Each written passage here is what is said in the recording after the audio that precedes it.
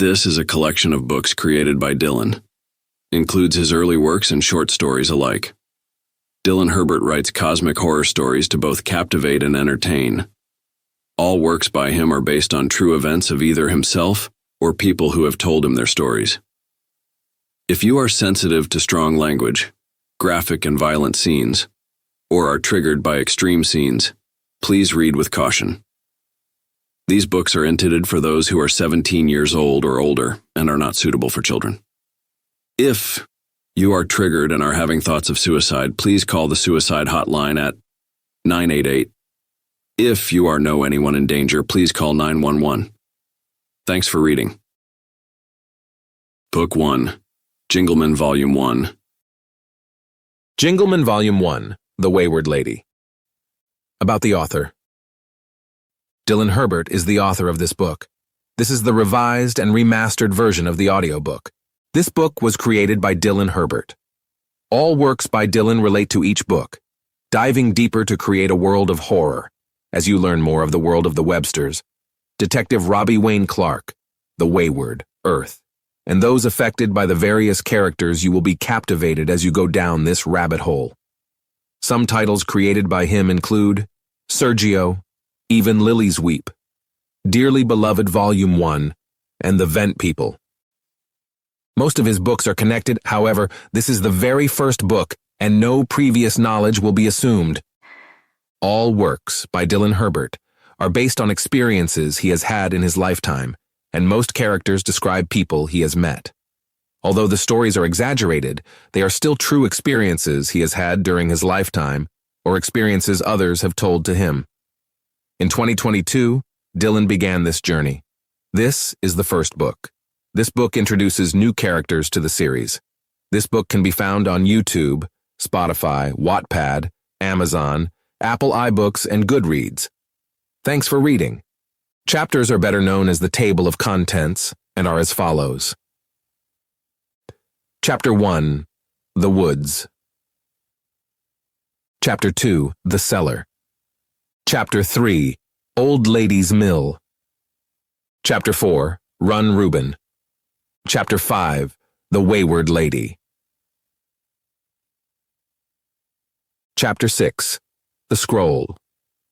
Chapter 7, The 12. Chapter 8, Dandelions. Chapter 9, Rebirth. Chapter 10, Knock Knock. Chapter 1, The Woods.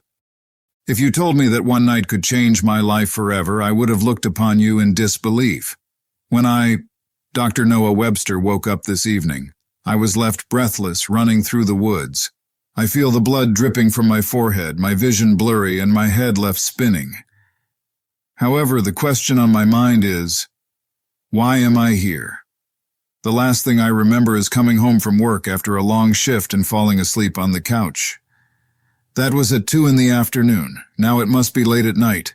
I cannot tell the exact time, because the watch my mother gave me as a boy is gone and missing. All I know is that I must escape these woods, which once upon a time brought me peace and happiness.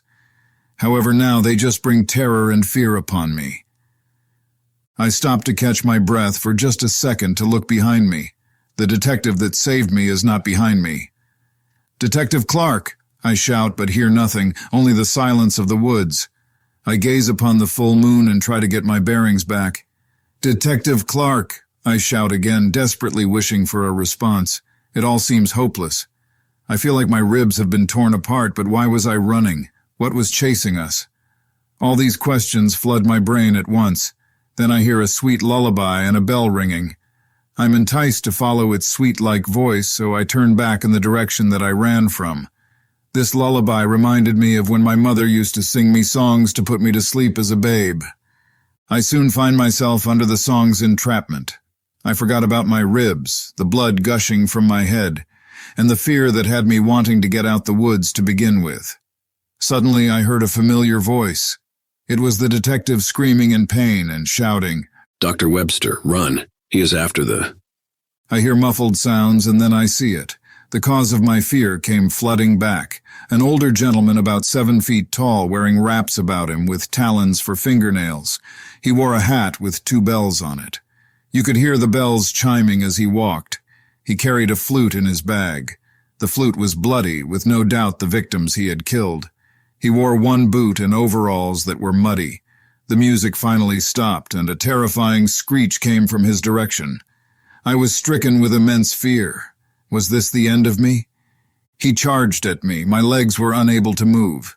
I couldn't muster the confidence to run and escape. Was this a nightmare, or was this actually happening? I dig into my pocket and grasped the 2 copper coins that my late father had given to me, with a bell attached through them.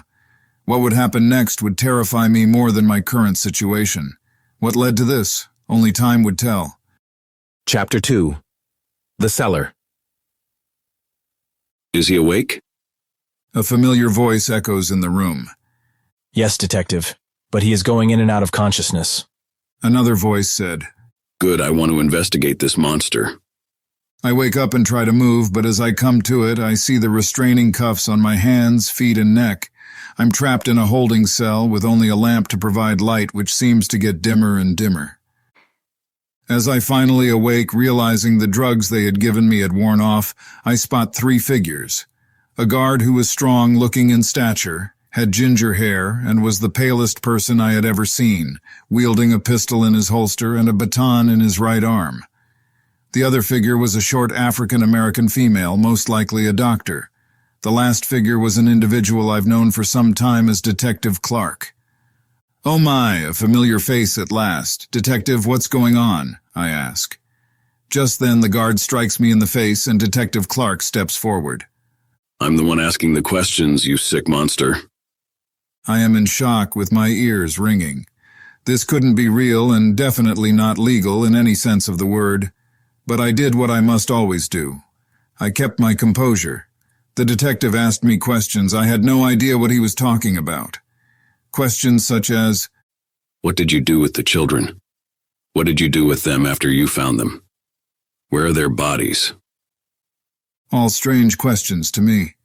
I told the detective that all I remember is us running in the woods from the old man, how badly injured I was and how he told me we escaped the forest, but that I wasn't sure how we escaped from death's door. Suddenly the detective stopped me and said, We were looking for the missing kids and found you at the scene of the crime with blood all over your clothes and the last child was running from you. You sadistic monster, you stabbed her to death. The guard then stepped in and went ahead to beat me, almost breaking my bones, ribs, and jaw. This continued for hours. Every time my bones would break in two, and I was at death's door, they would inject me with some kind of serum that would restore me. This serum was called Codex 9, K9 for short, which was an underground drug created by Americans. It restored damage to the body instantly in low dosages, but drove people to insanity in large doses. This drug was more addictive than cocaine or heroin. It slowly broke me down. I could feel nothing. I was a prisoner who had no memory of what they were talking about.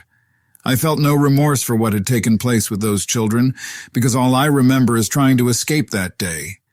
They would break my fingers, rip my toenails clean off, cut my ears, break my neck, but each time the serum would revive me to a state as if nothing had even happened. I was broken. This reminded me of the time where my mother would beat me to an inch of my life back in Germany.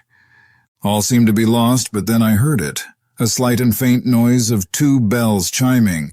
I remembered the sound all too well. An immense fear began to set in. What would happen next? Was the old man from the woods back to finish me off? The old man, smoking his pipe with black smoke coming from it, came towards me and said these words. Become one with the Lady of the Wayward. You have been chosen, you filthy maggot. Be in awe at her greatness. His voice distorted with what seemed like multiple voices, a grim sight to behold. I just wanted it to be over. I had reached my breaking point. Far beyond my breaking point. Even so, I must be hallucinating, but this was my only choice. Either I die here from a K9 overdose, or I seek help from this unknown entity. I reached out my hand for his and said the words, I accept, return me to the Wayward. It was like something came over me. I have no idea how I knew what to say, but what came next was worse than death. A black fog entered my body, breaking every individual bone in my body. My eyes bleeding black rivers of blood, and on my wrist I am marked with a symbol that resembled a plague doctor with the number 32. Madness set in, or was madness always there? Was this the result of K9 or something far worse? All I wanted to do is destroy these monsters for what they did to me. I was filled with rage, hate, and most of all the will to survive.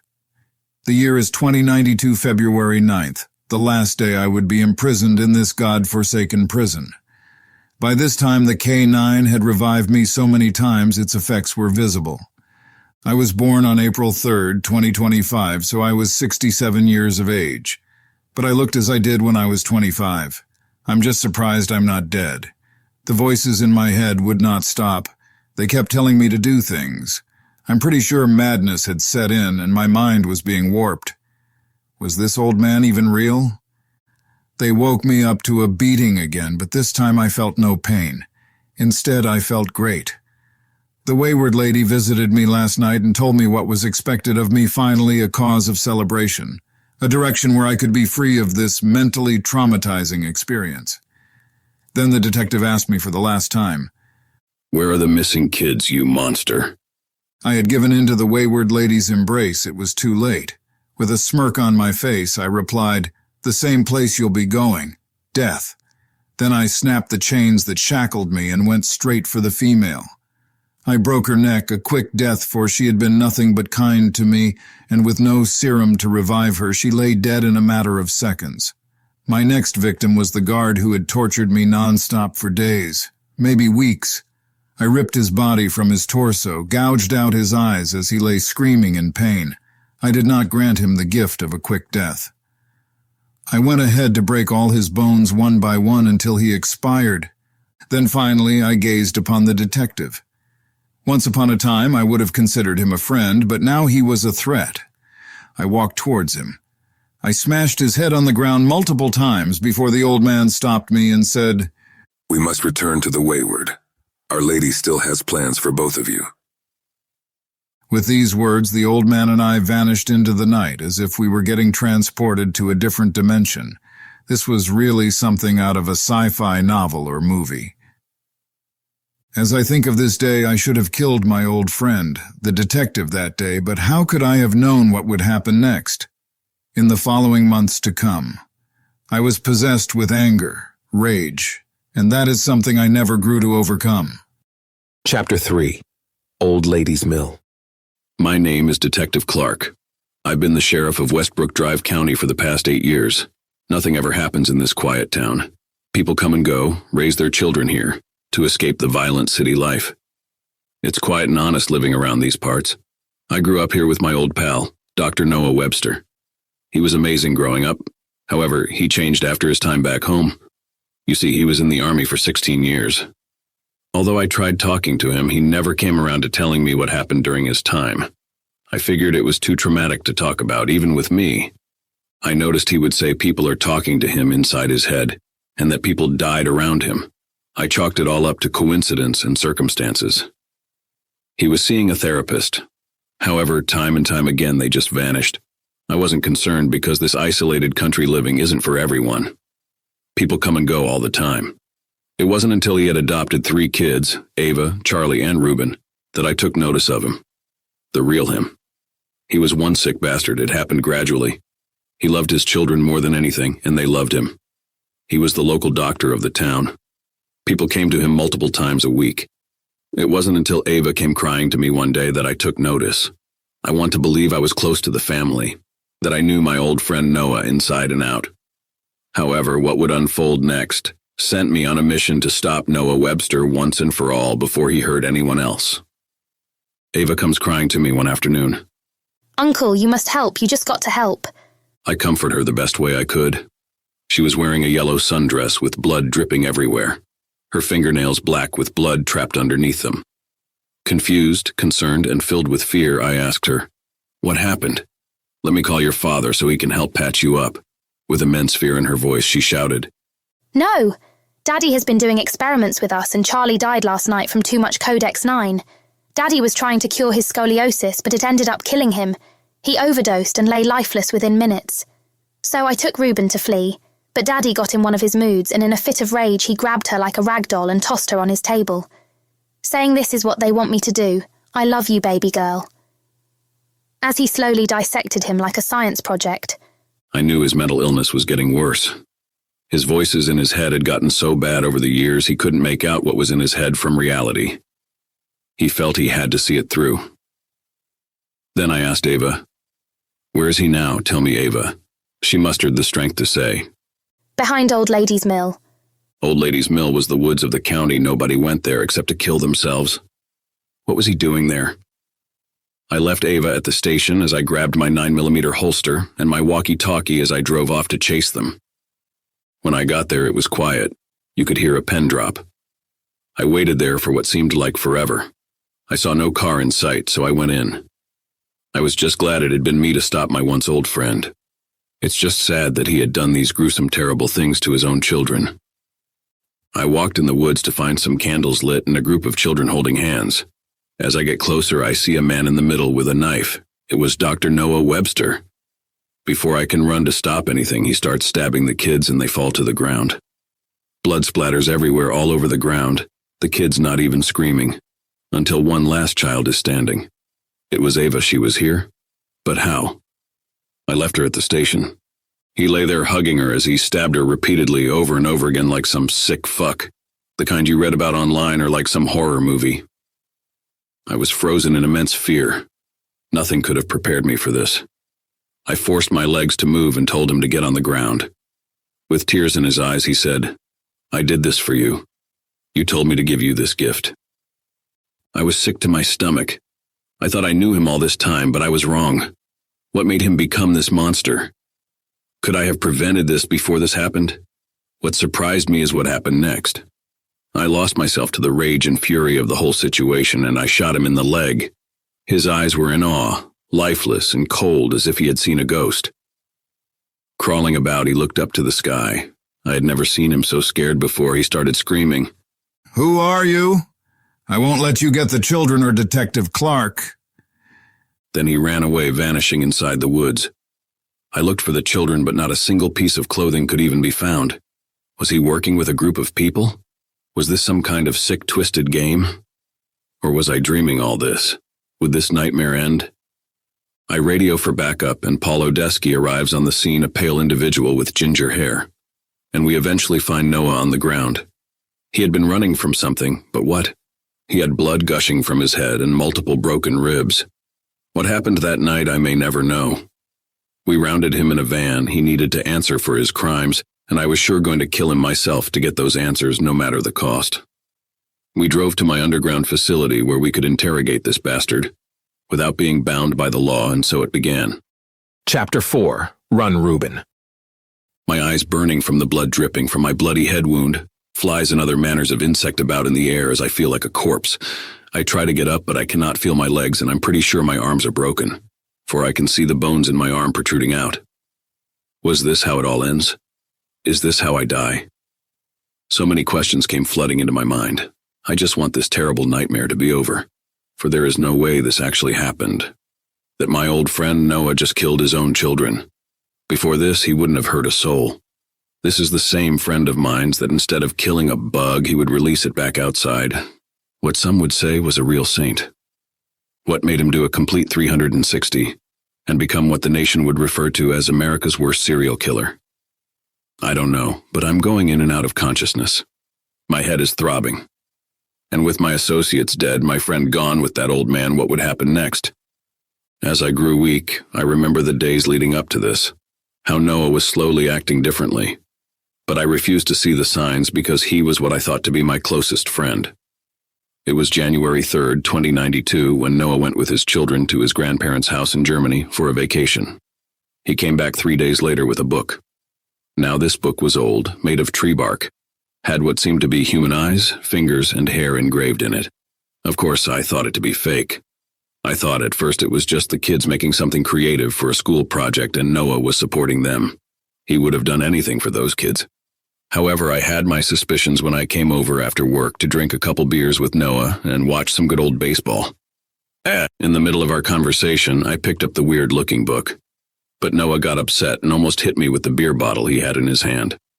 but I put it down right away and apologized.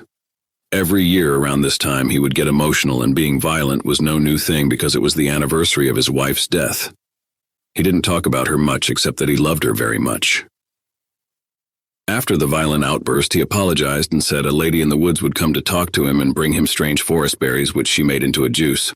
I thought he was just being dramatic, and I sure as hell wasn't a therapist.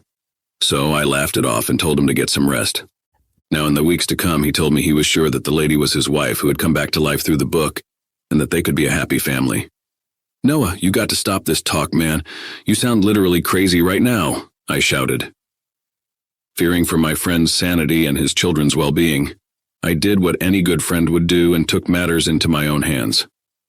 In the night at around 9 p.m. when the moon was out, I snuck into his cabin and stole the book. Everything would have been okay if Reuben, one of his children, hadn't come out for water. She was so startled by me, she gasped. I scolded her to be quiet and said that I was trying to do her father a favor. "Be a good girl for me and go to bed." But she refused and said she was going to tell her papa that I broke in. Now Reuben was very receptive and smart and seen the book in my hand. She started shouting, and in a fit of confusion, rage, and annoyance, I pushed her. She fell to the ground, and with tears in her eyes, she started crying. I instantly felt sorry because I didn't mean to do it. She was my godniece after all. In a matter of seconds, Noah came running out. "Reuben, is that you? Are you okay?" Noah said with concern in his voice. Then our eyes met. If matters couldn't get worse, I tripped over a doll that was on the ground, no doubt from the kids playing earlier that night. My pocket knife fell to the ground.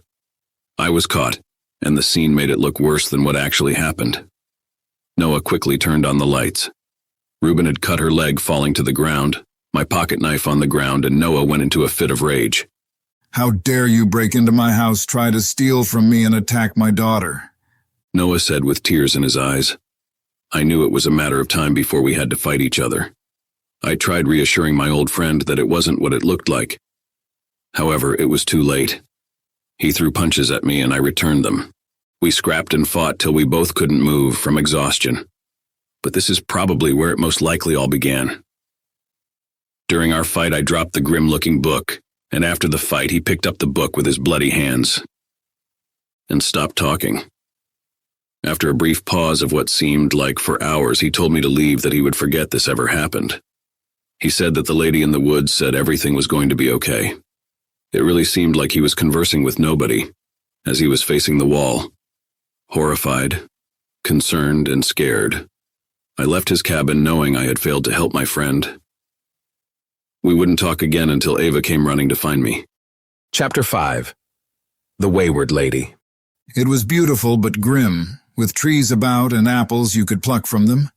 You could see birds flying about in the air. I felt like this was paradise, but then I saw her. A beautiful woman in a blue dress with glowing black hair. Her skin pale and had a body that would drive any man to his knees. Her voice so soothing, like a mother singing her baby to sleep, to calm them down during a storm. As I walk to her, the tall, grotesque man starts to kneel and forces my head into the ground. The pain from my head being slammed into the ground was like no other, and he says, "Lady Wayward, I have the package you requested of me." She then replied, "Rise, my dear child, you must be Noah, a doctor with no equal." I was filled with intense love for her, but at the same time filled with fear. She told me she had been watching me for years, that she could take away my grief. She said to become one with her, and I could see my children and my late wife again. I could be reunited with them. That's all I ever wanted. I never wanted to hurt anyone. However, I was losing time and people would die around me. Why did Detective Clark hunt me down like an animal? Why was I tortured in the cellar? She reassured me everything would be okay. She gave me an embrace and a kiss. I would remember till my life was at an end. She told me a story about how Detective Clark worked for the same terrorist group that killed my wife. They developed a mind-altering drug called Codex 9, which was originally used to treat disease and be used for recovery. So, they had been pulling the strings this whole time. My stomach began to turn, and my mind filled with rage. She told me how he injected me with the serum to make it seem like I was on the verge of madness, for madness was one of the side effects in large doses. Everything she said was in fact true. I felt it in my heart. Once again, she reassured me that this was part of Clark's plan. Your once beloved best friend comes from a long line of Nazis. He was sent here to befriend you, cause havoc, and pin their grim acts of violence on you. Because you come from a line of Germans, people would believe anything given enough false proof over the course of the years. She told me. I was filled with so much rage, hate, and sadness at the same time. My mind started to race. How could I even trust anyone? How could Clark start his plan since we were teenagers? Why do all the people I love turn against me, die, or just leave? So many painful emotions overcame me as I began to weep. I had to be strong all these years, for my father instilled in me never to show emotions, but it was too late. All the pain and grief of my life overcame me. I started weeping like a baby, but this time I wasn't alone. Lady Wayward embraced me and promised to make it better. Holding me in her loving embrace, she took me by the hand and led me to her chambers up the mountain where she lived. I spent the night with her, a night I will never forget. She made love with me for the night. I forgot about my pain, and as I lay asleep for the first time in decades, I felt happy. Truly happy, for I knew I was finally safe. As Noah laid asleep, the 7-foot-tall man came in, and Lady Wayward spoke to him. "This won't do, Jingleman. We have to erase his emotions completely. We have big plans for this doctor." Then the Jingleman spoke. "We could alter the Codex 9 serum and instead inject it into his brain, my lady." As he said this, they began to laugh an evil laugh, so vile the earth began to shake. They started the process, but they would soon learn this was the worst mistake they could make. Trapped by Detective Clark's ancestors for centuries, they just wanted to see the world burn. And burn the world would. Who were these two people? How did I, Dr. Noah Webster, even know what was going on? It's of no consequence, for I knew that after the great night I had with the Lady of the Wayward, this was just a dream. When I finally awoke, I heard a voice. It was mine, but void of emotions or anything resembling the soul of a human. It was dark and demanded me from the hatred for all of humanity. I slowly only felt immense hate for Clark and the humans he worked with. The voice would tell me things, show me truths, and uncover the lies everyone had been hiding from me. I took long walks, and the voice in my head gave me real meaning to my pitiful existence. This experience gave me new insight. My skin became dark like rotting flesh. My eyes blackened, my pupils orange. This voice was my friend, a true friend. Whether it was just me talking to myself or something else, I felt calm. For the first time in my life, I knew what had to be done. In my childhood, my father would beat me and lock me in the basement inside a cage. Sometimes it was just a beating and other times sexual acts, but of course at the time I didn't know. Then at the end he would say this was his love for me. All for showing emotions, which he considered as disrespectful to the male biological marker. My mom would just let it happen on a good day. On a bad day, she would join him beating me to an inch of my life. My friend had been lying to me all these years, tricking me into a false friendship that was always destined to burn. My wife left me alone, but all this was taken away from me. I even served 16 long years in the army, with nothing to show for it. The things I seen would drive any human mad. Traumatized all my life, people would brush me off, wanting me to stay quiet, take meds, and leave them alone. I felt truly alone till now. The voice would listen to me. I just needed someone to listen to my troubles, with no judgment. Life was no longer looking bleak, dark, and pointless. The first order of business was to destroy the 7-foot-tall man. I needed that power he owned for myself. My plan to trick the wayward lady began. I knew in my heart that the nightmare I had that night was me seeing an actual conversation between the two. I was a doctor, I know, when I've been drugged. How could I be just another pawn? I wouldn't stand for this madness. I kept up appearances as the two would teach me about my newfound powers. For I was 32, a nickname they gave me. No doubt from the symbol they engraved on my arm. But they would soon learn to fear. My powers of superhuman strength and illusions often activated when I was mad or under a great deal of stress. Lately I have been mad most of the time. Soon my heart blackened, and I hated everyone, for the lies people tell, for the pain they cause. I felt safe with the lady, but I knew in my heart it was all fake. I was a puppet in her embrace, so I cut my emotions to her altogether. Life would be different. I began my plan to kill Clark, the lady of the Wayward, and all those who served her. Chapter 6. The Scroll. Days turned to weeks, and weeks turned to months.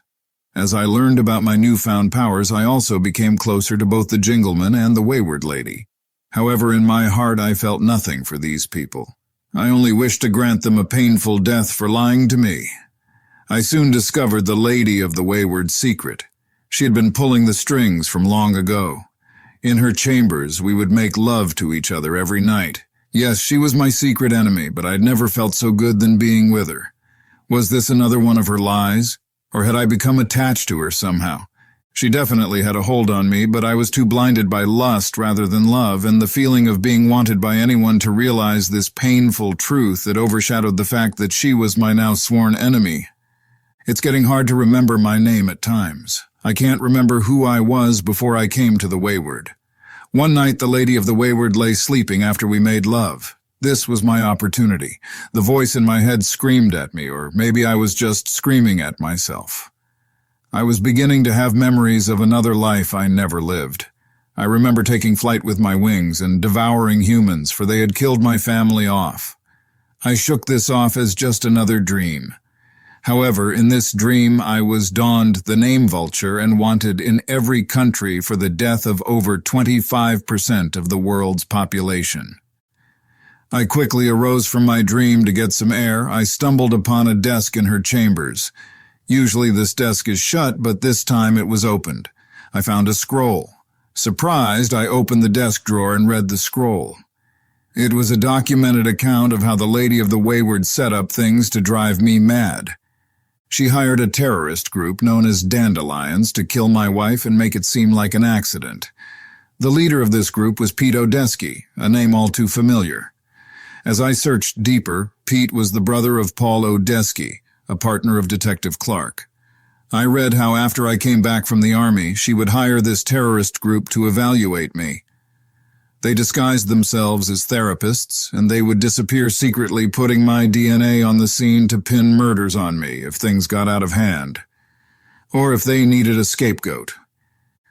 What was the most shocking was it documented the book my family had. I always thought it was just a family heirloom, but man was I wrong. The scroll described the book as mind-altering, creating a dark persona and split personality. Now, just before I went into the army, my father, Sergio Webster, insisted I read the book in its entirety. He made me do weird things, including cutting my hands with a knife and spilling my blood on the book. The scroll said that whoever makes a blood pact with the book would free the lady of the Wayward. It was slow, and I started seeing her during my time in the army. I chalked it up to stress and PTSD. I had seen so many deaths, suicides, and unspeakable taboos. She had been in my life for years, pulling the strings. This drove me to rage and hate. How could I be a pawn? I had done nothing wrong, I just wanted to help people. As I kept reading, I saw many accounts of what was documented on me. I am shocked and disgusted. The scroll says she became fond of me slowly and began actually loving and caring about me. This was odd to me, but it also said how there were many accounts of me killing over 10,000 people in cold blood. But why don't I remember any of this? How could I, Dr. Noah Webster, even be capable of this? All this time I thought people were disappearing around me, but was it true? I had just been killing them. Even though this was disgusting, I felt nothing. Maybe this was the only time I was really alive. That dark voice in my head slowly became my actual voice, and anything good I might have been before has since been destroyed. If she cares for me now, maybe I could use it as an advantage. Maybe I could carry out my plan. Me being a doctor, first I knew what had to be done.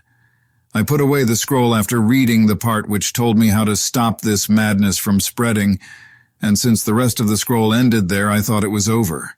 I put the scroll away. I drew blood from the sleeping lady, found a bird mixed its blood with hers, and ingested the blood, to destroy this madness that was setting in. This was the last time. any good remaining qualities of Noah would ever be seen. That voice in my head that told me something was wrong ceased. I felt no remorse and wanted the world to burn. Now void of love and anything redeeming, I was intent on exacting my revenge. What came next was excruciating pain. My bones twisted and broke. I grew in stature. I was now 8 feet tall. My nails blackened, became sharp like talons on a bird. I grew wings from my back. My wings were rotten and filled with black smoke. Now I had a hunger for blood. Now at last that annoying pesky Noah's voice ceased to bother me. I became the one the world would fear. I seized my opportunity. She still lay sleeping. I found the Jingleman and exacted my plan by killing him. I ripped his spine clean out his body and beat him with his own spine till he laid lifeless.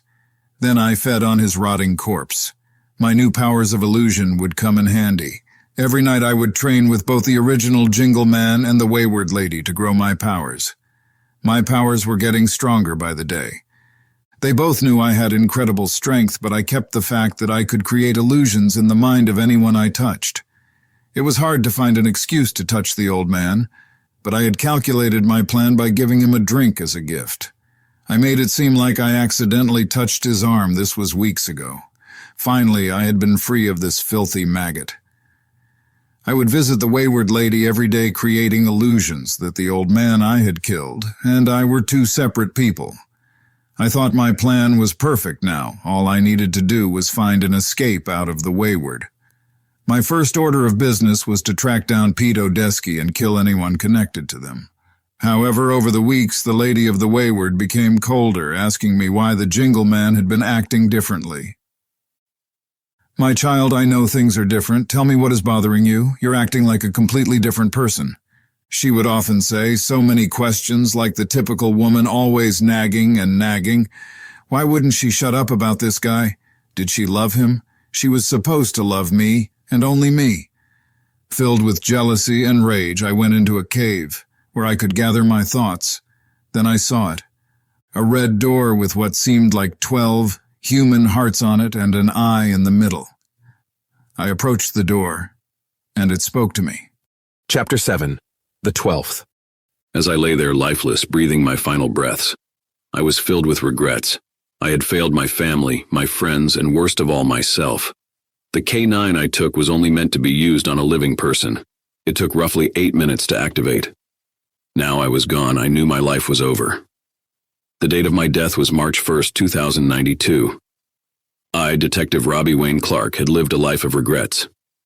When I graduated high school, me and my best friend Noah went our separate ways. I chose to go to the police academy to become a police officer. However, my end goal was to be a detective. I wanted to put criminals away, to enact my view of justice. The only thing Noah wanted to do was to help people. Noah wanted to cure illness, help the injured, and treat people who were hurt. However, something was off after he finished college. The Noah I knew would never hurt a soul, so why would he sign up and join the army as infantry nonetheless? It really blew my mind. I would see him every 2 or so years. During those years we would catch up. However, now that I think back to the past, it was just me complaining about my life. He served 16 long years before setting up his own clinic in Westbrook County. He was 34 when he left the Army. This was the year his wife died, and by this time my marriage and kids had collapsed. I was in a dark place. The things I would see, the murders I investigated were so traumatic it would bring any man to their knees. I used to drink every night and beat my kids out of anger from the job. My wife Sherry couldn't take it anymore, so in the night, she took her and our son, who I won't name, away in the night. I would never see them again. Since then, I have gotten the help I needed to become a better person and detective. As I woke up, my vision was blurry. I smelled a scent all too familiar. Had this all been a dream? No, it seemed all too real. As my vision became clear, I realized that I was still alive. What a relief, because I still had things to do. I was in a strange place. In fact, a strong smell of iron and blood was in the air. How had I gotten here? Or was this hell? I gaze forward and see it. The sight I beheld was something out of a horror movie. A door, but not just any door. This door was red and was dripping with blood. On the door you could see 12 human-shaped hearts. The hearts were still beating. In the middle of the door was an eye. I was stricken with fear because I had no idea what to do or if I could move. The door spoke to me. Robbie Clark, we have long awaited your return. As shocked as I was terrified, I mustered the strength to respond. How is a door talking to me, and why do you look so gruesome? The door and I conversed for some time. The door told me his name was Booksbydylan. The door was once the guardian between the human world and the spiritual world, which humans often called the Wayward. The Wayward was once a place of freedom, peace, and love, but now it was tainted with darkness, twisted by the Wayward lady's poison, and warped by an evil lurking the shadows. Booksbydylan told me he took the shape of this door because he too had become tainted with evil.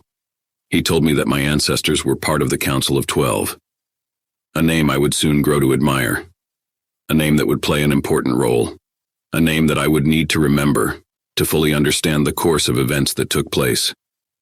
The reason why the 12 hearts had been placed on the door was to keep people out of this place and make sure what was trapped here would never escape. The Wayward lady was a guardian of nature. She would often find lost children in the woods and help them back to their parents, who were more than happy to have their children returned to them. One day she helped a child back home. His name was Sergio Webster. However, to her dismay, his parents had been slaughtered. You see, kids all over this country knew about the Wayward lady, and rumors started to spread that she would give you one wish if you went through the door she came out of. Sergio was very cunning, smart, and patient. For months he would lead groups of friends into the woods and abandon them. He knew the woods inside and out. His end goal was to find this Lady Wayward by any means necessary. One day she did find these kids, helping them back to their parents, for love and care was all she cared about. She just wanted those kids to be safe. She was very loving, but unfortunately curious. So when she helped Sergio and found his parents dead, she didn't know what to do. She was ill-prepared for this. As she lay frozen at this gruesome scene, Sergio followed her footsteps to the door and found it. So he went in. Sergio, being curious, took a piece of the wooden door and sharpened it into a shank. You must always be ready for a fight, which is what he told himself. However, when he went in, he was only met by the Council of the 12, who had feared for their friend. The Lady of the Wayward had been gone for 3 hours. You see, time was different in the Wayward compared to the human world. She had been in the human world for days. Being shocked by the death of humans by their own kind, it was the first time she had seen death. But she mustered the strength to go back after burying their bodies. In the Wayward, Sergio was greeted by the 12s, who knew he didn't belong there, so they gave him one warning, saying, "Turn back now, child, lest you become nothing but ash." Sergio was so happy to be here, he had finally did it. Lured an entity and snuck into another world. He wasn't going down without a fight. He manifested hatred in his heart, immense hatred for humans, and struck the ground with the shank he had made from the door. Although it was a small piece, it was enough. The wood from the door had special properties that were meant to restore and heal, if one manifested pure intentions of the heart into it. However, never has the reverse even been tried. The world became twisted on the side Sergio was on. Beautiful trees withered and died. The sky became dark. Volcanic ash fell from the sky. The 12s were in shock. How could a mere human even do this? One of the 12 spoke. "Child of man, how did you manage to even do this? Do you know what happens if this goes on? You have released evil into this world." Frightened, they all picked up their arms to begin fighting this child. Sergio was 11 years old. There had always been something wrong with this kid, according to people who watched him growing, and those who were thought to be close to him. Sergio replied, "I want to see this world burn, for only one champion can be left standing. I give to you my parting gift, the death of your world." He had an evil laugh. The world began to shake and the ground trembled. The 12 all seemed to be lost. Is this where it would end? Suddenly, the Lady of the Wayward came through the door. Realizing that the kid she tried to save had tricked her, she was filled with something new she had never felt before. She felt anger and true rage. She made a book of flowers, the most beautiful book anyone in this world had ever glimpsed.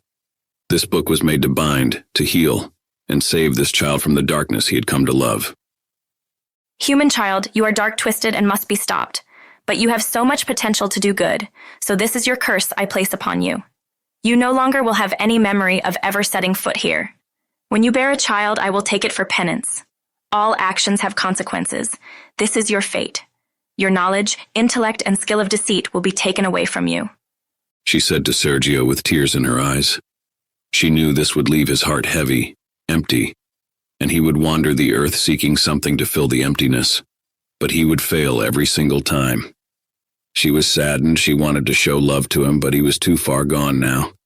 With a smile on his face, he said, I curse you and this land to feel the rage of my heart, to feel the darkness and rot, to hate humanity.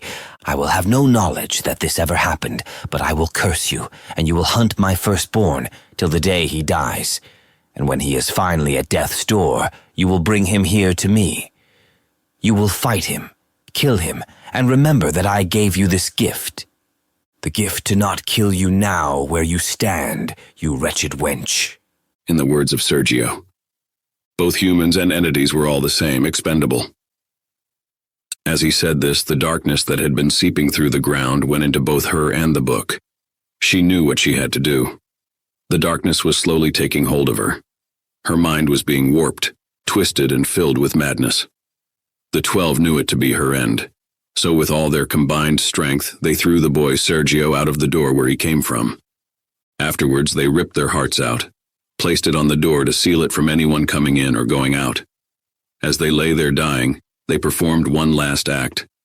They protected their hearts with the magic of the land. Anyone who tried to break the 12 hearts would be driven to madness and would start dying, with their lifespan cut in two, and soon would wither away. The Lady of the Wayward also threw the book out before she was fully destroyed by the darkness she had been cursed with. The book had to be in the world Sergio came from, to work. The Lady of the Wayward became cold, emotionless, and like a thief she would set out to take what had been stolen from her. Humanity would suffer, starting with Sergio. I had so many questions on my mind. Why was Sergio like this? I may never know. Some humans are just born like this. Maybe the world needed to balance good with evil. After this story, the door told me, I must find a way to stop the corruption of this place.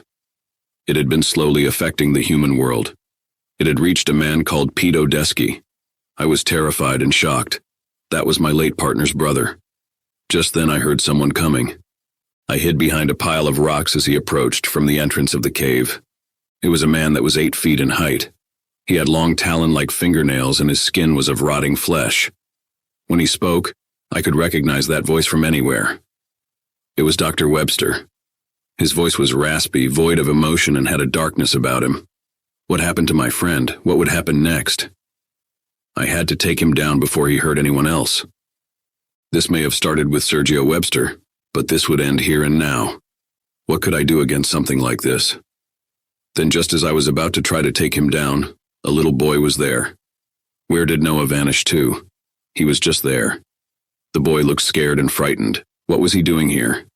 I tried to get up, and what would happen next would send shivers down my spine. Chapter 8. Dandelions. It's the spring of 2092. I remember when things were simple.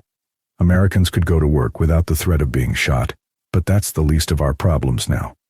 America has a K9 epidemic on its hands. Codex 9 originally was an underground drug created by a pharmaceutical company called Dandelion. Of course, that is just a front. We have been pumping K9 for decades. Originally a cure for cancer, mental illnesses, and even COVID-19. I was one of the technicians on the Codex 9 project. You're probably wondering who I am? Don't worry, you will know soon enough. I am the man that children would fear, a boogeyman of sorts. I am the man that you would tell your kids if they were bad. I was a man who lurks like a beast in the night. I left a trail of dead bodies in my wake. I was a beast with no morals to speak of. Violence, rage, and death was my only goal. I worked on the K9 project alongside Dr. Noah Webster. He was a real saint. He really thought the drug would save lives. Even though it did, there was thousands of human trails that resulted in death. Often gruesome deaths. The human test subjects would die horribly and always in agony, from bleeding out their eyes to exploding hearts to even madness, to the point of jumping off bridges and buildings. Nobody was safe during the early days of K9. It was a death toll America had never seen before in its entire history. I'm talking about 12% of the American population, just wiped off the face of the planet without a trace. The sad part is that it never made the news.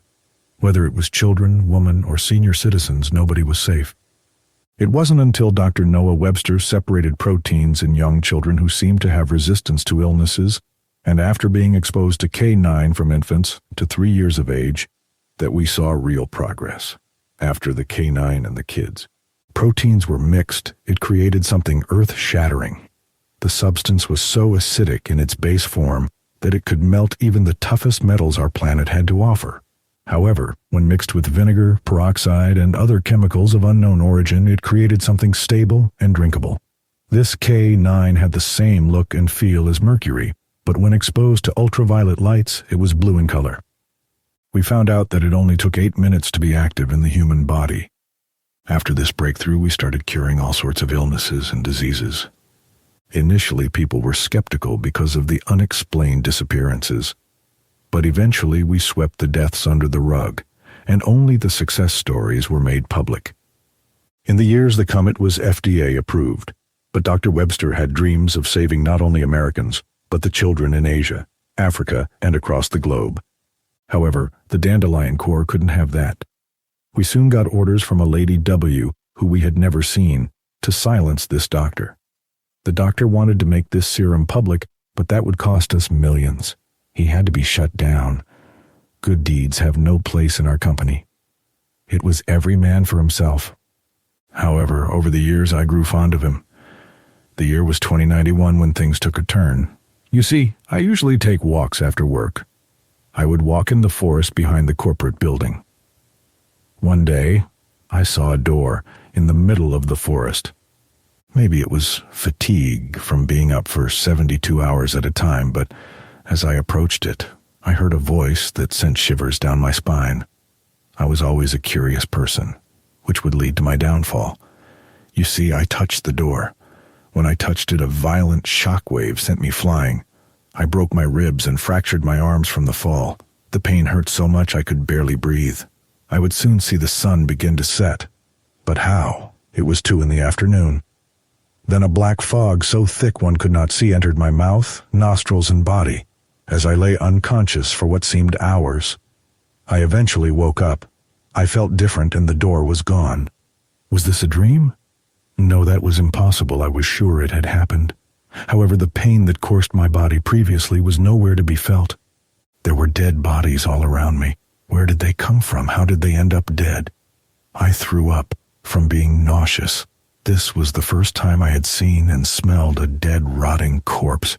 I ran away and put that nightmare in the back of my mind. However, as the weeks passed, I realized I was losing time, so I confided in Noah. This was the start of my decline. He said that it was just sleep deprivation. So I took a week off to recover. I don't remember what happened, but when I woke up, me and Noah were on the ground bleeding. We had been fighting, but why? A broken mirror was on the ground, so I took a quick glance. What I saw sent me into madness. It was a large beast with 2 horns, which had blood around its mouth from the victims it had eaten. Then I heard a voice, "Return to the Wayward non-stop." Time and time again. Somewhat like a broken CD, it constantly played in my head. Like an infinite loop, it would not stop. Was this me? Who was this? I was overcome with immense fear. Why was there carnage every time I blacked out? I was losing time, and soon the line of good and evil would be blurred completely. The truth is, the corporation was doing shady stuff. It was killing people. This Lady W gave us weird orders.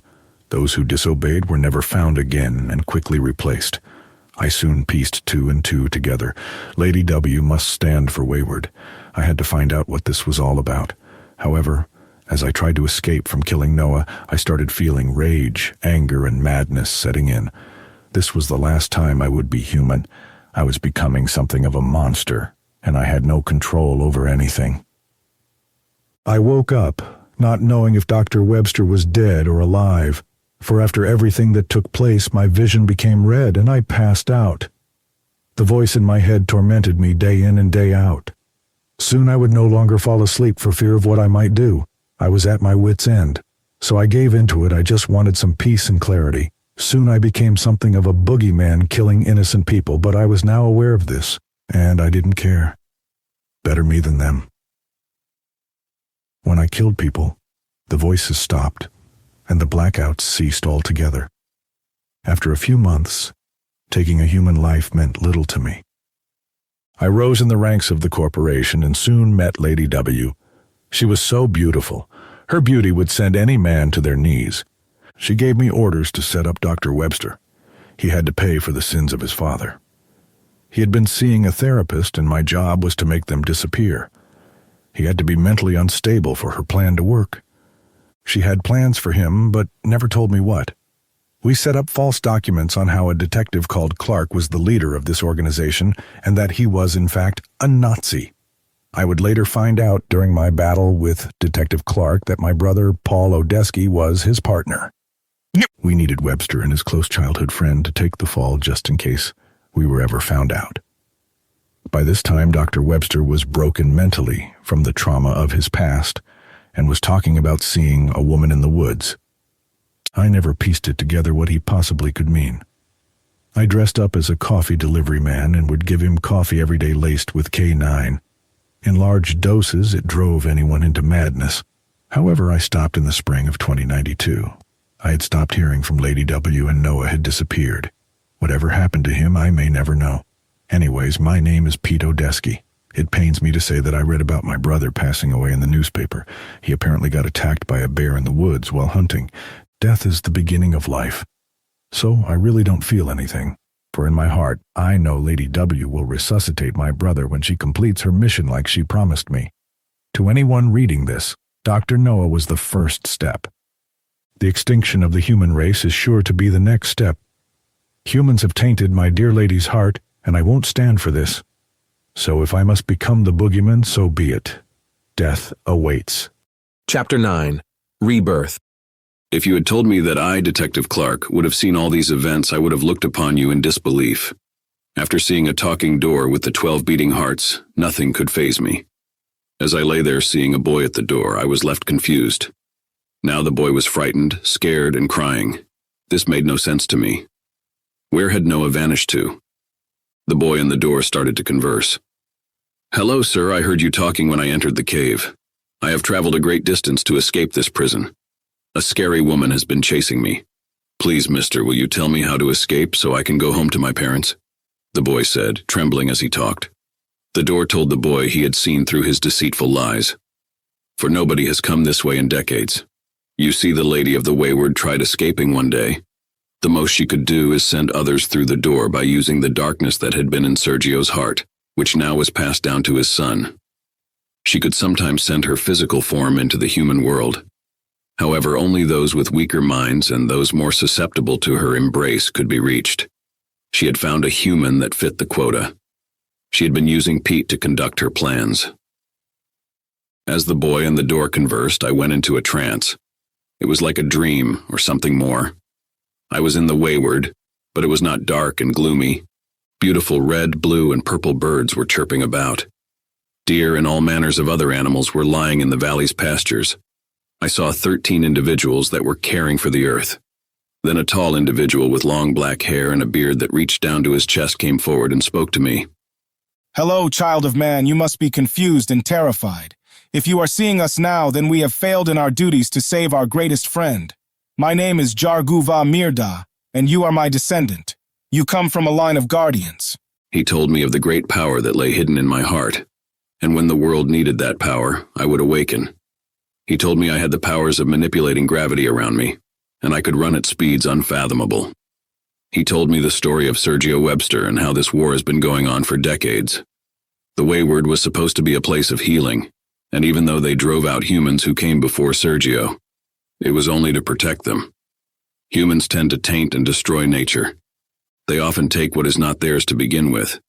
He told me that when the 12 sealed the two worlds with a door, it was to both trap Sergio outside and keep Lady of the Wayward trapped inside, for she had been corrupted with the darkness in Sergio's heart. Never in all of history has someone with malicious motives been able to break in and use the power of healing and love the way Sergio did. Somehow Sergio took that love, care, and healing and twisted it into mania, hate, and rage. He corrupted these living beings who sought only to keep balance between the two worlds. These beings would go to the human world, save kids from death, and even comfort those who had lost all hope. The 12 created hope for those who were at their wits' end. The 12 was a council with 13 members. I know it ironic to say the least. However, the 13th member would soon become what others would call the Lady of the Wayward. Whether it was the Lady of the Wayward Lady, or Lady W, the world would feel her rage, destruction, and pain. As we conversed for what seemed like hours, they finally performed a cleansing ritual, unblocking the limiters that had been placed on me. I felt strong. I felt reborn. And now with this power I could stop Noah for the last time. However, how could I bring myself to kill someone in cold blood, let alone my once closest friend? The 12 warned me I needed to do this for the safety of both worlds. I needed to be strong mentally, for the fate of my world and theirs was in the balance. That is the shitty story they made up anyway. In my heart, I knew that I owed it to myself and the memories of my old friend to stop this madness. Since Noah had found a way to cheat both life and death, he was something out of a horror movie. The 12 told me that it was not his fault.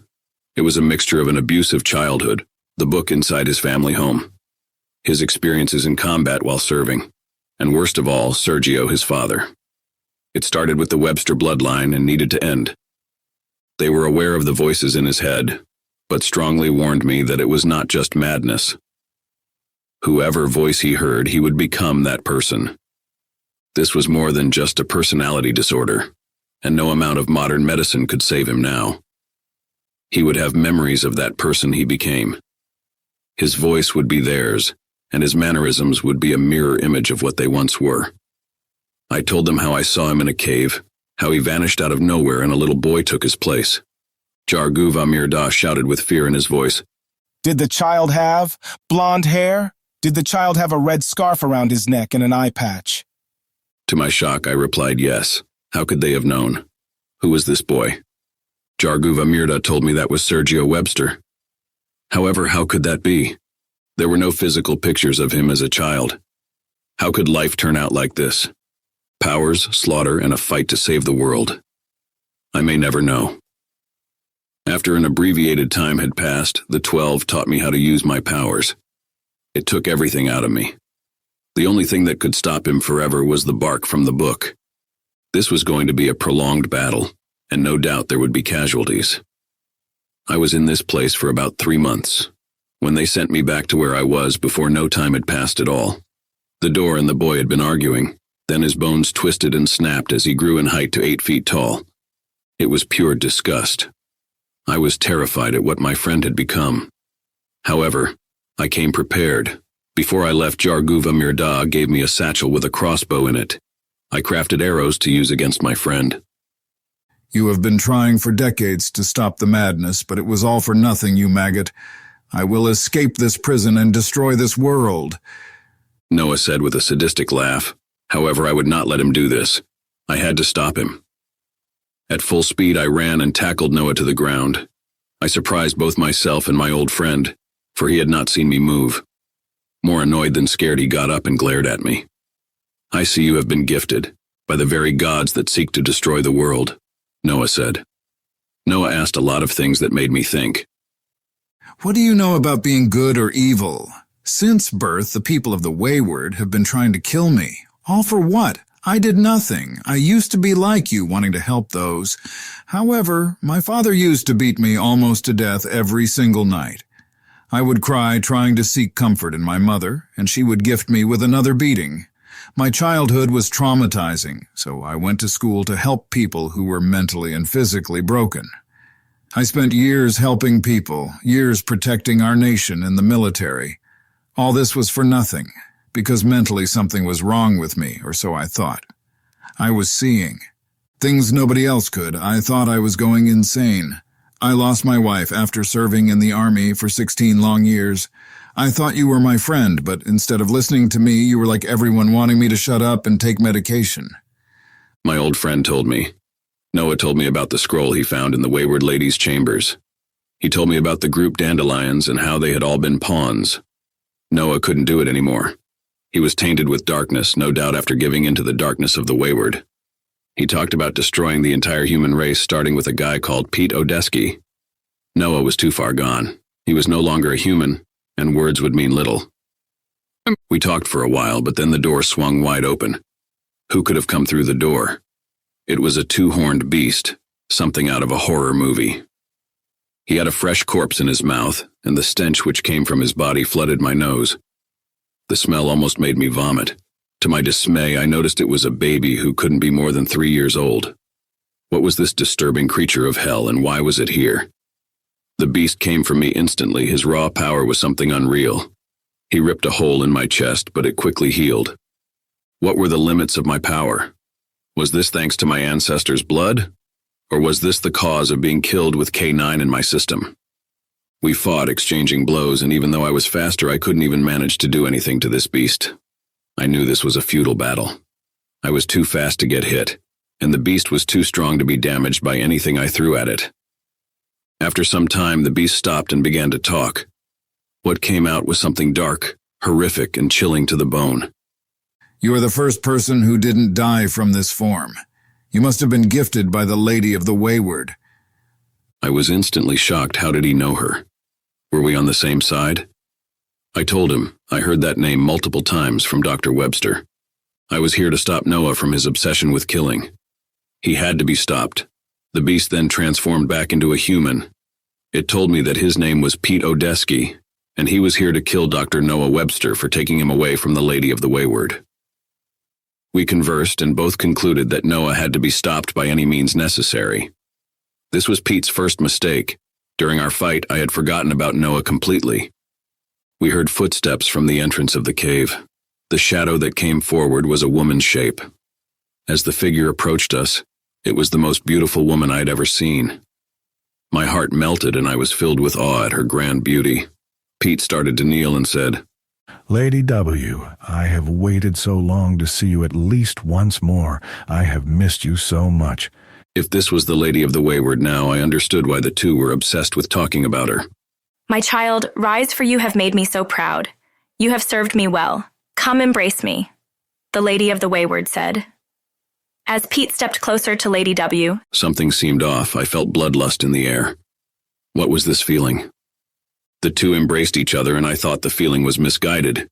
However, moments later, Pete started crying in pain. There was a hole in his chest. With exposed bones and flesh, he quickly fell. The only thing on Pete's face was hurt and sadness. You see, Pete loved Lady W. He always looked up to her. Lady W's mouth opened so wide, exposing her knife-like teeth, and she devoured him. After this horrific scene, she looked at me. Just then, her bones twisted and snapped as she changed back into the grotesque-looking Dr. Noah. I have done it, Noah shouted. I instantly knew there was no return for my old friend.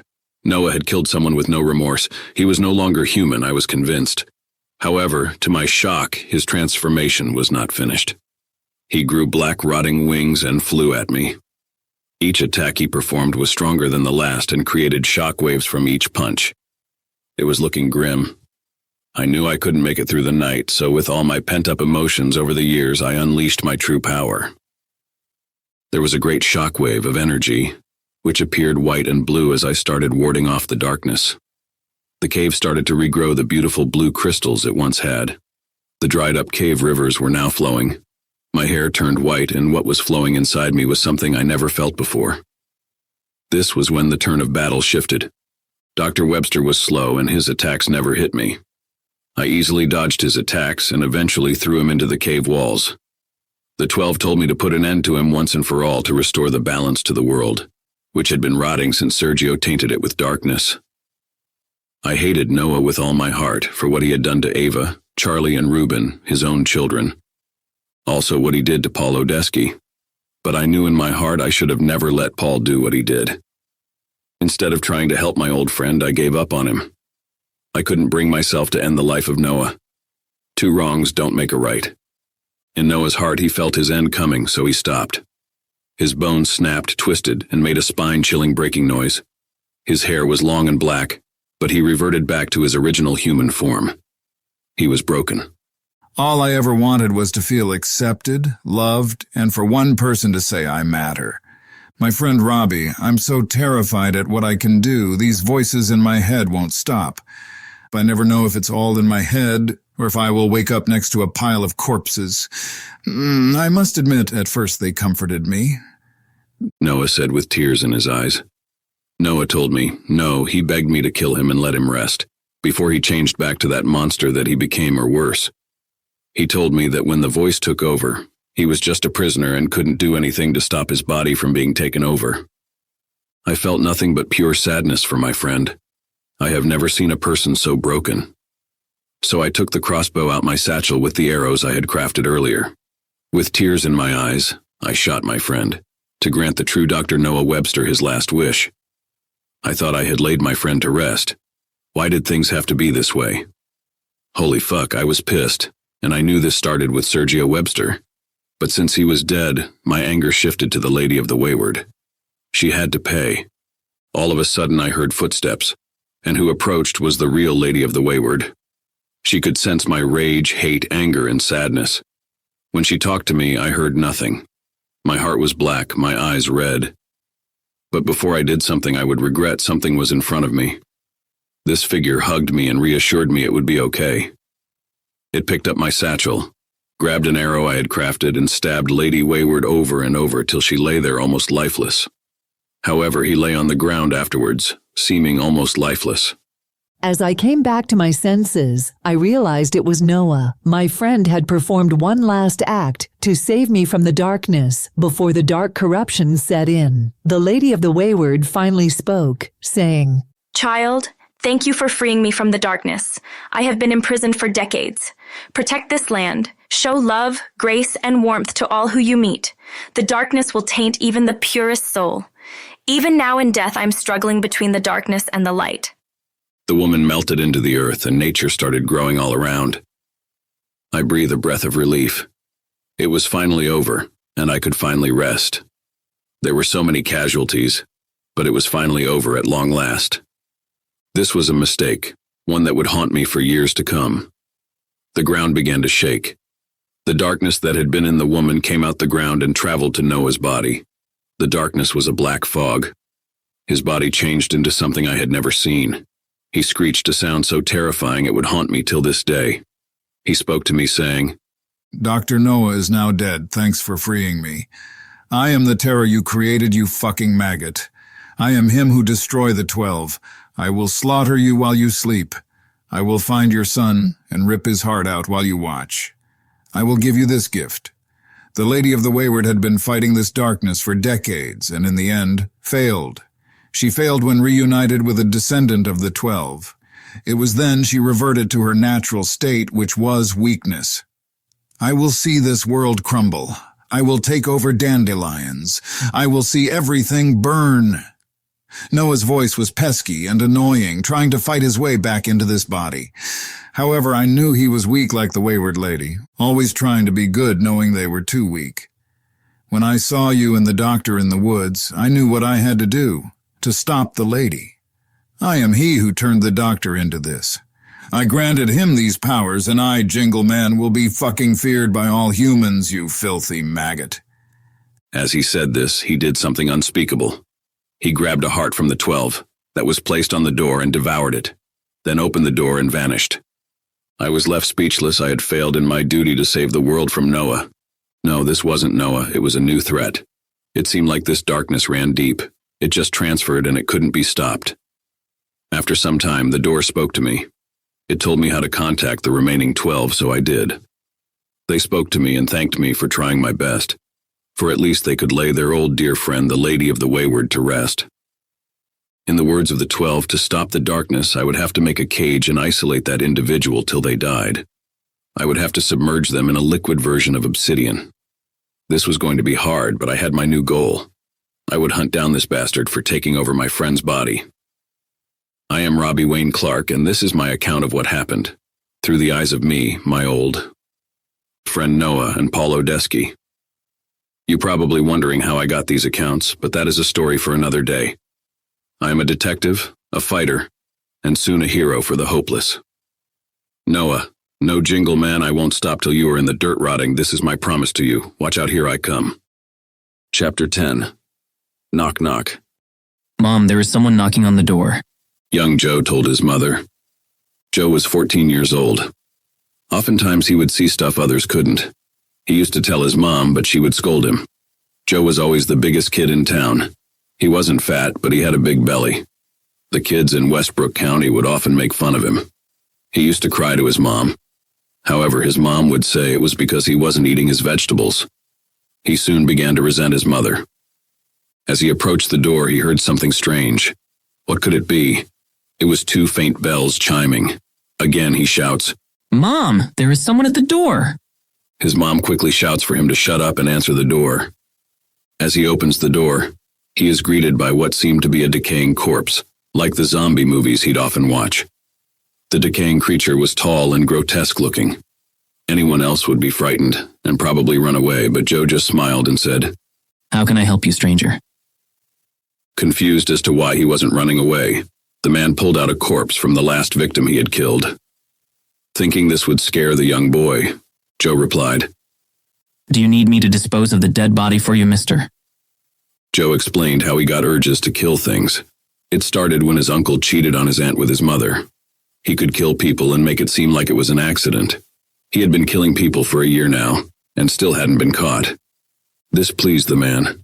The man spoke. I am Jingleman. Join me and leave that ungrateful wench you call a mother. I will compensate you well. We will send fear down the spines of everyone. Out of boredom and annoyance for how his mother treated him, he accepted the offer. Jingleman spoke.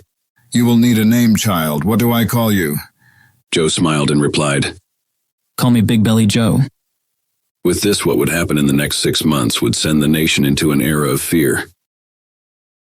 Book 2, Dearly Beloved, Volume 1. Dearly Beloved, Volume 1.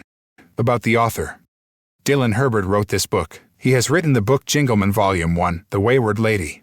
All works created by Dylan are fictional and original work. His first book can be found on YouTube, Wattpad, and the Kindle store. This title, Dearly Beloved Volume 1, can be read on Wattpad, Neo Reads, Goodreads, the Kindle store, Amazon, and Apple's iBooks. In addition, it will be available to listen to on YouTube at Books by Dylan. This title is a separate story from the Jingleman series. It follows some of the characters you may have recognized in their earlier years, before Noah Webster becomes a doctor and the main antagonist of the story, before Clark becomes a detective and the hero of the story, how the two first met and how things fell together in place. This story tells about Noah's wife before she is killed. By the time Jingleman Volume 1, The Wayward Lady book, Noah's wife is dead. It may be hard to understand what is going on if you haven't read my first book. Things explaining the 12, the door, and the Wayward are mentioned in this title. However, Jingleman Volume 1, The Wayward Lady explains things in much greater detail. This title begins in July 2040, and most of the book is told in the eyes of Noah Webster. Thanks for reading, and I hope you enjoy. Chapter 1. Hello, dear friend. It was the summer of 2040, and I must admit I am ill-prepared for my day. Another day filled with drama and suspense, no doubt. My parents sent me to a new boarding school in North America. This was a real culture shock. The things these people did left me baffled. You see, I grew up in Germany, and my English definitely needed some polishing. I walked into the campus for the first time, and I couldn't figure out where to go. No signs to point me in the direction I needed to go. Hey, friend, are you new here? A sweet voice that caught me off guard said. Being startled, I jumped back to look where the voice was coming from. It was a tall, slender girl with blonde hair. I began to speak, but was at a loss for words as I started to stutter. She wore glasses and had a smile that could light up the room. Yes, I am new here and I'm not sure where to start. I spoke. She just smiled and took my hand. You're going to want to go to the principal's office. Mrs. Juniper will help you get settled. I thanked her for helping me out, and we even exchanged numbers, just in case I had any questions. This was the longest I had ever spoken to a girl. I was an awkward individual, and oftentimes could be seen reading a book. I approached Principal Juniper's office slowly, for I did not want to interrupt anything she may have had going on. I knock on the door and hear a woman's voice. Come in. The voice said with authority. I walk in and begin to introduce myself. Hello, I am abruptly cut off from my sentence. It's your first day and you are late.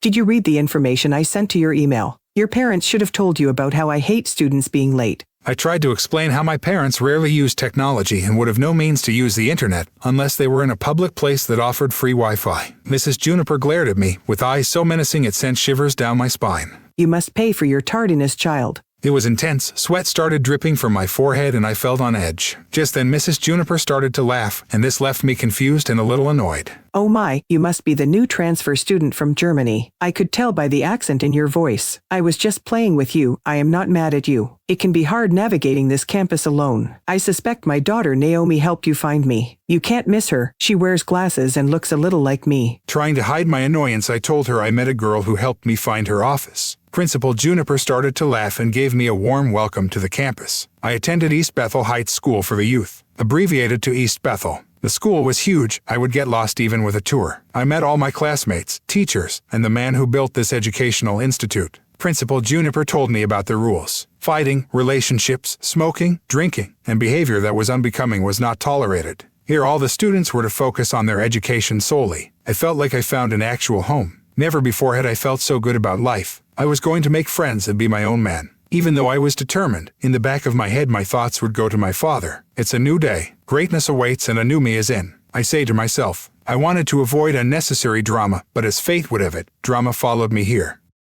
Chapter 2, Trouble Brewing. East Bethel had a tier system which I would soon need to adhere to. On the surface, this educational institution was safe and peaceful. However, in the depths, Chad Dillinger ran the school, a tall guy with black hair and a body of a tank. Although he smelled like a garbage truck, he proved to be a long-lasting obstacle in my path for years to come. If you crossed Chad or even looked in his direction, it would spell certain destruction for you. He had a kid pinned to the wall, but my parents always instilled in me to mind my business, so that's what I did. As I walked past him, our eyes met. Hey, fresh meat, what are you looking at? Chad spoke, but I did not even answer. I was not even scared, I was just annoyed. I dealt with mood swings, and when my mood changed, I was known to be ruthless and cold. During these mood swings, my personality would almost change completely. Yo, I am talking to you. Are you looking for a fight? Chad said. Just then I look up and see the kid's nose bloody from the beating he had received. I was instantly filled with fury. Flashbacks from growing up with my dad came flooding in my head. My fight or flight brain took over, and I headbutted Chad, knocking him off balance. I was small, but the one good thing my old man taught me was how to fight. My body was honed since birth to deliver the most pain with the least amount of effort.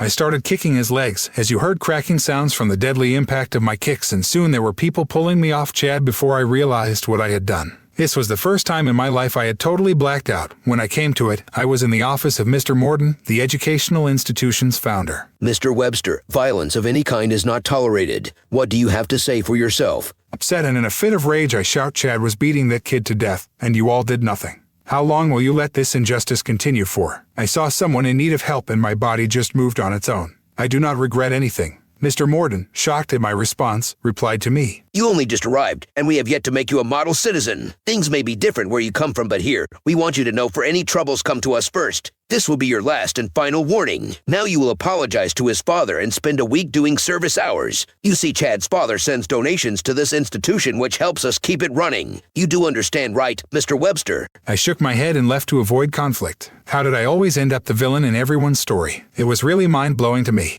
I walk out and see the kid who Chad had given a bloody nose to. At least I had saved this guy from a certain impending demise. Hey man, I just want to thank you so much for saving me back there. I usually can hold my own, but you see I recently got in a car accident and my legs are still healing. The boy said to me. Then I replied, I am glad I could help. I am Noah Webster. I hope you can get some rest. The kid I had saved was Robbie Clark. In the weeks to come I would have gotten closer to Robbie and we would become inseparable.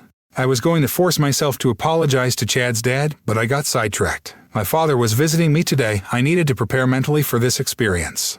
A black SUV pulls up to the school. I was spending time together with only two people I would consider my friends. Naomi and Robbie noticed it instantly. Naomi asks who drives that car and who they are visiting. You see, everyone knew that cars were only driven by faculty members and guests. The only guests allowed here were parents and family members. My heart sank and my stomach began to turn. As the car turns off, an older gentleman stepped out. He was handsome, with silver long hair. He wore an eye patch on his left eye and had a tuxedo on. Naomi then blurted out, "Oh my, he is so handsome. I wonder who he is here to see."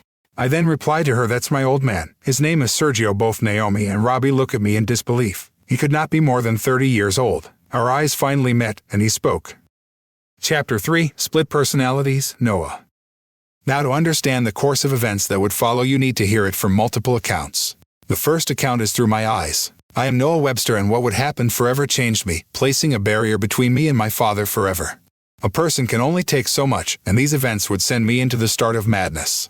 My father spoke to me as he got out the black SUV. Hey, boy, why haven't you written your mother and me yet? Sergio said in a stern voice. I explained to my father about how busy I had gotten in the incident with Chad. I told him he was bullying Robbie and how I had broken Chad's leg. My father's demeanor instantly changed, and he had a smile on his face. That's my boy. Good job. Ain't nobody going to outshine a Webster. Sergio explained to me how strong our bloodline is and how much weight the last name Webster actually held. He assured me he would take care of both Chad and Chad's father. After some time had passed, he reached for his laptop bag that he was carrying on his shoulder and gave me some pills. Noah, you forgot your medicine at home. Your mother was worried about you not being able to control your emotions. This will help with the headaches. Take them in the morning before your classes. My father said. These pills helped regulate my extreme emotions and helped with my depression. In 2023, the United States Board of Medicine and Wellness created a new medicine based off the properties of Lexapro. This medicine would later be developed further in my later years to become what the world would know as Codex 9. However, that is a story for another time. I finally introduced my father to my two friends. I was excited because this was the first time my father had approved of anything in my life. As we all were chatting, in the back of my head I had questions. Why was my father so nice? Why was my father actually here? Back home he was different and always talked about finding a red door in the woods. I always thought it to be odd, and to be honest I thought it to be a metaphor. The closer we got to the woods, the more violent my father would become. The cruelty of my father was linked to the woods and that door which I never found. However, now since he was in America, he was nice and full of excitement. All of a sudden, we were cut short by Mr. Morden. Mr. Morden spoke. Hello, sir. Welcome to East Bethel Heights. How may I help you? Sergio turned around to see a plump, short, well-aged man. In a tone of disgust, he replied, I'm sure you won't be able to help me. You cannot even help your body by staying in shape. I quickly intervened to de-escalate the situation before it got out of hand. Mr. Morden, please excuse my father. He's had a long flight from Germany and is just tired and hungry. I say quickly. Mr. Morden's face said it all. He was offended, but still remained professional. Mr. Morden replied, I see. Well, make sure your father gets some rest and something to eat. As this institution's founder, I will not tolerate that disrespect. Next time I will call security to remove him from the campus. My father just glared at Mr. Morden at what seemed like forever. Then I took my father to explore the campus. As we were walking, I see a familiar face and my heart starts pounding. Hello, dear. I was looking everywhere for you. A beautiful woman said as she approached. My friends who were still following me were amazed at her beauty. Robbie blurted out, Are you single? The woman laughed and told our small group her husband was Sergio. The woman gave her husband a kiss and handed him a book. Now the book had what seemed to be human body parts and was made of tree bark. I always thought it to be just a family heirloom. However, I can't lie that sometimes the book would talk to me. My friends asked me about the book, and I told them it was fake. It wasn't real, just something that's been in the family for decades. The three of us never thought about the book again until years later. After receiving the book from my mother, Sergio's mood instantly changed. He went from a friendly individual to a cold monster. My father grabs me harshly by the arm and escorts me to the corner of the room we were all gathered in. Listen, boy, you must find the door. That lady can't know we are looking for it. I can't explain it in detail, but you are the key. My father shouted. As people looked in our direction, I reassured everyone it was okay. My father then took out a syringe with a blue-like substance and tried to inject my arm with this unknown chemical. I tried my best to escape my father's clutches, however, it was all futile. You see, my father was very strong. His muscles had been honed since his early years. It must have been years of manual labor that had strengthened his body far past the human limitations of an average man. He injected me with this and told me I must find the 12 and stop them. He said the 12 drove him out his family's land when he was 11. He then shared with me that he had an accident at 11 which left gaps in his memory, but in his dreams, he remembers the group of 12 and the lady that led them. He explained the dangers of the book in the wrong hands. He said he would keep the book safe for me until the time was right. He then gave me a journal and told me when I see unexplainable things, write them down in the book. All of a sudden, two individuals approach us. The first one was Chad Dillinger, who looked good for someone who had his legs broken just hours prior. The second individual spoke. Are you Noah? Chad told me about how you broke his legs. For absolutely no reason, I will not stand for this. This is unacceptable. What do you have to say for yourself, son? I tried to tell this individual about what really happened, but it was too late. All he did was cut me off at every chance he got. He explained that he was Kyle Dillinger, Chad's father. He then went ahead to grab my arm and spoke. You're coming with me to Mr. Morden. All of a sudden, my father spoke. You lay another hand on my boy, and I will do more than end your bloodline. Kyle just scoffed at him as to test his bluff. Then my father picks up the phone and makes a quick call. As I am getting dragged to Mr. Morden, I can feel something is off, however I paid it no matter. Me, Chad, and his father Kyle are talking to Mr. Morden about the situation. Mr. Morden explains that I am here to apologize to him and how sorry I am about the whole situation. Kyle Dillinger starts getting upset and shouts at Mr. Morden. This boy would have killed my son if others were not around. I am not having this. I want him expelled from this campus. Mr. Morden explained how I only just arrived and was getting used to the rules of the school. He also explains that I had the highest grades of anyone in the campus and they could not just expel me. As things escalated, Chad had a smile on his face. Chad always hid behind his father. However, that smile would soon turn to fear. We hear 3 consecutive knocks on the door. Mr. Morden, this is the West Branch Division East Bethel Police Department. We have a warrant for the arrest of Kyle Dillinger, effective immediately. The room grew quiet. What had Chad's father done? Questions flood my mind. Just then the door opens. The door swung open and a group of police officers, in full tactical gear, rushed the room. In the middle of the group was my father. You've made your last mistake, Mr. Dillinger. My father told him he was under arrest by court order, effective immediately. According to the West Branch East Division Police Department, Kyle Dillinger was suspected of killing his wife, only hours prior to the whole situation. How was someone so valued by this institution capable of such an evil act? Thoughts of confusion entered my head. What really threw me off was how my father acted like he owned the police department. How did Sergio Webster have connections in America? We had lived in Germany all of our lives, and as far as I knew, he never went to America. Mr. Morden, Chad, and I took statements from the police that day. I was exhausted, tired, and had enough drama for a lifetime. It was later discovered that me, my father Sergio, Chad, and Kyle would need to testify a week from today at the local court. The course of events that followed would soon be a popular tale, and those who witnessed it would forever be under a strict oath of secrecy. All the individuals involved in the trial of Kyle Dillinger versus Sergio Webster. If there was ever any hope for Sergio Webster, it was too late now. After the arrest of Mr. Dillinger, I met up with my friends. Robbie and Naomi were giggling with my mother and some of the other students' parents. They were oblivious to what had even happened. Thoughts flooded my brain all at once. Should I tell my friends what happened? Or should I keep this a secret like the adults told me to? No, for the safety of everyone, I told myself I had to keep this from them at all costs. What would happen if this single thing, this single bit of information traumatized them forever? I would never forgive myself. Later that night, my parents were leaving. My mother hugged me tightly and reminded me to take the medicine she and my father brought me. She told me how much she loved me and kissed my forehead. My beautiful baby boy, I will miss your singing and presence around the house. I know you are growing up to be handsome and independent. But, please in your spare time write me, for I miss you so much. She told me.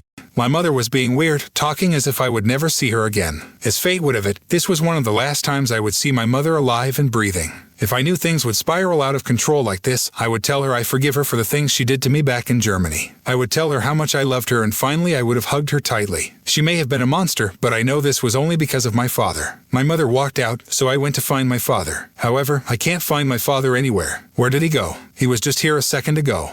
I went and asked Robbie, who was sitting down near me, if he had seen my father. Nah, man, I haven't seen him since you all came back. Why do you want to know? Robbie asked. I just shrugged and said I was curious. Robbie had a strange look on his face. I told Robbie I would talk to him later, and I walked away to search the institute by myself in search of my father. 10 minutes go by and I'm about to give up my search. Just then I saw a door slightly cracked, which was odd because all the doors were left open. Maybe someone left it cracked on accident.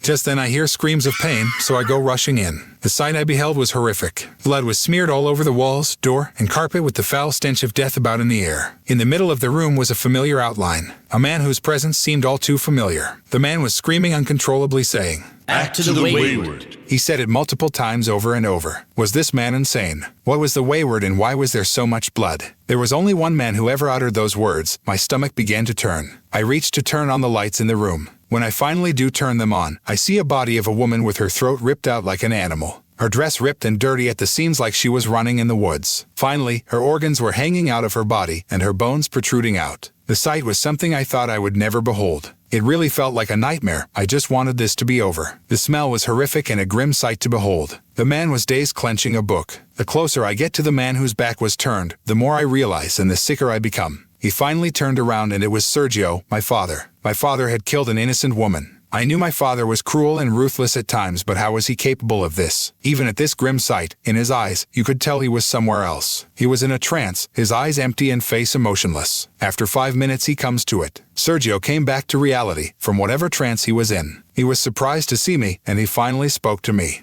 Hey, boy, help me get rid of this body. The lady of the Wayward sent her to distract me from the only goal that matters. With tears in my eyes, I finally screamed at my dad, "How could you do this, Dad? How could you kill this innocent woman who did nothing to you? You are nothing more than a monster. I am disgusted at the person you always have been. There is no door and this wayward lady does not exist. You really need to see a doctor. You need help, Dad." The longer I talk, the angrier I become. I soon blacked out, and even after my father instructed me to calm down, I spiraled into madness. When I came back to my senses, my mother was on the ground, and the only reason I knew it was her was because of her voice. She really had the voice of an angel. Her face was bloody and bashed in. She had a hole in her chest from multiple stab wounds. My father was left seeming lifeless on the ground, and finally in the corner I gazed upon Robbie. He had nothing but fear in his eyes. However, even with all that fear, he was calm and composed. In my hand I held the family book. The longer I gazed upon it, the stronger its voice would become clear. Kill Sergio. Kill Sergio. Kill Sergio. The book constantly would say. I dropped the book, and a wooden knife with flowers on it dropped to the ground.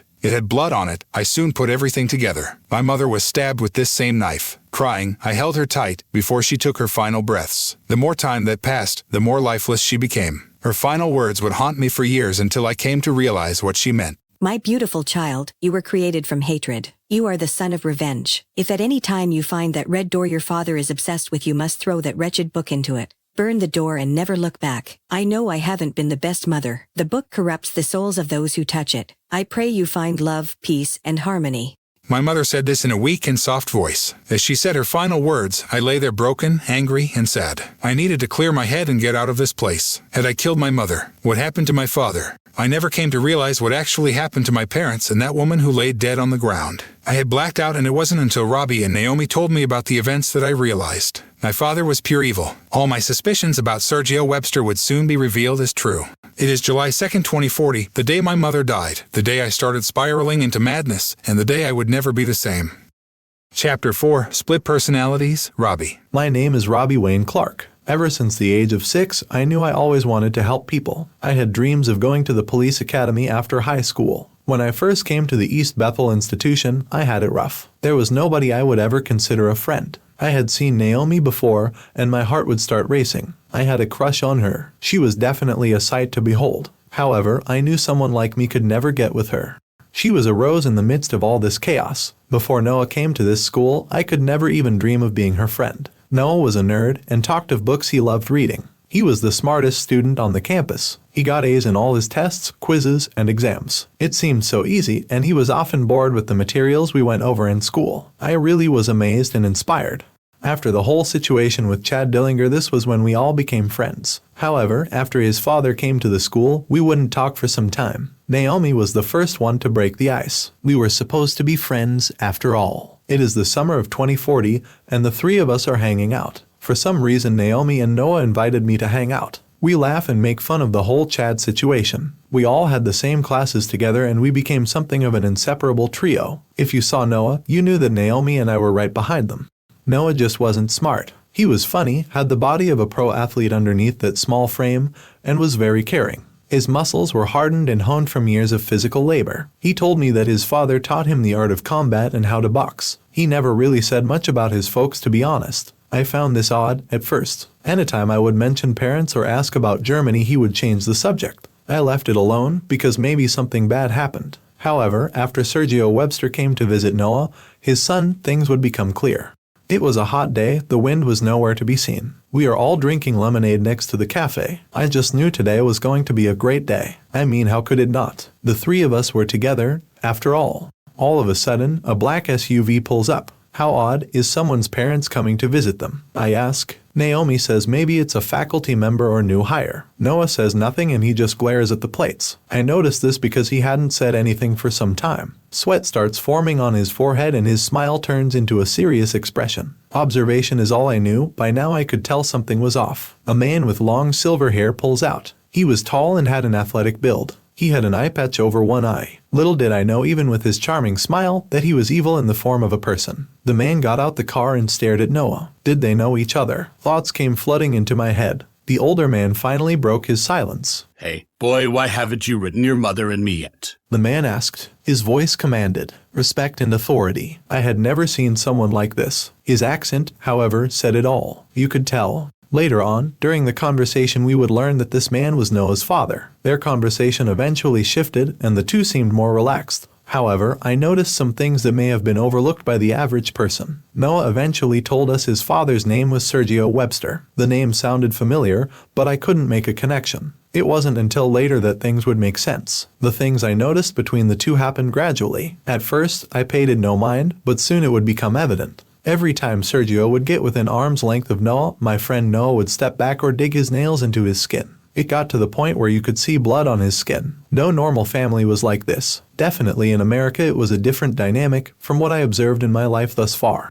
In my mind, facts were facts, and the facts told me that Noah was terrified of his father. I'm not sure if Naomi had noticed this. After all, she was oftentimes just in her own world. Soon we were all exploring the campus with Sergio. Things got weird when a beautiful woman came to greet Sergio and Noah. She was the most beautiful woman I ever laid my eyes upon. Her skin was perfect. She wore a red dress with black heels. Her body was athletic like Sergio's. However, her eyes were a deep dark brown and hazel. This was the first time I had ever seen a person with heterochromia. She had the voice of an angel when she spoke. Her long black hair was lush and beautiful. However, I couldn't shake the feeling something was off about her. She introduced herself as Sergio's wife. How was it that Noah's parents looked so young? They couldn't be older than 30 years old. She kissed her husband as she greeted him with a weird-looking book. This book had what seemed to be human body parts and was made of some kind of tree bark. Our group would soon be separated as Mr. Morden, Noah, and Sergio began to talk. Soon it was me, Naomi, and Noah's mother along with other guests. Noah's mother never revealed her name to me. She was the center of attention. As we were talking to each other, a man came stumbling in. No doubt he was drunk or tipsy at best. Hey, sweetheart, you're looking mighty fine. Why don't you come over to my hotel room after this, and we can get to know each other? The man said as he reeked with alcohol. Noah's mother looked at the man intensely. She then spoke. I have a husband, child. You could never even last a minute with me. Leave me alone or you will soon regret this mistake.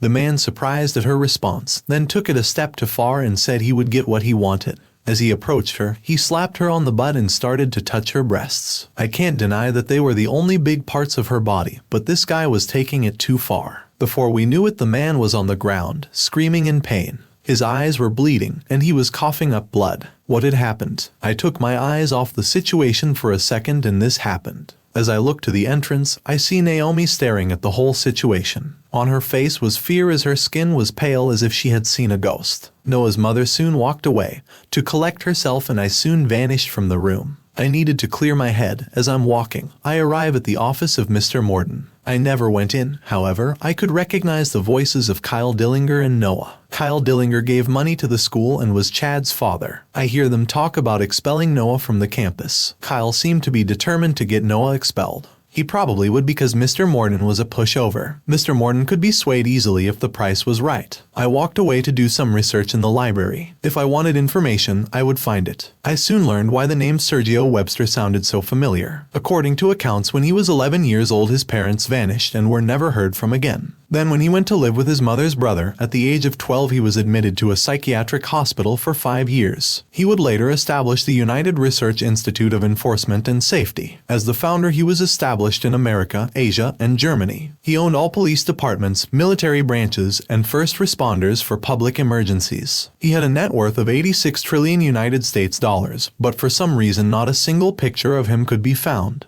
As I continue to do research, I also find out that Kyle Dillinger is trafficking children in Arizona and his accomplice is Michael Bruce Morden. Michael Bruce Morden is this institution's founder. They had paid the researchers of the Board of Medicine and Wellness for an experimental drug. No doubt this is the reason Chad's injury healed so fast. This world was corrupt, needed to be saved and purged of this evil. There were people behind the scenes, pulling the strings. They must be stopped at any cost. I soon exited the library because I heard unfamiliar voices around. You see, the library was close to Mr. Morden's office. As I approached the office door, I see police squads outside the office. The police officers were equipped in full tactical gear awaiting the orders of one man. It was Sergio. His influence had even reached here, but how? On command, they opened the door and placed Kyle Dillinger under arrest for the suspected murder of his wife. I was only involved in the whole situation because I had known the Dillingers since first attending this institution. We were under court orders not to breathe a single word on the events that took place that day. Kyle Dillinger was a prominent public figure, and the court system was afraid that the public would take his side and try to free him before the trial. After the police department took in Kyle Dillinger, I saw the look on Chad's face. He was trembling with fear. No longer able to hide behind his father's image, he was without doubt fearful. For someone that took pleasure in scaring his victims, it was nice to see how the tables were turned. The trial would be held a week from today, but little did I know that what was about to happen that night would be nothing compared to what we all had to deal with during the trial. Later that night, Noah, Naomi, and I meet up to discuss about the events that happened that day. Me and Noah decided it was best not to involve Naomi with the incident that had happened. As far as we knew, she knew nothing about the trial, and that is how we planned to keep it. Naomi was, however, acting strange. She told us to be extra careful around Sergio's wife. She said she couldn't explain in detail, but whatever book the Websters had was no ordinary book. I thought her to be insane for even proposing this. It was just a book, and Noah had told us that the book was fake. Naomi soon said goodnight to the two of us, and we went our separate ways. Moments later, Noah's mother told Noah she was getting ready to go back home to Germany, and they said their goodbyes. Finally, things would go back to being normal. However, that was wishful thinking. What would happen next would have me questioning everything. The events that happened next threw me off. I never knew Noah was such a monster, that he was capable of murder. Had Noah always been like this? In my eyes, he was no better than his father. I would soon cut all my ties with him completely. Noah comes to me and asks if I had seen his father. I told him that I hadn't. Before I knew it, Noah vanishes in search of Sergio. It had been about 13 minutes and I was getting worried. In the back of my mind, something felt off. What made me search for my friend was the faint muffled sounds of screaming. The voice sounded like Noah's. I got up quickly and bolted out the room. Before I can get there, Noah's mother stops me. What seems to have happened? Why are you running? She asked me. I quickly tell her I heard Noah screaming. It was faint, but I heard it. So, she told me that she would follow my lead. I did find it strange that she kept checking her watch. All the doors were shut, but we finally reached a door that was opened. Inside the room was something out of a horror movie. Blood was smeared everywhere. The walls were dripping in blood. The carpet was stained with blood, and smell of death was in the air. I spotted Noah instantly. He was covered in blood. His clothes were drenched in blood. He was on his knees next to two lifeless bodies. The first was what I assumed to be a woman. As I look closer, I see a golden pocket watch around her neck and see the blue dress with white flowers on it. I knew instantly who it was. The dead figure was Mrs. Dillinger. The second figure was Sergio Webster. Then Noah finally turns around. In an uncontrollable laugh, he walks slowly towards me. He had a strange-looking knife in his hand. The knife was made from some kind of tree bark and had flowers on it. Noah begins to talk to me. I have been trapped in a false reality, my dear friend. This body has reached its expiration date. The man with the jingle bells is calling to me. He jingles, he shakes, he twists, then boom, they break. The only way to free us all is to burn Sergio. I will free the world of evil. So, my only question is, who do you serve? Whose side are you on? I was so confused and did not understand anything Noah said. Noah's mom steps forward and begins to talk to Noah. My sweet baby boy, you need to drop the knife. The knife was created from the book. I thought you were immune to its clutches, but I see it has warped your mind. I was never strong enough to resist its power. That is the very reason I even brought it with me. The book started with your father, but you need to calm down and give the book to me. I will burn it so we can be rid of its clutches for good. Noah began laughing so hard, he started coughing, then he kept laughing. Blood started pouring from his eyes, and when he spoke, I knew it was too late for all of us. You filthy cur, do you think I would believe you? You left me to die. You would beat me for the sole purpose of killing me. Grovel in the dirt, Esther. Grovel in the sands of your despair, wench. Noah said with so much hate and anger in his voice. Then all of a sudden, he swung wildly in the air with the knife like a madman. Noah's mom pushed me out the way and took the brunt of it all. He swung his fists in one hand and swung the knife in the other. When it ended, her face was bashed in and she had multiple holes in her body. Noah was on the ground, not moving, and I was in shock. I was filled with fear. I wish I could forget this memory, but this memory would haunt me for years to come. Noah would soon come out of this alternate personality. It wasn't until Naomi figured out the truth that we were aware of his condition. When he realized what actually had happened, he started to weep. I had never seen someone so filled with such hopelessness and sadness. He held his mother before she took her final breaths. Naomi finally came in, holding a camera in her arms. As my old friend Noah was weeping, she told us that we needed to tell the police what had happened. I suggested we keep this to ourselves. This would destroy Noah and his life would never be the same. Noah gets up and tells us we can do whatever we feel is right. He told us that he blacked out after his encounter with his father. He doesn't remember hurting anyone. I start yelling at Noah. You are a monster. I can never be friends with someone that can murder so easy. Noah just told me that he understands. Noah told me do whatever I felt in my heart was the right thing. So I left Noah that day and wouldn't see him again until the trial. I could never be friends with someone who uses blackouts as an excuse to justify killing others. Little did I know that I knew nothing. It was July 4th, 2090 when Esther Webster died. It was also the day I turned my back on someone who just needed help. Noah lived a life nobody could understand. He was nice because his childhood was filled with abuse and nightmares. It wasn't until after the trial I realized how strong my dear friend was. My name is Robbie Wayne Clark, and this is my account of what took place.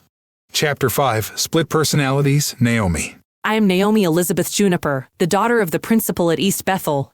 The day I met Noah Webster changed my life forever. It was the first time my heart had skipped a beat for a boy. Noah was small but was really handsome. I was so excited to show him around the campus. I soon found out Noah and I were in the same class. Noah told me soon afterwards how he saved Robbie from Chad, but all the consequences that followed. I just wanted Noah to be safe. I wanted Noah to know that I had his back regardless of what happened. Everything was going well, but I must admit Robbie was often just a third wheel. I liked Robbie as a friend, but my heart belonged to Noah. It was a hot day, with no wind in sight. The three of us were drinking lemonade at the cafe, next to the cafeteria. I felt like Robbie would not shut up. When he had an idea, he could talk about it for hours. We were laughing and sipping lemonade, when all of a sudden, a black SUV pulled up next to us. We speculated on whether it was a parent or faculty member. My money was on a faculty member, but Noah said it was a parent. Noah started getting quiet, which was an unusual day. I blamed the hot weather for this initially. However, when the man got out of the SUV, Noah stopped talking altogether. The man looked so much like Noah, and I cannot deny he was handsome. However, the two were vastly different. Noah was sweet and caring, but this man was cold, cruel, and dark. I will admit at first, I was captivated by his beauty, but it soon faded away. The way he talked to Noah made my skin boil. Noah eventually told us that the man was his father. His father's name was Sergio. Sergio had an eye patch and long silver hair. He could not be more than 30 years old. I did notice that Noah would step back or dig his nails into his skin when his father got within arm's length. What kind of trauma had Sergio put Noah through? However, that was just the start of what I observed. I felt like I had heard of the name Sergio somewhere before. Maybe it was my imagination. But if this was the same Webster as what I thought, we would be in trouble. We soon started showing Sergio around the school. And when Sergio gave pills to Noah, I was confused. Sergio claimed it was to regulate his extreme emotions, but I had my doubts. There was no known public medication that could do that, at least as far as I was aware, but I buried it deep inside my mind. I led the school club for research and news. In my core, I was a reporter. I wanted to solve this mystery, and I was devoted to this cause. We were soon greeted by Noah's mother, which Robbie tried flirting with. I found it disgusting the way he would ogle her. Not in the jealous kind of way, I told myself, but in the type of way I found annoying. I must admit her breasts and butt were good to look at. They were perfect and would drive any man to their knees, but Robbie would just stare. At some point during the day, Sergio was talking to Noah in the corner of the room. The two were arguing about something. Noah assured everyone that it was okay. I was really worried about Noah. Noah looked uncomfortable and on edge ever since his parents came to visit. I was the first to notice Sergio's mood changes. At first, he was charming, kind, and sweet. However, when he talked to Noah, he would reach in his pocket to grab something and then his mood shifted completely. What was in his pocket? The way Sergio treated his own son made me furious. Sergio only addressed Noah as boy. When Sergio got in proximity with Noah, his eyes were filled with no emotion. His smile retracted, and his posture became one of authority. Noah was the sweetest boy I had ever met. So, why did Sergio treat him with such cruelty? Maybe this was the average German family. After some time, Robbie and I were trapped in the room with Sergio's wife and the other parents. I noticed Sergio, Noah, and Mr. Morden leaving together. What had Noah gotten himself into? The area we were in was huge, and sometimes would make it hard to spot people coming and going. However, that was neither here nor there. I needed a break from all the people in the room. Noah's mother was always the center of attention. I was annoyed. Others would constantly praise her beauty. What was this feeling in my chest? It was jealousy. She had even reached the heart of my friend Robbie. She disgusted me, but it was more than her beauty that put me on edge. I was soon sitting by myself close to the entrance of the room when it happened. Now what happened next would send me on a mission to uncover the truth about the Websters. I trusted Noah with all my heart. I loved our talks, mostly when Robbie didn't interrupt us. I must admit that I liked everything about Noah. However, ever since meeting Sergio and his wife, I felt on edge. Some things didn't add up. I was determined to uncover the truth, no matter how uncomfortable it was to hear. A drunk man comes stumbling in. I thought this man to be just another unimportant guest. However, in the back of my mind, I realized that I had seen this man talking to Mr. Morden and Kyle Dillinger in the office. They always used to tell me they were just planning an event, so I paid it no mind. However, this man approached me and asked, "Hey honey, have you seen Noah? I have a gift for him. I'm so proud of that kid for getting such good grades. This really threw me off because I never knew they talked. Why would a stranger want anything to do with my beloved Noah? The man introduced himself as Bruce Odesky. Bruce was the head of the West Branch Division East Bethel Police Department. Now I figured where I had seen him. He was on television weeks prior to all this, giving a welcome speech to all the new transfer students. Something was off, for I felt it in my gut. After a few brief moments, he walks towards Sergio's wife. As he approached drinking his bottle, he tries seducing and flirting with the woman. He ends up slapping her butt and grabbing her breasts. To everyone else, he looked as if he just wanted to violate her. This was unbecoming of a law enforcement officer. However, in my mind, I knew the truth, and I had seen this numerous times in my life. He was searching her body for something. What was Bruce Odesky looking for? If he suspected her of something, it must be bad.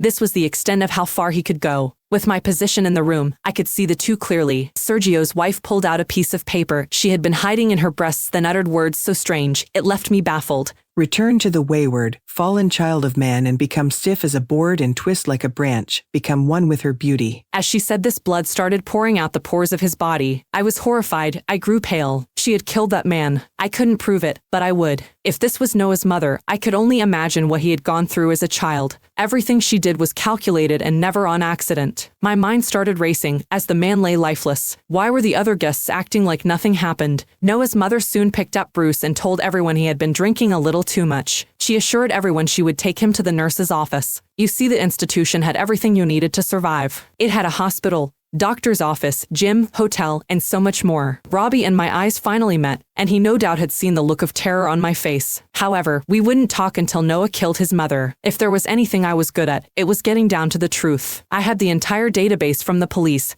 high-acting politicians, courts, and secret documents. Unfortunately, if I were ever found out, it would be the end of me, and I would definitely serve a lifetime in prison. You see, I was good with technology and devoted my free time to hacking organizations' private servers and classified documents. So, I decided to go to my room and do some digging into files. What I found left me horrified, shocked, and sad at the same time. I found out that Sergio Webster founded the United Research Institute of Enforcement and Safety. He was worth billions of United States dollars. However, no pictures could be found of him. The public didn't even know what he looked like. Sergio oversaw law enforcement. But what shocked me the most was what I found on Noah. Noah was diagnosed with a split personality disorder at the age of 3. He was adopted by a family at 6 after Sergio and his wife took a 2-year trip to China for business. That family was later found dead with their bodies chopped up into small pieces. According to the state court system in Germany, Noah had killed the family after blacking out. The details were all over the place, but the DNA at the scene of the crime didn't add up, so they let him go and Noah was found not guilty. Noah has public documentation of his declining health. He would often be seen with scars, bruises, and burns on his body. The Child Protective Services tried looking into it, but they were never heard from again. Not only them, but their friends, family, and associates. All facts pointed to Sergio Webster being the culprit. How had things spiraled into madness? After uncovering all this, I heard the screams of a woman. It was faint, but I still heard it. I got a quick text message from Robbie. It was short and made no sense. Robbie messaged 3 words. Millie Darkson Hall. Did he want to meet me there? I quickly bolted out my room and made my way to Millie Darkson Hall. This area of the school was off limits after 5 o'clock in the evening. This is where the institution's top members held their meetings. As I get closer and closer, I have a feeling of extreme anxiety in my gut. I can smell fresh blood in the air. My mind starts racing, and the only thing on my mind now is Noah. When I arrive, Noah is yelling at Sergio, accusing him of murder. Noah claimed that he killed Kyle Dillinger's wife. If this was true, then it all made sense. Had Sergio felt threatened? In the room, it was Sergio, Noah, Noah's mother, Robbie, Kyle Dillinger's wife's corpse, and me. The walls were dripping in Kyle Dillinger's wife's blood and the carpet stained with her organs. She no doubt suffered greatly before she took her final breaths. The room soon became quiet. You could hear the silence. This was the calm before the storm and a grim sight to behold. All of a sudden, Noah started laughing uncontrollably and ripped the book Sergio had from his hands, then stabbed him repeatedly over and over. Each stab was more brutal than the last. Noah stabbed and stabbed, laughing harder each time. I'm tired of this body. I am finally free of your terror, and I will return you to the wayward, you filthy maggot. You couldn't stop me then, all those years ago, Sergio Webster, and I told you when you bear a child, I would take it for penance. We are done with you. Rest in the dirt, you bastard. Noah said. Black veins appeared on his neck, and he slit Sergio's throat. I was glad Sergio had been stopped, but not even Sergio deserved the death Noah gave him. No, this wasn't Noah, and I soon realized this soon after. Noah's mother started crying,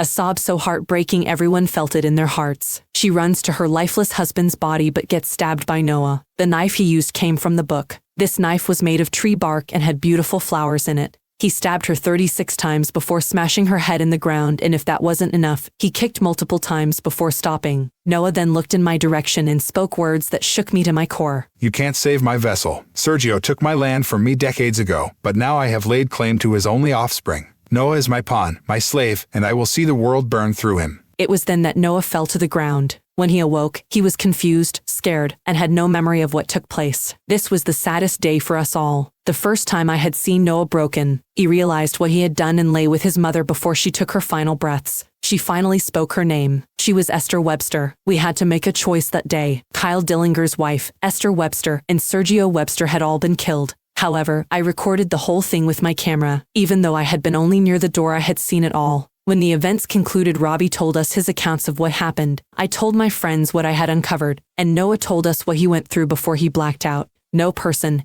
let alone teenagers, should have to go through this kind of hell. Robbie told us he was going to report this. Robbie could no longer be friends with Noah. He was disgusted at Noah for killing people so easily like he had done this before. He told us that Noah was just using his illness as an excuse to do whatever he felt like. At this point, I wanted to be on Noah's side so badly. However, I knew Robbie was right. So, I kissed Noah on the forehead and left with Robbie to tell Mr. Morden about the events of the night. As fate would have it, this was just the beginning of madness. If I had stayed with Noah, maybe things would have turned out differently. Maybe I could have helped my beloved friend from spiraling into insanity. My name is Naomi Elizabeth Juniper, and this is my account of what took place when Noah's parents came to visit. I must admit that even after all this, I don't know what to believe. However, in less than a week we would stand before the court of Darkson and would be under a strict oath not to say a word of the events that happened that night. This was the day the three of us would have to pick whose side we were on. It was on this day we would all meet the Lady of the Wayward for the first time. Madness, corruption, and insanity would soon come to America. Chapter 6, The Court of Darkson. After the death of Esther Webster, my mother, I felt nothing. I had become the monster I fought so hard to escape. My mother was the sweetest woman on this planet. However, the book corrupted even the purest of souls. When she was away from the book, she was the sweetest soul and had dreams of living on a farm with me and her grandchildren. It breaks my heart, to the core, that she would never be able to see that dream come true. Even when my children were born, they would know of the great woman Esther was. I never told Reuben, Charlie, and Ava about the monster she was. I only spoke of the amazing person I knew she was in my heart. I held on to those beautiful memories. I cherished the good times we had. The only good thing in my life was ripped away from me. I killed my own mother. I hated myself. My mother was no saint. She was evil like Sergio. However, I knew this was that damned book's fault. With my mother and friends gone, I knew holding on would tear me apart. So, I threw away all my emotions. I would never let myself be hurt like this again. The two people I trusted to have my back cast me away to the side, without a second thought. The hate I felt for Robbie Clark was growing. The heartache I felt for Naomi Juniper hurt beyond anything else I had ever experienced. How could she betray me? That's of no consequence. I knew she was no more than a pretty face to pass the time. I soon removed any feelings of love I had for my old friends, and it wasn't until July 8, 2040 that I would see my old companions again. I held on to the book. I needed to know the secrets of this book, for it would at times speak my name. The book told me to kill Sergio. I had no idea what it meant, for Sergio was dead and gone. As the days passed, I continued to go to classes. I would see Robbie and Naomi, but we would never speak. I saw how happy they looked together, and that made my skin boil with rage. One minute we were the closest we could ever be, and the next we didn't talk. I needed to blow off some steam, so I went to the underground nightclub. In the depths of the school, illegal activity could be found everywhere. Contraband, brothels, fight clubs, and drugs. This was an entire society underneath the school and was led by 3 students. Chad Dillinger, Leon V. Drago, and a female I would soon grow to know. Chad Dillinger was just a bully, and everyone feared him. People would crumble before him, but it wasn't because he was strong. It was more so because of his family ties to the mob. Chad was built like a tank, but nobody messed with him because they knew he could make anyone's life a living hell. Grown men would beg for mercy, and I would soon have my first real encounter with him. The second student was Leon V. Drago, a man with no equal. His skill only second to his hubris. Apart from myself, he was the smartest student in this institute. He was blind since birth, but his skill with the sword surpassed anyone else's. He had a white cloak and wore sunglasses all the time. Nobody could tell he was blind because he walked in a way that men, children, and dare I even say gods would quake in their boots. He had no connections to strong bloodlines like Chad and me. However, when he walked you could feel the bloodlust in the air. I approached Chad and Leon and told them I wanted to blow off some steam. Chad was still pale and shivering from the whole incident with his father. Although he put on this tough guy act, I knew Chad was just a little kid at his core. I knew he just wanted approval from his dad. Now with his mom gone, he was really broken. My mood was terrible as of late. The sight of Chad made me vomit. No, it was the sight of weakness, which made me sick. My mind was like bricks, numb and void of any redeeming qualities. Soon Leon looked my way. I felt it. The same fear I had when Sergio was around. No, this was worse. Who was this guy? Leon finally broke the silence. I will fight you tonight, inside the arena. A fight between gods and men. I heard you know how to fight, and since you beat Chad with no effort, that makes you the third strongest turnier.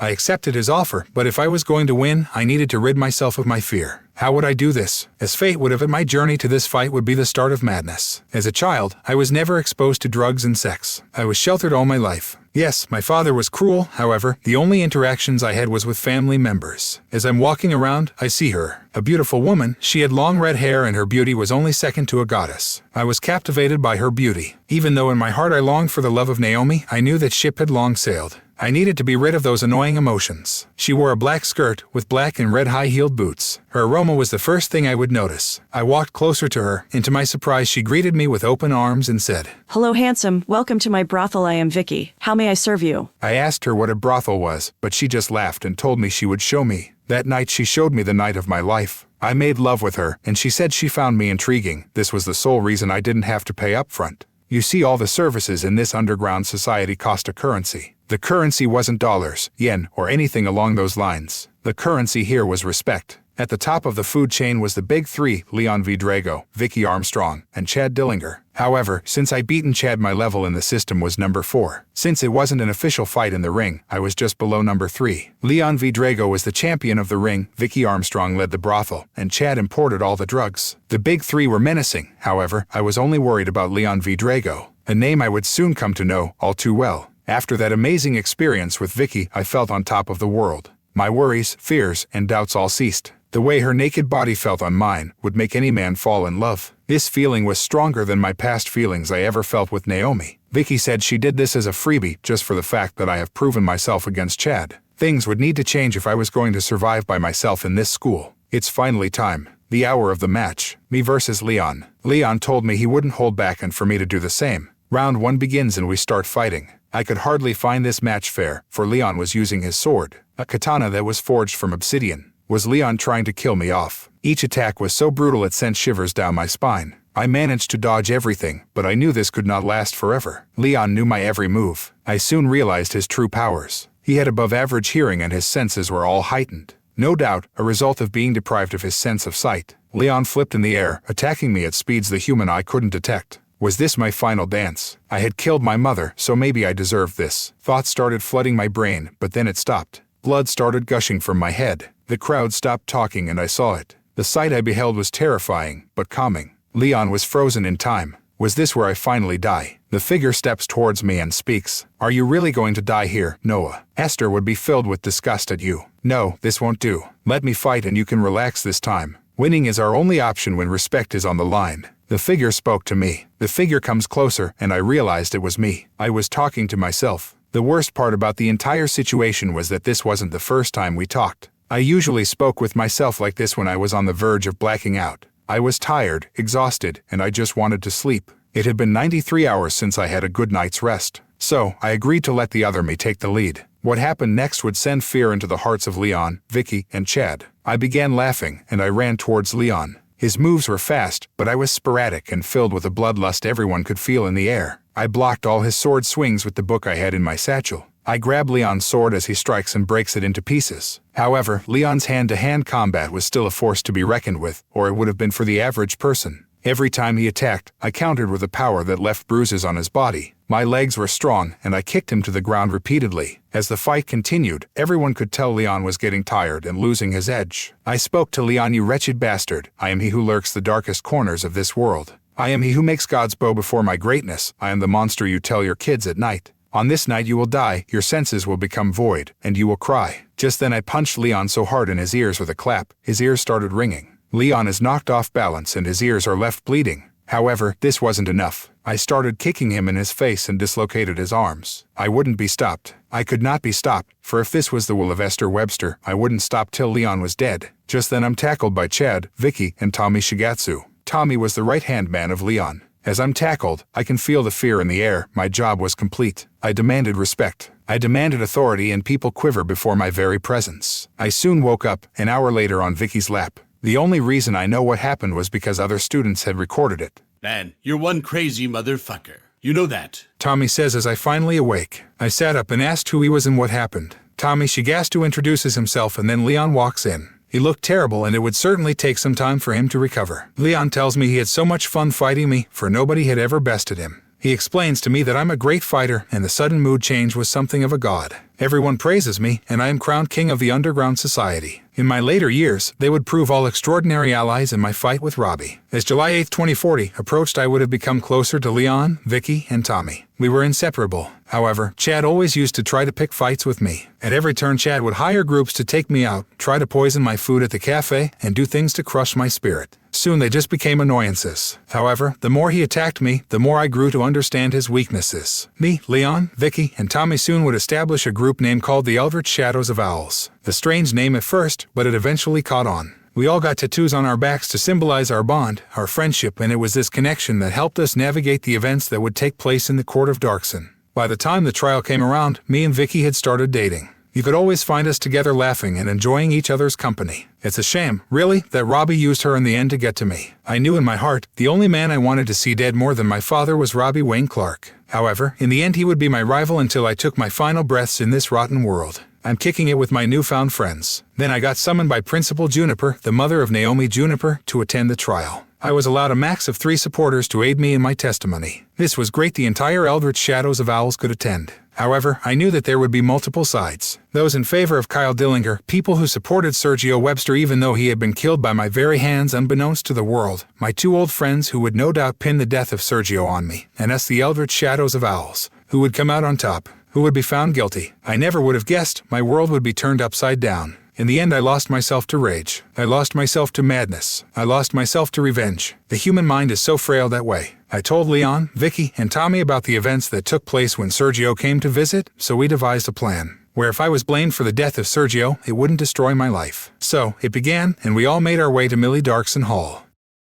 Chapter 7, The Trial of the Wicked. The room is quiet, and everyone is no doubt tense. The news of Kyle Dillinger killing his wife had spread throughout the institute. I guess gossip is more powerful than the truth. A judge well known in the institution speaks. Quiet. I am Judge Smith, and we are all here today gathered for the sole purpose of either proving the innocence or guiltiness of Kyle Dillinger. We will hear the supporting facts from his loved ones, people who knew him, the accounts of Sergio Webster, and of course me. The judge made all of us swear to tell only the truth. In the room, on the stands, it was me, Robbie, Naomi, Kyle Dillinger, Chad Dillinger, Mr. Morden, and Bruce Odesky. Sergio Webster wasn't here, and of course I knew why. He was dead. However, Bruce Odesky told the judge he would arrive in exactly 5 minutes. The question on your mind is probably, how was Bruce alive? Bruce on the surface was a normal man. However, in the depths he was the second human to enter the Wayward. A man that couldn't be stopped so easy, but that is a story for another time. The trial started without Sergio, and everyone was nervous because they didn't know what to expect. My name is Noah Webster, and this is the account of the trial of the wicked, better known to all as the trial of Kyle Dillinger versus Sergio Webster. We were under oath to never speak about these events to anyone. However, times change, and the world needed to know about the corruption of our so-called beautiful society. America is a plague that infects the entire world. I only wish to see it burn. Judge Smith lets everyone give their accounts of what happened. Kyle Dillinger was an upstanding member of society on the surface. Even though he was no saint, he had not killed his wife. He was set up by Sergio. Sergio promised to do more than end his bloodline. After grabbing me harshly for the incident with Chad, Kyle Dillinger begins his attempt to prove his innocence. Yes, Mr. Morden had cameras throughout the entire building. So, Kyle brings forth Mr. Morden. Mr. Morden then shows the court the proof that Kyle is innocent on that front. However, what Robbie and Naomi did next was so calculated and evil that they would soon become the public enemy of Kyle Dillinger and the Eldritch Shadows of Owls. Robbie and Naomi display their proof. Robbie says, Your Honor, I would like to show the undeniable truth that Kyle Dillinger has been trafficking students out of this school. Robbie showed documents, papers, video camera files, audio recorded messages, and a written confession that it was true. Naomi then told the court that his accomplice was Mr. Morden. The room begins to roar and scream angrily at both Kyle Dillinger and Mr. Morden. Out of all the people, why would my old companions do this? Was this their sense of justice? They had nothing to gain by saying this. Even if it's true, I knew what I had to do. So, I devised a plan to destroy Robbie, and it wouldn't take much. Judge Smith then asks,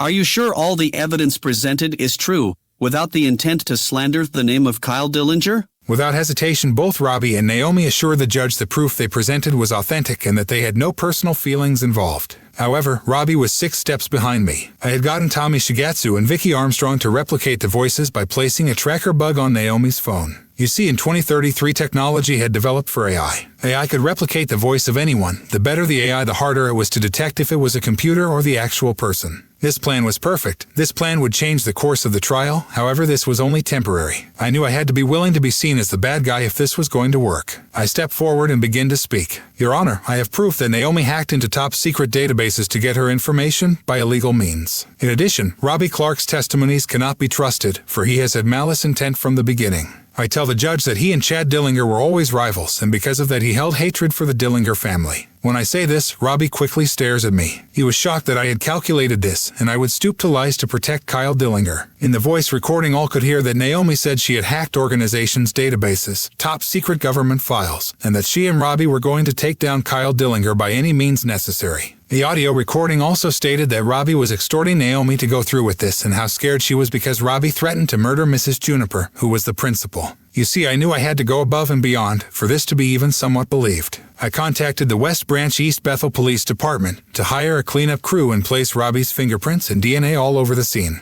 Only those who worked with my father could be trusted. I had to do what I believed in my heart was right. Framing an old friend really meant nothing to me, because even though Robbie was my friend, he left me to rot and die. It baffles my mind how close friends can become enemies so quickly. The court is now roaring with anger at Robbie and Naomi before the judge quiets down the room. Finally, I had done it. I had swayed the hearts of the people against Robbie, and now the villain of the story was Robbie Wayne Clark. However, what happened next would shift the dynamics completely. The judge was now almost certain he knew what the outcome would be. The judge then asked Robbie if he had any evidence in his defense. Robbie smiled and told the entire court that he had evidence of the true culprit. Robbie spoke. Kyle Dillinger is far from a saint. He was trafficking students with Mr. Morton. However, both of them were being threatened by one person. They were being threatened by Sergio Webster. So, to protect his father, Noah Webster decided to take matters into his own hands. Noah killed his mother when she tried approaching him, but the undeniable truth is that before she approached him, he killed his own father for one sole purpose. That purpose was the inheritance of his father's wealth. Noah then used his father's influence, power, and authority to cover his tracks. The truth is that Noah Webster has calculated everything, and with the help of the West Branch East Bethel Police Department, hid the truth. Both parties set my DNA on the scene. This was easy to do, for I had followed Mrs. Webster to the sound of screaming, and when we arrived on the scene, Mrs. Dillinger had been killed. I must admit, it was no ordinary death. You see, Noah had ripped out her organs, and the room was a bloodbath. Noah killed Mrs. Dillinger in cold blood, and the footage on Naomi Juniper's camera will prove it all. As Robbie said this, the judge looked at me in disgust. As a matter of fact, the entire room looked at me in disgust. I could hear the hearts of the people being swayed. Now I would have to play my trump card. However, the looks Vicky, Leon, and Tommy gave me made my heart drop. Did they actually believe this guy? I had even told them what really happened, and we became friends after that. Why do all my friends turn against me? The judge motioned to begin his sentencing and final verdict. However, at that very moment the doors of the Court of Darkson opened. A tall, handsome figure walks in. The people and myself are confused. What I saw next would forever haunt me. I knew that feeling in the air all too well. People started passing out, and those who didn't pass out would soon be trembling in fear. Only those with a strong will were left standing. Those left were Judge Smith, Robbie Clark, Naomi Juniper, Leon V. Drago, Tommy Shigatsu, Kyle Dillinger, Chad Dillinger, Bruce Odeski, Vicky Armstrong, and me. You finally decided to join us? Judge Smith asked the mysterious man. As he approached, fear came upon me. It was Sergio. My apologies, Your Honor. I was held up by the clerk at the front. However, I heard enough on the television outside. Let me clear up all this nonsense that Robbie just said. As a matter of fact, my wife is healthy and alive. She is resting at home. You see, she is pregnant. I have proof that Noah is innocent, and these two have falsified evidence to paint Noah as a villain. Sergio said. Sergio Webster had an aura so dark and filled with madness, nobody would question him. I felt sick to my stomach, for in this moment I knew I was just a puppet in the bigger picture. Sergio told the court all this was a misunderstanding, how his medical team was almost at a breakthrough, that he had a way to cure mental illnesses. Noah is a sick boy. Ever since he was a boy, he had been in and out of hospitals. My son suffers from Morrison's screaming syndrome, in which one cannot determine reality from fake. So, cartoons, movies, and real life would be blurred into one thing. Noah also suffers from hallucinations and blackouts. He killed our dog at the age of 7 in cold blood. It pains my heart that Noah has no memory of this. I have tried to shield my son from this traumatizing experience. Noah is a very emotional child. I've tried for so long to figure out through medical means how to cure my boy's illness. I have finally found the solution. I would like to administer this new drug called Runapee to not only Noah, but also the others. Sergio said, with a slight smirk on his face. Sergio wanted Naomi, Robbie, Leon, Tommy, Vicky, and me to take this unknown drug. What was Sergio's end goal? Sergio told the court of Darkson that he wouldn't press charges on the kids if they agreed to undergo this trial to test the effectiveness of Runapee. Little did we know this was the worst thing we could agree to. Sergio may have let us go, but he still had evidence that Kyle Dillinger and Mr. Morden were killers and ran the student human trafficking. Everything happened so fast, my mind couldn't keep up. However, Sergio Webster, I know you didn't calculate the next course of events. It was then where we would all for the first time see Sergio scared. Chapter 8, My Dearly Beloved, Sergio. It was just moments after this which everything changed. Sergio Webster went too far, like he was prone to do. He had left a trail of dead bodies in his wake, with most recently being Mrs. Dillinger and pinning everything on another poor soul. That poor soul was Kyle Dillinger. Sergio was evil and the entire room could feel it. His aura was so vile it would make you sick and weak. Sergio left nothing but darkness, pain, and death wherever he went. Judge Smith was about to say his final remarks, but whatever the final outcome was, I would never get to find out. A red door appeared in the middle of the room. How strange. Was this the door my father was obsessed about? What was behind it? Questions flooded my head. Sergio began to rejoice. I knew she existed, that I wasn't insane. Not even my own son believed me. I told you the Wayward was real, but you didn't believe me. Instead, you thought I was crazy, and now I will see the world burn. I will end the Wayward and do what I must. This lady will die by my very hands, then my bloodline will follow. This is the end. Noah, you have served your purpose. I am Sergio and the god of this universe. Wither away and die, you maggots. Sergio said, laughing as he spoke. Then all of a sudden Sergio's mood changed. His arrogant attitude ceased, and he became silent. I must admit the door looked strange. At first glance it was just a red door. However, the longer one would gaze upon it, the stranger it got. For longer periods of time, the door appeared to have 12 human-shaped hearts on it. I am almost certain that this door spoke. It wasn't until years later that me and Robbie would hear the voice of Bon Vivant Da, the door and guardian between the earth and the Wayward. All was quiet, but the silence did not last for long. The shadow of a woman steps through. It was pure bliss. Her body was the most beautiful I had ever seen and would make any man grovel to his knees. She spoke, and her presence demanded respect. It was then that I realized the words of my mother were true. The look on Sergio's and the woman's face said it all. They wanted to destroy each other, but why? The mysterious woman finally spoke.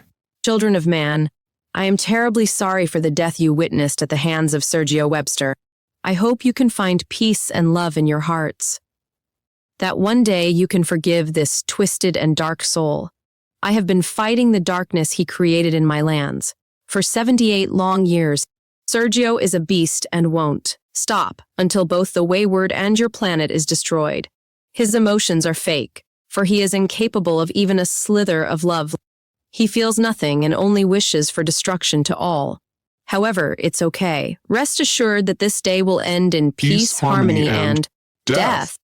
As she said this, her demeanor changed and she transformed into something hideous. I cannot even explain what exactly I saw. She was ugly, dark, and monstrous, but yet beautiful. She had revealed herself to us as the Lady of the Wayward. We would soon find out the truth behind Sergio, from the words of the Wayward Lady herself. According to her, Sergio was 11 years old when he came to the Wayward. He corrupted her land, killed her family, and that is the sole reason she cursed him. His firstborn would be tormented till the blood of his father ran through the Wayward. This made me furious with a rage I hadn't felt. Why was I being cursed? For the sins of my father. The longer she talked, the more I wanted to erase her from existence. Sergio was now 89 years old, she told us. His body instantly reverted to its natural state. He now looked old and worn out. However, this would not last forever. Once upon a time he looked like he was in his early 30s. Ever since knowing my father, he never aged a day in his life. I thought this was just in our genes. My mother was the same way. However, now signs of his true age were visible. It wasn't only him, but also Bruce Odesky as well. What was happening? I needed answers. Would I ever find out the truth?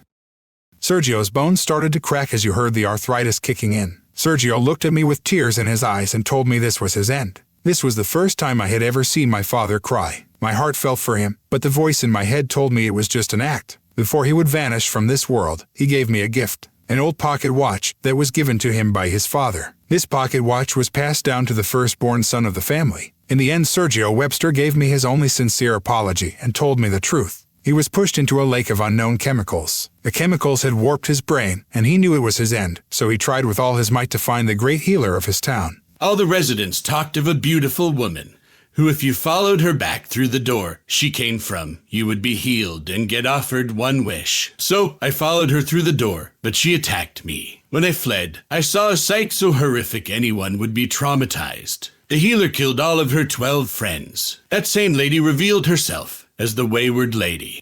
Sergio told me. I wasn't sure if this was a last effort to patch things up with me, but in my heart, I believed my father. The reason Sergio was aging so rapidly was because of multiple reasons. Any human who drank from the river of the Wayward would be blessed with eternal youth. The effects would be reversed if you left the Wayward. The Wayward was a place of magic and healing. The other reason was that Sergio created Runapy, an unknown drug to replicate the effects of eternal youth, which also was said to cure illness. When Sergio was kicked out of the Wayward, the 12 and the Lady of the Wayward had placed a time-hole paradox inside the book itself. So, now that the Wayward Lady had come to the human world, she took back that book. The Wayward Lady created this book to slowly siphon my father's powers. My father was dying, but I couldn't have this. I needed answers and neither of them would tell me the truth. The stories they told us had different accounts. I quickly asked my father how he destroyed the Wayward the first time. I was desperate. I had lost one parent and I couldn't lose another. Even though he was a monster, I had to save him.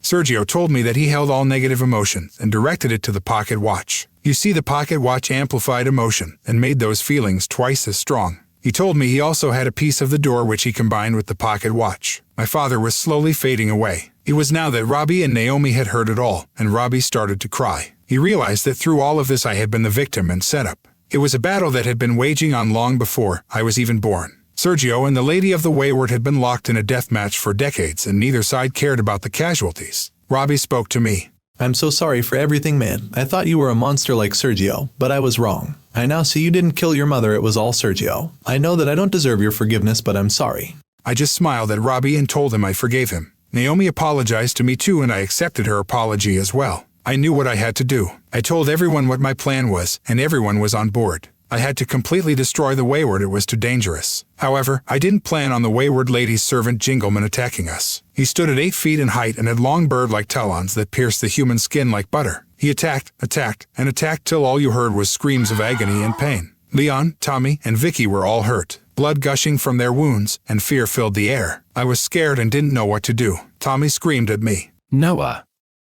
Vicky got hurt. Please help her. This was the first time I felt something other than anger and rage. I was sad. I held her tightly as she just smiled and said her final words. Hey, handsome, I'm so happy I got to meet you. I love you forever and I hope we can meet again in the afterlife. As Vicky said this, she passed away. It would take me years to overcome her death. I lost control at this very moment. I spoke to myself, for I knew I needed his help if I was going to win. Hey bastard, wake the fuck up. Everyone is going to die. I need you. I don't care if I never survive this. Then the other me, which only came out when I blacked out, smiled and accepted my offer. He told me I couldn't die here, it was too early. I blacked out, lost control, and gave into madness. My bones twisted and broke. My eyes were black and my pupils red. With the pocket watch around my neck, I dashed towards the Lady of the Wayward. However, the Jingleman stopped me. So, I grabbed him by his throat and smashed his head in the ground. This wasn't enough, I tore his talons off. You could see the fear in his eyes. However, death would have been too kind. I retrieved the book from the Lady of the Wayward soon after. I was in control this time. It was then that Leon grabbed his sword and stabbed the Wayward Lady. She screamed in pain, and with the Jingleman she vanished back to where she came from. It wasn't until years later that the Eldritch Shadows of Owls would find out that all entities from the Wayward had a weakness to obsidian and runapy. It was finally over. I wept, for I had lost Vicky. I loved her and she loved me. Although it was short, it was also sweet. Robbie, Naomi, Leon, and Tommy all came to me. I still heard the voice inside my head, screaming to kill them all. Just then a white flash blinded me, and I soon lost consciousness. Was this the end of me? Chapter 9, Lost Memories. I awoke to familiar voices and a shadow approaching me. Do we have all of them, Bruce? A voice asks from across the room. Yes, all of the kids are here. We can proceed with erasing their memories. Another voice replies. As my vision comes back to me, I am in a white room with all my friends. In the room was also Sergio and Bruce. They looked as they always did. Was this a dream? What was going on? I try to move, but my arms, legs, and neck are chained to a metal bed frame. I start to panic and try to struggle as I realize my situation. I scream for help, but nothing comes out. Then I realize two things. I have a muzzle on, like a wild beast. Also, the glass in the room was undoubtedly soundproof. Was this my end? The mysterious voice approaches me, and I realize who it was. Sergio steps forward and tells me he is going to inject me and my friends with Runapi, which would make me forget about everything that happened. You're no good to me scared. You will forget about the trial, the death of your mother, and Vicky Armstrong. The only thing you will remember is that you go to school and have a group of friends. This is goodbye, Noah. Until you get stronger, we won't ever meet again. You are the key to the Wayward. Just know you must get stronger. Do what you must, and always harbor anger towards me. So many questions flooded my brain. However, this last attempt from my father did not work. I harbored hate, rage, and anger towards Sergio, for he was the cause of all the death around me. I could not forget. No, I wouldn't let myself forget. The thing I did was send my emotions to the earth, like Sergio did in the Wayward. Sergio Webster must have forgotten he gave me the pocket watch. So thus, it began my eternal battle. I knew it had to be believable, so I stored all the events deep into my mind. I convinced myself that these events never happened. Sergio and Bruce finally injected me with Runapi. This was their last mistake they would soon come to regret. I soon blacked out. I awoke to Leon, Tommy, Robbie, Naomi, and myself sitting in the cafe. How did we get here? What were we doing? Hey Noah, you are always zoning out. Robbie said. Apparently, we had all been planning our summer vacation. It was awesome. I had made some friends and thought I was on top of the world. Naomi took my hand and said she was so glad I had chosen to come out of my room to hang with them. Then she leaned in to kiss me. I was tongue-tied, but it felt great. Her lips on mine. I had finally gotten the girl. I grabbed her waist and kissed her against the sunset. Stars were in the sky. Everything was in place. That day we all enjoyed ourselves. Naomi told me how she really felt about me, and we made a promise to never leave each other's side. However, happiness cannot last forever. Leon Vidrago approaches me and asks if we can talk. Hey, Noah, do you have gaps in your memory? I am having the same dream of a white room, repeatedly. His voice no doubt was different because he was exhausted from the battle. I looked at Leon and said, My friend, whatever you do, always remember those dreams are true. Robbie and Naomi must never know about the events that took place. My goal is to kill Sergio Webster. Leon looked at me in fear. He had never seen such malice intent towards anyone in his life. I would never forgive Sergio for taking the life of Vicky Armstrong. My mind was clear. I would later figure out this was because of the Runapi in my system. It's supposed to make you forget. However, it has the exact reverse effect if you have obtained one of the artifacts of the 12. However, what they are and how do they work? That is a story for another time. My name is Noah Webster. The events I told today ended on July 10, 2040. Until we meet again, just know my rage and hate for everything is growing, and I don't know if I will ever love anyone again. Chapter 10, Dead Men Tell No Tales. My name is Sergio Webster, and this is the last documented account of the events that took place. I saw a dead body and needed to research this poor soul. Vicky Armstrong. She was a strong woman and good to look upon. No wonder Noah was so smitten with her. I inject her with a massive amount of Runapi and hook her into a machine. This machine sent shockwaves of electricity into her body. Vicky had entered the Wayward, and that was enough for me. She held a footprint into the two worlds. So, what me and Bruce did was attempt to create a portal to the Earth and the Wayward. The craziest part is that we succeeded. Nobody knew that the door was not the only means to get to the Wayward. Bon Vivanda would soon be useless. So it was on July 10th, 2040, Vicky would become the key to our plan. We not only resurrected Vicky from the dead, but made her into an artifact of the 12. My end goal was simple: destroy the Wayward and kill anyone who gets in my way. I must admit that all good things must end. I lived for another 5 years after this. However, now I am being chased in the woods like an animal. I sense another entity behind me. This entity was no doubt from the Wayward. It is too late for me now. A beast had eaten Bruce Odeski. I briefly saw this beast. It reminded me of a vulture, but it wasn't. It had eyes of hate, red like the sunset. It had talons for fingernails as it pierced the sky like butter. The screech that came out of its belly was so terrifying one would have nightmares. This beast stood almost 9 feet in height. I was terrified because this was the first time I could not beat someone who hunted me. I must admit, this is my last audio recording which some person will eventually find. When these words finally reach you, I will have been dead, or maybe fate will have been kind to me. Until we meet again, dearly beloved. Book 3. Sergio. Even Lillies Weep. Sergio, even lilies weep. About the author. This book is before the events of both Jingleman Volume 1, The Wayward Lady and Dearly Beloved Volume 1. This is the story of Sergio Webster's origin, how he became the feared villain of the story, how he met the Wayward Lady and the 12. This book goes into depth on the artifacts of the 12, which were mentioned in the book, Dearly Beloved Volume 1. This book tells of a boy driven into madness, how he met Esther, and why his only goal is to destroy the world. This book also talks about the truth between Bruce Odesky and Sergio. This book switches between the perspective of Sergio, and knowledge of things explained in Dylan's previous books is assumed. Dylan Herbert is the author of this book, and all works created by him are based on the experiences he has had during his lifetime. Some aspects of these stories are fictional but based on true events. This title and other works created by Dylan Herbert can be found on YouTube at Books by Dylan, Amazon, the Kindle Store, Goodreads, and the Apple iBook Store.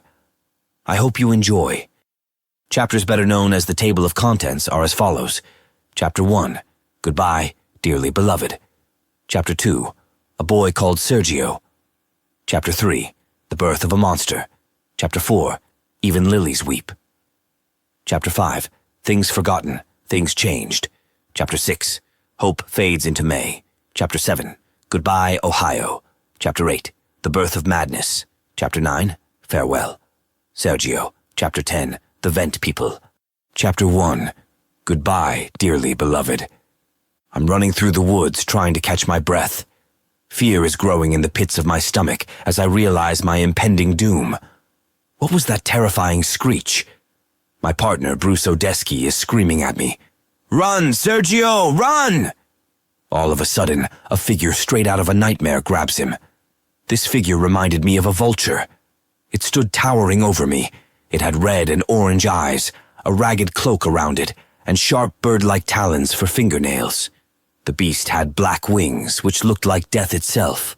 It screamed and screamed, causing deafness with each screech. Was this my end? It had eaten Bruce right in front of my eyes, and I was certain I was next. However, the beast just stood there frozen, so I took this chance to run away. For some strange reason, it reminded me of my son. As I'm running, I see a cliff in the distance. It was here I made my decision. I jumped off the cliff, and it felt like a lifetime as I was reminiscing about my life. I knew this was the day I die. My death awaited, for the fall was great, and there was no way humanly possible that I would survive. I have written about my journey. I created the Book of Sergio, which documented accounts of my life's work. So now I only pray that when my son Noah grows older, he can realize that I did this out of love. However, in the end, not even that love was enough, for the rage I feel for the Wayward Lady. So yes, I did use Noah and Esther to get what I wanted. I never loved that filthy, weak woman called Esther. Esther was always emotional, and I see no purpose in that. Emotions don't exist, just the weakness of the human affliction created after the world witnessed COVID-19 in 2020. Honestly, it makes me sick how great men and women became so weak. However, I can't deny Esther's beauty, which was something unrivaled. As I fall to my fate, I start to drift down memory lane. This is goodbye, my dearly beloved. My name is Sergio Webster, and this is my story. No doubt you think of me as a monster that needs to be purged from this world. But everyone has an origin story, and this is mine. Chapter 2, A Boy Called Sergio.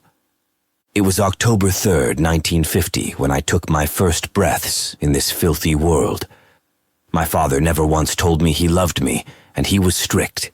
All the love he had, he gave to my older sister and brother. I was the son of Heinrich and Anna Webster.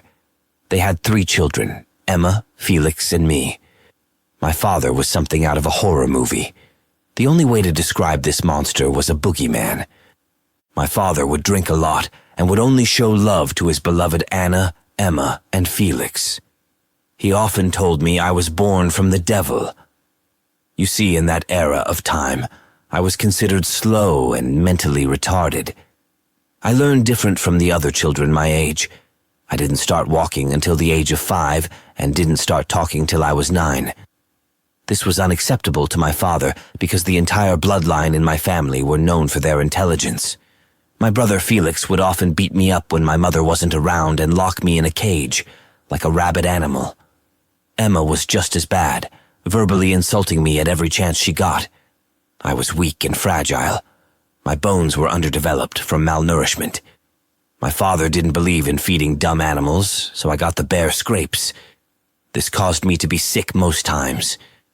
My life seemed pointless, as I was trapped to a fate of a mere slave. If I looked at my father in his eyes, a beating would begin. Oftentimes, to the brink of death, my mother would nurse me back to health when my father wasn't around. However, this mattered not because my siblings would beat me too. This went on till Felix's 15th birthday. It was then the world changed. There was a traveling merchant who stopped by the house. My brother Felix had turned 15, so my father took everyone but me to our family's vacation home in the city.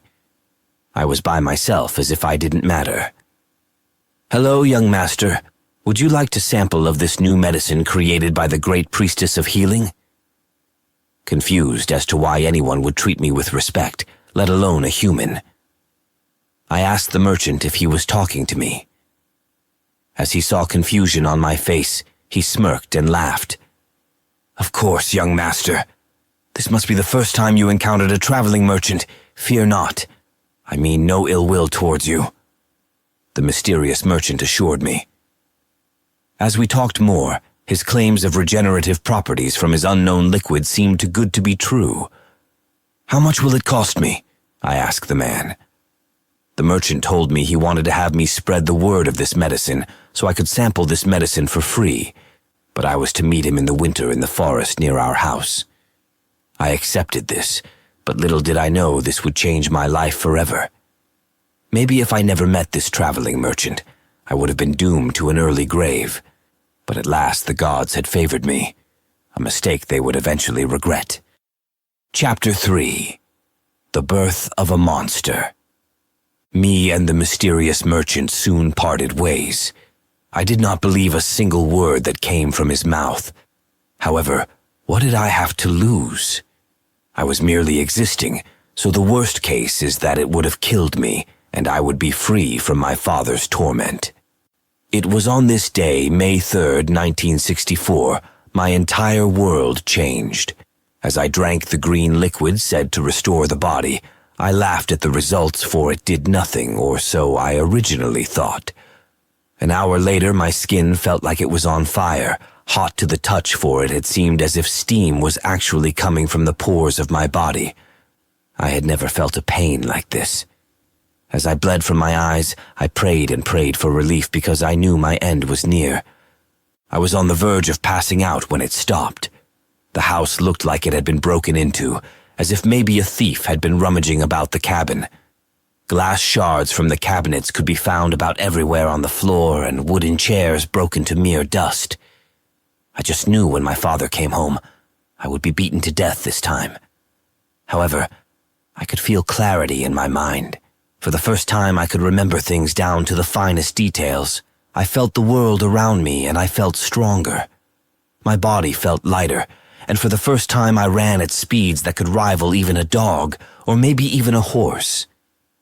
Instead of cleaning up the mess, I experimented with my newfound body. I was bored, so I read all of my father's books. I was never taught how to read, but somehow I knew what they were and what they meant. I would read an entire book of over 300 pages in only 6 minutes and retain the knowledge. I soon knew all about chemicals, elements, tactics of war, and even 3 extra languages. My father had a plethora of books and knowledge just waiting to be consumed. However, soon I realized something. I could replicate the liquid that this man gave me. I still had a little bit left. Hours and hours passed. I did not realize the sun had set long ago. I managed to replicate this fluid. My goal was to create a new version that would open more of my brain.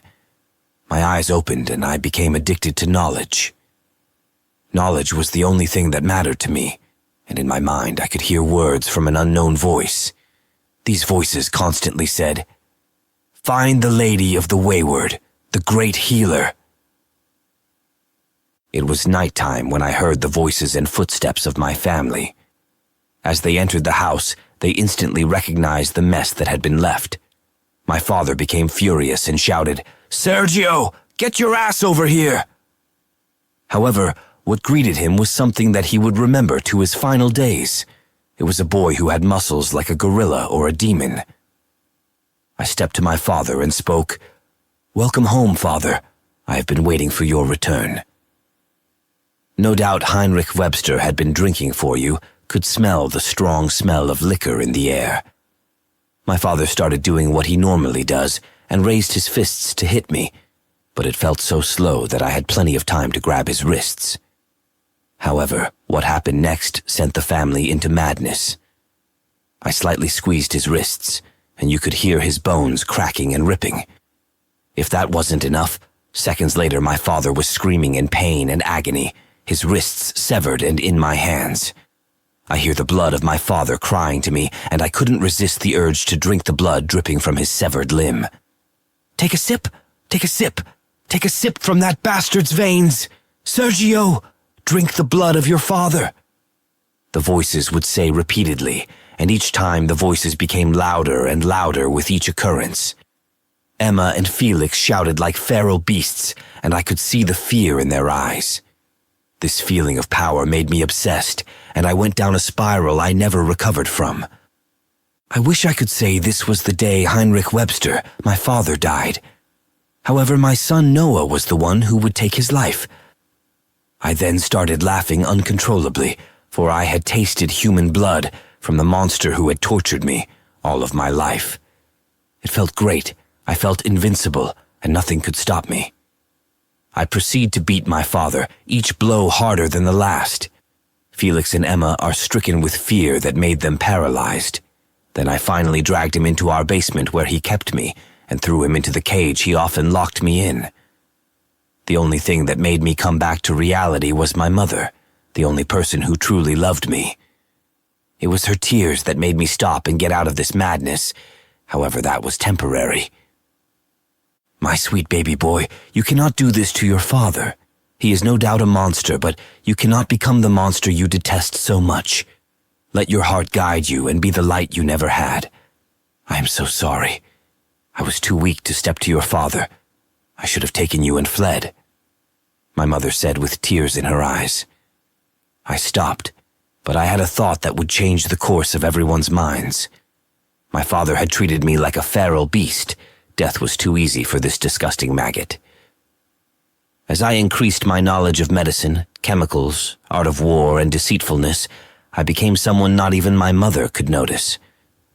I went to the libraries, studied from schools, scholars, pastors, and anyone who could teach me. I even studied famous serial killers of history, for if my plan was to work, I needed to have the power to kill even gods, titans, and the devil himself. The serial killers I studied included Albert DeSalvo, known as the Boston Strangler, John Norman Collins, the Ripper, and even Carol Cott, the Vampire of Krakow. I soon created my own version of the green liquid. I called this SP9V. I had turned this liquid into a stone with the help of religion, medicine, and technology. It adapted to me and was to be injected into the eyeball, giving me heterochromia, one green eye and one gray one. The stone increased my body's regeneration factor to a point where if I was hurt, I would heal instantly. If I had been hurt by something, it would not affect me twice. My brain was at a point where I evolved past normal human limitations. I understood everything. I knew how to purge this planet. Heinrich Webster needed to be gone, but I was going to make his life hell before that happened. This stone would later be called the Anti-Regulator Philosopher's Stone of Sergio, better known as its book form, the Book of Sergio. It wasn't until well after the 2090s. Former detective named Robbie Wayne Clark would establish a museum of forbidden and dangerous artifacts to keep it safe from humans who only sought to use these items for the Earth's destruction. Only moments later, after my mother stopped me from killing my father, I started laughing uncontrollably, The voice in my head that had tasted human blood could not be quenched. Our two different voices started merging and created a dual personality in me. Modern society would have called this affliction dissociative identity disorder, or DID for short. What I did to Heinrich, Felix, and Emma would drive my mother to her death, but not before seeking help from the great healer. For as the days went by, that scared little boy named Sergio became a heartless, cold murderer. Before the winter would set in, Sergio Webster would have taken the lives of over 1,700 men, women, and children. Whether it was dissecting them like pigs, stabbing them to death, or burning families alive so they could feel fear like he did as a kid, nobody was safe. He always left one survivor alive so they would know that he was a god, and that they were only alive because he allowed it. He would leave the last survivor weak, helpless, and broken. They were often paralyzed when he had finished. It was the year 1964, when the story of Sergio Webster, the world's most heinous criminal, was born, the day he started the path of madness, the day his future son's destiny was set in stone. There was only 7 more months till he was to meet with that merchant. However, little did he know what fate had in store for him. A family by Lake Walter is fishing on May 5th, 1964. You could smell the sweet scent of field lilies, sunflowers, and roses about in the air. Dragonflies, beautiful robins, and butterflies are flying about. Such a beautiful scene. A young woman, who looked to be in her early 30s, calls out to her husband and 2 children. "Dear, let the kids know that the fish is done cooking on the stove. Will you please?" The man smiled at his wife and brought his kids to eat. This happy family really made me want to vomit. However, on second thought, Sergio Webster, recognized this man. He was the town's electrician, a well-respected man called Willie Wiltzerman. You see, he saw me locked in the basement when Felix and Heinrich locked me up. Our eyes met years ago, and all he said was, "I'm sorry, lad. This doesn't concern me. I have a family to care for." I became enraged at this thought. The voice in my head started to talk to me. It told me Willie was a parasite that needed to be purged. I was alone, afraid, and ultimately broken, for if that merchant had not given me this gift, I would be sentenced to an early grave by now, no doubt. I knew in my head what I must do. I would give him the gift of taking away his hope, like he did to me, on that fateful day. I am walking about wearing a green shirt, black tuxedo, and dress shoes with slacks to match my shoes. I had created a knife from obsidian that was forged in the woods near my family's cabin. Due to my mind being opened, I created minerals, chemicals, and material that were nearly impossible to make by oneself. I used the anti-regulator's Philosopher's Stone to accomplish this. No doubt you see why this was later determined to be a dangerous artifact by the 2090s. Willie's kids had eaten and were now playing in the river, so I followed them and gutted them open like pigs to the slaughter. I felt so great when I heard their screams and saw the fear on their faces, like me, scared as a boy. Their mother heard their screams and got Willie to follow the sound. What greeted her was me with a bloody knife and her children's heads rolling on the ground with their organs on the grass. The once beautiful green grass was stained red. Willie's children's heads rolled to their mother's feet. As she screamed, I started laughing so hard, I began coughing. Then next I yelled, "Willie! Remember me, old fool? I have come to give you the gift you so kindly gave me those years ago. The years you visited my father's home, the false hope you gave to me. I needed your help, but you turned a blind eye. I would have died in that basement if the gods had not favored me." Willie begins to throw up as he is crying, but that mattered not, for I slit his throat quick and beat his legs as you heard cracking and tearing. He knew this was his end. However, I would not let him bleed out. I poured gasoline that had been sitting near their tents and campsite. Then I lit a match, and you could hear his screaming as he burned. I then proceeded to use a fire extinguisher so he wouldn't burn alive. His bleeding stopped. I grabbed his wife and tore off her clothes as I raped her in front of Willie. When I had had my fill, I stabbed her in the head as she lay lifeless. My job here was done. Willie was unable to speak. He had shit himself, and you could smell that foul stench about in the air. The only words he could mutter was why. I smiled at him and told him, I just wanted to make sure you were okay for leaving an abused child in the basement. Remember, this is none of my business. He had flashbacks of that time, but it didn't matter now.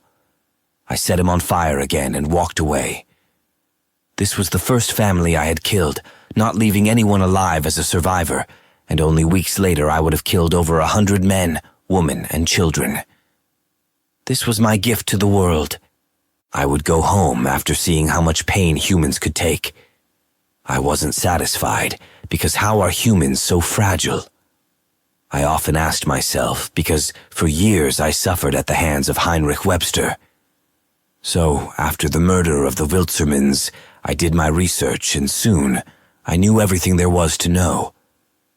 I came home and my mother was sad, because she could smell the blood on my clothes.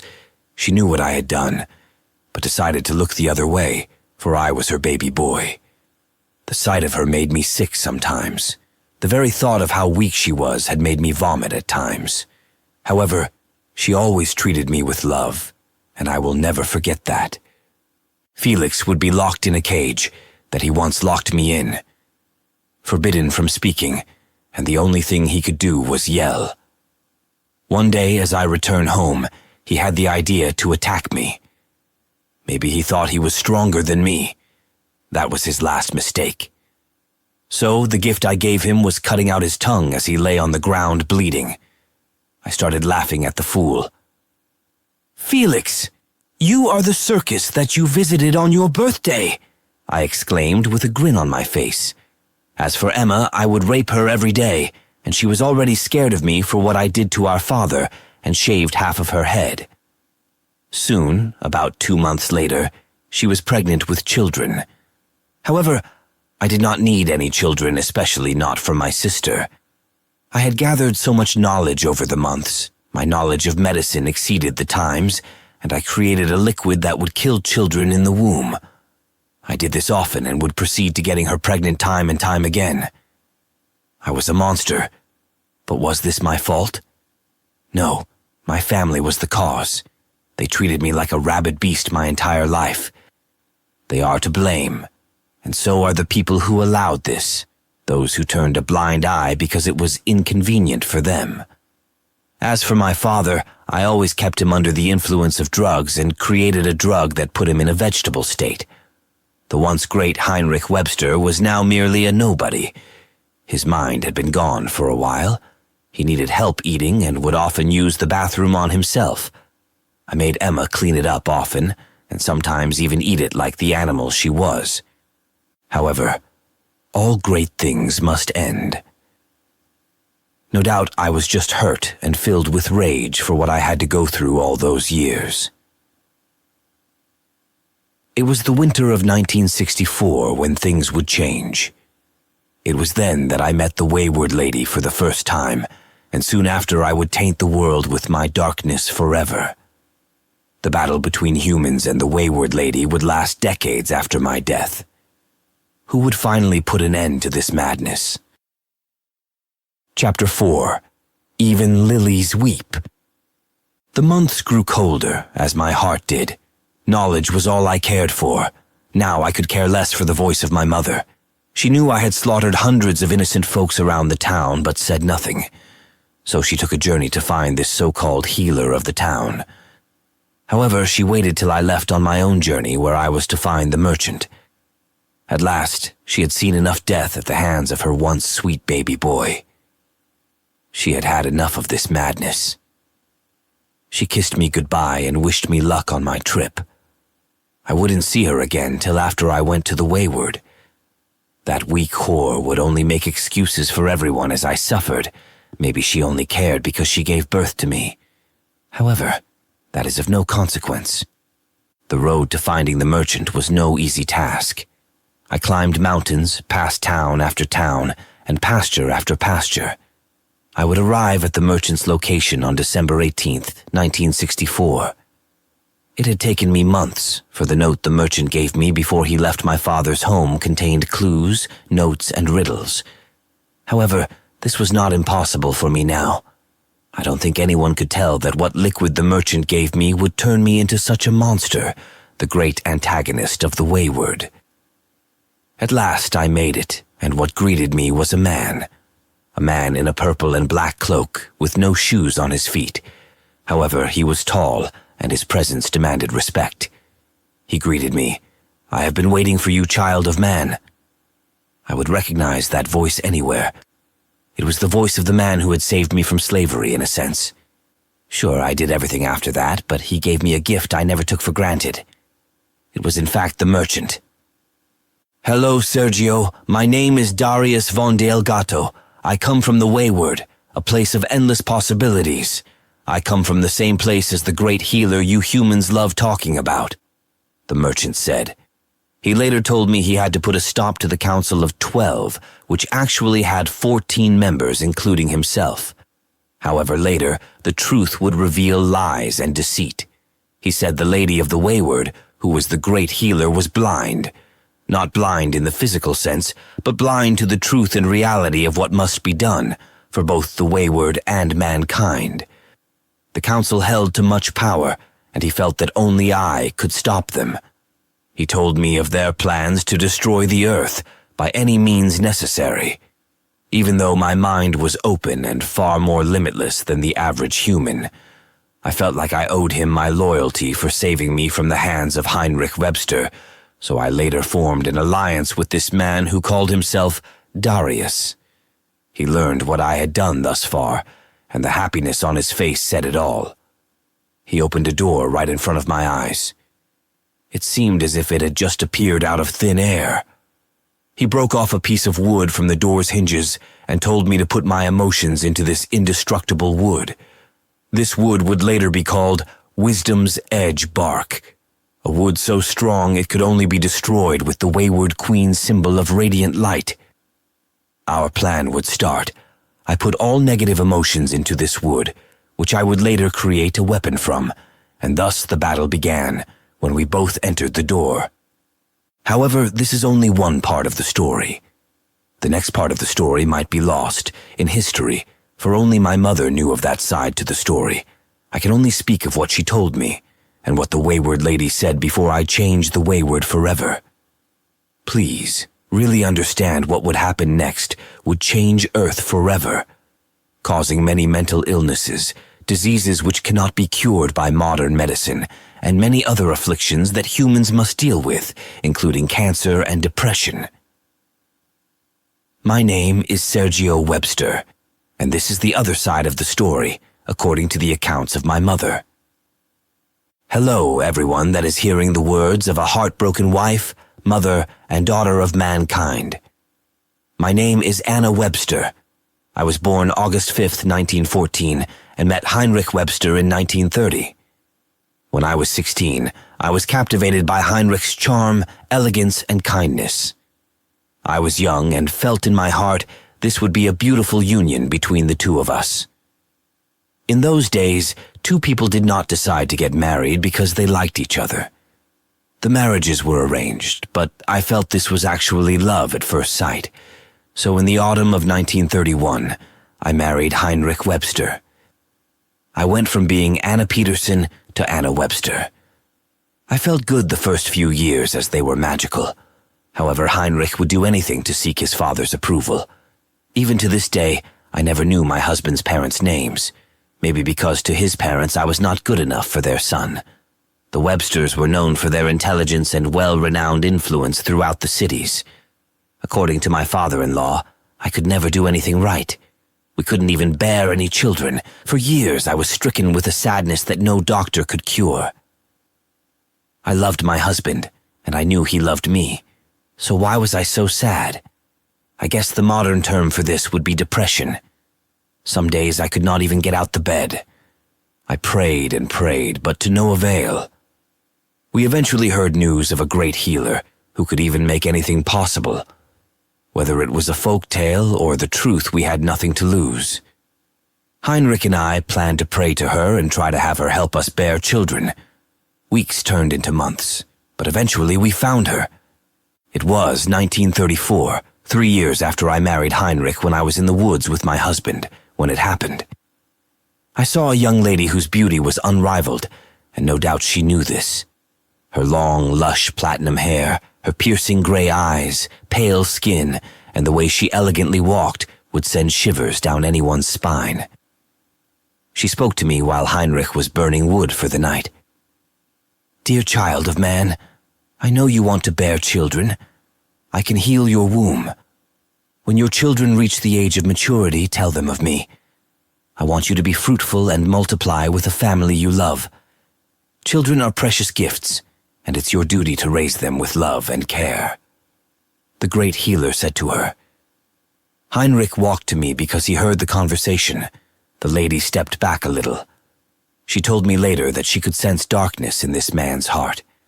However, she touched my stomach and blessed us both before vanishing into the woods. I would not see her again until that faithful day when my son Sergio found her. 2 years later, I was pregnant with child, my firstborn. At first, Heinrich was overjoyed with the news. I was happy, and so was he. Life couldn't get better. However, the child died at birth. Was this a coincidence, or had the great healer cursed my womb? I had never felt so hopeless. I was stricken with sadness, and Heinrich started drinking heavily every day. The once kind, loving, and caring Heinrich went down a spiral he never recovered from. If the house wasn't clean to his standard or food wasn't ready when he came home, he would often beat me. He often yelled at me, constantly. How could life turn to this? I was scared. I tried to flee from this madness, but every time Heinrich would find me and beat me to the verge of death. "Stupid wench, my father was right about you. You useless cur. You can't even make me a hot meal, knowing I work hard every day. You just sit at home doing nothing," Heinrich often told me. However, it was 6 years later, after being a mere slave to my husband, it all happened. I bore my first child on June 20th, 1942. My firstborn was a daughter that we named Emma. She was the pride and joy of my heart. Such a sweet baby girl. However, this kindness would soon be snuffed out by Felix, who was our second-born. Felix was born on May 3rd, 1949. Felix was the pride and joy of Heinrich and Heinrich's father. Felix was ruthless, would hunt animals and lock them in cages, and ultimately torture them before killing them. Felix would tell the family he found joy in doing this. Of course, his father and grandfather would praise him. They said he was a real man. I tried teaching my son how wrong this was, but only would receive a beating from my husband, so I soon learned to shut my mouth. My daughter eventually became just like Felix, and you could tell she thought of me as weak and useless, just like Heinrich and Felix. It wasn't until October 3rd, 1950, everything changed. My other 2 children were top of their classes, some might even say geniuses. Heinrich often told me that geniuses are born, not created. My third child we named Sergio Webster. Little did we know he would be the family's downfall, the most ruthless serial killer of the century. We did not realize he was different till he was 2 years old. He would not even react to anything. He barely cried and still couldn't even crawl, let alone walk. Sergio did not start talking till he was 9. However, when the boy was 6, his father had enough of this. After all, the Websters were known for their genius prowess. Sergio was locked up in a cage like an animal, given scraps from the garbage. Heinrich said he served no purpose. "At least you can cook and bear children for us. Sergio is a disgrace to the Webster legacy," Heinrich often said.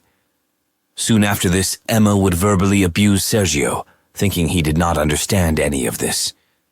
However, Sergio was not dumb, as some thought. He just did not know how to communicate well with others. Felix would often lock him in the cellar, which had chains, shackles, and a cage. Sergio would often be locked in the cellar. His neck, arms, and legs would often be shackled. Felix would beat his brother with his fists, with a whip, or with metal pipes to the brink of death. Emma would sexually assault her younger brother. Finally, Heinrich would beat Sergio just as Felix did. day after day, days to weeks, months to years. This went on until we came back from Felix's 15th birthday. I know I should have fled with my youngest son and left this family. I was just scared that I would be caught. I was a slave in the family, but Sergio had it worse. Even though he was beaten every single night, he was still kind and loving. I would secretly tend to his wounds the best I could, and I felt like that was enough at the time. It brings tears to my eyes and breaks my heart. Just knowing your own child has to go through hell in a household that's supposed to show love. The great healer would have been disappointed at what I did with her gift she gave to me. Sergio told me he was supposed to meet a friend in the winter of 1964. I was surprised, but I just smiled and kissed my son on the forehead as I wished him a safe journey. I decided to wait till he left. An hour after that, I packed my bags to go to the woods, where I had met the Wayward lady. My son was a monster now. I would later find out that even though Sergio was 14, the anti-regulator Philosopher's Stone reversed his biological age to 11. So according to everyone, my son was 11. A dangerous tool, and in my son's hands, nobody was safe. He was a Webster after all, and knowledge fueled his drive to insanity, madness, and chaos. I finally arrive at the woods after some time, but I see a boy talking to the great healer. I listen to the conversation. "Hello, ma'am, there has been an accident. A group of bandits have murdered my parents," the boy said, sobbing uncontrollably. The woman was stricken with concern, and they vanished into the woods. However, a mysterious man in a purple and black cloak followed them. They came back, and the great healer told the boy she could heal his wounds, but he wouldn't remember the place they were going to. All of a sudden, a door opened, or maybe it appeared. The door was white and had a wooden frame. Just then, the mysterious man in the purple and black cloak smacked the lady in the back of the head. I could see blood dripping from her head. What was happening? Then the boy stabbed the great healer in the chest 12 times. However, she escaped or tried to, but both the boy and the man in the cloak quickly followed. The door began to disappear, so I made a choice and followed them. I didn't know that humans could not survive going to this other place that would eventually be called the Wayward until the final battle. Would I survive this battle? Would I make it out alive? I am sorry, my dearly beloved. As I went through the door, I knew the world may never see me again. Chapter 5. Things Forgotten, Things Changed. My name is Sergio Webster, the monster created from the hatred of mankind. The boy my mother saw was in fact me. She probably didn't recognize me because she only saw a shadow and not my face. What happened next would change the course of the world forever. Even after the birth of my son, Noah, the world would still be fighting. Humans and the Wayward were in this never-ending battle for power, control, and authority. I chased after the great healer, and what greeted me was a scene out of a sci-fi movie. Beautiful grass, pastures, and colorful trees with purple, green, and red leaves about. Was I dreaming? This could not be real. I felt so much as if I hadn't been alive prior to this. However, it was short-lived because Darius started yelling at me. "Boy, what are you doing? Finish her off!" Here it was another person telling me what the fuck to do. I had enough. That voice in my head told me to finish off this world. My father gave me nothing but trauma and hatred for every male, for every soul, for everyone. People generally just used me for their own means. I clinched the once white scarf my mother gave me, which was now stained red with the people I had killed in cold blood. My mood changed instantly. However, it wasn't till Darius spoke to the great healer I finally made my choice to eradicate both worlds. "Mother, I have come to take the throne. You banished me for speaking and voicing my own concerns.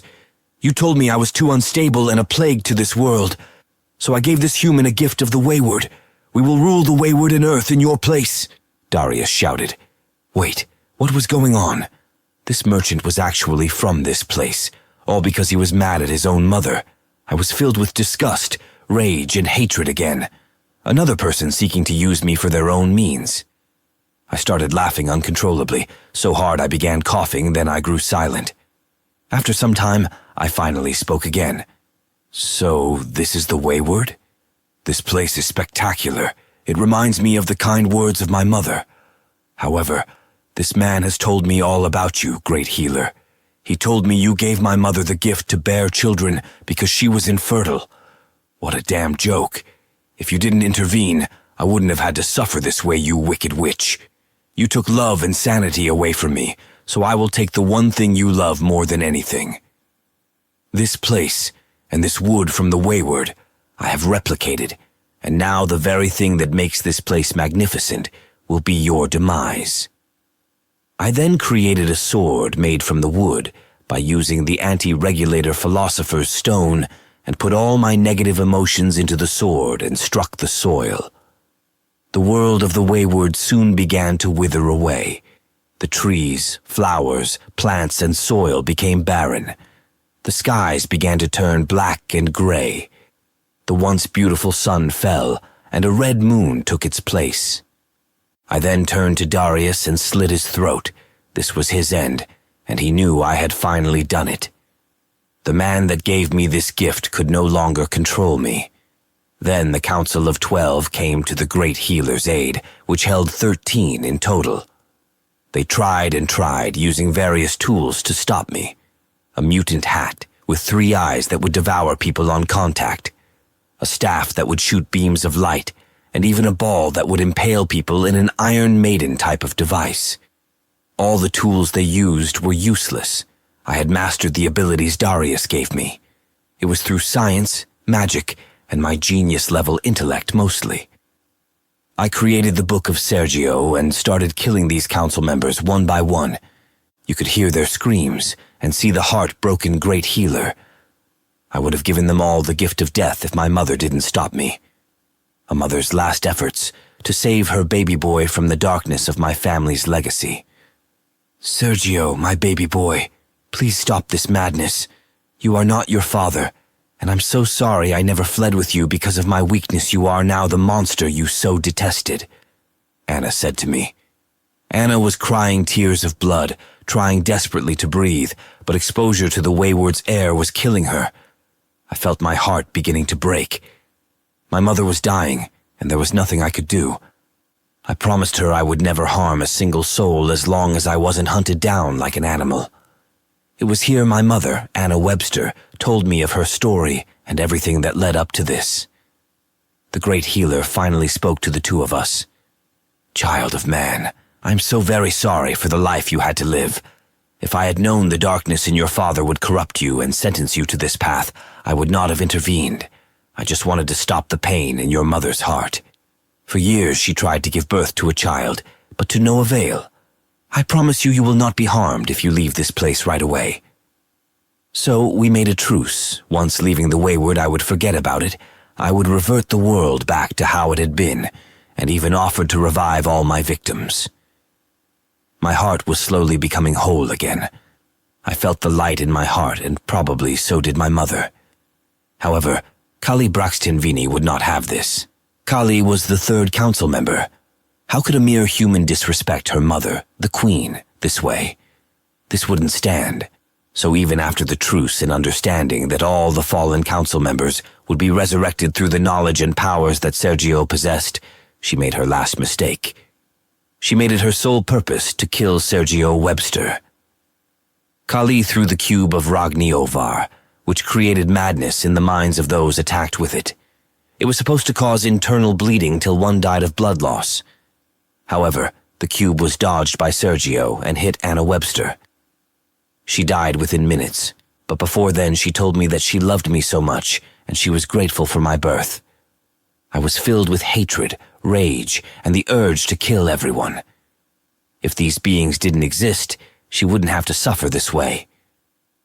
No words were spoken, but everyone knew of the impending battle that would soon take place.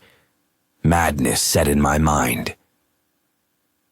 With the sword in my hand, I stabbed myself in the head, to everyone's surprise, and put all my last emotions into the sword. This would forever warp my mind until my final days in the woods. I grew black, grotesque wings made of bone and blood. My limbs stretched. I grew in height to up to 8 feet, and bone claws grew out my nails. I was truly a monster and devoured everything in my way. I bit off the head of Kali Braxton Vinny and ripped her in two. The other council members shared a similar fate.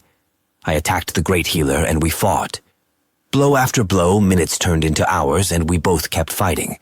She kept regenerating no matter what, so I drove my sword into the planet, creating hell. Demon-like creatures rose in the place of the once dead animals, plants, and corpses of the fallen. The Great Healer and 4 remaining council members fled to the cave of shamans. Here they made their final choices, for they knew I was right behind them. As I followed them to the cave, they made a last effort. The Great Healer was connected to the soil of the Wayward, and she felt her mind being corrupted by me, Sergio. To save their home, they created a trap, and I flew right into it. They grabbed the book I created from the Anti-Regulator's Philosopher's Stone, which was on my hips in a satchel. They then took wood from the doorframe of a door that no doubt led to Earth and placed their intentions into the book. The Great Healer uttered her last words. I am the Great Healer of the Wayward, a place once filled with love, kindness, and light. You will be the monster of children's dreams. Fear begets fear, hatred of all living things. I will take away your knowledge of this place and all memories before meeting my late son Darius. You won't remember how things work and will always feel empty, and when you bear a son, he will be given to me as penance for your many sins. This is my final decree, and it will be followed. Your great powers are gone. You will never threaten the universe again. The Great Healer told me. Sergio began laughing and said, Good luck, you stupid bitch. I will forget about all this. Who will forget? I will create a world where all living things will perish, burn, and be left to dust. There is always 2 sides to every single story. You may stop me, but my rage will keep burning. My son will hunt you down, rip out the skulls of your beloved children. For you had the power to stop my father but didn't care. Great Healer? No, you are the Wayward Lady. I am your end, your final breaths you take, and you won't stop me. I could care less about you taking my future son's life. He will be the very person to see you draw your final breaths. Then you will remember me. Everyone knew in their hearts that my speech wasn't just empty threats. So, with their combined powers, they drew upon the last remaining strength they had and created a door from their bodies. Both of the living council and those who had died by my hands, they threw the book out into the door which led to Earth, and me along with it. However, the book landed in an unknown land to me, which later I would find was North America, the United States. I was sent back to Germany, my home. So the council members became a door known as Bonve von Da. The door held the powers of all the remaining artifacts, which would later be called the Artifacts of the 12. As I'm flying out the door, back to Earth, I see the Wayward Lady throwing up black liquid from her mouth and a mysterious man next to her. He had a hat and stood tall. All I heard was jingle sounds from the bells he had about him. You probably know him as Jingleman. However, this was when everything changed. The world would never be the same. It was Earth versus the Wayward. Did I make a mistake? I haven't been under the influence of the book in weeks. Now my mind is slowly reverting back to the times when I was a child. Chapter 6. Hope fades into May. No doubt you think this is the end of the story, and it might be. It would make sense that after the battle in the Wayward, I just ended the story here. However, there were events that led up to me and Bruce Odeski running into the woods. All events lead to my son, Noah Webster, who was a far greater threat to the human race than I ever was. It was December 27th, 1964, when I got banished and thrown out of the Wayward after the battle. Both sides suffered. However, I suffered the most. I didn't even know who I was, what I was doing. In my dreams, I had nightmares of a great battle and my mother dying. All the events would haunt me in my dreams, but I just told myself it was just a nightmare. Little did I know these were more than nightmares. My mind reverted back to its original state. I was slow, but soon that would change when I entered school for the first time. I was walking through the woods, bloody, hurt, and alone when I saw her. A beautiful red-haired girl. Her name was Esther Godsville. She quickly ran to me asking if I was okay. I told her slowly that my family had been killed and someone had attacked me, for in my mind that was the only thing that made sense. So it was in the winter the Godsvilles took me in, and I lived with them.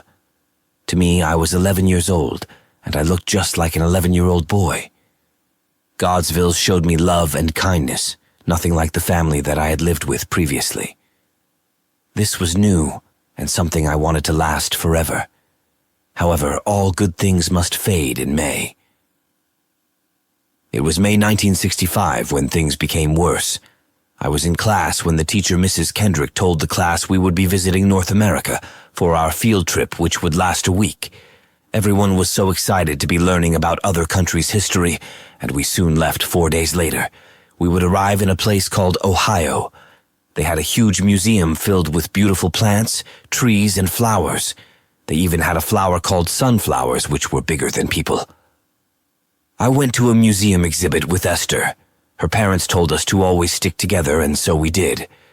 Other students were often jealous of me and tried to tell me every chance they got. As fate would have it, there was a tree in the museum with strange markings, but everyone pretended it didn't exist. It spoke to me often, calling my name. "Touch my handle.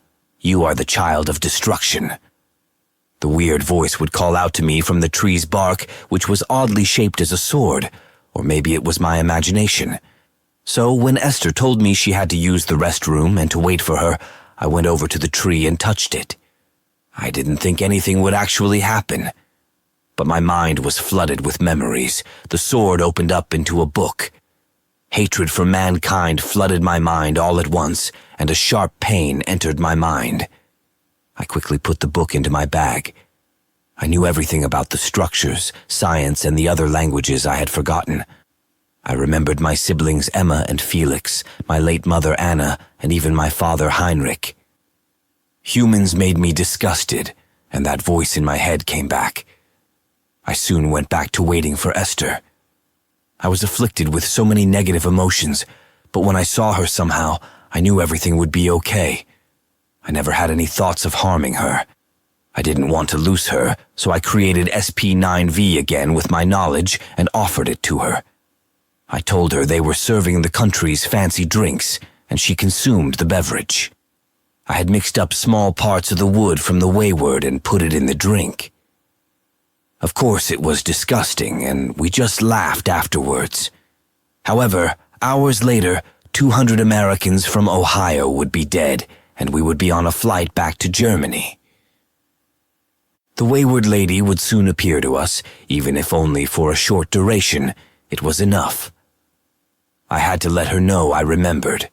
However, before that I needed to fill my urge to slaughter people. Innocent or not, nobody was innocent in my eyes, and so it began.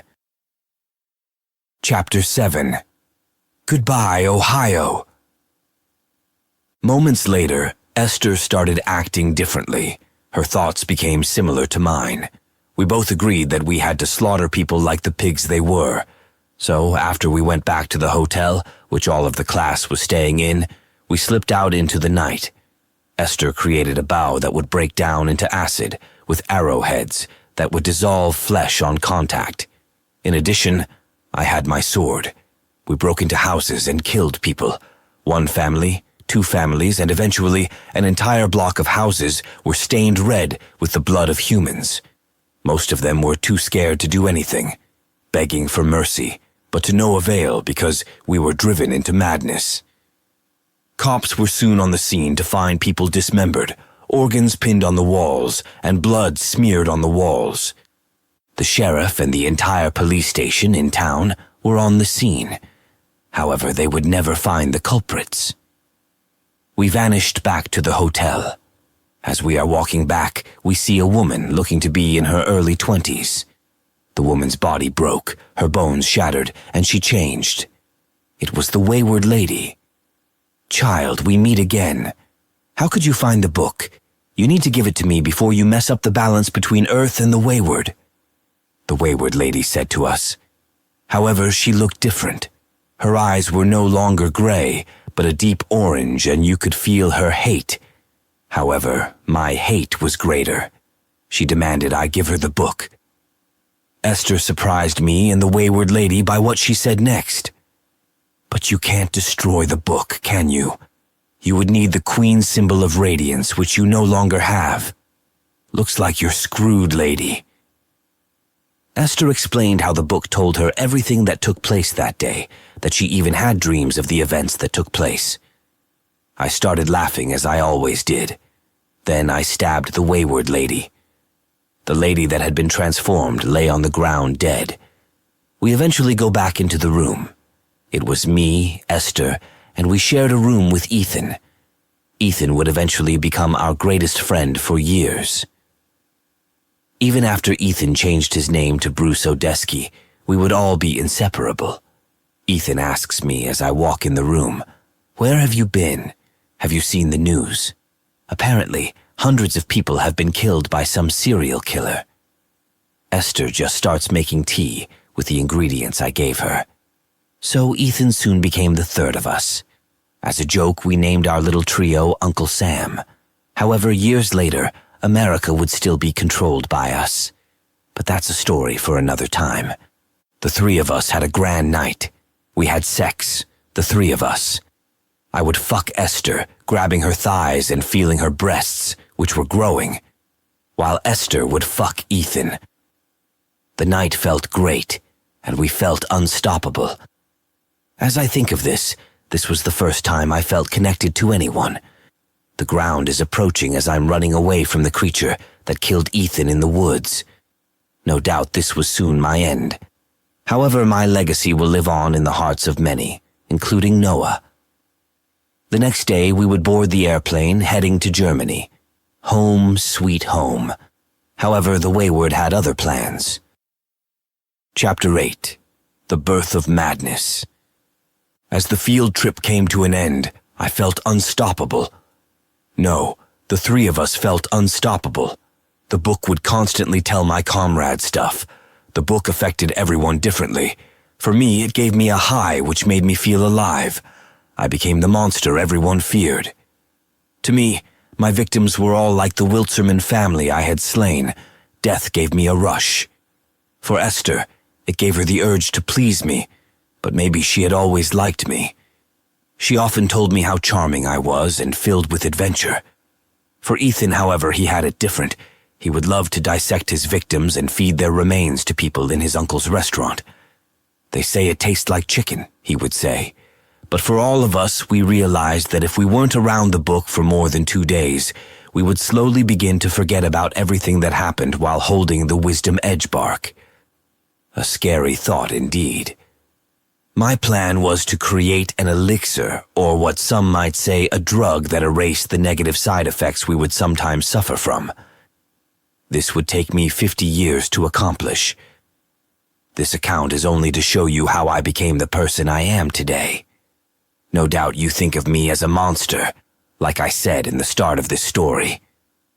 However, Ethan is gone, and my wife Esther has been dead for some time. The only thing I have left is my rage, which is turning to fear as this beast narrows in. Will I die from the fall? I hope so. I have accomplished so many things in my lifetime. I was born in 1950, and now the year is 2087. I've lived for 137 years. I will go down in history as the oldest person to live. Nonetheless, I am not the boogeyman of this story. It was on April 3rd, 2025, which me and Esther gave birth to the monster, a boy who became a ruthless serial killer. However, due to my knowledge of medicine and science, he was given a chance to redeem himself. The man who would soon don the name Jingleman. My son Noah often saw and heard things that weren't even there. He was diagnosed with DID at a young age. I paid it no mind because kids have crazy imagination. It wasn't until years later at the age of 6 when he killed his great aunt and uncle that I took notice of him. He told me about the dreams he would have of a place called the Wayward, and how he would hear the voice of the Wayward lady. Was this bitch trying to trick my son? I wouldn't stand for this, so I taught my son various arts of war and combat. His body was honed to deliver brutal violence at the age of 10. By this time, I was already obsessed with finding the door in the woods, and my family knew it. By this time, Ethan had become the sheriff and changed his name to Bruce Odeski. My wife had given up on the book and wanted to be the loving mother to our son that I never got. She knew very little about my early life, and it would stay like that, or so I thought. Now Noah would change completely during his mood swings, and was far stronger than I ever was when upset, mad, or sad. His emotions needed to be put in check. I couldn't have my offspring being manipulated by the Wayward lady, or anyone she decided to use against me. Noah had a long and hard life as a kid. A battle for him was happening unbeknownst to the boy. The more and more I talked about the door, the more my wife and son looked at me like I was crazy, so I eventually stopped and sent Noah overseas to a boarding school. By this time, Noah had unknowingly killed and slaughtered hundreds of families. However, Codex 9 often made him forget, until that fateful day when his friend Robbie Wayne Clark almost killed him. It was this year, in 2092, when Noah finally met the Wayward lady. I feel like I failed him, but still, I'm so proud of my son for accomplishing what I couldn't. For some reason, this beast reminds me of my son. Maybe I'm just tired of running and fighting. Until we meet again in the afterlife. Goodbye, dearly beloved, and remember even lilies weep. Chapter 9. Farewell, Sergio. Now you know my story, and unfortunately, my story is at its end.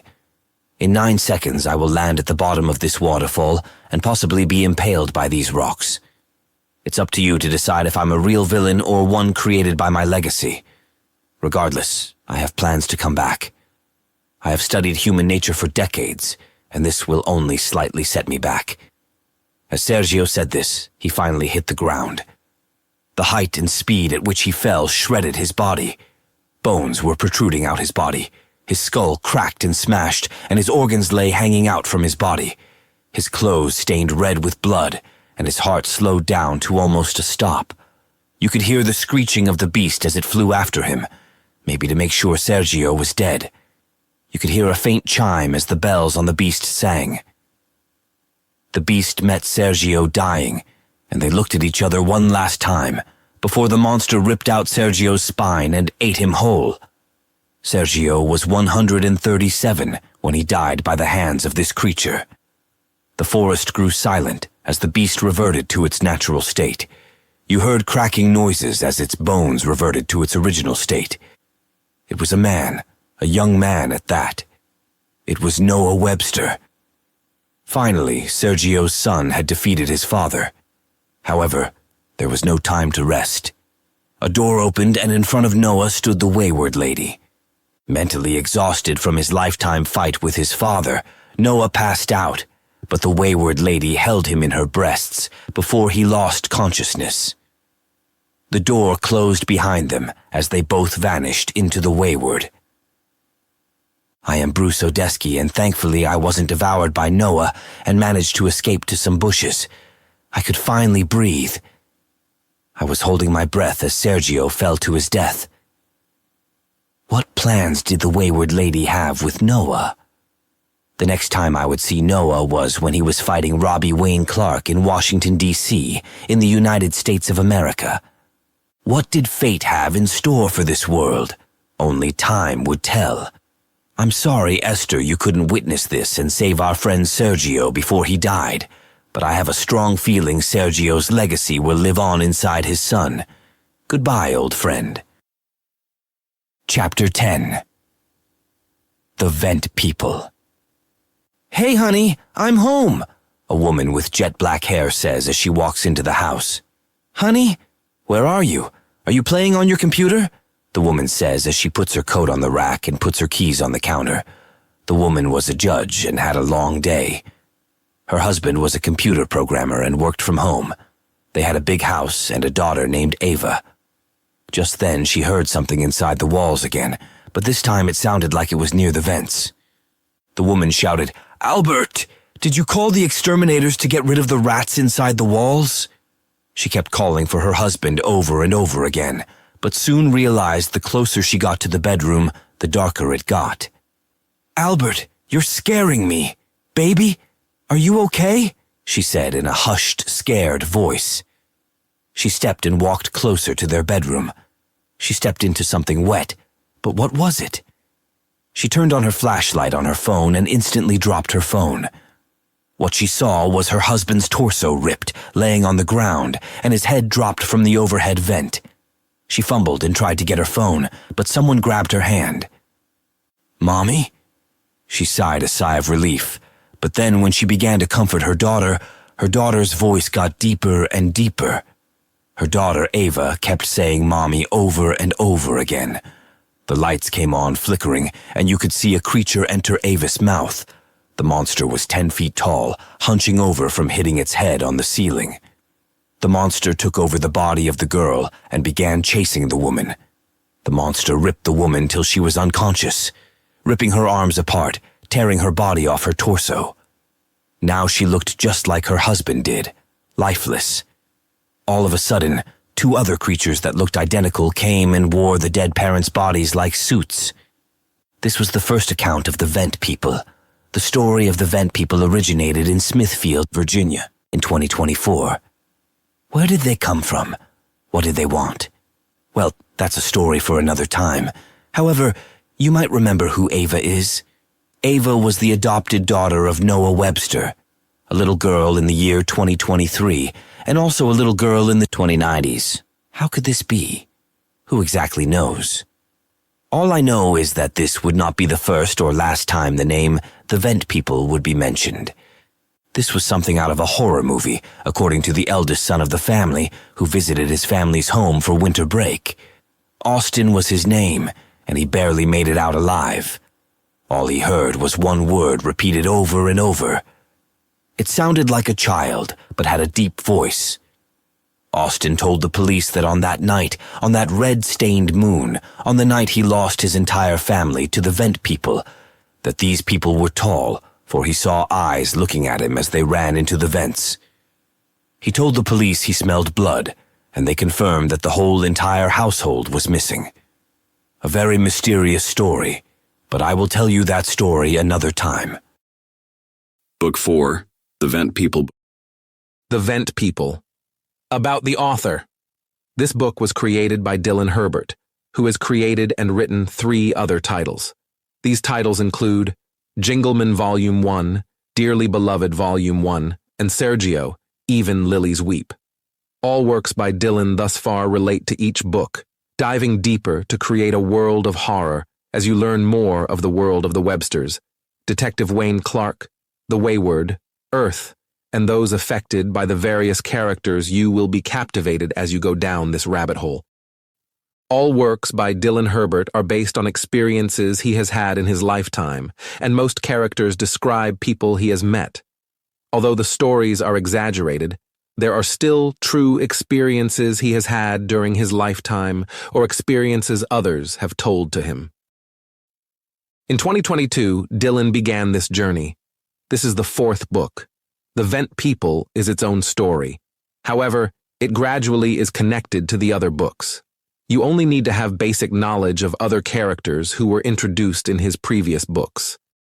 This book introduces new characters to the series. This book can be found on YouTube, Wattpad, Amazon, Apple iBooks, and Goodreads. Thanks for reading. Chapters are better known as the table of contents and are as follows. About the author. Chapter 1, The Church. Chapter 2, The Baptism. Chapter 3, The Ohio Man.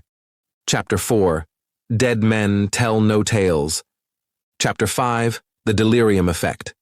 Chapter 6, The Son of the Gillicunar, Part 1. Chapter 7, The Son of the Gillicunar, Part 2. Chapter 8, The Son of the Gillicunar, Part 3. Chapter 9, The Cure to Madness. Chapter 10, A Ragged Robin. character bios, and information. Chapter 1. The Church. My name is Austin, and for the privacy of my remaining family, I will not disclose my last name. I grew up in a small town in Virginia called Smithfield. Smithfield was a rural area in the country, and for some it was quiet and peaceful. For others, it was a means to escape the drama-filled life of the city. As for me, it was the origins of the darkest part of my life. People in this quiet town usually stay to themselves, and really, it's honest living and affordable. You can see many farmers taking care of their crops, livestock, and families. You can see workers in the packing plants working hard, and life was booming. Folks went to church, had kickbacks, and really this was a close-knit community. However, as a boy, I wanted adventure, so when I got a full scholarship to leave Virginia and attend the Webster's Hall for Better Education, which was often abbreviated to WHB, I instantly jumped at that opportunity. My folks were nice, and I had a little sister called Ava. I loved my family, but I felt like a prisoner. So, in 2019, I attended WHB, and for 4 years, I lived away from home. However, it was on that faithful night that the moon turned crimson red, the skies became forever black as a shadow was cast on my life.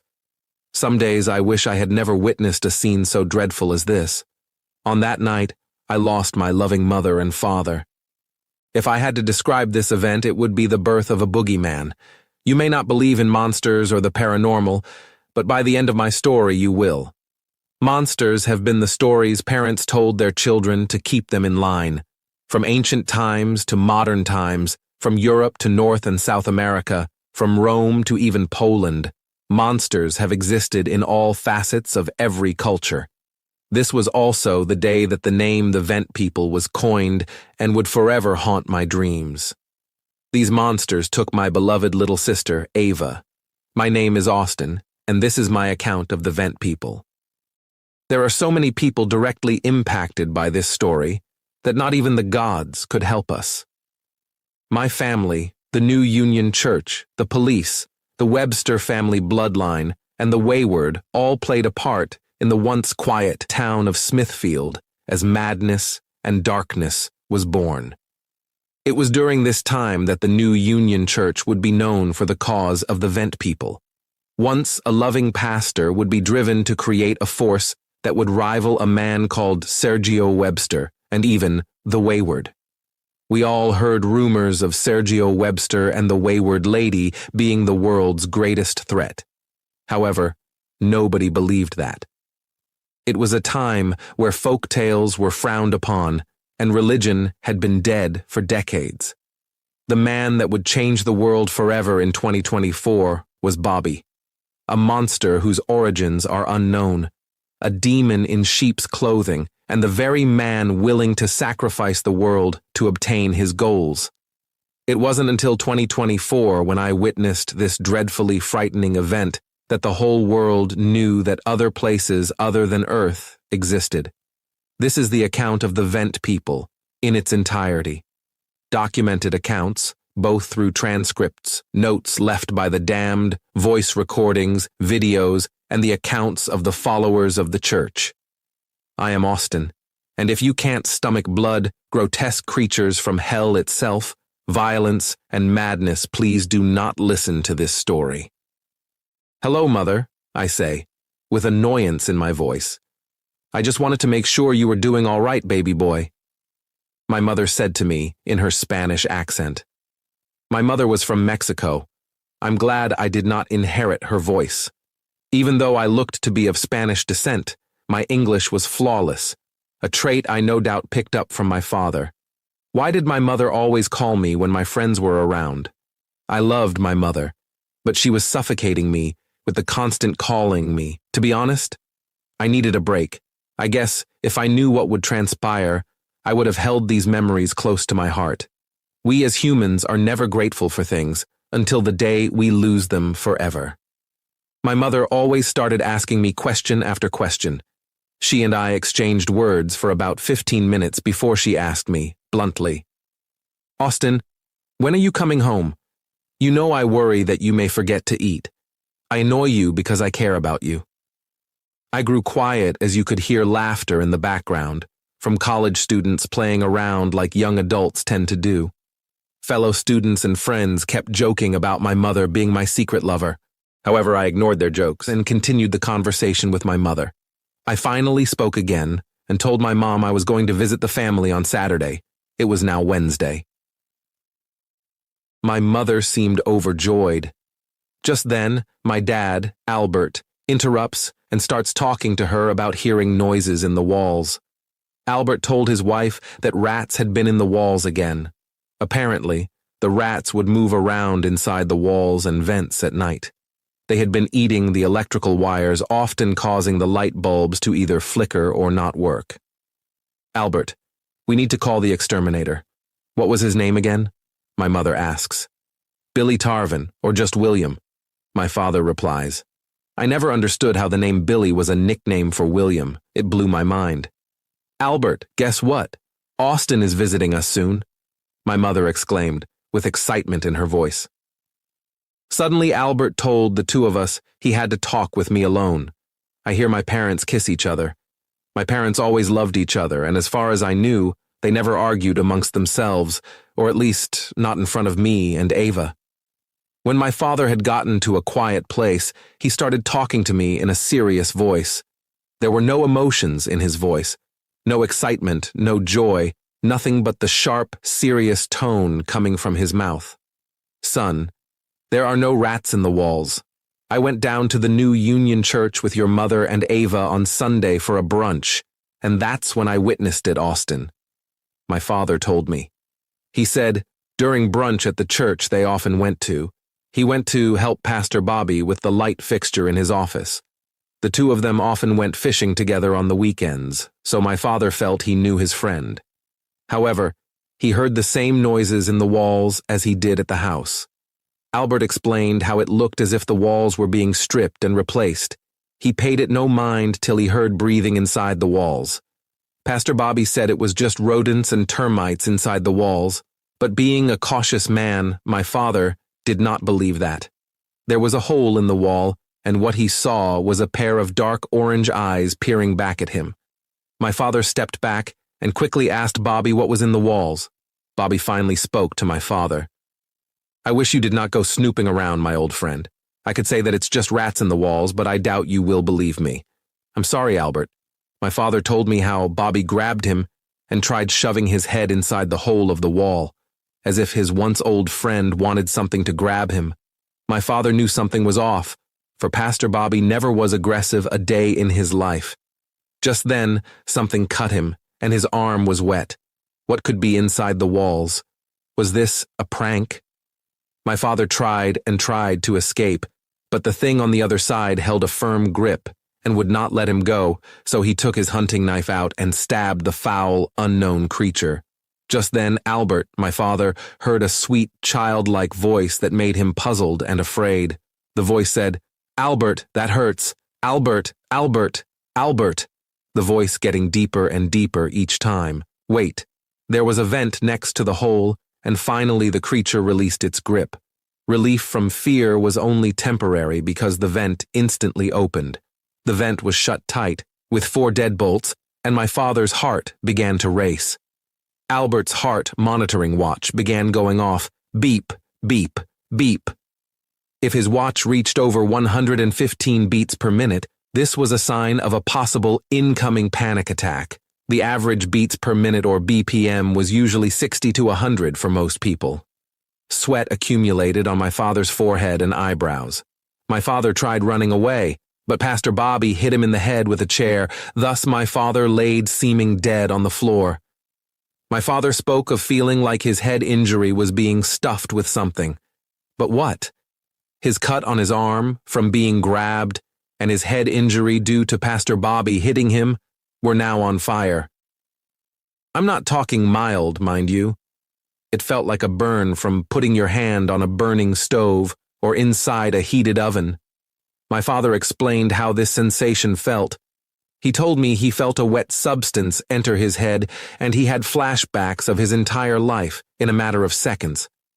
However, seconds later he saw himself at the edge, and below him was the entire universe. Albert spoke of seeing stars, planets, the moon, the sun, and the vast expanse of the universe, a beautiful sight to behold. This scene was something of pure beauty and elegance that made one question their sanity. In this very moment his fears were erased, but then it happened. A mysterious voice called out to him. Then the unknown voice walked to him. It was a creature from hell itself. Then my father told me before he passed out from either the fear of it all or the shock of his injury that he saw a glimpse of the creature before passing out. In the very words of Albert, the creature was very tall. It easily reached the ceiling, hunching over like a man with scoliosis. The foul creature from the walls smelled like smoke. It smelled like burning flesh. The creature was hunched over, and as it walked, you heard crunching noises. Its head, hands, and feet were large. Its body was slim, and you could see the bones in its chest, ribs, arms, and legs. Its face was severely deformed, as if it was inbred or suffered great radiation.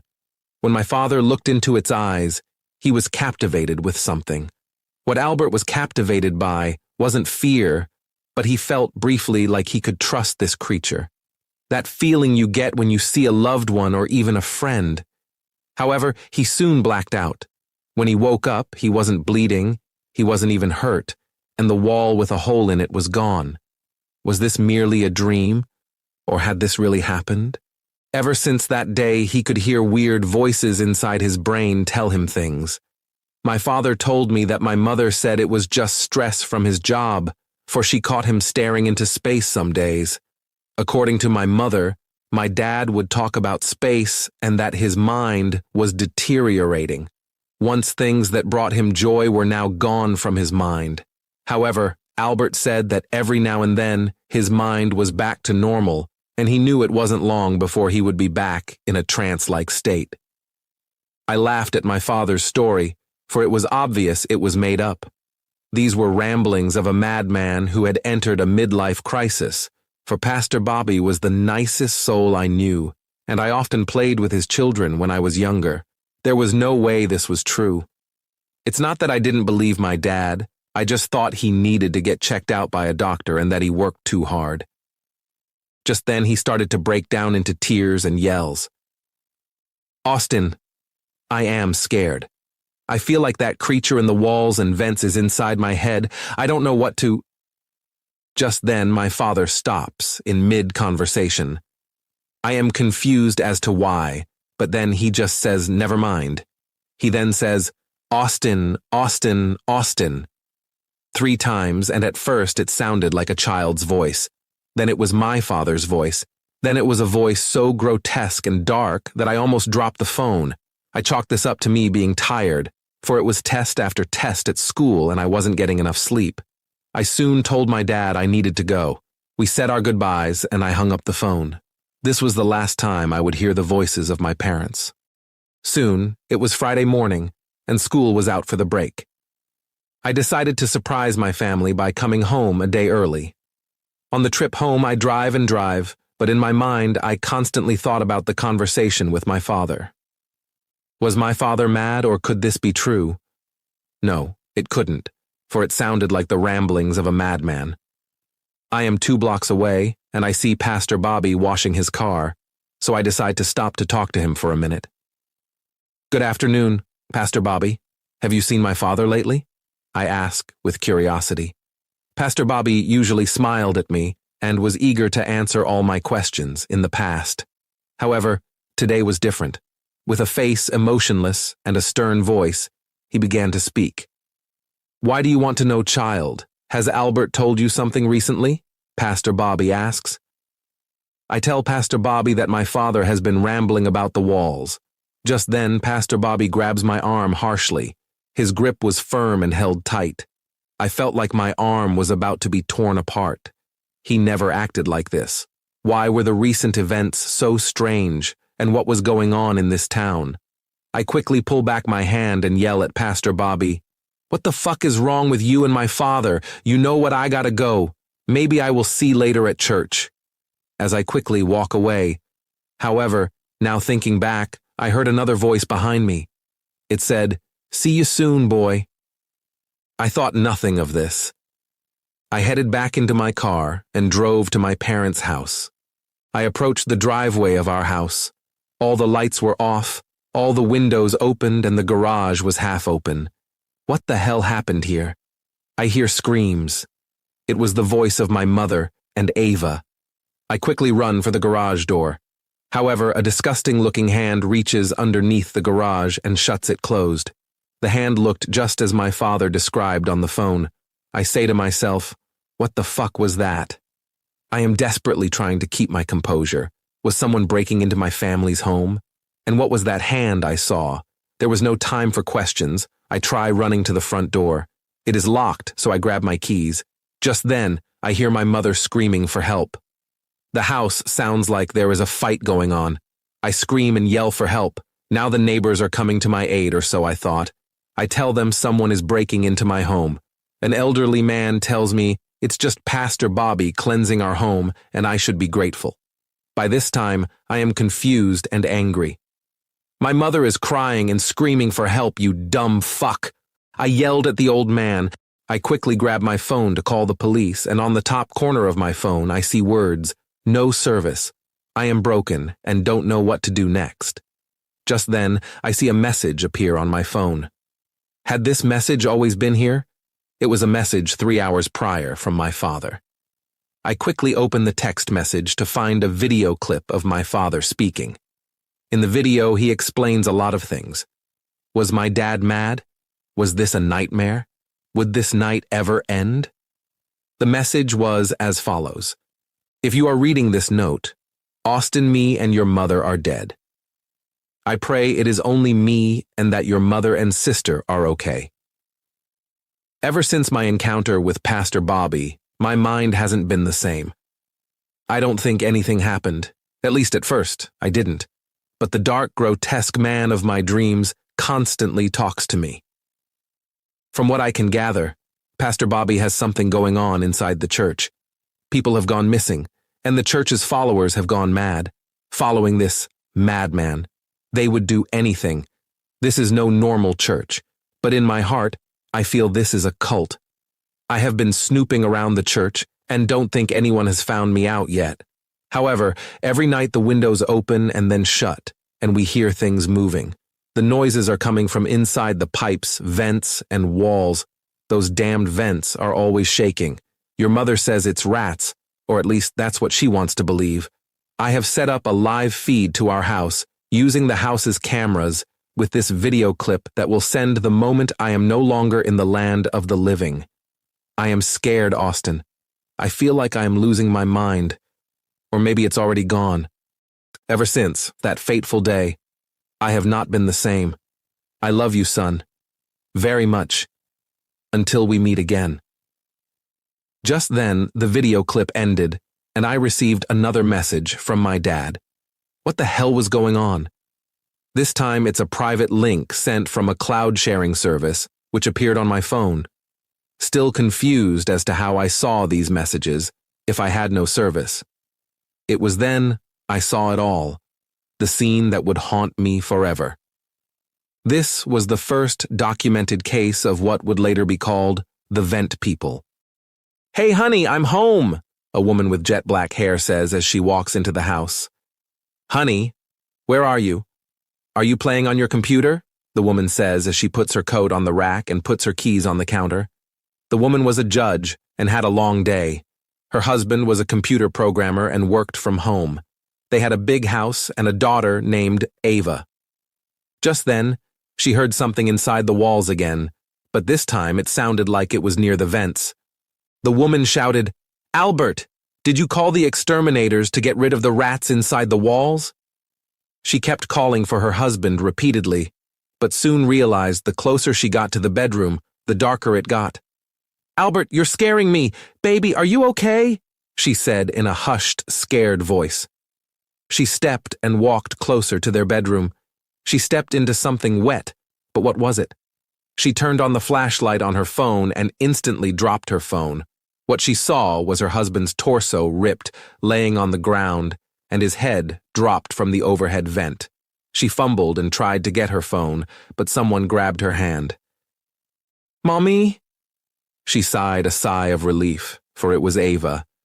However, when she began to comfort her daughter's voice got deeper and deeper. Her daughter, Ava, kept saying "Mommy" repeatedly.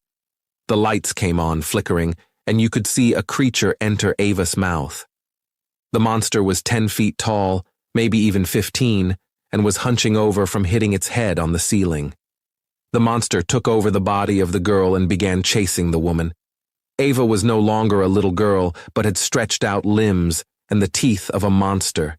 Ava became grotesque, huge, and something out of a horror book.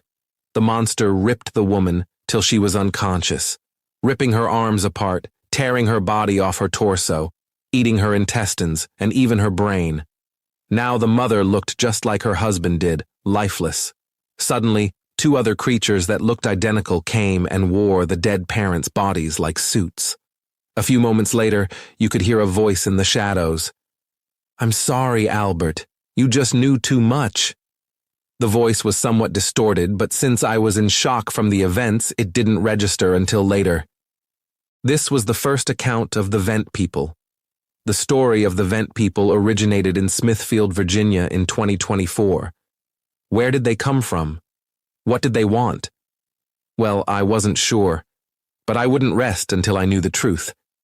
Would I die trying to find out? Most likely, but I didn't care. Soon after the door opened, the lights went back on. The doors opened and everything seemed normal, but inside you could smell rotting, burning flesh all about. My parents and sister came out smiling.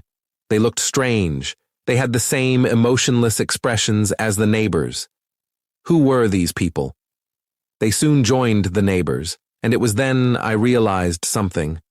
All of them had stitches on their necks, like they all had surgery or something of the sort.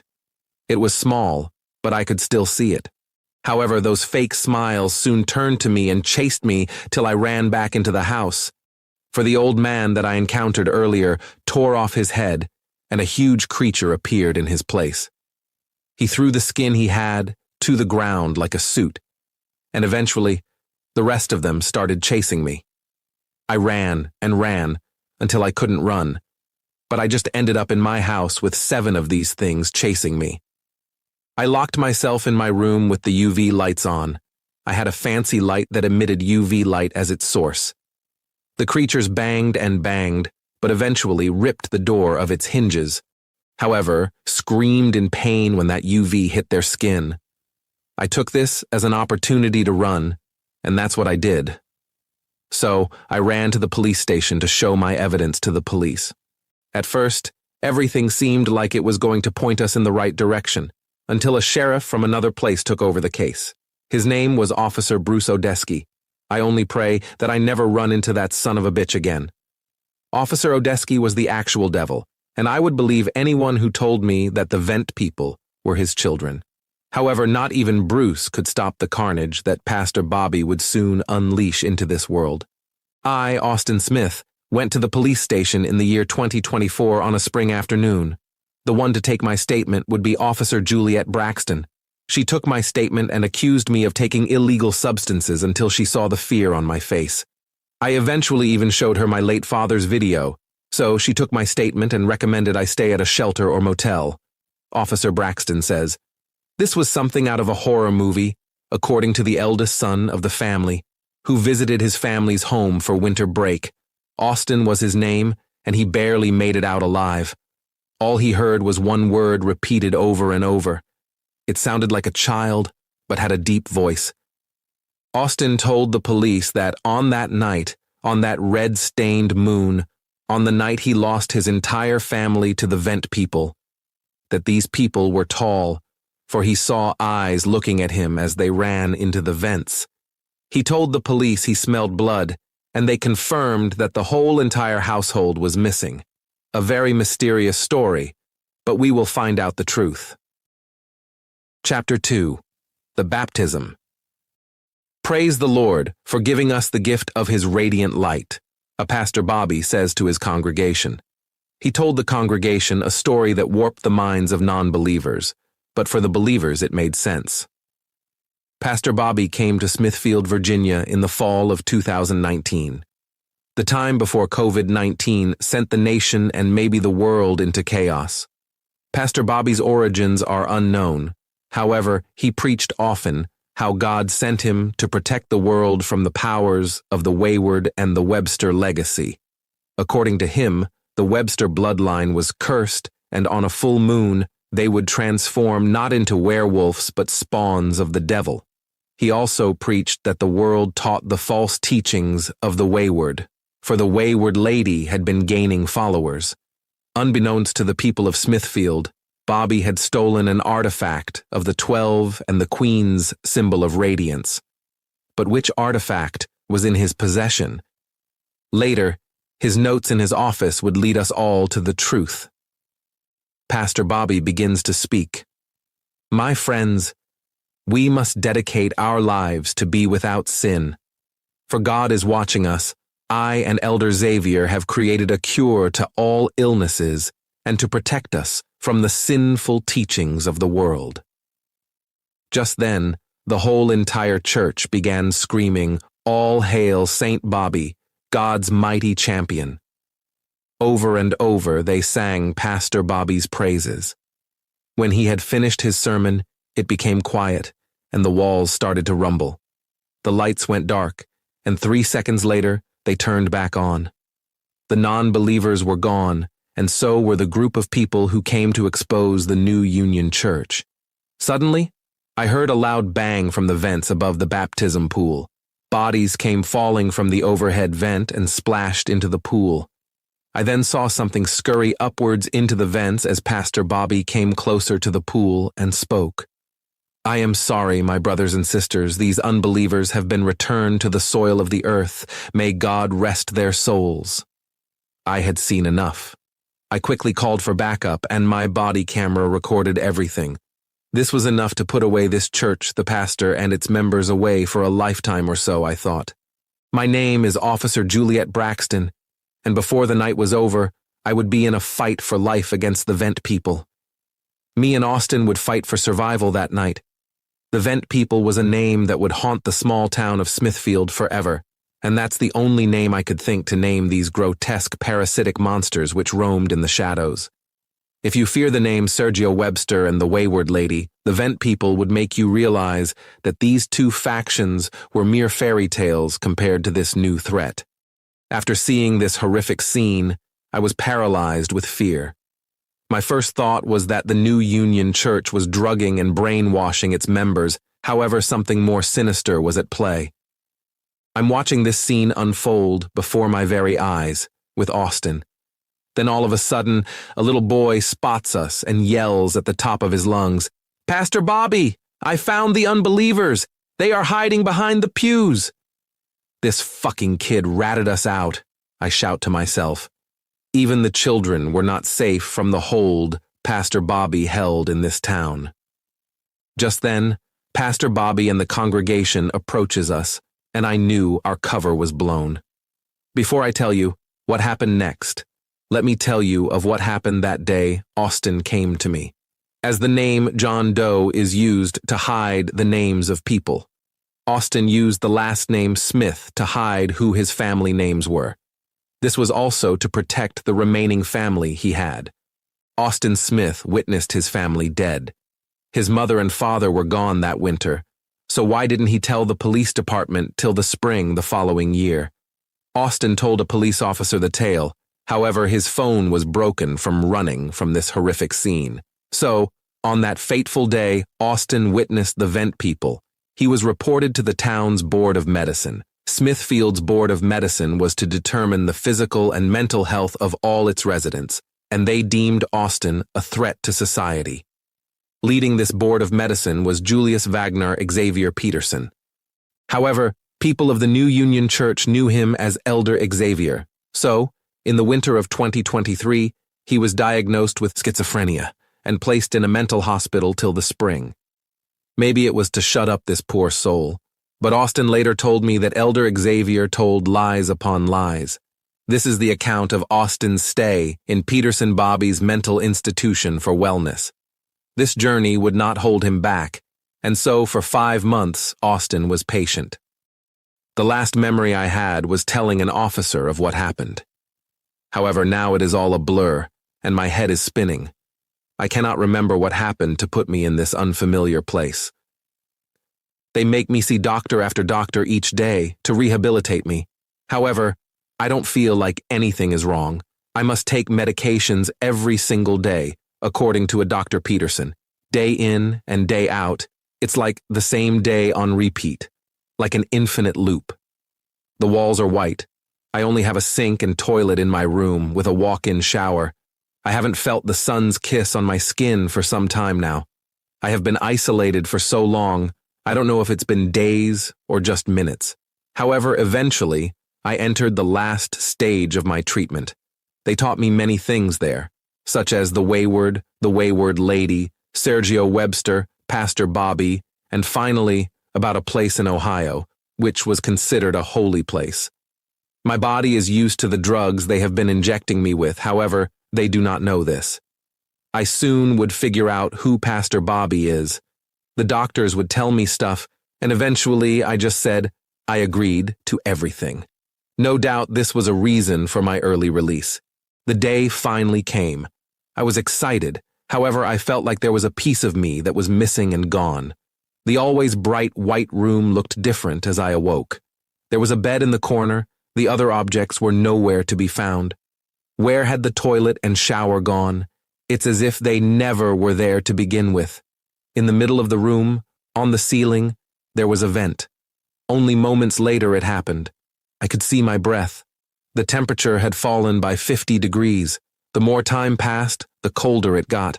I was getting tired, and my eyes were getting heavy. Then I heard a voice coming from the corner. Or was it the ceiling?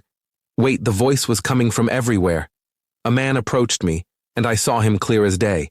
A man in a red dress suit, with a black dress shirt and bow tie.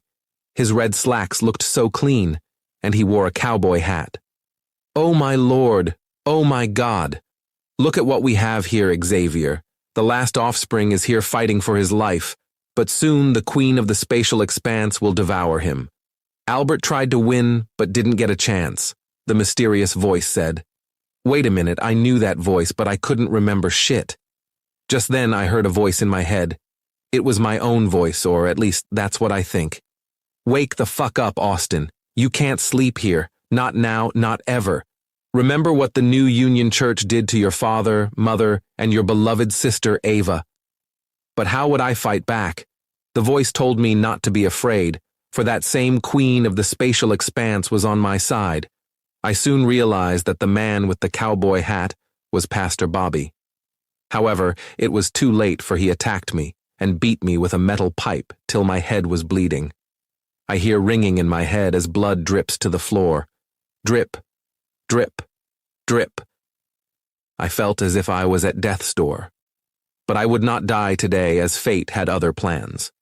What came out the vent above us was a terrifying screech, and then a hand so large it grabbed Pastor Bobby and told him to let me go. You could hear the creature break Pastor Bobby's ribs and bones. Pastor Bobby said he would let me go, for now. Bobby was laughing so hard, and then stopped. His smile faded away quickly, as if he was never laughing, but at least my imprisonment was over. However, this freedom was only temporary, so, in the spring of 2024, I was released thanks to that unknown creature. Why had it come to save me? Before I left, they all told me that the queen of the spatial expanse had told me I was not to be harmed. Who was this queen? I would soon find out. When Austin came to me in the spring of 2024, he told me he would tell me a story that would make me question reality. He told me that he fixed his phone and sent me the footage and message from his late father. I definitely believed that Austin was on drugs. However, this was a last plea from a scared kid. Austin was 19 when I first met him. How could a 19-year-old boy be driven to the edge? By the end of Austin's journey, he would be driven into madness, darkness, and insanity. But at last, the darkness did have a glimmer of light.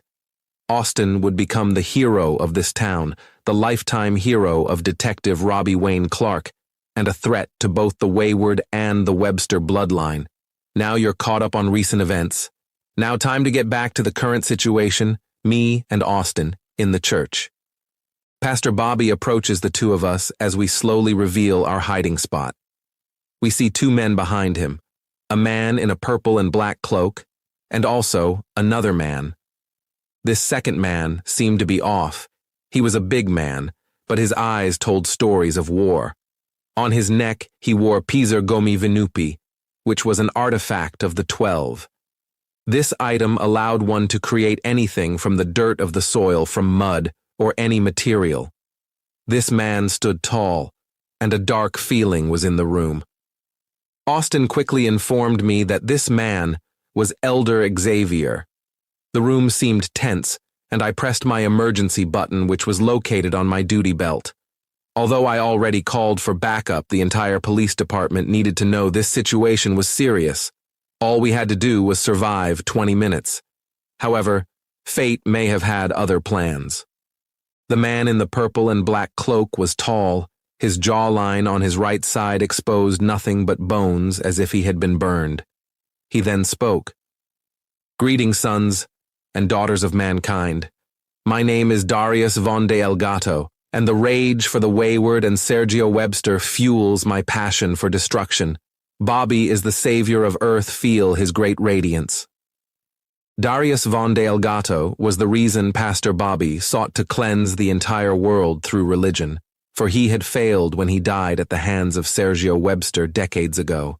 However, through the dark magic of the forbidden tombs, he came back a grim reaper. Pastor Bobby would soon be remembered in history as the Ohio Man. Pastor Bobby then speaks. "From the holy lands of Ohio to the barren, cursed tombs of Virginia, I will cleanse all sins of non-believers, and you will return to the soil. My children, feast tonight on the bones, the flesh of these vermin. I am your savior and your champion. I am good in this sin-driven world. I am the Ohio Man." As Pastor Bobby said this, the people who were believers' bones started to break, bend, crack, and rip as they charged to us. However, we were prepared, and as a precaution, with the aid of Austin's account of what took place that dreadful day, we made UV light grenades. As these grenades hit the floor, you heard screaming as the monsters screamed, a sound so horrific that we both were paralyzed. Austin was quickly grabbed by these foul creatures, crushing his ribs. I heard his screams of pain as he was thrown into a wall, and what happened next would shake me to my core. As Austin was thrown into the wall, a large hand grabbed him from an overhead vent and dragged him into the vents. But it soon became quiet as you could hear a pen drop. The next time I would see Austin was 2 hours later, after the battle. Only moments later the doors swung open. It was reinforcements, or so I thought. It was a man smoking a cigarette, and in his arm was no gun, but an axe. He had something like rope around his neck, but from his direction you could smell the foul stench of death and decaying flesh. You could see the colors of his uniform that had the words "Sheriff" on his shirt. He threw his axe at the masses of creatures, and soon there lay a pile of corpses. "Sorry, I'm late to the party, kids. My name is Officer Bruce Odeski." Elder Xavier and Darius soon fled, and so it was only me, Pastor Bobby, and Bruce. However, what would greet Elder Xavier and Darius wasn't Austin. It wasn't friends, it was the son of Carnage, the man that had killed Darius von de Elgato the first time. Sergio Webster, for if Bruce was around, you knew what followed. However, the Ohio Man had other plans. Who was the Ohio Man? Where did Pastor Bobby originate from? We would soon find out. Chapter 3. The Ohio Man. I am walking in a desert in Ohio with my husband. We were exploring the ruins of the expanse. According to urban myth and legend, this place could connect Earth to various other universes via a portal. Of course, this was made up, or so we originally thought. This sounded insane, but my husband insisted it was a great idea for a date. I have been walking and walking for maybe 2 days. I am extremely dehydrated.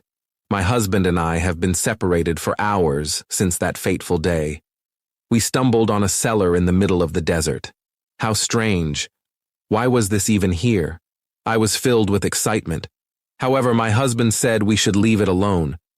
My husband, Sean, had a feeling that this was locked for a reason.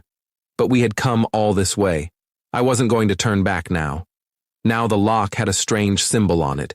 You could feel a strange feeling coming down and on the side of the metal cellar door. It had the words, "The Ohio Man." Who or what was the Ohio Man? I wouldn't let this set me back. I had been trained in stealth, espionage, and other arts since birth by my mother. My family were all spies, from Russia. But when I met my husband, I gave up that life, but I still could easily get past locked doors in under 10 seconds. My name is Christy LeVar, and this is the account of the Ohio Man. I wished I listened to Sean and never opened that door. Baby, I don't think we should open that door. I feel nothing but darkness coming from inside. Sean told his wife. Christy just stared at her husband and told him it's just a door. They argued for 3 minutes before Sean gave up and let his wife open the door. Sean had written about all their adventures, and unbeknownst to his wife, he even had documented accounts of what happened before they knew each other. He knew his wife was a former Russian spy, but he still loved her. He began to write and write, then soon the door was opened. A gust of wind came flooding towards them. Good thing they had goggles on. You could hear silence, but if you listened closely, you could hear someone singing. I am the Ohio Man. Tell your kids, tell your friends. I am the Ohio Man. Tell your lover, tell your mother. Today you walk, run, tomorrow you fly to the sun. If it's Hallow, shoot 'em dead. Good night, wretched soul. You are dead. This sent shivers down both our backs. Maybe I should have closed the door and went home with Sean. However, curiosity killed the cat, and soon Sean would be gone. If he is dead, I may never know, for this all seems like a dream. This couldn't have really happened, I sometimes tell myself, but this is what happened next. We both go in and see a long hallway. On its ceilings were skulls and bones of what seemed like people. There on the walls were drawings that told of a battle which seemed to have taken place. The closer we got to the other side of the hallway, the more clearly we could hear that dreadful song.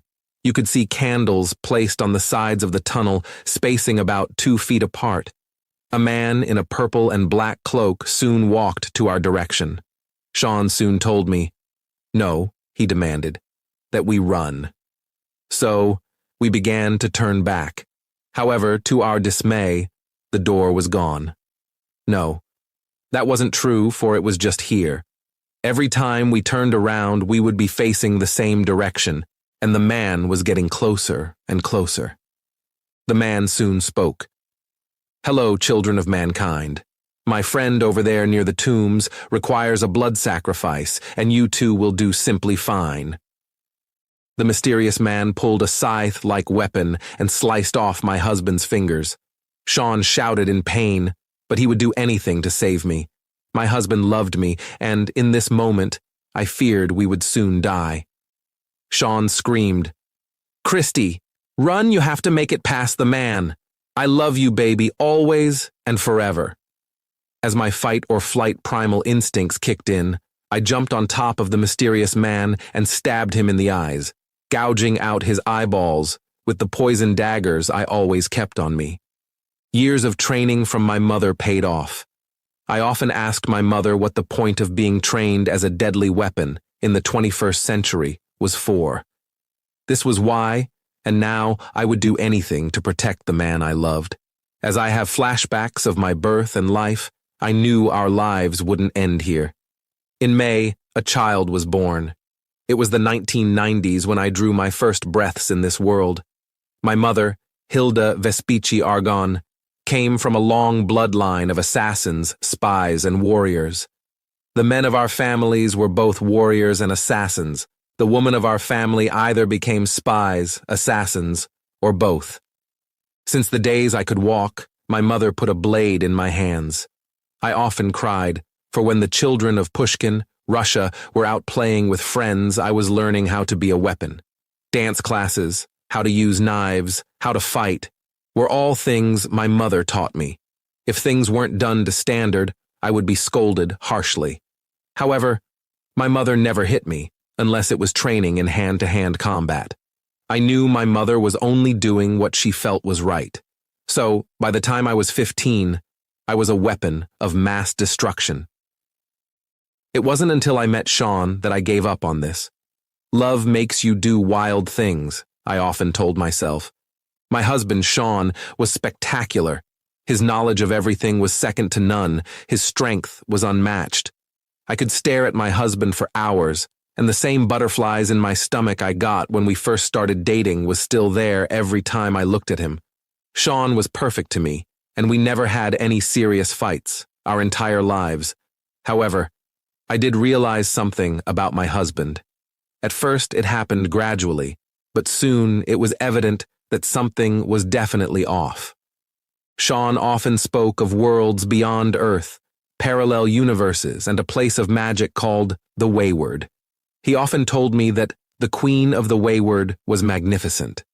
At first, I thought my husband was seeing other women. This made me jealous and upset.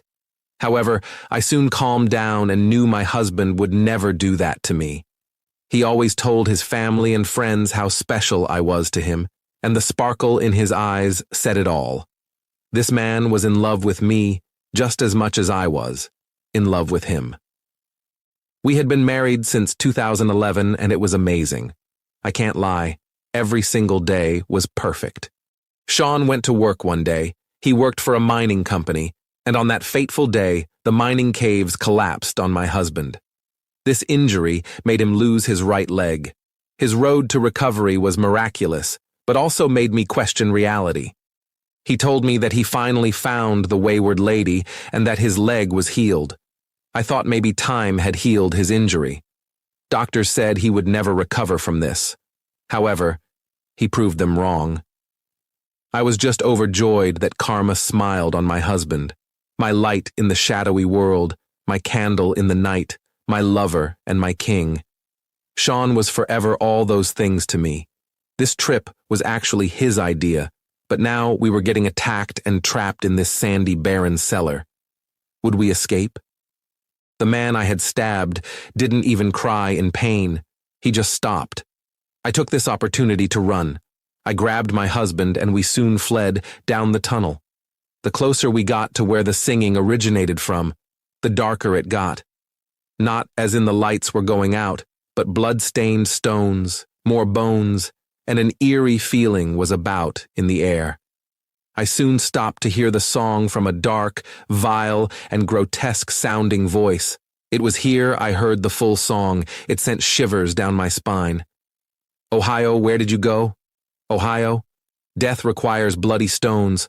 I am the Ohio man. Tell your kids, tell your friends, tell the city and the folks. I am the Ohio man. Tell your lover, tell your mother. Today you walk, run. Tomorrow you fly to the sun. If it's Hallow, shoot 'em dead. Good night, wretched soul. You are dead. Ohio, Ohio, Ohio. I come for vengeance. I come for blood. Here is a rope. Here's a chain. Beloved death, rip my veins. I am scared, afraid, and look behind me. My husband is gone. Where did he go? All of a sudden, I saw a body fly towards the sound. Where the song was coming from, there was a tomb that read, "The Ohio Man." The tomb splits in two and a hand comes out the ground. It was a man in a nice-looking suit, but he had a cowboy hat on. He soon grew demonic-looking teeth and grabbed the flying body in midair. I soon recognized the body flying, for it was Sean. The man soon had his fill as Sean lay on the ground seeming lifeless. The man soon reverted to another appearance. His skin no longer looked as a dead man, for color came to his face. A real-life, living vampire, one might say. He seemed to look like a kind and loving man. However, that trickery would not work, because I had just seen him feed on the blood of my husband. The man finally spoke to me. "Hello, daughter of mankind. I am the Ohio man, once a dead fetus inside my mother's womb. casted away by the lies of the wayward lady and birthed from the Webster's dark legacy. It was Darius who cursed my mother's womb. Thus, I died in the 20th century. For years I thought to be dead until my brother Felix came to me. That wretched soul had no tongue but was tired of living a life of a slave. It was when Sergio Webster lost his memories before he came to Ohio. Felix had stumbled upon a door that was opened out of thin air. It was a strange book which was flying at speeds that could slice even the wind itself, like a knife to butter. It was then that a piece of wisdom's edge bark got lodged into my brother's skin, and thus he became the catalyst of rebirth. Felix only sought to be saved from this life Sergio gave to him. Thus, his body became whole again over time. His once severed tongue healed, and his mind became one that could rival most humans. He could create portals to places that were beyond human understanding. He soon entered the Wayward. It was then he found Darius. Felix went to the forbidden tombs of the Wayward, a place where the dead resided, those who had died. In these tombs the Gillicooner lived, a monster that would eat the fallen souls and purify the world again. Felix soon created a spell through the dark arts, for he found a way to overcome death. The man that could help him was Darius von Delgato. Wisdom's edge bark would open the mind of those it touched. Average humans would die inside the Wayward, for its air was toxic to humans. However, the Webster bloodline was different because of the Webster curse, a curse placed on the family by a witch in 1703. Death would no longer haunt them for a century. They would never be sick after their first transformation. The family would become demons, and madness would set in. By the time of Heinrich Webster, they had found a way to erase the madness their family had been tormented by, but this was only temporary. Even though they lived long lives, they would slowly start to lose their minds, and it wasn't until the birth of Sergio Webster that this would eventually stop. Thus, Felix Webster and Darius began their plan. They found the dead child of Anna and Heinrich Webster, the child who had died, the first child who never got to experience life. And so, Felix and Darius resurrected him. However, Darius was smart and cunning. In order to resurrect this child, a life had to be given, so Darius killed Felix by feeding his very soul to the corpse of the dead child. Darius soon stole the dark arts of the late Felix, and so I was born, slowly incubating in a tomb. I needed the blood of humans to be fully awakened. Thanks to you two, I am awakened, and my hatred for my family is burning my drive and passion. For Sergio Webster had the power to resurrect me but didn't. I will end him, I will devour him, and steal his powers. When he is begging for his life, I will lay him to rest. Darius has collected 8 of the artifacts of the 12, and we will show the world of our great power, the Ohio man told me. Just then, a portal opened, and I saw a creature so frightening, for it was tall and slim. Its bones were visible, but I would never forget its orange, dark eyes. The Ohio man and Darius soon disappeared, but where to? I soon would find out later that they went to a state called Virginia. My husband soon got up, as if nothing had happened. We would soon find out that the wayward lady had blessed him with a power of immortality. It wasn't that he didn't feel pain, but repeatedly, even after death, he would come back. However, the more times he died, the longer he would stay dead. When we turned around to go back to the entrance, the door finally was there. This place was obviously cursed with the forbidden dark magic of Darius, but now he was gone, and we could escape. Sean and I soon left and went back home. However, the news of people disappearing in Smithfield, Virginia, would soon reach our ears. So, we made a trip to that small, quiet town because Sean's mother still lived there. However, what we found there was an epidemic that would haunt that small, quiet town. A story so dark that even people who weren't religious would seek help from God. When we arrived, it was quiet, barren, and filled with such a dark presence We wondered if this was the right place. It seemed as if nobody was even here. During the day, you could hear a bell ring, and we soon found out what that bell meant. Sean and I would soon meet Austin, Officer Braxton, and former pest exterminator called Billy Tarvin. The five of us would later be heroes of this small town. We kept this illness from spreading. I never believed in other worlds, the paranormal, or even gods. However, in the year 2024, this experience would forever shake me to my core. Sometimes I felt like Sean was no longer Sean, and if you told me this would happen, I wouldn't believe you. Before we got to Smithfield, there would be a fight, a battle that temporarily tipped the scales of this war. In my head, I could hear that dreadful song playing on repeat. Ohio, where did you go? Ohio, death requires bloody stones. I am the Ohio man, tell your kids, tell your friends, tell the city and the folks. I am the Ohio man, tell your lover, tell your mother. Today you walk, run. Tomorrow you fly to the sun. If it's Hallow, shoot 'em dead. Good night, wretched soul. You are dead. Ohio, Ohio, Ohio. I come for vengeance. I come for blood. Here is a rope. Here's a chain. Beloved death, rip my veins. Both men start running towards the back of the church, past the congregation and past the two officers. The night was growing quickly dim, and carnage was in the air tonight. You could taste the fear on them as if they were children again. Elder Xavier and Darius fled the second they saw Bruce Odesky, for they knew of his origins and the man who slaughtered men without remorse. A monster who was no longer governed by morals and lacked any sliver of empathy. Bruce Odesky was known as the Crimson Black Hatchet. His story was popular among southern states, such as Florida. He would butcher men and young boys for fun. Bruce left wives widowed and daughters fatherless.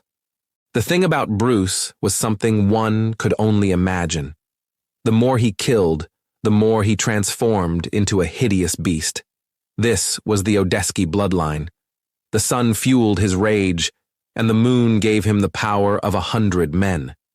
His strength was only second to Sergio Webster, or at least up till now. Children would cry, and men were driven into insanity due to fear by just the mention of his name. Bruce held an axe that would react to him like a boomerang. Once thrown, it would eventually come back to him. However, thankfully, the gods had favored the two cowards for Xavier, and Darius ran and ran until they reached the exit. Out of breath and exhausted because their legs were tired, but at least they made it out alive. However, the gods did not favor them, unfortunately. For when they made it outside, what greeted them was death itself. The sun of destruction and carnage awaited them. I thought I smelled a remnant of the past. Another maggot dies tonight, another ant to stomp down, another flea to consume. I love it, a mysterious voice said. When the voice approached the two who fled, you could see it clear as day. A man who looked to be around 30 approached Darius and Xavier. Elder Xavier told the man he was not scared, for he held Pizer Gomi Venupi and created a rifle from the dirt. Elder Xavier shot the mysterious man 5 times in the chest and 7 times in the head. The man then uttered words, so strange it left them shaken. 5 times 7. That's how many times you will die. The man's bones started to break and tear. He grew claws made of bones out of his nails. He grew in height to up to 8 feet and ripped off Xavier's head. This beast tore open his flesh like paper to the shredder, and he ripped out his heart to eat it. 1 time, 2 times, then 35 times the beast did this. Each time Elder Xavier died, he would be revived by some strange magic. Soon, Elder Xavier was nothing but a mere plaything. A lamb to the slaughter, a truly frightening sight to behold.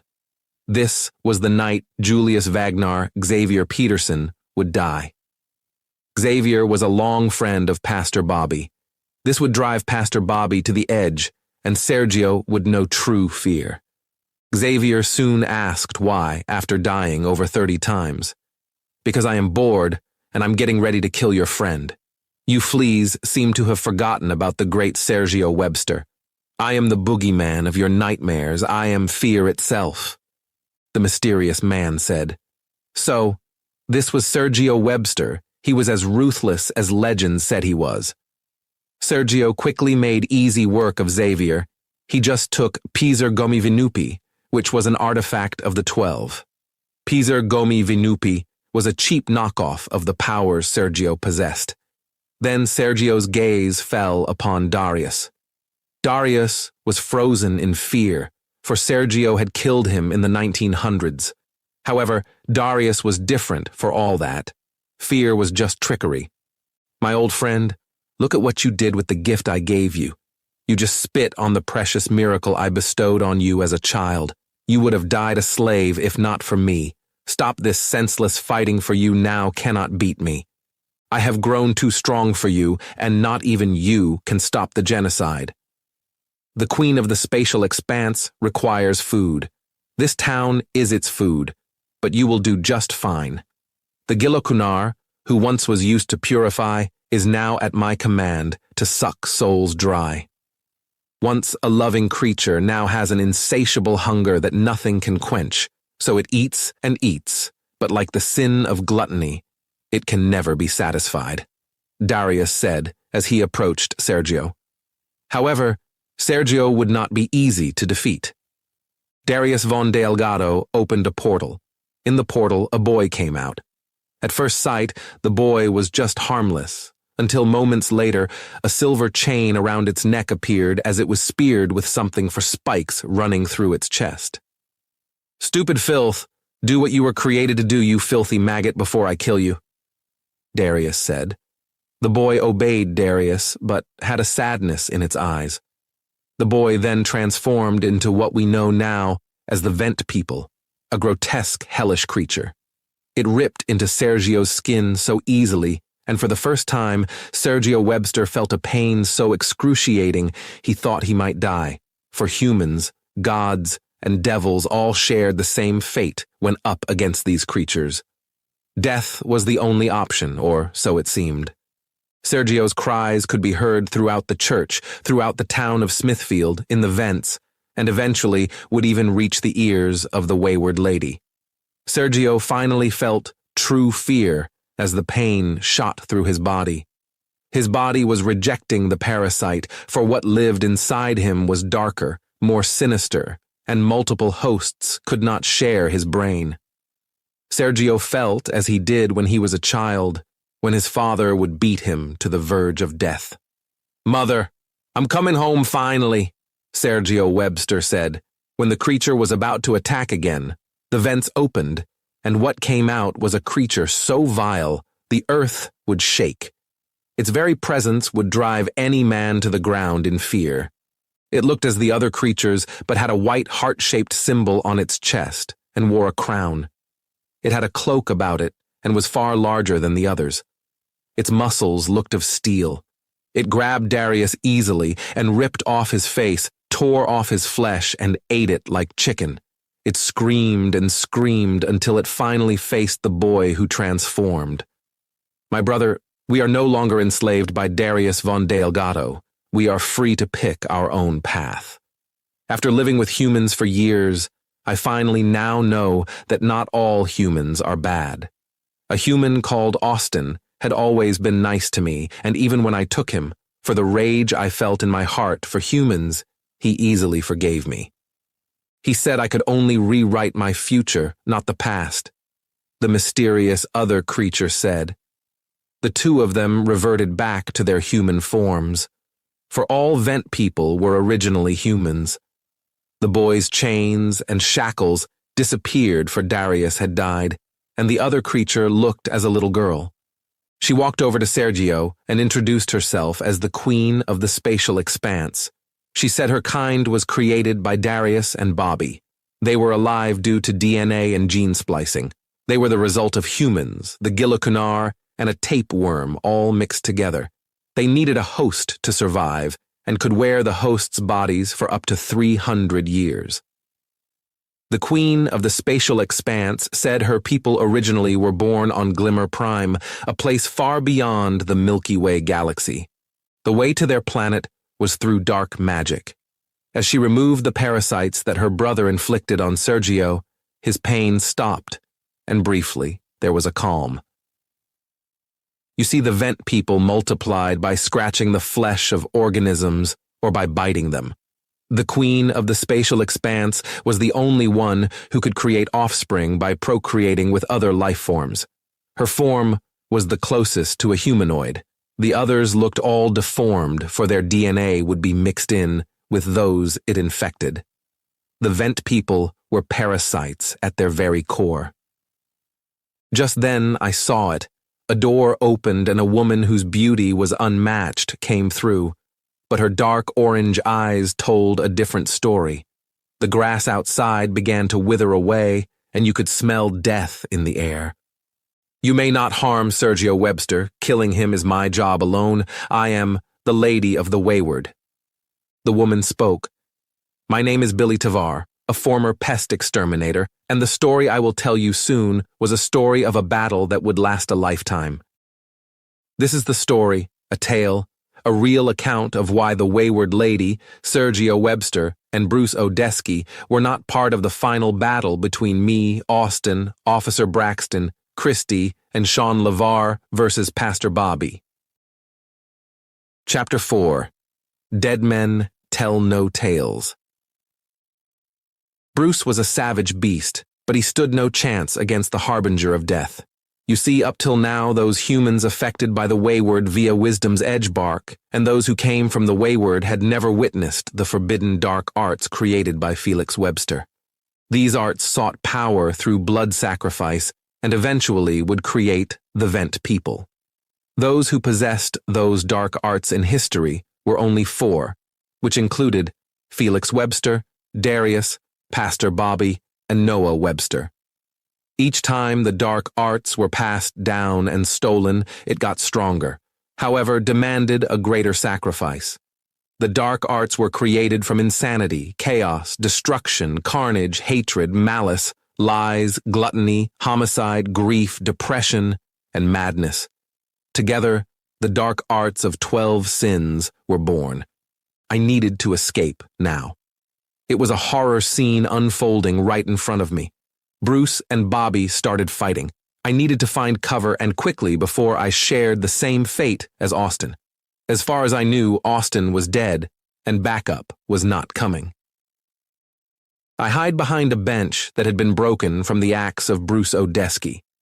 Just then, Pastor Bobby begins his speech. I wish Bruce hadn't let him finish, for it was then I realized that his very words affected the environment around him. The Ohio man was something the world had never seen. O wretched mother of the damned, hear my cries.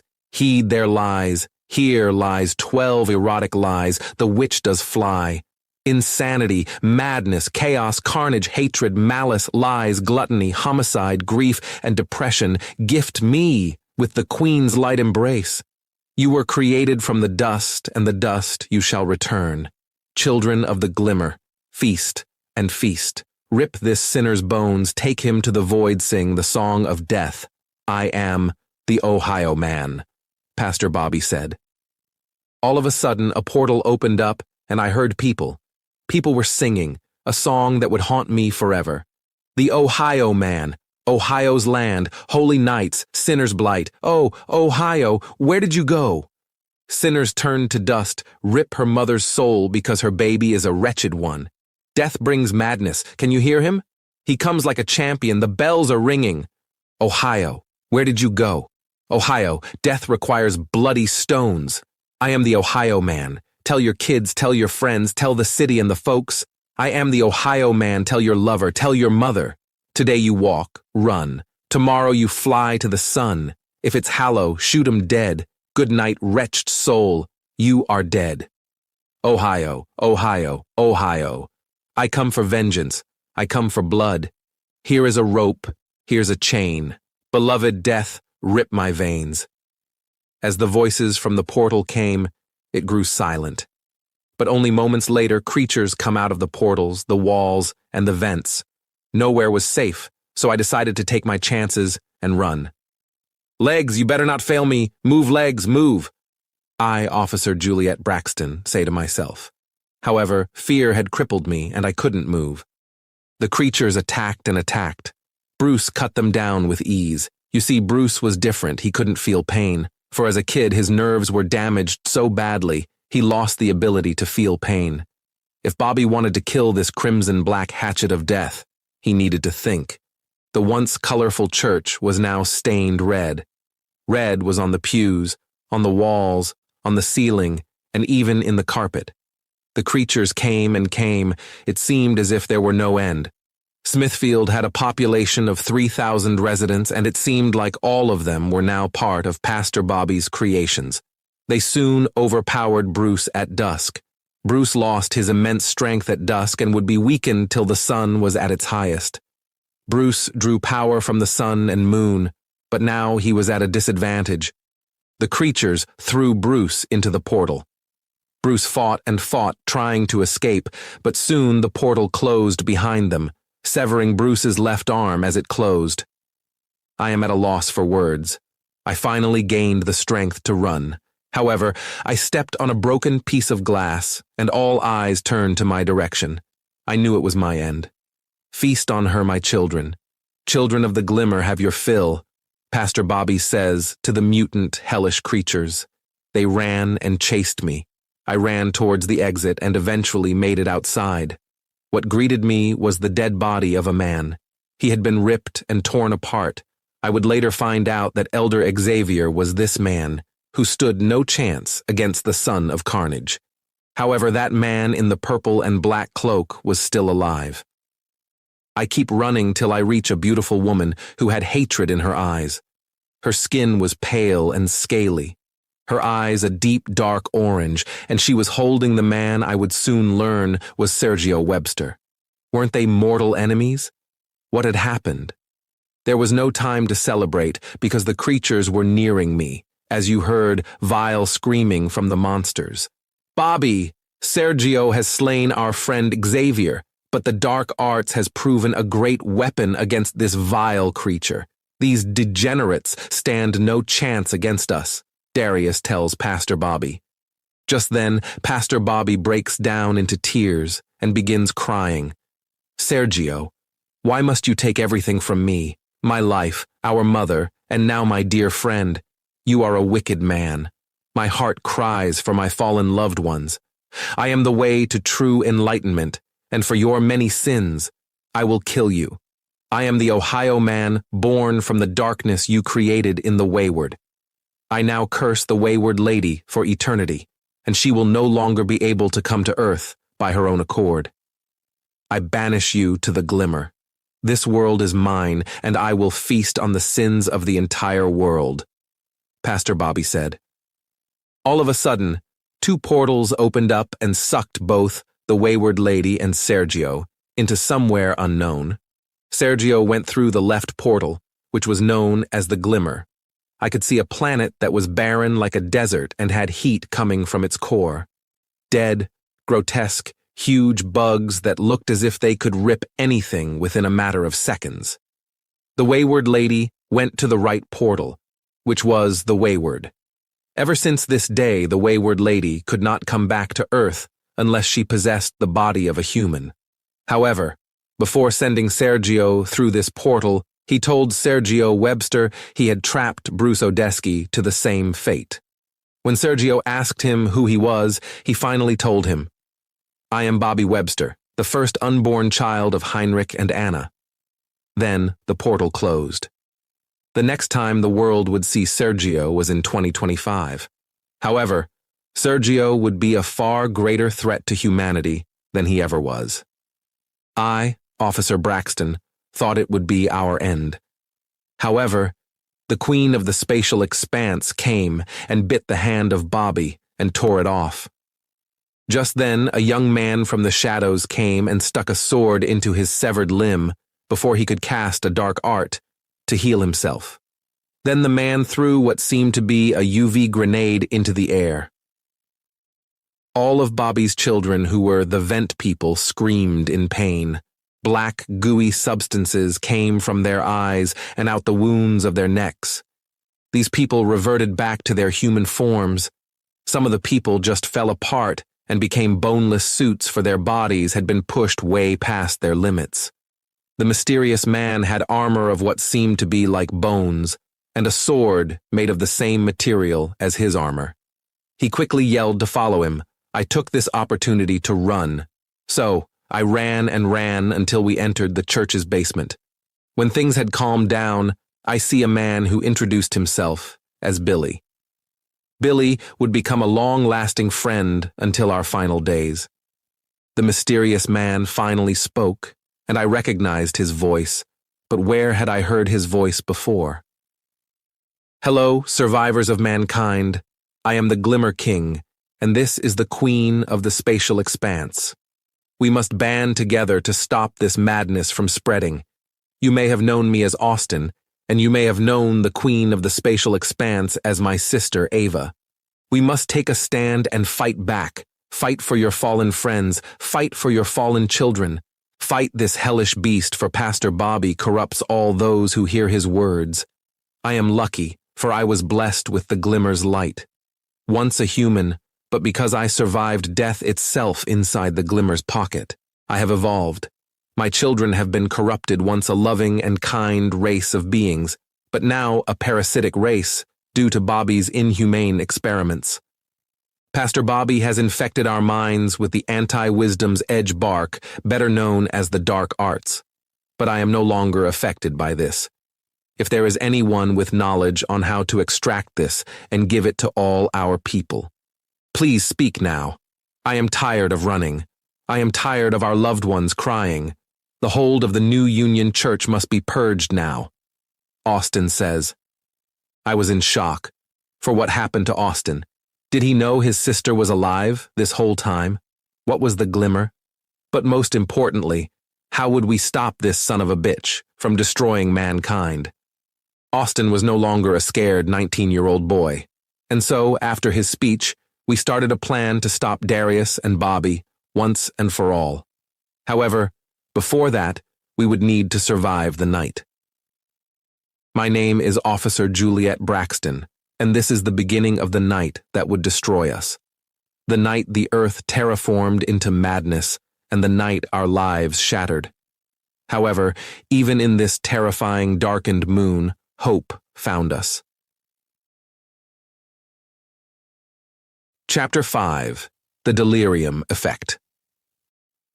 The bell of the Smithfield Plaza begins to ring. Ring, ring, ring. What the hell could that even mean? There was literally nobody in the streets. Christy, we got to go. I don't like this. A Sean LeVar tells his wife. Christy and Sean finally made it to Smithfield, Virginia, but it was a ghost town. All of a sudden, they see hordes of creatures start chasing them. The creatures looked severely deformed. Bumps on their face, or was it boils? A skinny frame with bones visible. However, their hands and feet were huge and stood towering over us. A small eye on the left and a huge eye on the right. These creatures had dark skin, as you could smell burning flesh about in the air.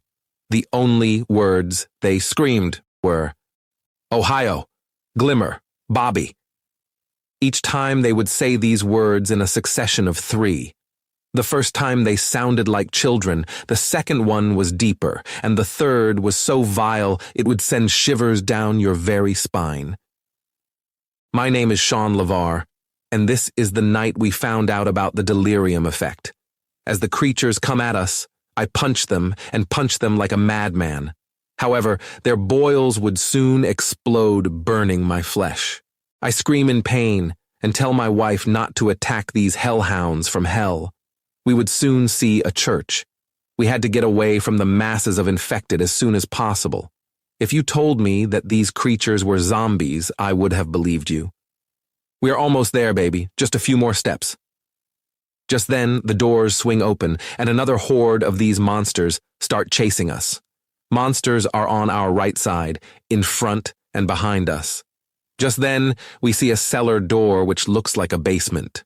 Christy says, No, I am not going into another cellar. I tell my wife we can't stay here. It's either the cellar or get eaten by these zombies. So we head to the cellar and lock it behind us. We finally escaped. I'm not sure where the hell we are, but we walk and walk and walk. Then we met them: Austin, the Glimmer King; Ava, the Queen of the Spatial Expanse; Officer Juliet Braxton, a police officer; Billy Tarvin, the pest exterminator; and those who were cured from being the monsters we had been running from. To my surprise, my mother was among them. Finally, karma had smiled on me, for I do not know what I would do if she was amongst the damned. We planned to stop Pastor Bobby. It would take all of us. Then Billy Tarvin tells us he knows a way into the church. He said he was a pest exterminator, so we entered the sewers. However, what would greet us was a beast of immense strength, the first son of the Gilikunar, once a being of love and sought only to purify the souls of the wicked, now a beast that devoured the light of this world. The first son of the Gilikunar was called Harkondomideus. It was here we learned of both the story of Austin and Billy. Chapter 6. The Son of the Gilikunar, Part 1. Once upon a time in the Wayward, there lived a creature of love, passion, grace, and kindness called the Gilikunar. It was placed there by the Council of the 12. Its job was to purify the dead souls of mankind and those who died early, saving infants from limbo and guiding those to the light. After Sergio Webster cursed the Wayward, it sought violence and hatred. But slowly it reverted back to its original ways of love. However, Felix would soon turn the Gilikunar to something of a monster, and thus the Gilikunar started devouring infants, children, men, and women, along with their offspring, because for years it had done all this good with nothing to show for it. When Darius came back and stole the dark arts, he enslaved this beast and its children. How did this beast have children who would procreate with such a monster? Pichili Ragnavar did. She was a beautiful soul with the trait for mischief, the sister of the one who tried to kill Sergio but failed, and also the daughter of the Wayward lady. Pichili was not part of the Council of the 12. Instead, she sought only to strengthen nature and the hearts of children. She was curious, and this would lead to her downfall. I saw a creature so huge, so pure, so filled with love, yet so dark in the woods by the forbidden tombs. My mother, whose name we must never speak of, told me often to stay clear of that. My mother never wanted me to do anything fun. She was so boring. So on that fateful day, I approached the Gilikunar. It was an average day in the Wayward. Butterflies, birds, and dragonflies are flying in the air. You could taste the sweet smell of the air. Nature was singing a beautiful song that you could feel on the air. I, Piesili, the Baron of Love, could feel the love of the entire ground. However, a scared, frightened creature was in front of me. It told me of what an invader did to the mainlands of the Wayward, how it tried to save the Queen but was driven to madness. You see, the Wayward was divided into 3 lands: the Von Empire, the Ragvinar capital, and the Forbidden Tombs. 3 children of the Wayward controlled each land. In the north, the Baron of War, Kali Braxtinvini, ruled over the lands of the Von Empire. In this land, the residents were taught about war and trained in military branches, day in and day out. In the south, the Baron of Love Pichili Ragnivar resided. I created a place of healing and rebirth. In the west and east, the Baron of the Mysterious Arts resided. At first, Darius, the 3rd son of the Wayward, ruled this place, a place for science and those who were condemned to slavery due to their sins. However, after Sergio Webster corrupted this land, that place laid barren and desolate. I began to talk to the Gilikunar, and the more I talked with him, the more in love I fell with this creature. It was so sad that it had been left to die and cast away by its master Darius like it never mattered. Soon we would spend time together until that faithful day when my mother found out. My mother followed me unbeknownst to me and quickly threw a fit. I was sentenced to a burial of 200 years. The Gilakunar would not have this, so it fought and fought until death came. It was then I created a bridge that would separate the Von Empire and Ranivar. I soon studied forbidden arts, and it was when Felix found me we learned how to resurrect the Gilokunar. When we revived it, we ran off into the woods, never to be seen again. However, the dark arts needed a sacrifice. I made love with the Gilokunar. Not much different from humans, but it had the strength of over 10,000 armies, a golem, a protector, driven mad by my brother Darius. We would make love every night, and soon I was with children. My children were born. It has been 14 hours, but my eyes won't stop bleeding. I feel like life is fading away. Jackson and Ellie Ragnavar, I love you. Your father, the Gilakunar, will protect you. So that was the day the fifth daughter of the Wayward died. However, instead of peace, the Gilokunar would seek to kill those who wielded mysterious, forbidden dark arts. The children of the Gilokunar would share the same hatred as their father, for the curse of the Wayward had warped their minds and madness set in. Chapter 7. The Son of the Gilakunar, Part 2. "Run! We have to make it past Edgar's bullet station," a woman screams to her son Richard. The woman grabs her son's hands and they run. The two sprinted, for the devil was lurking behind them. Demonic growls and howls from the parking lot could be heard about, in the air. The sun was setting, and what awaited the two was carnage. The woman's name was Beth, and she ran. Beth ran past the parking lot, she ran past the grocery store, and finally made it. She could see Edgar's bullet station, which was a train station. They needed to get inside and call for help. However, what greeted them inside was a scene that would make mothers cry. This was the story of the children of the Gilakunar. The door opens, and what awaited Beth was dead bodies of what used to be humans. Beth held her son close to her chest, and her relief for reaching the train station turned into fear. Sweat was dripping from her forehead to the ground, and she even felt the sting of that same sweat pierce her eyes as sweat ran down her face. Her heart was beating so fast, she thought she might die. For on the ground laid the severed body parts of these unfortunate souls. Arms, legs, heads, and even organs lay on the floor. Just then she heard another growl. How could this be? The monster was behind them. What approached the two was a voice of a monster from the front. The woman tried to flee, however. The monster from behind grabbed her as her child fell to the floor. Richard was only 3 years old. The boy fell so harshly you could smell the blood from his head running down. The tall, stone and scaly-like monster then grabbed Beth's son and ate him, ripping through the boy's flesh like jello. The creature ripped and then finally spoke. "I am the son of the Gilakunar. For taking away my mother, Pichili Ragnivar, this world would know death. I was born from an unblessed union. My birth was the cause of her death. Once as a boy, I was called Jackson, but years of hatred in my belly has given me a new name. I am Harkondomedeus. Now your son will be sent to the pits of the forbidden tombs. My father, the Gilokunar, and my sister, Ellie, Portitius, will devour you. Accept your fate, child of the damned." Just as Harkondomedeus said this, two creatures came from behind Beth. They devoured that poor wretched soul called Beth. This was the fate most humans shared against the Gilakunar and his children. Billy Tarvin tells us about the sewers, that he was a pest exterminator, and in his arsenal, he had the ability and knowledge of how pests operated. This knowledge would come in handy.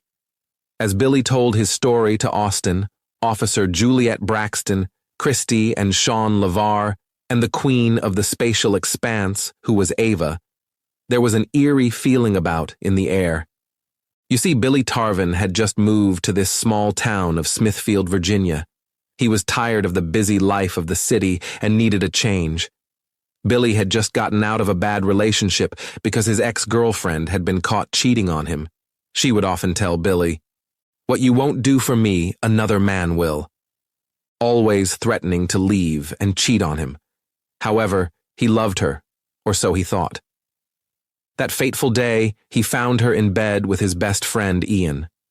Ian and Billy had been friends for decades, but how could a once beloved friend betray his trust, and all for what? All for some dumb broad. Billy said to himself, "I hope you are happy, because if she cheated on me, she will cheat on you too." So, the next day, Billy left a note, and he left on a bus to a random city. He eventually arrived in the town of Smithfield, Virginia in 2018. For an entire year, Billy Tarvin trained to be a pest exterminator. From termites to rat infestations, he did it all. The pay was great, and life was simple. It wasn't until the year 2019 Billy started hearing noises in the walls. Billy noticed that when a pastor came to town, this was when things changed. At first it seemed odd, but he just told himself it was just pests or rodents inside the walls. So, for 3 years, he dealt with this. Soon, every house and building had these sounds in it. It happened so gradually, people often forgot there was a time these noises in the walls didn't exist. That wasn't even the worst part. The worst part was now, people were going missing for a week or more, but would return. Those who returned were different. Billy Tarvin spoke of a girl who went missing, along with her entire class. This is the story of Ava before her life changed forever. It's March 22nd, 2019, and life was different. A young girl called Ava, who would later be known as the Queen of the Spatial Expanse, was on a field trip with her class. In total, there were 28 children, and all of them seemed to be excited. They were going to visit some caves and see a waterfall. However, soon a scene would unfold that would turn a dream come true to a nightmare. There are kids laughing, talking, and just doing what kids usually do. Tom Greedo has been feeling sick since he and Pastor Bobby came back from getting snacks for everyone at the store. Ava was very perceptive. However, not even she could stop the carnage that Pastor Bobby would unleash into the world. Tom sat in the front near the bus driver and was talking the entire time to another child. The kid often told me the stories Tom would tell her. She said Tom said he visited the edge of the world and he could see the vast expanse of the universe. However, Tom also said he was being followed by a boogeyman and it required blood sacrifice to survive. Tom said it feasted on the blood of humans and came from a world, a different galaxy, a new planet. This planet was called Glimmer Prime. This sounded like a made-up story, so Ava ignored it. Tom eventually fell asleep, and when he awoke, it was just Ava, him, Pastor Bobby, and the bus driver. The bus had weird skin-like suits about, and the seats were stained red. What could have happened? Where did the kids go? All Tom knew was that his head was throbbing, and he could hear voices in his head repeat one word over and over, like a broken record. The voice said to Tom, "Ohio." Soon, they returned home, and the police were notified about the missing kids. At first, they thought Pastor Bobby did something. However, the followers of the New Union Church assured the police that Pastor Bobby wouldn't hurt a soul. I met Tom shortly one day when checking his house for the strange noises in the walls. It was then he told me wild mind-bending stories of Glimmer Prime. Tom told me about the Ohio man. I knew this kid. He was so happy and filled with excitement. However, now his face was emotionless, and on the back of his neck he had stitches. When did he get cut? It wasn't my business. But the next time I would see Tom was when he was infecting Ava with the parasite that was living in his brain. Ava is walking home from school one day when it happened. A shadow starts chasing her. This shadow growled and screamed. It sounded so vile and dark, you might even pee your pants from the sound of this creature. Ava started running and running. However, the creature was pursuing her fast. She turned around the corner and there he was. It was Tom, but the noises from behind her were gone. Hello, Ava. I wanted to say how much I love you. Matter of fact, I have always loved you so much. You are so beautiful that my heart races each time I see you. I come to give you a gift, Ava, from a place of love. Tom told Ava.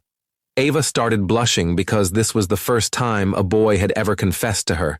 However, this feeling of love would soon be snuffed out. For in that very instant, Tom grabbed Ava harshly, pinning her to the ground. Before she could even react, a sharp blade came out of Tom's neck and scratched Ava. The blade seemed like a hand, and then Tom's body ripped apart. What came out of Tom was a huge creature from hell. This was the very first child of the Glimmer, not only a child of the Glimmer, but the very first vent person. Ava lay there seeming dead for what seemed to be 10 minutes. Then a portal opens, and a shadowy figure picks up Ava, and the thing that used to be Tom follows. Ava, Tom, and the other kids returned weeks later. This was the start of the infection. How did Billy know this? All this happened right outside his house. At first, Billy heard the screaming of a little girl, so he peered out his window. Then he witnessed it all. He wouldn't figure out who that shadowy figure was until years later. As the story of Billy Tarvin's origins finish, we start hearing noises. These noises sounded worse than the vent people. The sewage water became red, and then we saw it. A tail so long and filled with sharp bones, it had to be at least 5 feet long. However, it soon ran past us. The air was filled with death, but what was awaiting for us? This is a tale of both friendships, passion, love, and fear. Chapter 8, The Son of the Gilakunar, Part 3. Before I tell you of what awaited, the Glimmer Squad, which was a name folks would later call us, let me tell you of the story of how the Queen of the Spatial Expanse came to be. Ava was the younger sister of Austin, and for most of their lives they lived a normal life. Ava was 11 years old when she was reborn as the second Glimmer child. That same shadowy figure that stole her from her loved ones did experiments. For this new race of devils needed a leader to rule them. The Vent people had a strength that nobody would ever match until the days of Sean LeVar and Detective Robbie Wayne Clark. So, after weeks of inhumane experiments, Ava finally reached true enlightenment, according to those who studied the teachings of Pastor Bobby. Ava would be deprived of oxygen, injected daily with parasites that would eat her bones, organs, and skin. However, she would be revived through the dark arts, her nails torn off, and when she lay bleeding, begging for death, she would have her fingers broken. As time passed, she no longer felt pain. However, in her heart, she knew she would never see her brother and parents again. She turned off all emotions and gave in to her primal instincts. Like a Neanderthal, she was a savage. These experiments left her deformed, for a man would put parasites that had been mutated with the powers of the dark arts and Pizergomi Venupi. Her bones stretched, she became like a monster, and she was left with only hatred.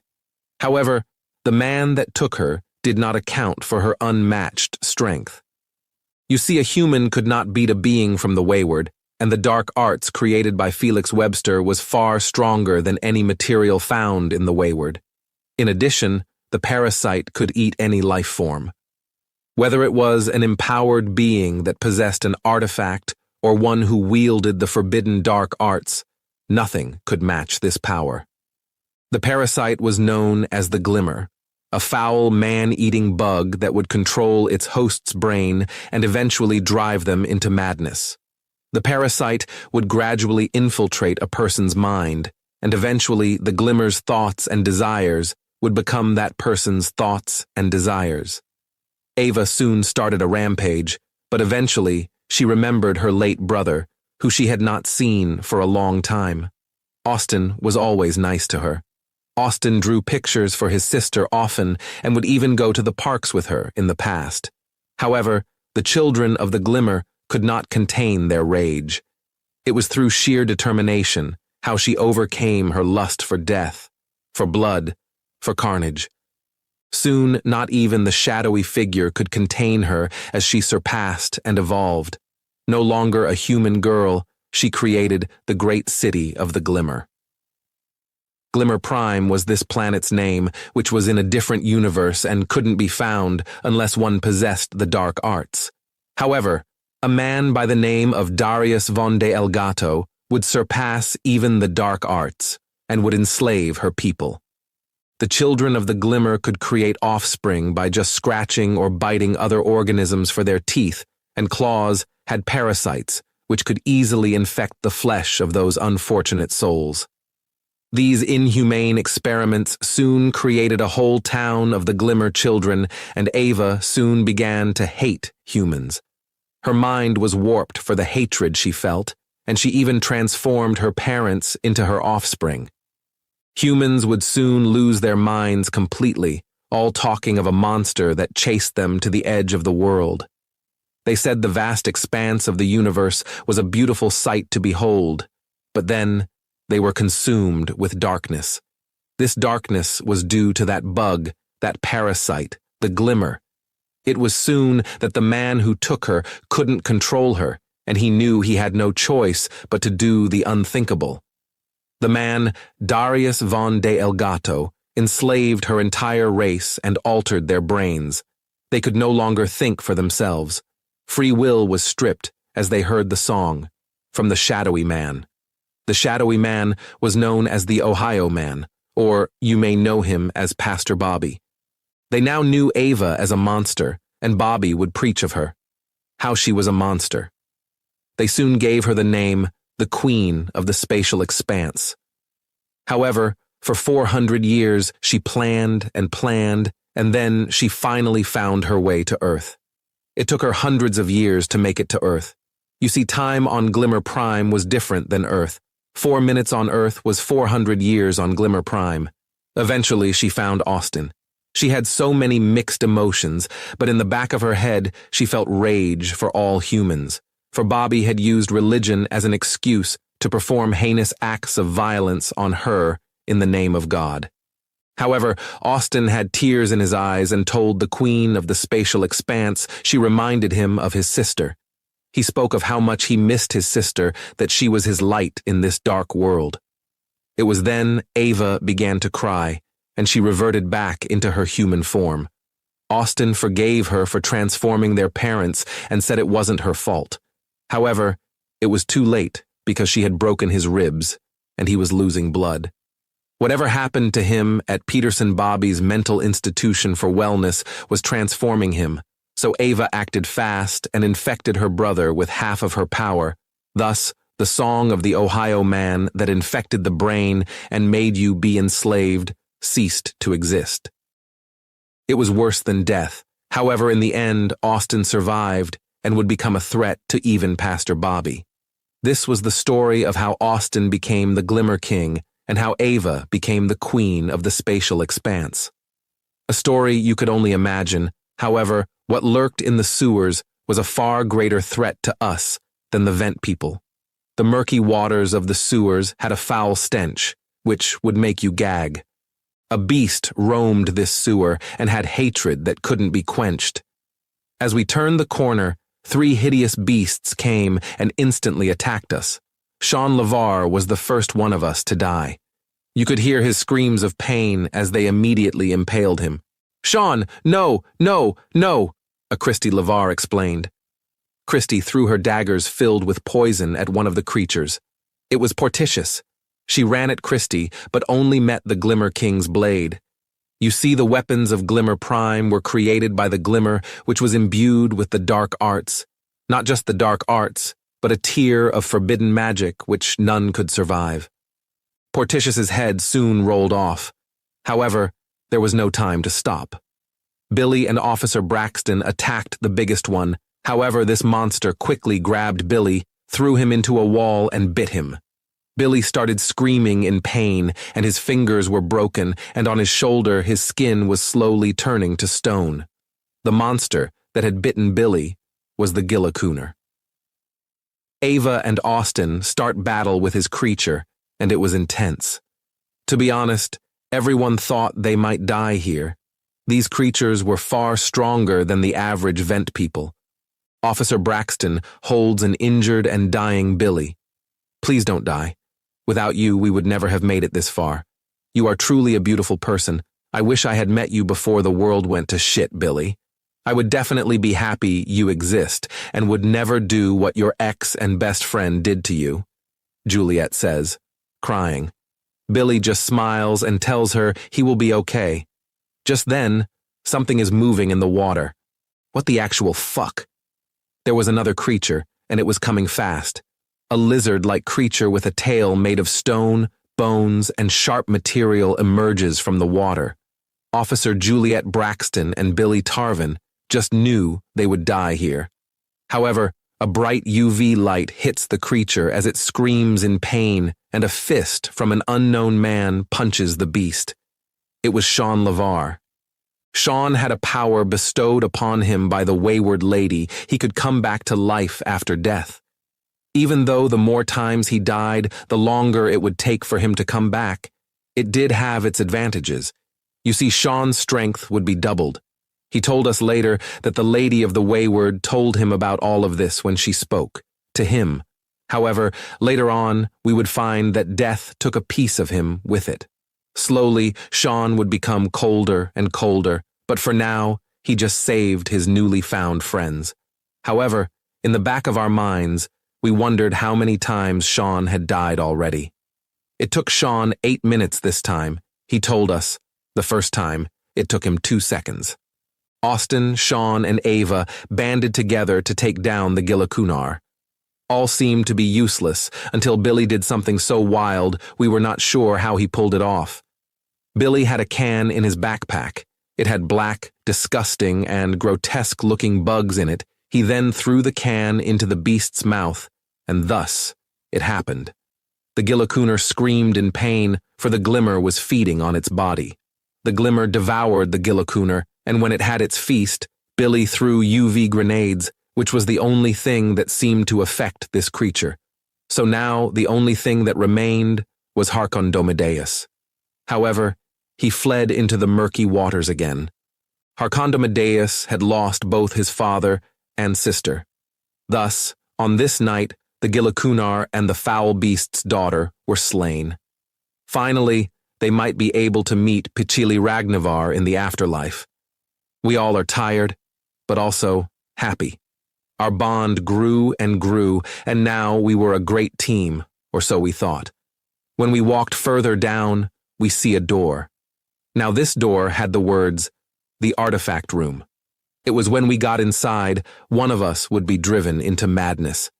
As we walk inside, you could see strange objects in there, from a staff which glowed, to a cane which had the letter L engraved on it, to even a strange, monstrous-looking hat. There were so many things.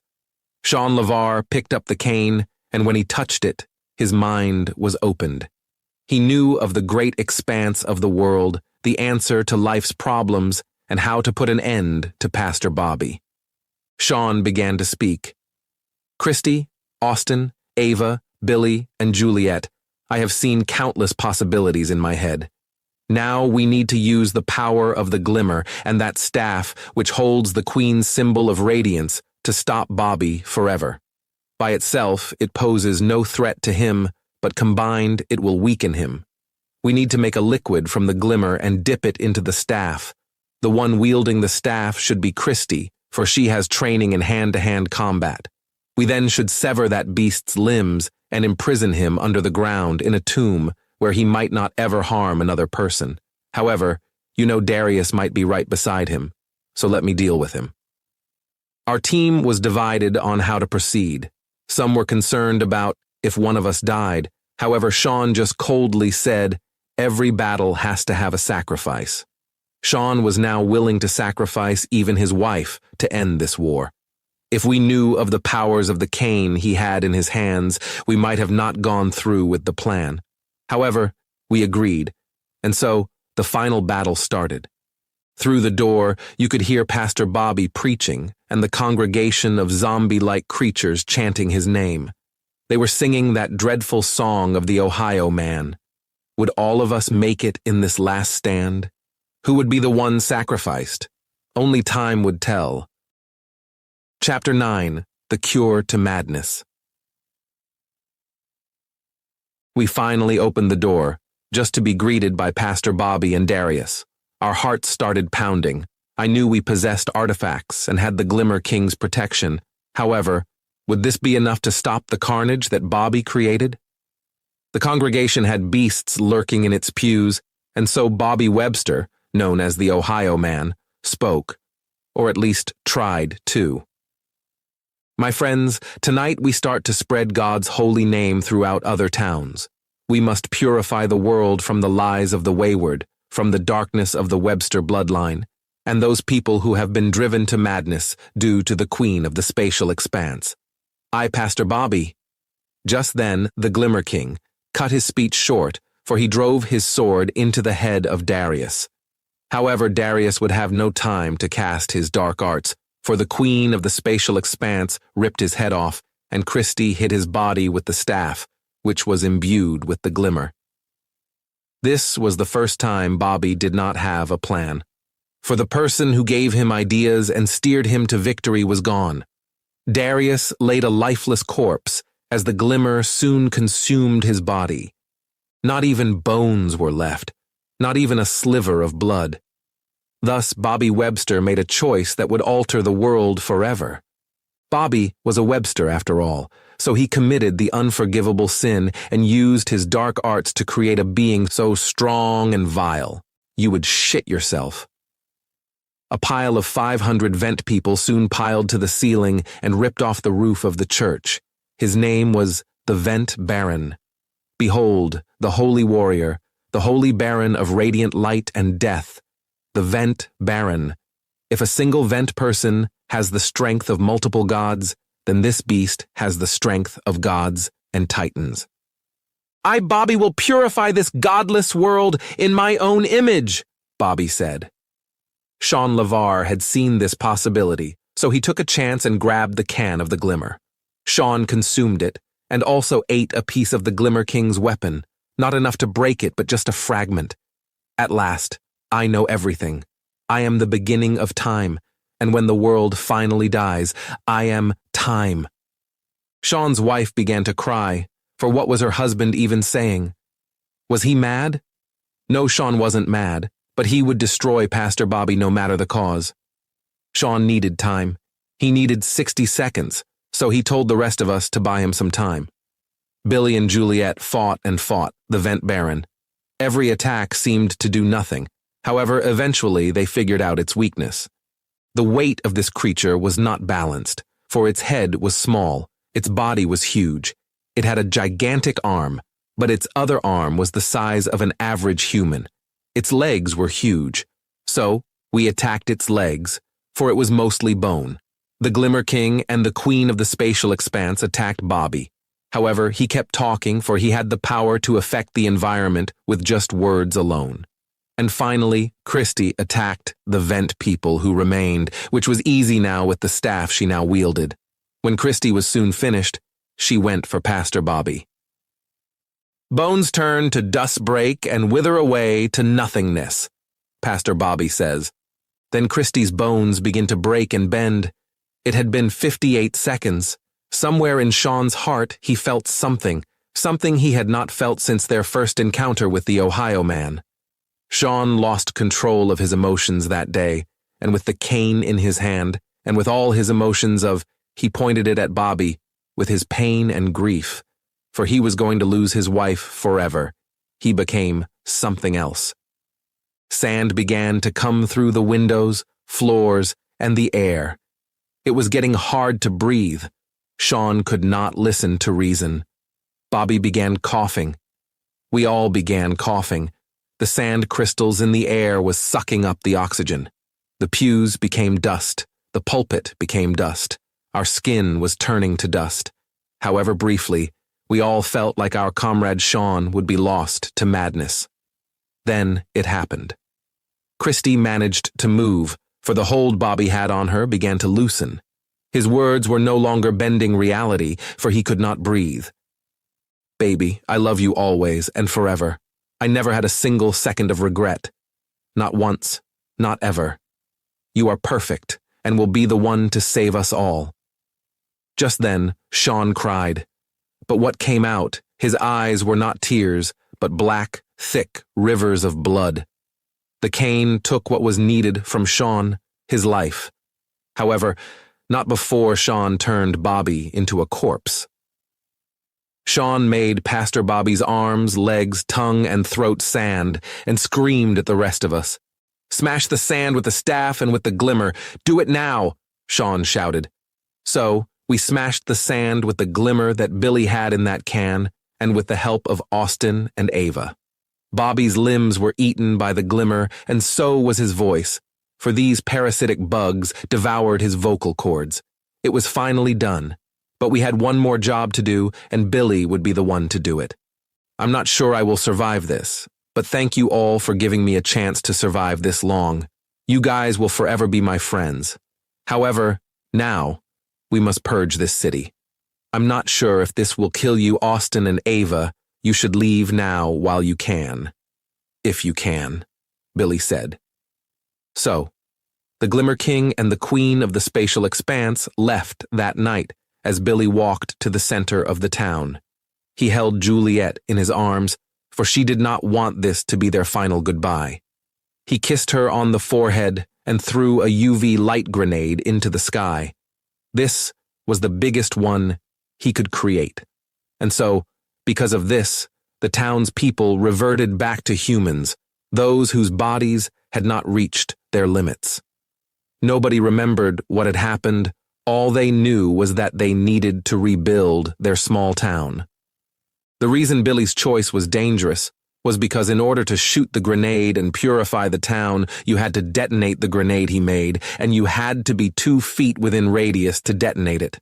Billy went to the tallest building to do this.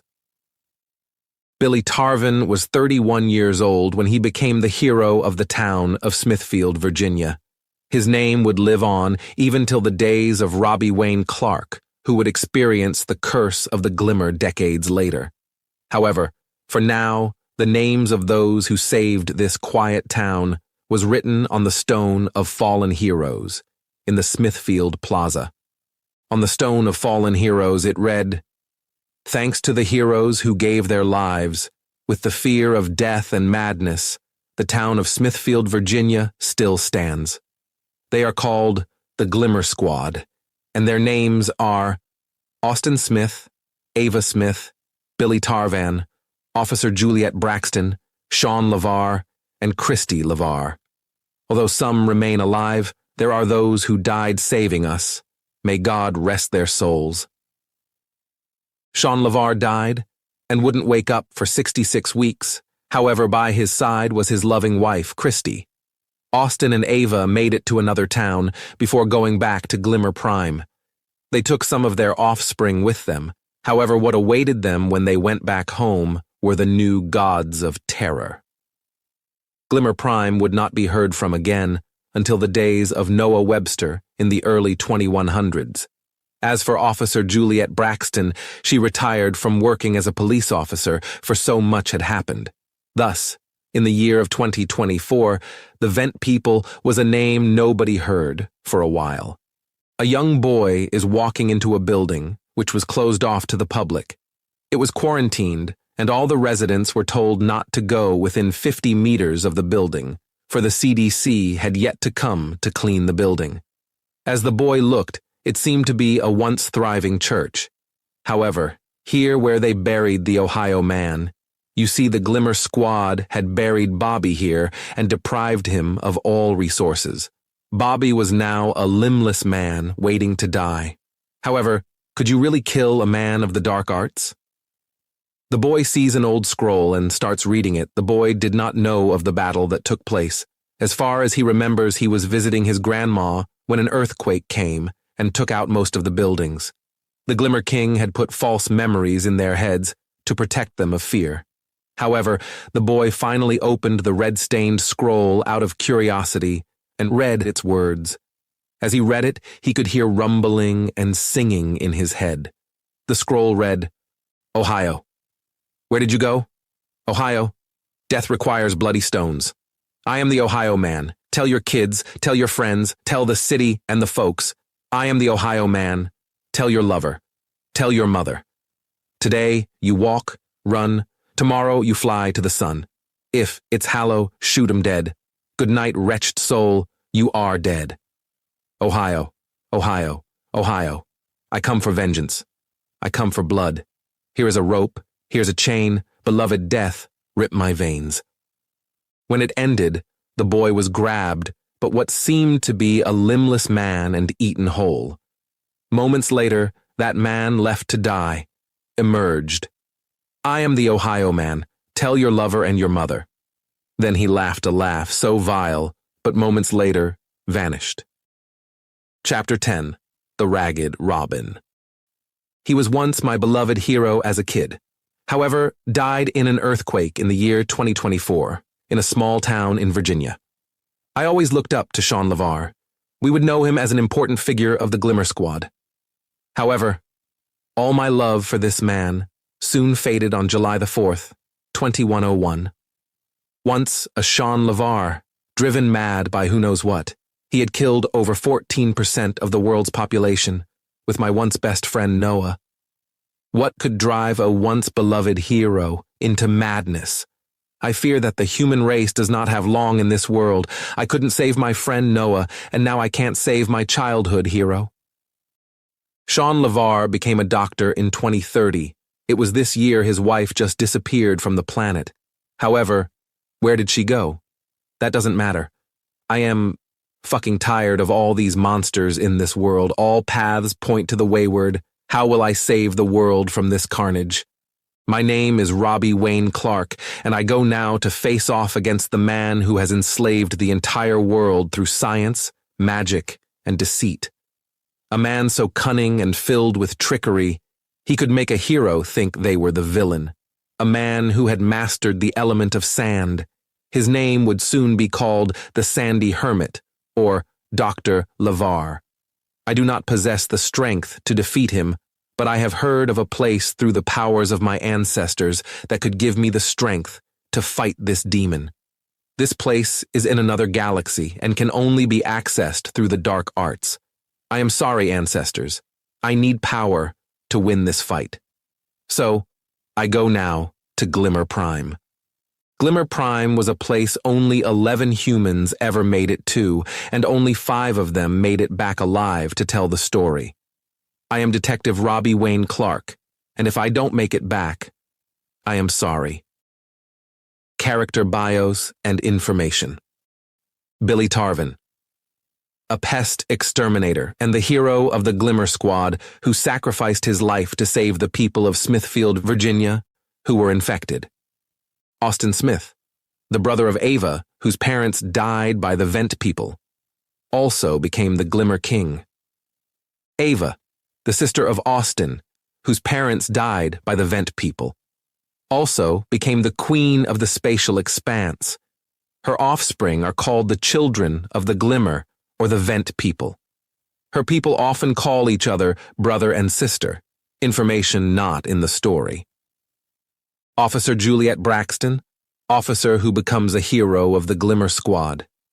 Pastor Bobby, the antagonist of the story, the brother of Sergio and Felix Webster, also known as the Ohio Man, Julius Wagner, Xavier Peterson, friend of Pastor Bobby and an elder of the New Union Church.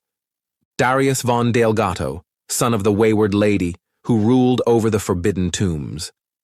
Pichili Ragnivar, daughter of the Wayward Lady, who had children with the Gilokooner. Mother of both Harkondomidius and Portitius. Ruler of the Ragnivar capital. Kali Braxton Vini, daughter of the Wayward Lady, ruler of the Von Empire. Died by Sergio Webster, former member of the Council of the 12. The Gilokooner, a beast created by Darius who once was loving until Sergio Webster corrupted the Wayward, turning it into a monster, had children with Pichili Ragnivar. the father of both Harcondomedaius and Portidius. Harcondomedeus, son of the Gilacunar and Pitili Ragnavar, originally named Jackson. Portitius, daughter of the Gilacunar and Pitili Ragnavar, originally named Ellie. Sergio Webster, brother of Bobby, the original villain of the series. Bruce Odesky, friend of Sergio, the Wayward Lady, ruler and queen of the Wayward. Mr. Goose-Head, Book 6. Mr. Goose-Head. About the author. This book was created by Dylan Herbert, who has created and written 4 other titles. These titles include Jingleman Volume 1, Dearly Beloved Volume 1, Sergio, Even Lillies Weep, and The Vent People. This title, Mr. Goose-Head, is Dylan's 5th book. All works by Dylan thus far relate to each book, diving deeper to create a world of horror as you learn more of the world of the Websters, Detective Wayne Clark, the Wayward, Earth, and those affected by the various characters. You will be captivated as you go down this rabbit hole. A young 32-year-old man wakes up. He is in a strange place. Before he went to sleep, he told his girlfriend he would come over to her house. Life for Valentino Torres was not rainbows and sunshine. However, he still had at least one good thing going for him, his girlfriend. However, now he is in an unfamiliar place, not knowing where he is. When Valentino wakes up, he is hanging upside down with metal hooks in his back. He tries to escape, but a big man with a head of a goose is approaching him with a meat-cutting knife. The closer the man gets to him, the more his heart begins to race. Why is Valentino here?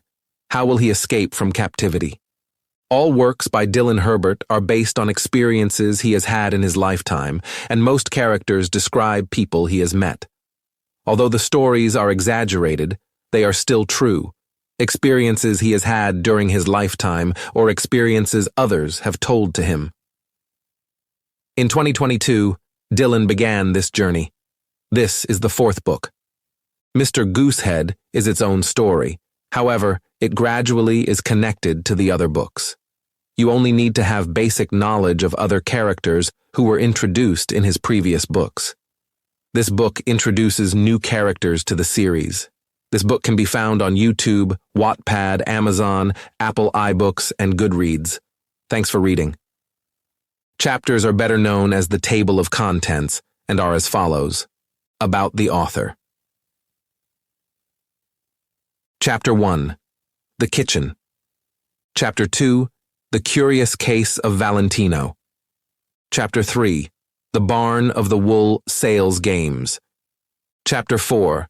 A Blind Man Speaks. Chapter 5. Torres versus the People, Part 1. Chapter 6. Torres versus the People, Part 2. Chapter 7. Torres versus the People, Part 3. Chapter 8. Brother, You're Next. Chapter 9. Mr. Goose-Head.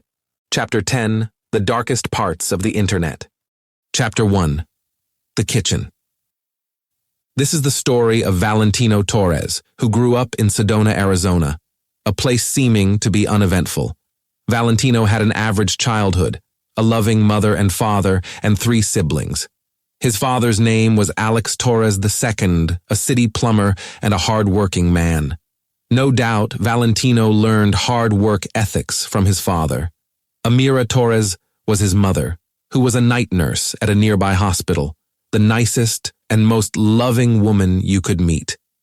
Amira had a smile that would make you smile.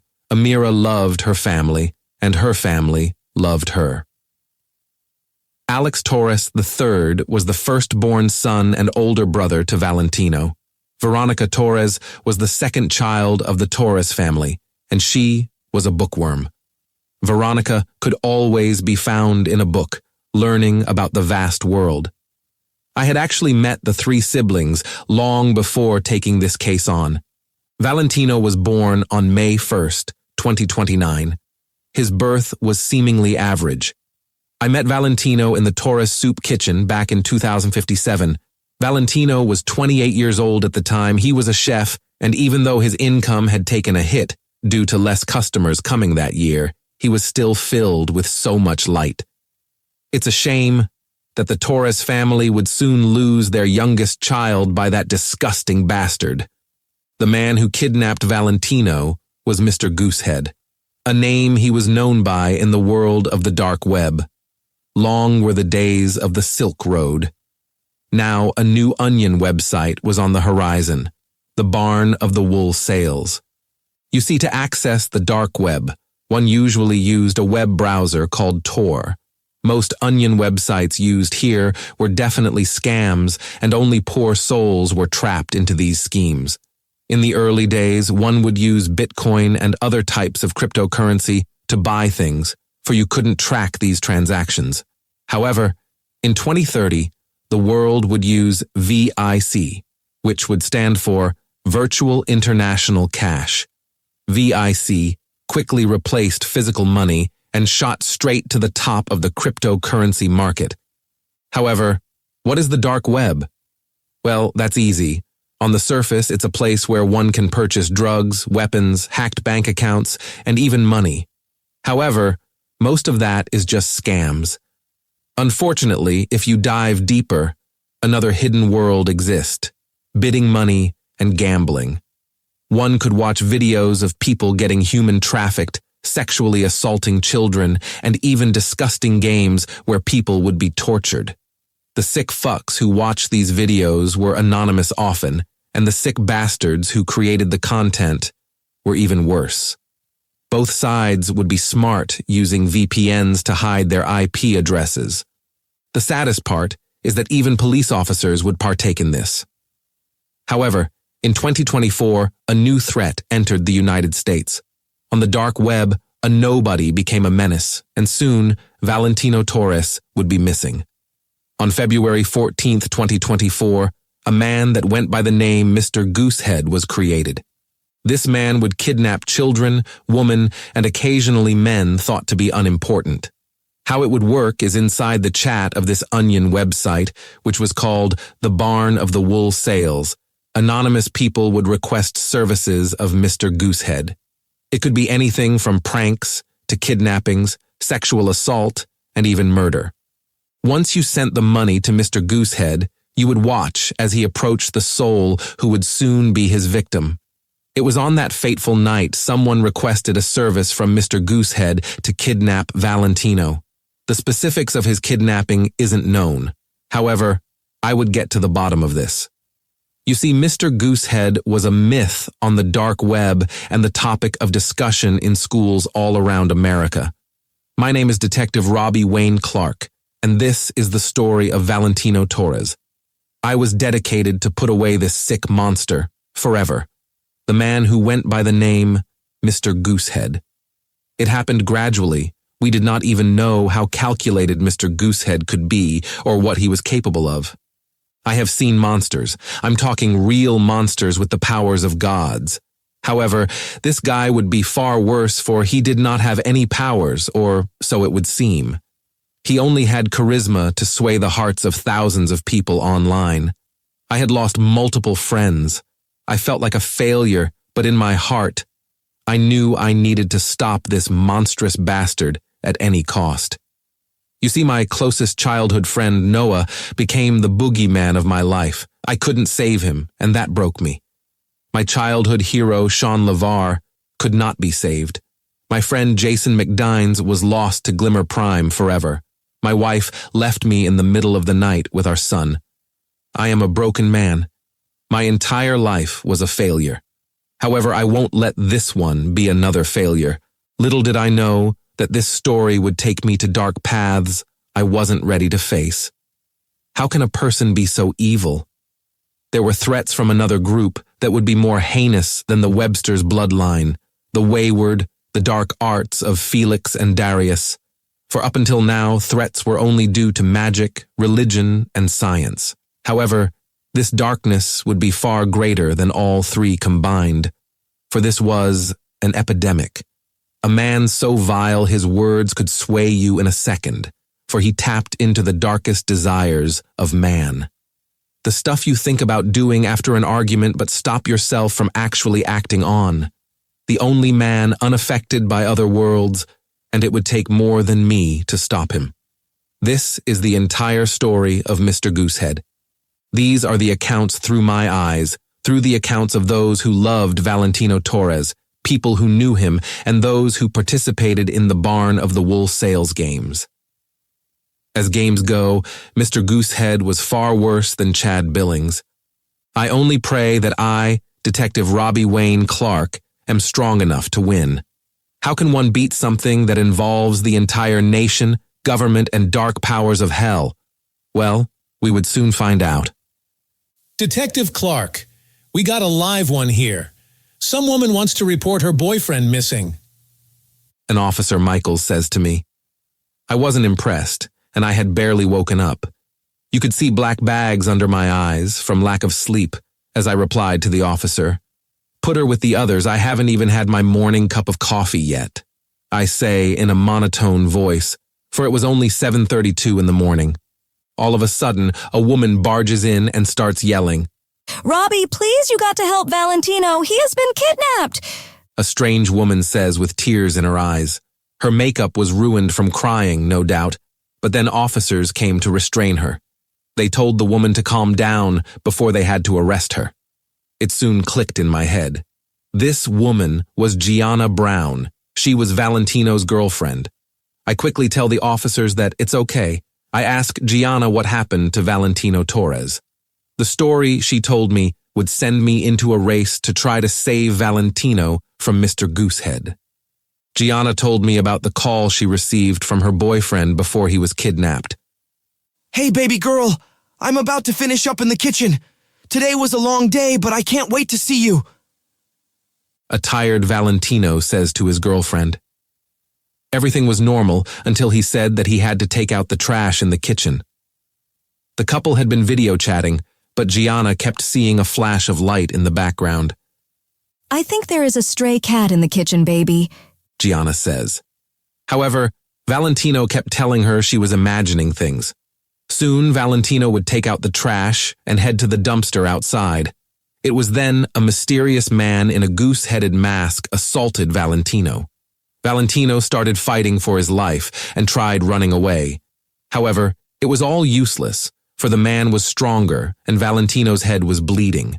The man in the goose mask hit him in the head repeatedly with a rock until Valentino laid there seeming lifeless. The strange man in the goose mask walks to his phone and speaks. Hello, Gianna. I am Mr. Goose-Head, and your boyfriend has been selected to play a game. I am no Chad Billings. This game will prove the worth of Valentino Torres. Hundreds of people have bet that your boyfriend will die in 3 days. However, fate may be kind to him. Welcome to the Barn of the Wool Sales. As Mr. Goose-Head said this, he began to laugh, and it was here we saw him. A tall, plump man with jeans and a white t-shirt with blood all over his body. In his hand, he had a knife. I am in shock after witnessing this video. Thankfully, Gianna has screen recorded this call. However, it was the message that was sent afterwards that was strange and heart-stopping. The message said, "Good luck finding us, sweet dreams." The people who want Valentino dead are closer than you think. I don't know what kind of twisted evil game this was, but I would soon find out. However, this isn't when Valentino was kidnapped. Gianna told us she quickly ran to her boyfriend and found him clinging to life, so they rushed to the emergency room of a nearby hospital, and later that night, after they returned home, Valentino Torres would be missing. The couple came home around 10:05 at night, and everything seemed normal. However, Valentino was no doubt scared for what had happened to him. Gianna assured her boyfriend that this would not happen again. However, when she woke up, her boyfriend was gone, and their apartment had no signs of a struggle, according to her. The only thing left was a pearl necklace. With the help of Gianna Brown, I, Detective Robbie Wayne Clark, would put away this son of a bitch. Mr. Goose-Head defiled the living and the dead. Would we be able to save Valentino before he ended up dead? Who would want him dead? The deeper we dove into this evil, the more would be revealed. I am Robbie Clark, And this is a dark story of what happened to Mr. Valentino Torres and the accounts of Mr. Goose-Head. Chapter 2. The Curious Case of Valentino. My head is throbbing as something like sweat is dripping from my head to the floor. It burns as it touches my head. My body is sore as I feel sharp pains in my back, as if daggers are stabbing me. It's faint, but I hear footsteps approaching me. What am I even doing here? Where am I? I remember coming home from the hospital after being attacked by that fucker, the man in the goose mask. I remember how I held Gianna as she embraced me in her arms before I drifted into sleep. I had woken up in the middle of the night because my mom texted me that she was at the door. She opened the door to talk about her job and to make sure I was okay. Amira Torres had heard what had happened at the Torres Soup Kitchen. My mother was always so sweet and the best mother in the world. She was wearing her pearl necklace. I'm not sure why she left the door cracked open instead of closing it behind her. After about 10 minutes of her talking, I go to the kitchen to pour a glass of water. For some reason, I heard heavy breathing from where my mom was talking, so I turn around to check. However, something hit me from behind. As I was fading away to my death, I heard a conversation my mother had with an unfamiliar person. Thanks, Mrs. Torres, for your contribution. Your son will participate in this month's game. The Barn of the Wool Sales is happy for your regular donation. Let the games begin. The strange voice said. Wait, I knew that voice. However, I couldn't remember why it was familiar. Wait, it was coming back to me. That sick bastard kidnapped me in my own home. What the fuck was even going on? Why was my mother even talking to this sadistic shit? I eventually told myself it was all a bad nightmare. The human brain does wild things to stop it from going into insanity.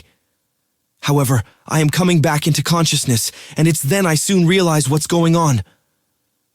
As I keep hearing footsteps and laughter, it's then I realize where I am. I am hanging upside down in a freezer with dead cows, sheep, and pigs. To my horror, I have 2 large hooks in my back. As I realized this, I began to scream in pain. The more I struggle, the more these hooks slice into my skin. One could hear my skin tearing, my bones crushing, and life leaving my body with each second that passes. Those faint footsteps are now getting louder and louder with each passing second. However, I still had the image of my family and girlfriend in my head. I couldn't give up because I felt I could survive this ordeal. Unfortunately, my hope soon would vanish when the footsteps got to me. The footsteps stop, and I hear a man speak to me. Hello, Valentino Torres. I am Mr. Goose-Head. Tonight you are part of a game. Someone hired me to kidnap and torture you. They even said it wouldn't matter if you died. I have 3 days to see how much you can take. So, our first game will be the spider dive. The mysterious voice said to me, The Barn of the Wool. Sales had many inhumane games, but the first one I would remember more than any one of them was the spider dive. The spider dive was a game where you were chained to a chair and Mr. Goosehead would shoot you with a Nerf gun. The Nerf gun either had an actual bullet, nothing, or spider's toxin. It's crazy how this would turn out. In the United States, there are over 3,500 species. However, only 2 of these species are deadly. Most spiders bite, but are too weak to puncture the human skin. Most spiders have prey-specific toxins and most likely wouldn't affect humans. I had to survive for 30 minutes. To me, I only had to wait it out, and the worst case is that I get shot by a bullet. Mr. Goosehead would first ask a series of questions, and for each wrong answer, I would get shot. If I got the right answer, the timer for this game would be cut in half. Mr. Goosehead wanted a show, and as fate would have it, I would be the dark web's entertainment for the night. My name is Valentino Torres, and the next 3 days would be literal hell. My sanity would be on the edge, my mind broken, and my heart torn. Mr. Goosehead asked me the first question. What is your name? I tell the man that my name is Valentino Torres. He tells me that I was correct after laughing. Then he asked me a series of common-sense questions. Eventually, we get to question 8. Mr. Goose-Head asked me, "Who picked you for the game?" I had no clue. Then the man laughs and shoots me with the first shot. The Nerf gun had an actual bullet in it. As it pierces my leg and rips open my skin, I start screaming in pain. I had not felt a pain this bad ever in my life. Getting shot was nothing like the movies. It was here that my life started flashing before my eyes. My name is Valentino Torres, and my life was average. I had a simple life. My brother and sister loved me, my parents were loving, and I had a simple, boring, uneventful life until this day. I went to culinary school after high school and learned about how to be a chef. It was 2046 when I started. I was 17. I knew in my heart I would be a great chef. It was here I met Gianna Brown. She was my light in the dark, my better half, mi hermosa rosa, my beautiful rose, and my everything. Me and Gianna would soon start dating. Everyone seemed to be happy and overjoyed. My dad, Alex Torres II, was happy and told me every day that he was proud of me. My brother, Alex Torres III, told me my life was over but still was happy. My mother always had a smile on her face. Her beauty was unmatched. Her heart of gold was what made her unique. She told me one day, "Valentino, my sweet baby boy, I love you. You know that, right? I remember the day you were born. I am so proud of you. But baby, how are you going to afford a wedding? Our family is in debt, major debt, and unless we do something crazy, we will lose the house." My mother said to me. It was then I should have realized what was going on. However, it wasn't until much later we would begin to suspect who turned me in. I heard faintly my sister talking on the phone because her room was cracked. The words I could make out were, "Goose, Torres, and send me the cash." Strange words, no doubt. This was the curious case of Valentino. Would Valentino Torres ever be found? Why was he taken? It wasn't until later that we interviewed the entire Torres family, the neighbors, and people around the city of Sedona, Arizona. Chapter 3. The Barn of the Wool Sales Games. Welcome, my friends, to the Barn of the Wool Sales Games. I know most of you are eager to witness this game, and I am just as excited to host this elaborate game. I am Mr. Goose-Head, and today we have a young man called Valentino Torres. Just as the man said this, the crowd started to cheer. I was sick to my stomach, and I was determined to find out the location of these insidious games. As Mr. Goose-Head brought out Valentino, there were screams of joy. In addition, the Onion's website had well over 1,000 users. Mr. Goose-Head said the games would last 3 days if Mr. Torres could survive. I needed to find this sick bastard, for I couldn't bear losing another innocent soul. The first game I witnessed was called Mrs. Piggy's Fingers of Terror. In this game, a person in a pig mask would come and throw a meat-cutting knife used for gutting swine and throw it at the unfortunate soul. In this case, Valentino was that poor soul. I am going down memory lane as to why I was even doing this. You see, I always wanted to be a detective to save people. I did not know that when I met my childhood friend Noah, that worlds beyond human understanding would take place. You see, back when I attended East Bethel Heights School for the youth in 2040, it was here I met Noah Webster. It was here I met the monster called Sergio Webster, who was Noah's father. These were the days when Naomi Juniper, Noah Webster, and I would become friends. There was a time when we separated, but eventually we all became friends again. However, it was a dark time where Noah's mom, Esther, died. I was born in the year 2025, the same year as Noah. We were the same age, and during this time my once beloved friend had married Naomi, and he was serving in the United States Army. I haven't heard from Noah in a while, but Naomi often wrote me via email about how they were doing. Naomi told stories that Noah was starting to see things and his mental health was deteriorating. You see, this was before the time I went into a place called the Wayward. During these years, I was married to my loving wife, Crystal Janice Clark. Her maiden name was Crystal Janice Pauline Jones. We had a son who we later named Justin Helios Wayne Clark. I was in my late 20s when Crystal divorced me and ran away with our son. I pray one day I will get to see my son, Justin. However, as fate would have it, it would be decades before that happened. Justin Clark would be well known for what would later be called the movement of the Helios Act. However, that is a story for another time.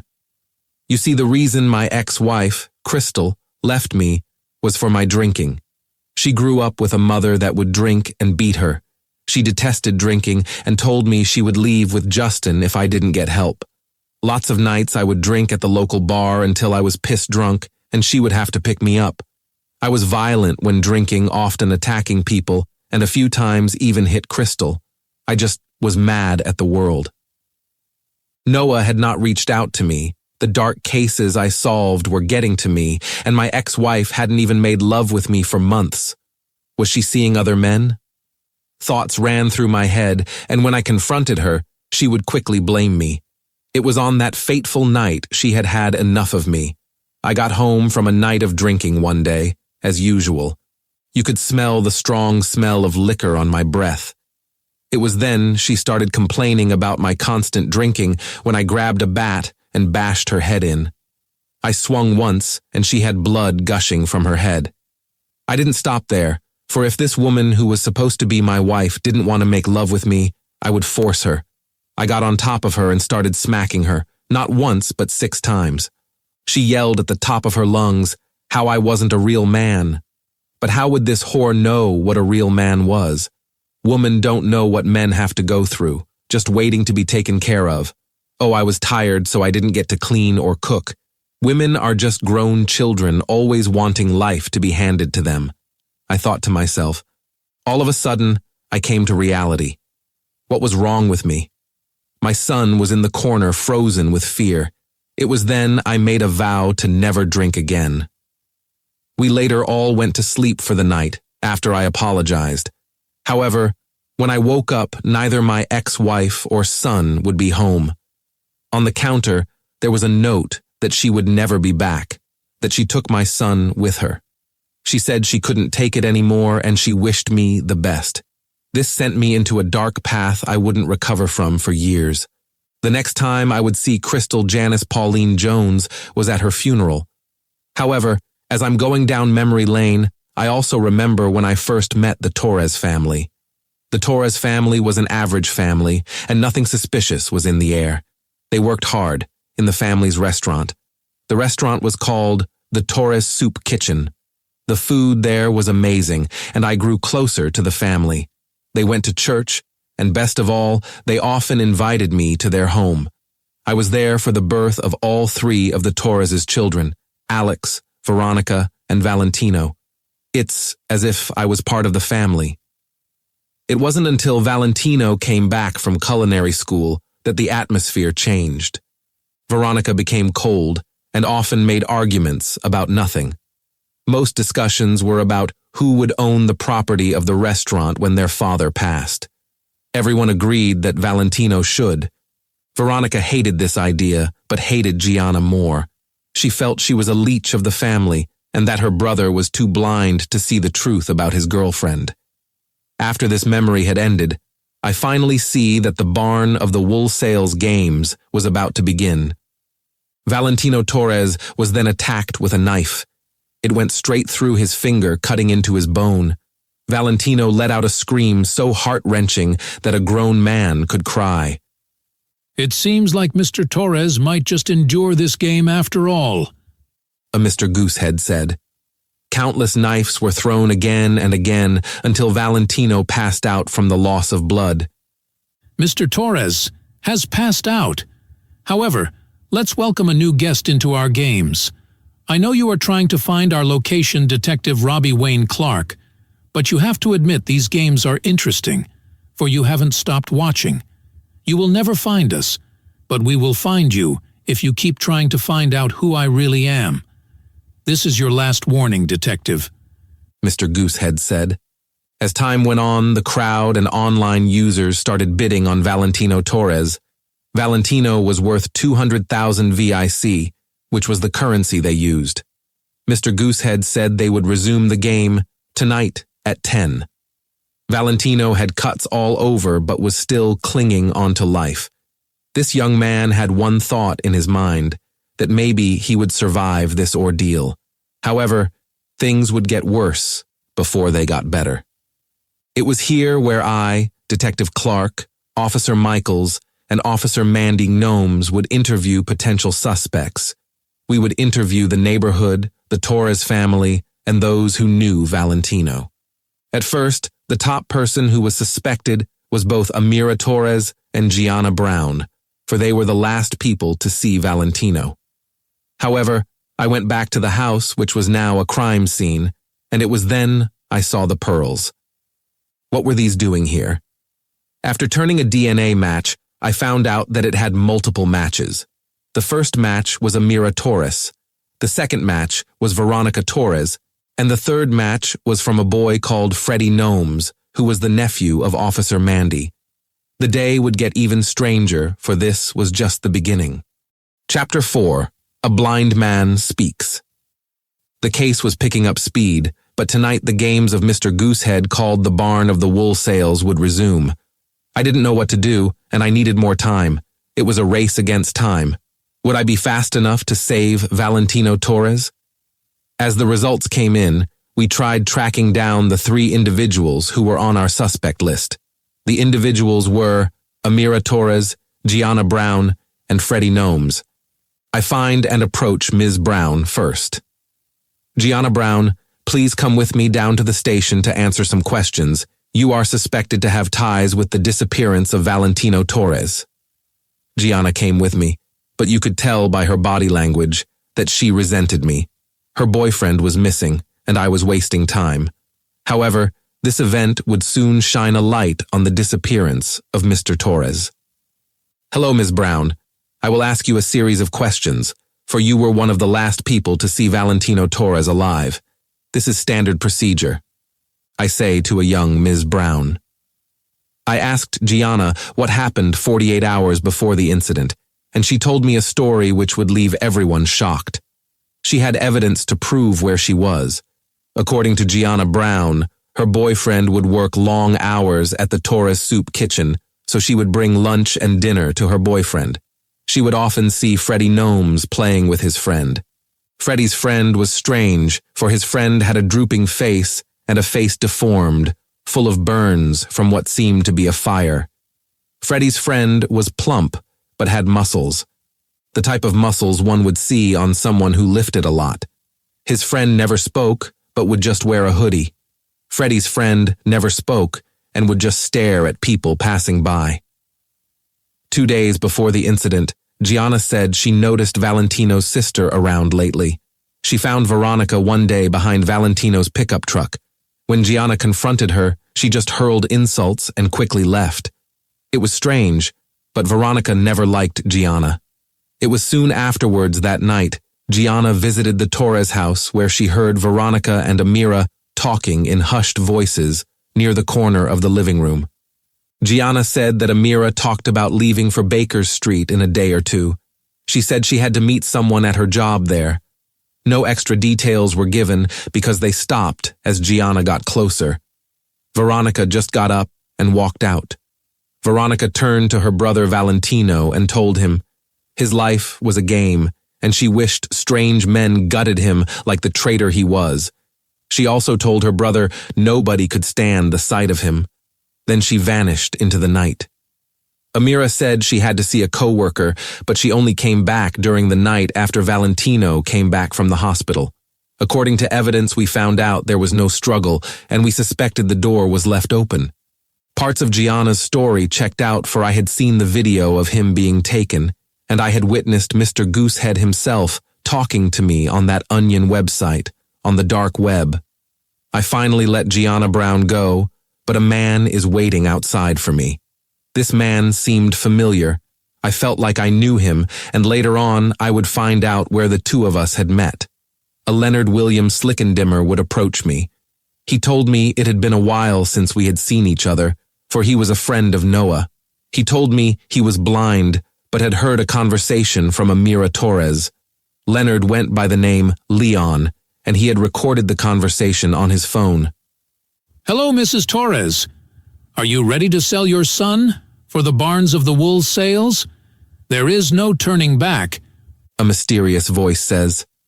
Amira Torres said yes, she was, because her husband had cancer, unbeknownst to the rest of the family, and they had no money to pay for treatment. She also begged the man to stop forcing her to do things she didn't want to do. Amira Torres sounded broken, sad, and helpless. The mysterious voice then spoke. Mrs. Torres, you are also part of the Barn of the Wool sales games. For someone close to you wants you to see Valentino dead as you watch. Then afterwards, they want you dead along with your son. I only do what the people want. However, if you go to the police, I will kill your husband and then you. So don't be scared. There is good money wrapped up in this game, Ms. Torres. I promise you, your son will have the least painful death. I am the host of the Barn of the Wool sales games. Call me Mr. Goose-Head, the voice said. However, the voice was using a voice changer, so we couldn't run any data to find what his voice actually sounded like for whatever he was using, scrambled the voice data of the recording. Then the voice recording ended. I was surprised by now. I knew that I needed to find both Freddie Gnomes and Amira Torres. However, finding them would be a task, and I only had 4 hours before the games of the Barn of the Wool sales began. As I am getting ready to take my evidence to Officer Mandy Gnomes and Officer Michael, something crazy happened. I get a call from an unknown number. I had a sinking, dark feeling, but I still picked up the phone. Hello, Detective Clark. My name is Mr. Goose-Head. I see you won't stop trying to find me. I know you are just doing your job, and I respect your resolve, but finding me won't bring back your ex-wife and son. You have a sick mother, and since you won't listen to me, I will show you what the Barn of the Wool sales are all about. In 15 minutes, a special game will start. This game will feature Susan Clark. I hope you enjoy, Detective, Mr. Goose-Head said as he hung up. I was sick to my stomach, for he threatened me with my own mother. How far would this bastard go? I needed to stop him now. However, time was not on my side. What should I do? I know Noah would have known what to do. However, he was in a dark place, and I could no longer rely on that amazing brain of his. Soon, the 15 minutes were up, and the game was getting ready to begin. Welcome, friends, to the next game. I am your host, Mr. Goose-Head. Today we have a Susan Clark, the mother of Detective Robbie Wayne Clark, who has been trying to shut us down. I fear this is a race of time to see if the detective can find us, or will his mother die to this horrific fate, Mr. Goose-Head said. My heart dropped when he said this, and he brought out my mother. I could feel as if time stopped completely. How far would this maniac go for the entertainment of others? Mr. Goose-Head brought out a can, and inside the can was something unknown. Mr. Goose-Head poured a drop on the ground, and it instantly burned the ground on that spot. It was acid. He was going to pour acid on my mother. Mr. Goose-Head soon told people who had animal masks to bring out Valentino Torres, and the two stood next to each other. Susan Clark was in a chair, with her arms bound and tied, and she was blindfolded. Valentino was propped up on some contraption with hooks digging into his skin, his flesh was torn, his head bloody, and he had cuts all over his body. Mr. Goose-Head gave me a choice of who to save from this fate. If I couldn't choose within a minute, he said he would kill both of them. 60 seconds turned to 50. I was desperately trying to pin their location, but it was useless. This sick fuck would make me pick who to kill. I would be a murderer. Why was my life so fucked up? If I picked my mother, I know Gianna Brown and those who loved Valentino would hate me forever. The time was soon at 10 seconds. What to do? Their IP address was hidden by a VPN that would route to so many places at once, Japan, China, Ireland, and so many other places but the United States. I begin to panic and panic. Mr. Goose-Head would kill my mother and I could only watch. Just then, Valentino jumped off the contraption he was in. His skin ripped and fell to the floor, for the hooks inside his body tore his flesh. Valentino took the acid and poured it into one of the people with animal masks. They screamed in pain. He untied Susan Clark, and he ran with her as long as his legs would carry him. He soon vanished into the night. I prayed to God that Valentino would make it out of this sick game. Just then, Mr. Goose-Head laughed and then spoke. "Oh my! Let the games begin. Valentino, will you die of blood loss and make it past the ring of fire? I wish you the best, young man." Just then, the crowd starts cheering, and the price of Valentino's life skyrocketed to 7,000 VIC. The video soon changed quickly to another ring, and the ground was filled with steam, and fire began to rise up from the floor. I was sure this would be the death of both my mother and Valentino. However, fate had other plans for this poor soul. I soon tell Officer Mandy Gnomes and Officer Michaels what is going on, and they tell me to keep watching as they interview the remaining suspects. Officer Michaels interviews Arima Torres. She was hard to find, but she made a mistake. She had bought food with her credit card, which he tracked down to a local diner. He brings her in for questioning. The conversation was intense, for Officer Michaels had never heard of a story so heartbreaking until now.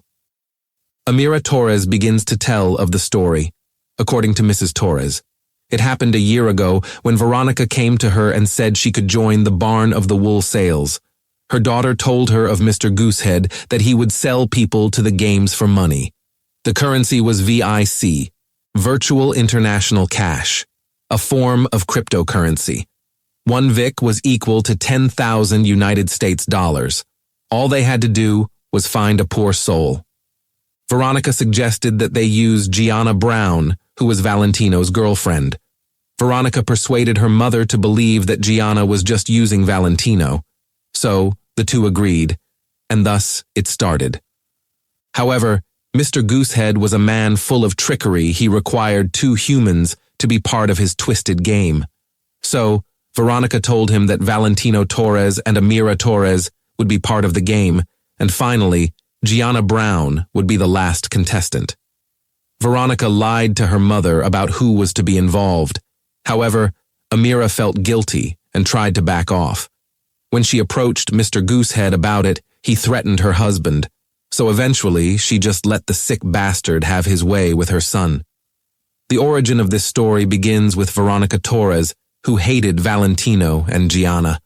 She loathed her brother and would do anything to see him suffer, for she deserved to inherit the family's financial assets. After the story was told, they asked Amira Torres where her daughter was, and she told Officer Michael that only Freddie Gnomes knew. This would send us down a path we weren't ready for. Who were the gnomes really? Why was Freddie the key to it all? Only time would tell. Chapter 5. Torres versus the People, Part 1. After the interrogation of Amira Torres, everyone was now on their toes. Officer Mandy Gnomes and Officer Michaels went to find Freddie Gnomes. Michaels asks Mandy if she will be all right interrogating her nephew. He did not want it to be a conflict of interest, for they were family, after all. She assured her fellow officer that personal feelings would not get in the way. So, they approach Freddie Gnomes. As they approached Freddie, his friend just stared at the two. Freddie asked his aunt what the problem was. They tell him that his DNA was on the pearl of the necklace found in the Valentino Torres apartment. They asked the young Freddie to come with him to the station. Freddie asks if his friend could join him, and they agreed, but let Freddie know that his friend could not come inside the interrogation room. Inside the interrogation room was tense. Mandy Gnomes played the role of the bad cop, yelling and accusing her nephew of being part of the games created by Mr. Goose-Head. Freddie denies it with tears in his eyes. Inside her heart, Mandy was breaking, for she loved Freddie so much. Freddie was always a shy and emotionally sensitive boy, but she needed to let her nephew know that this was serious. Things get tense and heated for a while. The two officers go at the young Freddie for what seemed like forever. They said they couldn't help him if he stayed quiet. However, the three of them see someone walk past the door. It was no doubt Freddie's friend. It was then we heard 2 taps on the door and a voice said, "The barn of the wool sales." All of a sudden, Freddie's posture, body language, and demeanor changed. The once timid boy had a presence of authority. Freddie reaches to touch his face and begins to talk. "Oh, my beloved aunt, the whore of Arizona, always treating me like a child. But tonight is your special night, Mandy. You have been selected to play in the barn of the wool sales games." It was that voice again. It was Mr. Goose-Head. However, we only got the details because of the camera in the room. Officer Michaels soon stabs Officer Mandy in the neck and chest. Once, twice, again and again. Over and over like someone who couldn't control their urges. First, a trickle of blood. Now blood is flowing like a water bursting out of the faucet. Officer Mandy screamed and screamed, but her screams of pain fell on deaf ears. Michaels had covered her mouth so nobody could hear her. Freddie rips off his face like a mask, and underneath his face was a Goose-Head mask. Just then, Freddie reaches in his backpack that he was wearing and gives Officer Michaels something. It was a Goose-Head mask. Finally, the two of them go to the bloody Mandy and defile her. By this time, the door had been cracked open, but how? The door only opened one way and you needed a key. You see, Mr. Goose-Head could unlock any door, escape from any room. No human-made contraption could hold him. Through the cracked door, one could see a flash of light. Detective Clark would soon find the truth out soon, for he was watching the feed, but it seemed as if the precinct was too quiet. Detective Clark decides to check on Officer Mandy Gnomes. When he gets closer, he can smell a foul odor about in the air. He saw Freddie's friend sitting down in a chair outside the interrogation room. They just stared at each other but didn't say anything. You could smell blood and a faint smell of urine in the air. Detective Clark slowly turns the door to open it. Something drops to the floor, but he pays it no mind. As he cracks through the door, he sees it all. 2 men in Goose-Head masks. The one on the left was smaller and was defiling the body of Mandy. Her pants were below her knees, with her undergarments below her hips. The man had pulled down his pants and inserted his genitals into her. Over and over, he was fucking her, like a wild man. The man would laugh and laugh. The man soon had his fill and stuck his penis into her mouth. This was a scene out of the worst, darkest parts of the world. Officer Mandy definitely didn't deserve this, but the crazy part about this was what happened next. I reached for my gun, as I would shoot these sick fucks who just sexually assaulted my fellow officer. Then I heard someone behind me, but as far as I remember, I was the only one at this door except for Freddie's friend. "What quacks and quacks? What whacks and whacks? Mr. Goose-Head, turn them all to wax." A familiar, dark, and twisted voice said, "Hello, detective, you have lost. You won't be able to beat me, for there is more than one Mr. Goose-Head. Which one is the real one? I fear you don't have much time, my good sir, for Valentino Torres only has 29 hours before he expires. Good luck, detective." As Mr. Goose-Head said this, he vanished, but his duplicates still remained. I would capture one of them. I barged through the door. I shot the younger-looking one who had raped Mandy Gnomes. He just acted like it didn't even hurt. He picked up a knife and charged at me.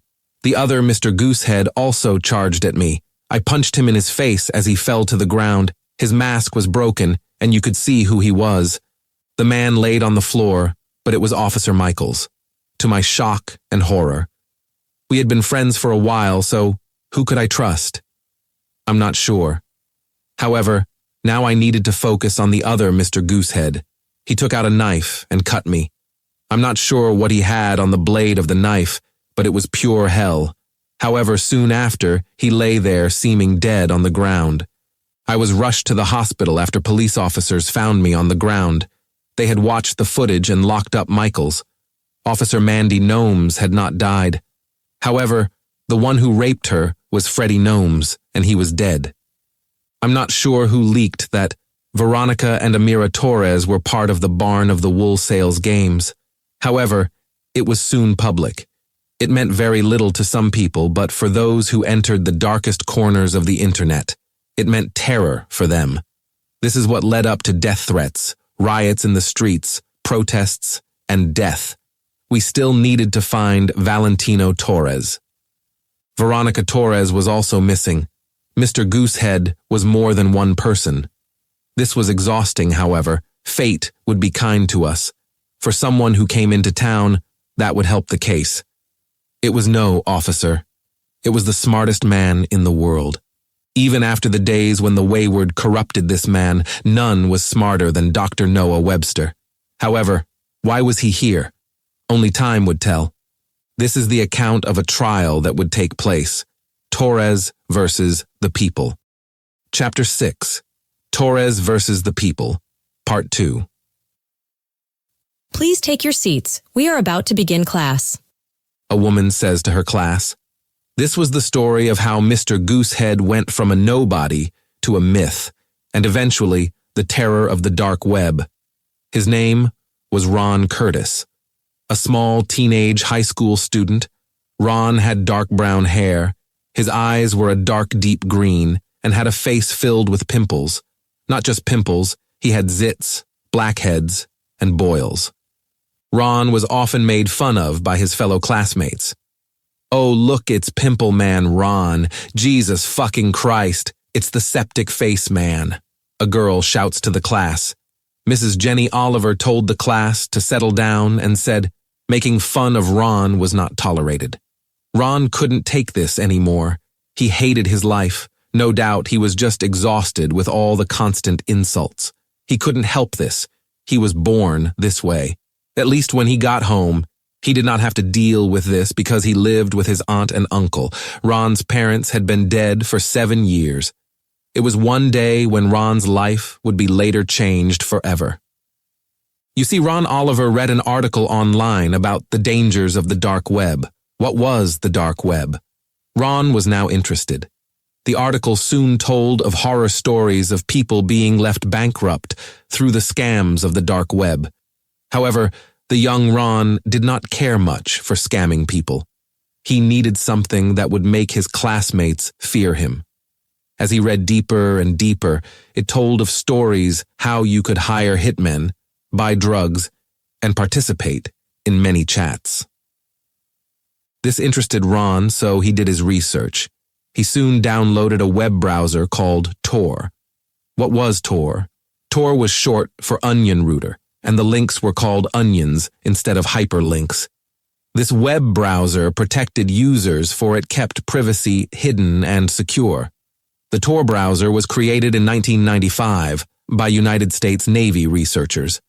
By the year 2011, it was used mostly by journalists during the Arab Spring uprisings.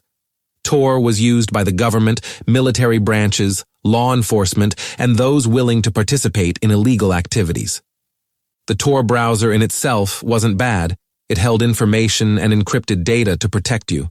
However, after learning the difference between the deep web and the dark web, Ron finally found something that stuck. Most online markets required the use of cryptocurrencies to purchase anything. VIC was the currency used, and most of the time, these onion sites were just scams.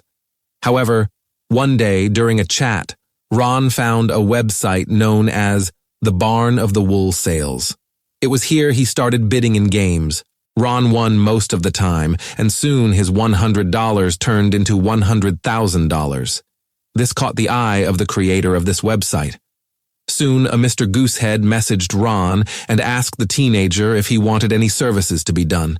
The services that Mr. Goose-Head would do was anything, but all Ron wanted was for his classmates to suffer. He was filled with hate, so he asked Mr. Goose-Head to capture, torture, rape, and dismember his classmates. He specified that he only wanted his teacher to be unharmed. Mr. Goose-Head charged Ron 106 VIC and soon it began. All Ron had to do was record the entire thing. So, the next day he went to class, and they had a transfer student. The transfer student was Gordon Hendricks. Later, after school was out, he followed each one of these students and brutally attacked them, bashing their heads into the pavement, hitting their heads with a spiked bat, raping the female classmates and even some of the guys. Gordon cut off the genitals of the guys and sent it in a box to their homes. This Gordon even gouged out the eyes of these fuckers. Normally, how would you react to this? One might scream and be traumatized, but Ron found enjoyment in this. Ron hadn't been the same for years. You see, Ron had fallen off his bike while going home one day, and the fall left his brain damaged. He didn't just fall, but on that day, there was a lightning storm and he got electrocuted, which left a burn on the back of his head. Everyone thought Ron recovered, but he had dark, twisted fantasies ever since that day. Gordon left these classmates alive, however, and when they woke up, they all participated in the Barn of the Wool Sales games. This story was popular online on the origins of Mr. Goose-Head.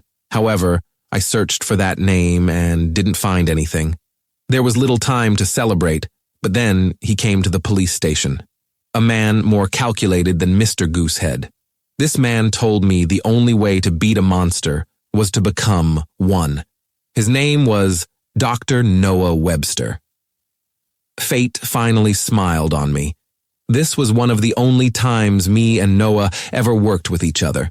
This is the first part of what would later be called Torres versus the People. Standing in front of a judge would be me, Noah, Officer Mandy, former Officer Michaels, Veronica Torres, Amira Torres, Gianna Brown, and Alex Torres III. This trial would shed some light on the events that were taking place. Judge Himoni would lead the final verdict. Today we are here to prove or disprove the existence of a man called Mr. Goose-Head and to find the whereabouts of Valentino Torres. All of you have sworn to tell only the truth. These accounts will be considered for the final verdict. First up, we have Mr. Webster. A judge told the court. Noah begins his story when he first arrived in Sedona, Arizona. Noah had gotten my message finally and decided to visit me. I, Robbie, was overjoyed that my friend finally came to see me. When I first saw Noah, I thought him to be a ghost. I quickly told my friend about the insane dark things going on in this town. Noah told me he would help, but this would be the last time. This was before I knew that the Webster's bloodline was cursed. You see, all people who held the Webster's blood were cursed, for in the 1700s, a witch cursed the family. If the devil existed, he was a Webster. Noah was far worse than Mr. Goose-Head. This would be a battle of intellect, brains, and this would be just a game of chess. It was Noah who found Veronica Torres. How would this battle of two great intellectual minds take place? Only the gods of the universe would know. However, as time would soon tell, this was the first accounts of the monsters we would know. Not a battle of cosmic powers, but a battle of pure intelligence. The night was warm, the air dry, and the streets barren for curfew set by law enforcement. Children were not playing in the streets, for there was a serial killer on the loose. Families would turn off their lights at home and all seemed to be stricken with fear. However, this did not scare me at all. I had seen my comrades blown up to mere body parts. The brothers and sisters I would soon call family all died in combat. It pains me even to this day, and that wretched foul lady of hell torments me in my dreams. I often see a door in the woods. Perhaps my father was right. Nonetheless, I have no time for sympathy. I had gotten all the information from my childhood friend Robbie, and now there was a job to do. I walk down the street and see a sign. The sign read, Baker Street. This street was a few blocks away from the Torres Soup Kitchen. It was here I found the woman who was connected to it all. I follow her and she enters a home. The address of this home was 803 Baker Street. Houses in this area were small and clustered together. No doubt this was the slums of Sedona, Arizona. She knocked on the door, constantly looking over her shoulders. This woman looked suspicious, and you could smell the fear on her face. I hid behind a bush and put on a mask I bought online, based on the description Robbie had given me. The mask was a Goose-Head. It was then I adopted the persona of Mr. Goose-Head.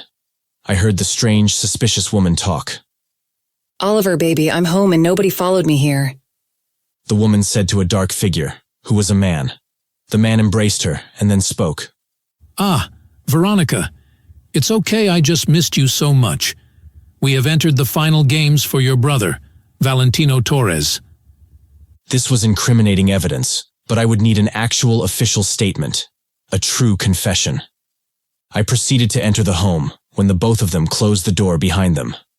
The woman was Veronica Torres and the man I suspected to be her lover. However, who was this man? The streets were empty. No playing in the streets. No sounds from families eating dinner. Just my heartbeat. I soon picked the lock of the house and waited till they were not together. Veronica soon went into the kitchen and the man was upstairs.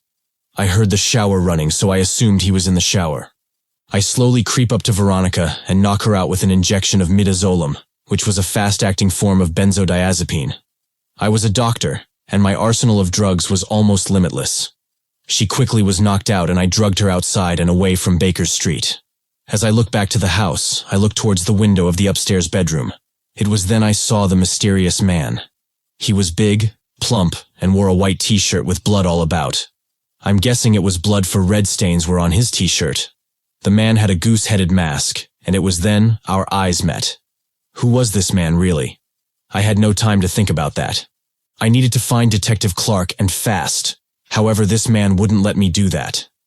He came sprinting towards me, and soon we would be locked in a battle of minds. As the man reached me, he finally spoke. Hello, mister. You have something that belongs to me.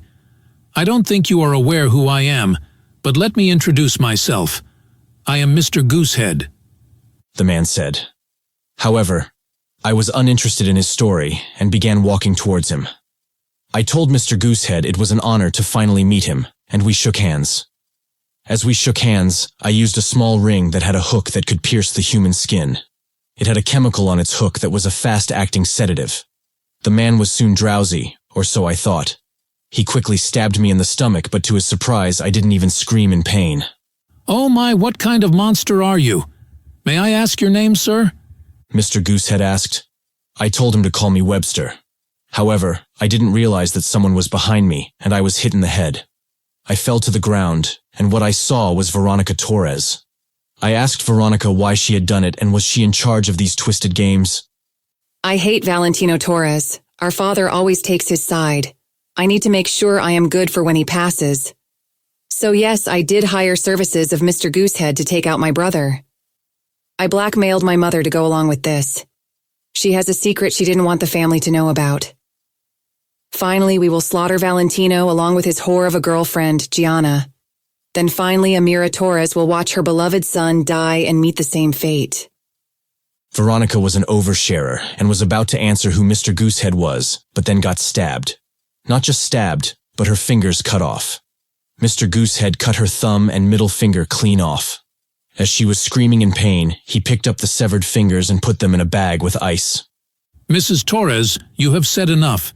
This is a slight setback, but it doesn't matter. Valentino's final game will start early, for he will die in an hour. Mr. Goose-Head said. We had everything we needed, at least from Veronica, for I had a wire that transmitted the entire event. Detective Robbie Wayne Clark had heard it all, and soon police officers would block off Baker Street, and Veronica Torres would be arrested for planning the death of her brother. It was a race against time. However, where was the barn of the wool sales? We would soon find out. Not even 3 minutes later, the police officers of Sedona, Arizona, in the town of Red Sky Pines came on the scene. However, I was losing blood, and I hadn't had my medication in a while. I suffered from dissociative identity disorder since childhood.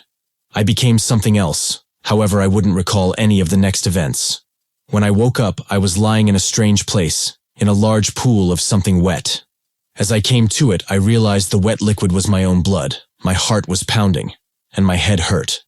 I was in something like an underground abandoned building with a knife to my friend's neck and a bomb connected to Valentino Torres' chest. Not only that, but Veronica, Amira, and Officer Mandy were strapped to the ground with a guillotine about to drop on their heads. How did we get there? Well, that's a story that Robbie Clark would need to tell you. As I, Noah, finished this, the judge finally spoke.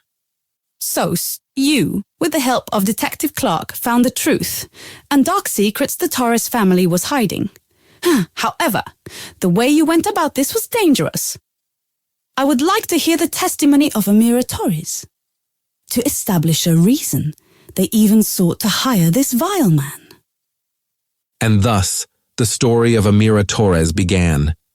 The next part of the story would send shivers down everyone's spines. How could a loving mother doom her son to this fate? Why was the Torres family, who was known in the community as the most loving family, turning into something dark and twisted? Chapter 7, Torres versus the People, Part 3. In a once sprawling community filled with love and passion, there lived a girl called Veronica. However, dark family secrets and hidden agendas lied dormant, waiting to surface to the light. In the heart of Veronica Torres, there laid a dark feeling of hatred towards her mother and brother.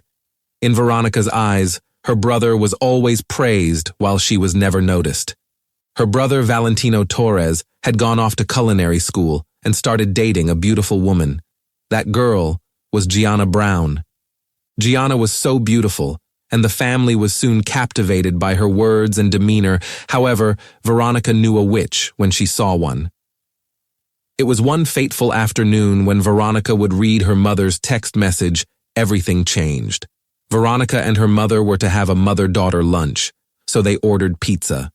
However, what was on her mother's phone would be a long battle of treachery and blackmail. Amira Torres, the mother of Veronica, went to use the bathroom. It was then her phone buzzed, and what she received wasn't an update from the pizza delivery driver, but a message from an unsaved number. Out of curiosity, Veronica read the message. The message read, "I can't wait to see you again, Amira. When are you going to leave your family and let me take care of you?"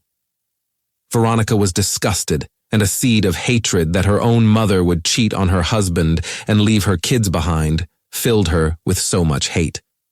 Why was everyone trying to break apart the family? Veronica quickly took a picture of the message with her cell phone, and soon she would begin blackmailing her mother. At first, she made her mother buy her things, or else she would expose her secret. Amira did not know what to do because she was now a slave to her own daughter. It wasn't until months later when Veronica started dating Oliver that she would take it to the extreme.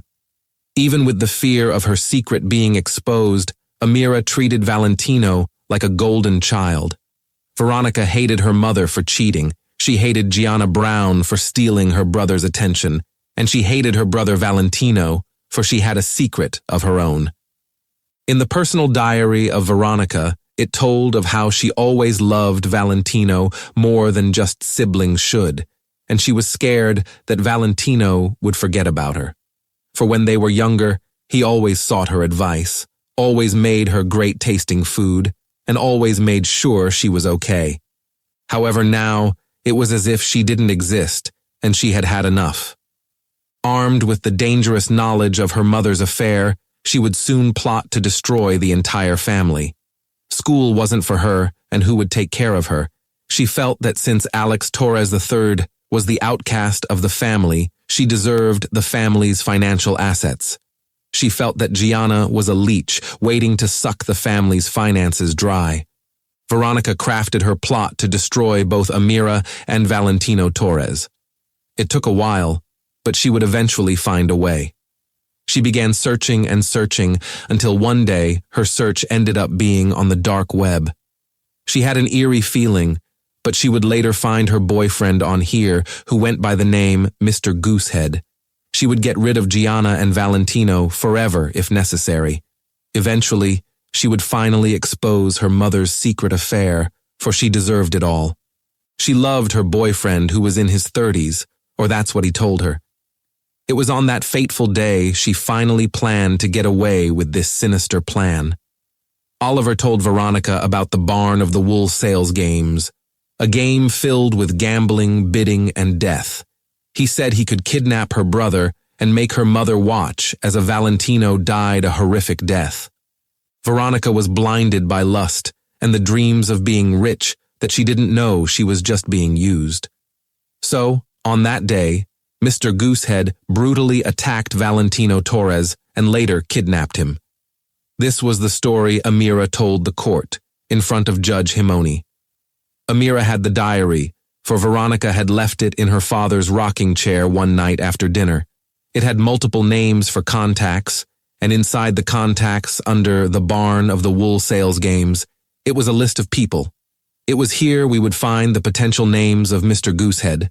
The various names were Ron Oliver, Gordon Hendricks, Sam Michaels, Alex Torres III, Tobias Rendiox, and Freddie Gnomes. However, the judge could safely rule out two suspects, Sam Michaels and Freddie Gnomes. The people we would search for was Ron Oliver, Veronica's boyfriend, Gordon Hendricks, the suspected first Mr. Goose-Head, Tobias Rendiox, Freddie Gnome's cousin, and Alex Torres III. However, why was a Torres even suspected?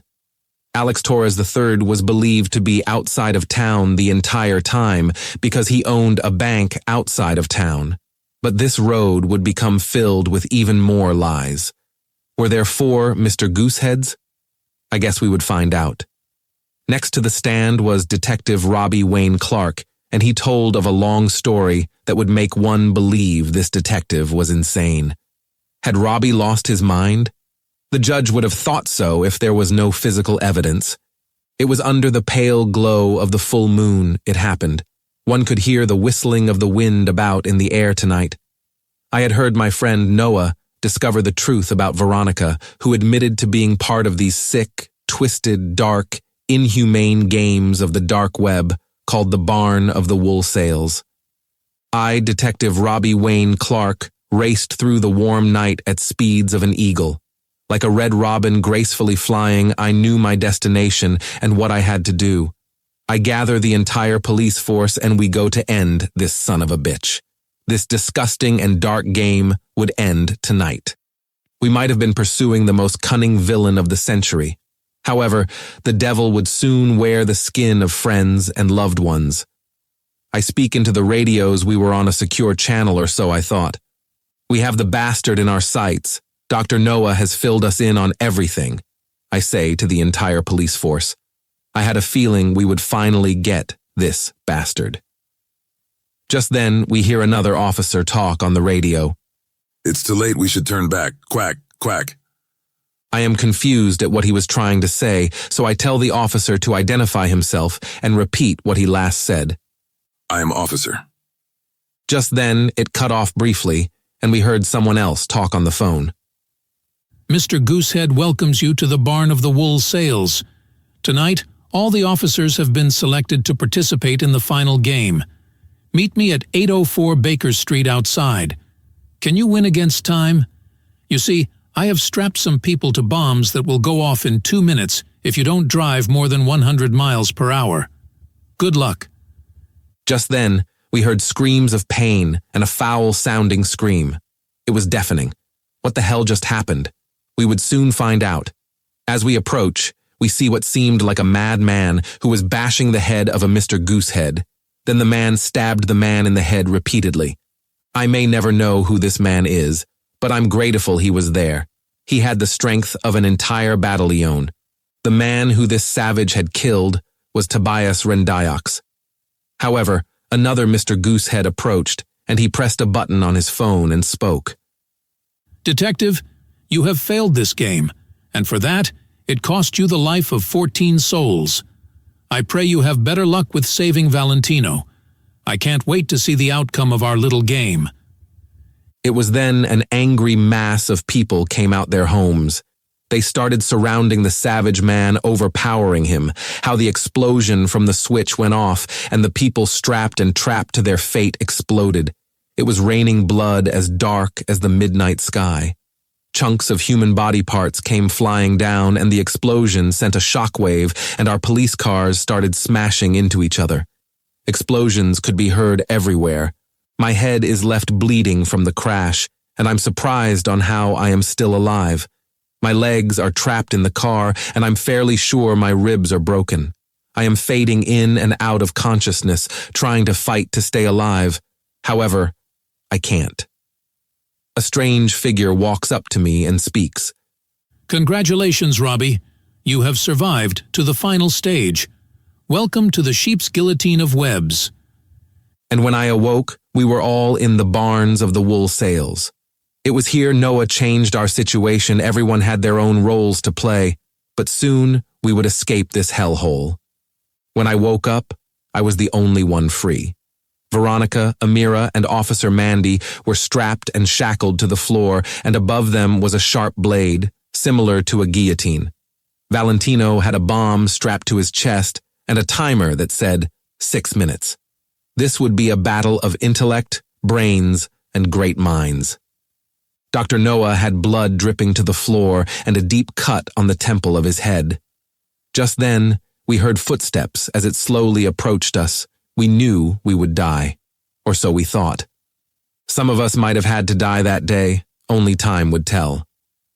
Mr. Goose-Head did not calculate for the lengths Noah would go to, a truly frightening tale.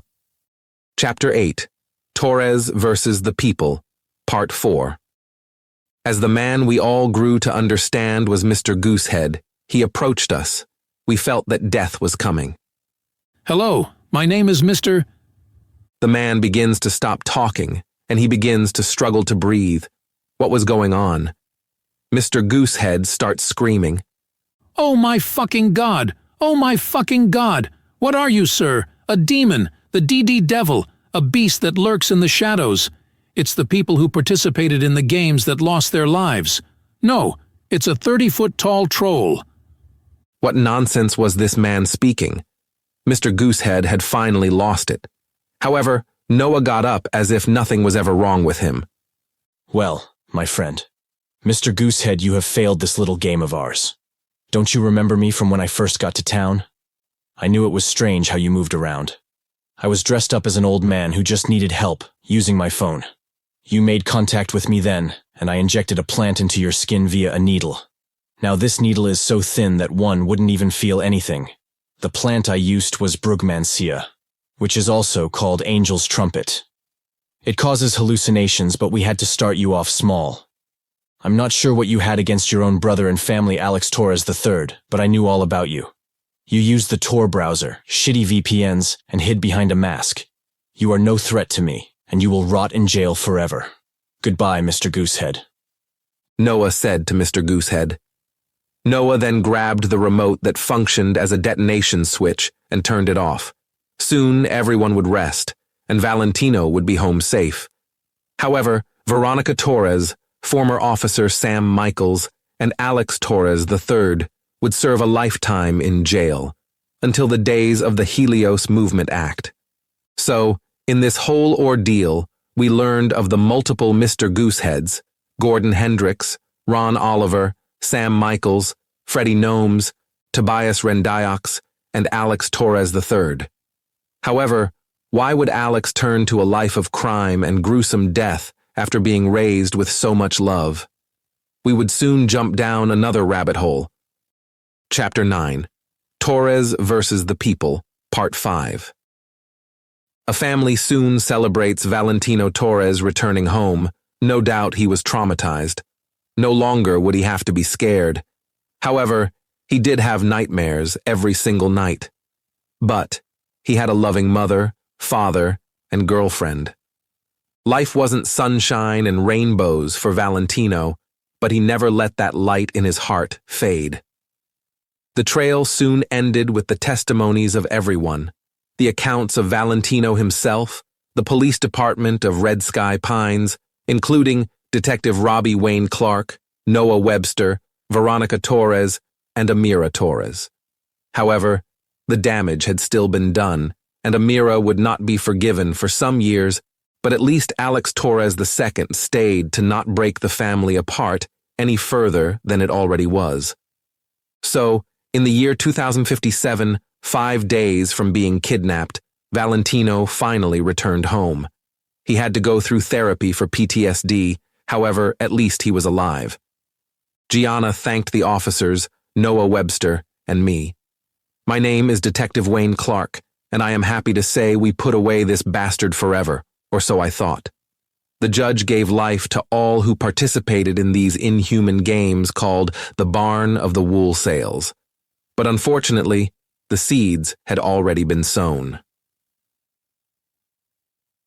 In the Red Sky Pines prison for the mentally insane, better known as RSOMI, a therapist, psychiatrist, doctor, and lawyer interview a young Ron Oliver.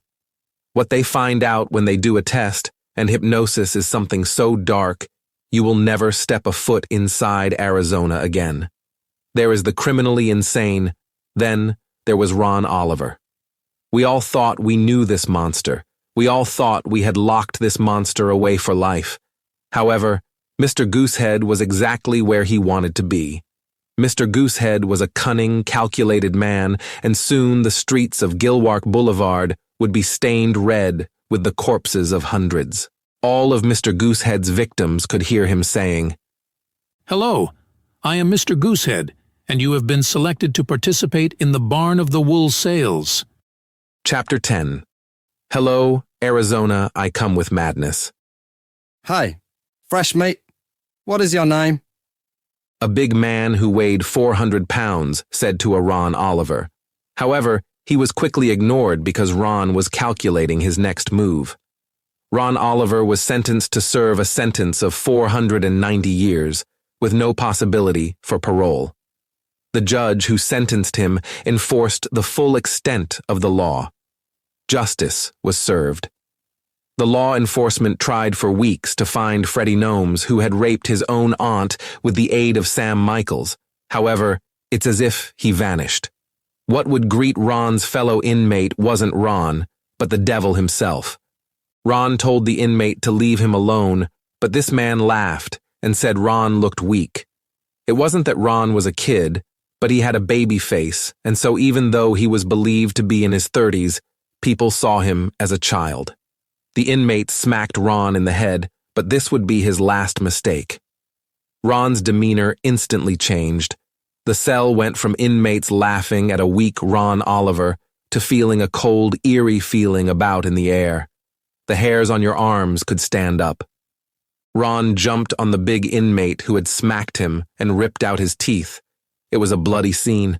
One tooth, then two, until the inmate lay on the ground bloody and toothless. He didn't stop there, however, and he made a bone shank made from the inmate's teeth. Ron sexually assaulted the inmate. It was a gruesome scene. Ron ripped off the inmate's pants. The inmate was scared, but Ron did not care. The inmate begged and screamed for mercy. However, his screams fell on deaf ears. Ron forced his penis inside the inmate's asshole, in and out, over and over again, until Ron ejaculated. This was a horrific scene, and left the other inmates frozen with fear. Ron Oliver then cut off the inmate's genitals before sucking them inside his own mouth. With each suck, you could see delight and joy on Ron's face. Laughter could be heard in the hallways and other cells. Another inmate asked why Ron did this and who he was. Ron finally answered, "I am Mr. Goose-Head, and you, my dear friends, you all have been selected to participate in the barns of the wool sales." However, what would happen next? As a Dr. Kenderson tells of the story that Ron Oliver told people during a session, you see they injected Ron with a truth serum which had no official name but contained many mind-altering drugs. Amongst these drugs there were ethanol, scopolamine, 3-quinoclidinol benzylate, midazolam, flunitrazepam, sodium thiopental, and amobarbital, among others. After they used the truth serum, they exposed Ron Oliver to electroshock therapy and hypnosis. It was then a timid, shy, quiet Ron Oliver became a monster. The reason for this treatment was to find out why Ron did the things he did. You see, Ron Oliver was split up into 4 people. The regular Ron Oliver, who was only tired of being alone, weak, and made fun of. Then it was the Ron Oliver who was ruthless and sexually assaulted victims, just as his grandmother used to do to him as a boy. Freddie Gnomes, the distant relative of Officer Mandy Gnomes, and Mr. Goose-Head. It was like a hierarchy. Each different personality had a different set of skills. It was here we learned about how Ron's own grandmother groomed a young Ron and taught him all about the twisted games he forced people to endure. His grandmother's name was Karen Oliver, and she was just as twisted as her grandson. However, she would die from the very monster she created. Human torture devices of history, interrogation tactics, picking locks were all things a young Ron Oliver was taught. However, what triggered these changes of personas? Nobody really knew. Ron Oliver was believed to be in his 30s. However, was that true? Ron created the Goose-Head persona when he was a child, for Gordon Hendricks was just another one of his personalities. Gordon was considered to be the first Goose-Head. Ron lived in a small, quiet town in Arizona, a place nobody would care to visit. What lurked in the shadows behind the man who would later become Mr. Goose-Head? His grandmother controlled his entire life until he adopted the name of the devil, Mr. Goose-Head. However, the story of his childhood would have to be put on hold, for the games were about to begin. It's July 2057, and Ron had been imprisoned for some time. However, there was no lock he couldn't get past. Nothing would stop him, as he would slaughter millions soon. Ron was patient, but his stay at the Red Sky Pines prison for the mentally insane was a time to remember. This institution sought to reform these beyond criminally insane inmates. Infamous criminals that would be housed here included the following: Darius Von de Elgato, Bobby Webster, known as the Ohio Man, Vivi Redcraft, Madam of the Hall of Webs, Sean LeVar, known as the Sandy Hermit or Dr. LeVar, Noah Webster, my beloved childhood friend, Matt Odesky, the most heinous monster who followed his grandfather Bruce's footsteps, Chad Billings, and even Ron Oliver, known as Mr. Goose-Head. Some of these criminals were reformed, but some of them never changed. Ron waited a total of 365 days to start the greatest massacre of the decade. It was on the summer of 2058, and most people had forgotten about the murders that this monster had performed. However, Ron Oliver was known around schools, groups, and online forums as the savior of the modern-day America. Everyone did not like how the world was being run. Innocent people always got the short end of the stick. The villains, the killers, the people who deserved the death penalty would run free to do the heinous shit they wanted to do. All but the victims would soon forget about Ron Oliver, and that's how he wanted things to be. By this time, Valentino Torres had moved away from Red Sky Pines in Sedona, Arizona. He was still in Arizona, but moved to a different city, leaving behind Amira Torres and his siblings, who were locked away forever. Alex Torres II, Valentino's father, needed a break from Amira's lies and left with his son. So, Amira Torres was left in that cursed town. Valentino sent me letters every month to update me how everyone was doing. Valentino had married Gianna Brown, and they had a son on the way. I was happy that Valentino got a good ending, for he deserved it. However, all good things must end. Those left, those of us who survived. The barn of the wool sales games would be traumatized forever, having nightmares, wondering if there was another Mr. Goose-Head out there waiting to kidnap us or our loved ones. Dr. Kenderson sent me a full detailed report on Ron Oliver. To understand why he did the things he did, we need to talk about his life. Ron was always a sweet, timid, and shy child. Ron Oliver was the son of Ben Oliver and Nancy Oliver. Ron had a brother who died. According to accounts of his grandmother, Karen Oliver, Ron's brother died by an accident. He was mauled by his neighbor's pit bull. The death of his brother broke up the family, and only a few years later, Ben and Nancy would be announced dead. When the cops came to the house of the Olivers, it was disturbing. Ben was found with his fingers, toes, genitals, and organs missing. Blood was everywhere smeared on the walls, and a foul stench of death was about in the air. Nancy Oliver was found with her breasts cut out and a lump in her stomach.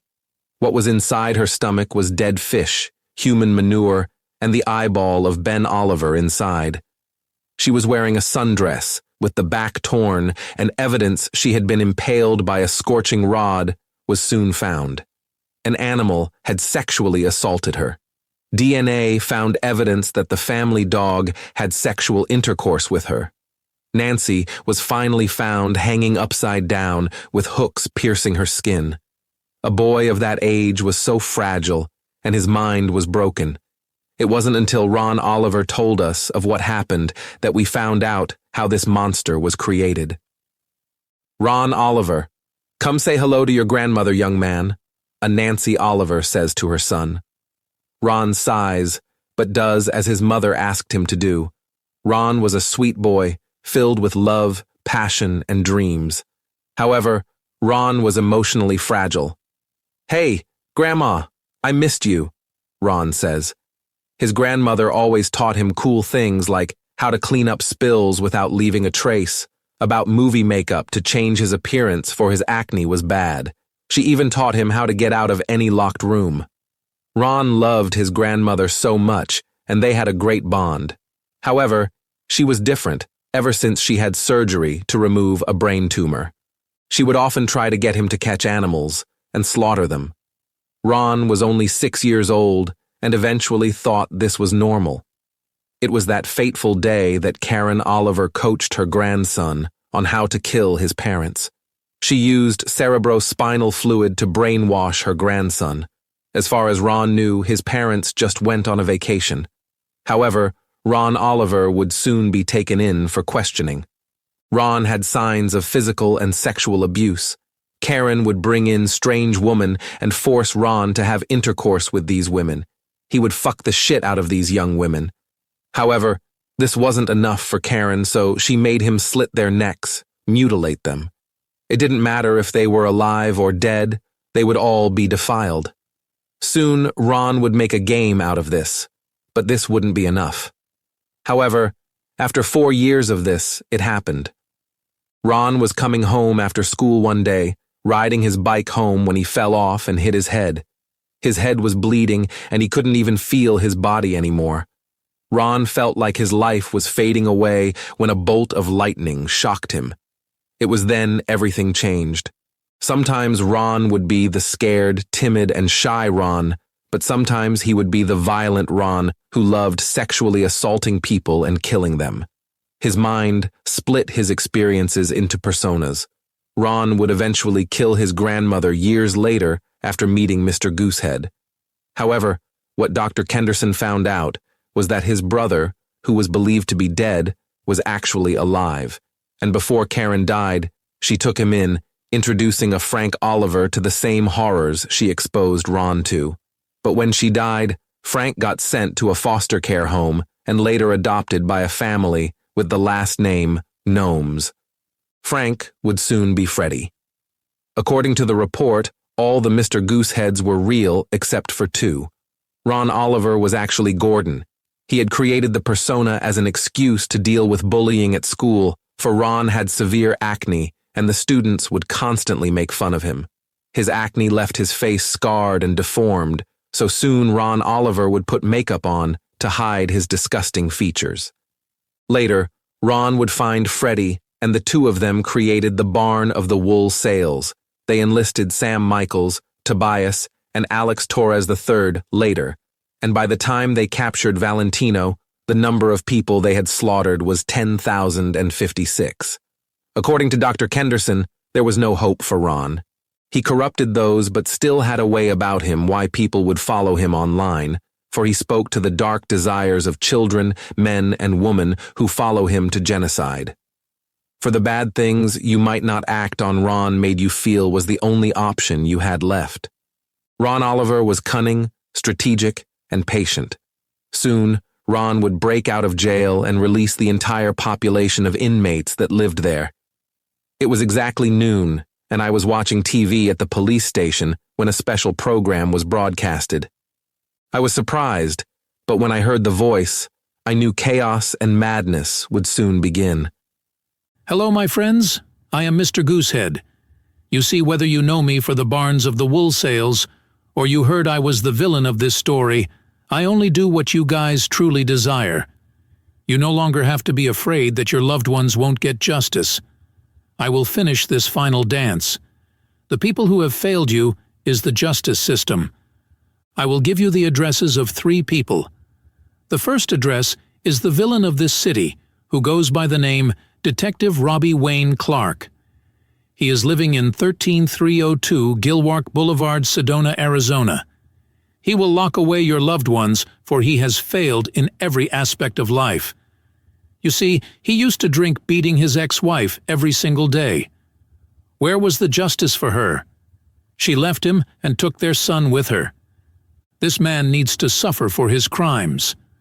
Then we have Judge Himoni, who sentenced not only me to life, but some of your loved ones. How are we supposed to learn from our mistakes and become upstanding citizens if we can never step foot outside again? Her address is 534 Haven Webb Street. Judge Himoni has 3 children, and the password to get through her keypad door is 54322. Take away her hope as you forever silence her, for she tried to silence us, but failed. Finally, we have the whore who was caught cheating. Her name is Amira Torres. We will allow her to participate in this final game. My name is Mr. Goose-Head. Let's silence these maggots once and for all. After Mr. Goose-Head said this, there was a divide. However, I needed to act fast before the city became a war zone. So, I planned to head to the police station, but as I opened my door, I see someone who was waiting to talk to me. Who greeted me was Freddie Gnomes. He stabbed me and kicked me. I would soon black out, and when I awoke, a mob of screaming people surrounded me. What would happen next? I pray I will survive this. Chapter 11. Goodbye, dear brother. The streets were filled with chaos, madness, and rage. I'm talking stores being burned and looted, schools were being shot at, churches burned down. If someone wanted to steal, they stole. If they wanted to kill, they did that. It was the words of Mr. Goose-Head that started this wave of insanity. On the streets, once innocent bystanders became dead corpses. It was raining red with the blood of the dead. It did not matter if you were a kid, a woman, or a grown man, for nobody was safe. As I wake up, someone surrounds me. On second thought, it was an entire mob of people. I couldn't breathe, and I felt my body slowly fading away. As I come to it, I realized the horrifying truth. I was strung up like some kind of swine. They had a noose around my neck, and I was on a cross. My hands and feet were bleeding, and the only thing that honestly woke me up was the jolt of severe pain I felt, for my hands and feet had nails in them. The mob had crucified me, and they were screaming for my death. Kill Robbie Wayne, kill that bastard, kill that fucking shit, kill him, kill him, kill him, an angry mob shouted. You see, Robbie, you doubted the power I hold. I told you that you wouldn't win against me. I will kill Judge Himoni and Amira Torres. You will watch them die, then you will meet the same fate, Mr. Goose-Head said. Time was not on my side, but what happened next would shock me even till this day. Time stopped, and I saw a man. The man had a white cloak about him, and he reached his hand for mine. He told me that he could help me because it was not my time yet. I wouldn't understand who or what this was until my fight with Noah in the 2090s. All of a sudden, time slowed down. It was as if they weren't even moving anymore. I took the nails out of my hands and feet and went straight for Mr. Goose-Head. I stabbed him in his eyes and neck. I then took out my pistol and shot him in the chest. He soon lay down on the ground, passing away. The only words he said would send the town into an uproar. Ron, I return to the House of Wax. My dear friend, you are the last one left. Goodbye, dear brother, Mr. Goose-Head said. It was then Freddie Gnomes had died, and who took his place was the original Goose-Head. The mob had died down, as time was restored, and they soon fled. Their leader was no longer here, and now my officers came and arrested as much as they could. Just then, I hear someone speak. Which one will you save, detective? In 100 seconds, a bomb will blow up either Amira Torres or Judge Himoni. I have placed a chip in their skulls that will explode, taking 2 blocks of homes with them. I pray you are fast enough." An unknown voice said. It was the original Mr. Goose-Head, and this would be a race against time. I, Detective Robbie Wayne Clark, had faced some impossible challenges in my lifetime, but none was as intense as this. My hands were sweaty, my head dripping with paralyzing fear. One could see the sweat on my body falling down to the ground in slow motion. What am I to do? Where would I go for it felt as if my body were frozen in time. Fear is debilitating at times. Fear is paralyzing other times. How would I save the people I had fought so hard for? Would I be another failure? No. The only way I would fail now is if I gave up without trying. Our story wouldn't end here. It couldn't be because people were expecting me to come to their rescue. Mr. Goose-Head was a boogeyman, but my resolve was stronger. I wouldn't let this fucker win. I had hope, so fear couldn't best me now. Ron Oliver, known as Mr. Goose-Head, had planted bombs in the skulls of the judge and Valentino's mother. It was a race against time, and if I failed, hundreds might die. With a sense of urgency in the air, I gripped my necklace that my wife had given me years ago. I would not fail my ex-wife, my son, or this town. My heart is pounding, but it was here. I took a stand, and I wouldn't give up, for time was of the essence. I press my emergency panic button and alert my team. This is an important message. I tell them I may not come out alive, but they had to find Amira Torres and save her. We could not rely on the bomb squad because there was not enough time left. I would go to Judge Himoni. I hopped in my police car and sped my way through the city to that address, 534 Haven Webb Street. I get there and open the door via the keypad. Thankfully, Mr. Goose-Head had announced her code to the whole world. I walk into the house and I spot Judge Himoni. She was tied up, with Mr. Goose-Head next to her. Her children were also tied up next to her. Mr. Goose-Head finally speaks. "You are too late, Detective. You are too late, little Robin, for in this game the kids die first and then the mother. It's been fun, but I must put an end to this madness. You see, now people are ready to give in to this madness, chaos, and lust. We are tired of your broken justice system. It has failed like your marriage did, and no real justice comes from it. Leaders, politicians, judges, teachers, and America itself are all corrupt, and I will purge them by setting the people against its leaders and government. Goodbye, little Robin. This is the day you die." Mr. Goose-Head says. All of a sudden, Mr. Goose-Head takes out a pistol and shoots the children of Judge Himoni. He shot the kids 3 times each, 2 times in the head and once in the neck. They soon bled out, and Judge Himoni began crying. Her children lay on the ground like dolls, lifeless. Up until this point, I stopped people with my sidearm plenty of times, but never used it. So, when Mr. Goose-Head aimed his last bullets at Himoni, my body moved by itself and shot Ron Oliver, till his arms and chest was filled with holes. I pulled out an MADPAC, which stood for Massive Area Disruptor Proton Aerial Cannon. MADPAC, or MADPAC, was a small device that could disrupt all electronics for 15 minutes. I used this to disable the chip in Judge Himoni's skull. I wouldn't let this bastard win, however I needed to make sure Himoni was okay. I was worried about Amira, but I soon got an update that they rushed her to an off-location site where the chip wouldn't be in range of Mr. Goose-Head's detonation. An injured Ron Oliver leaves, and Arizona wouldn't find any trace of him for the next 41 years. After the events, we would soon close the case. This is the case of Valentino Torres. Many people died during this case, and the death count was 6,011. The number injured were 6,022. The number of buildings destroyed was 199. However, these are the list of people who survived.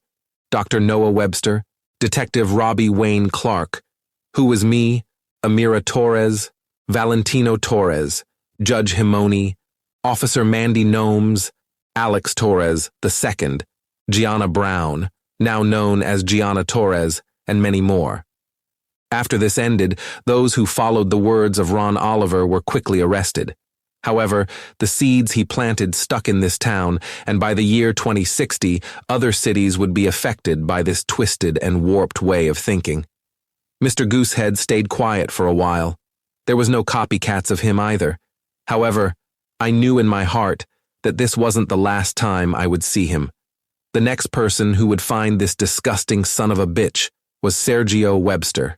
If only I knew of what would happen in the next decade, I would have tried to find Mr. Goose-Head for the next time I would face off against this bastard is when he was with Mrs. Pantherhead. This would be a tale to remember, but for now, I could rest.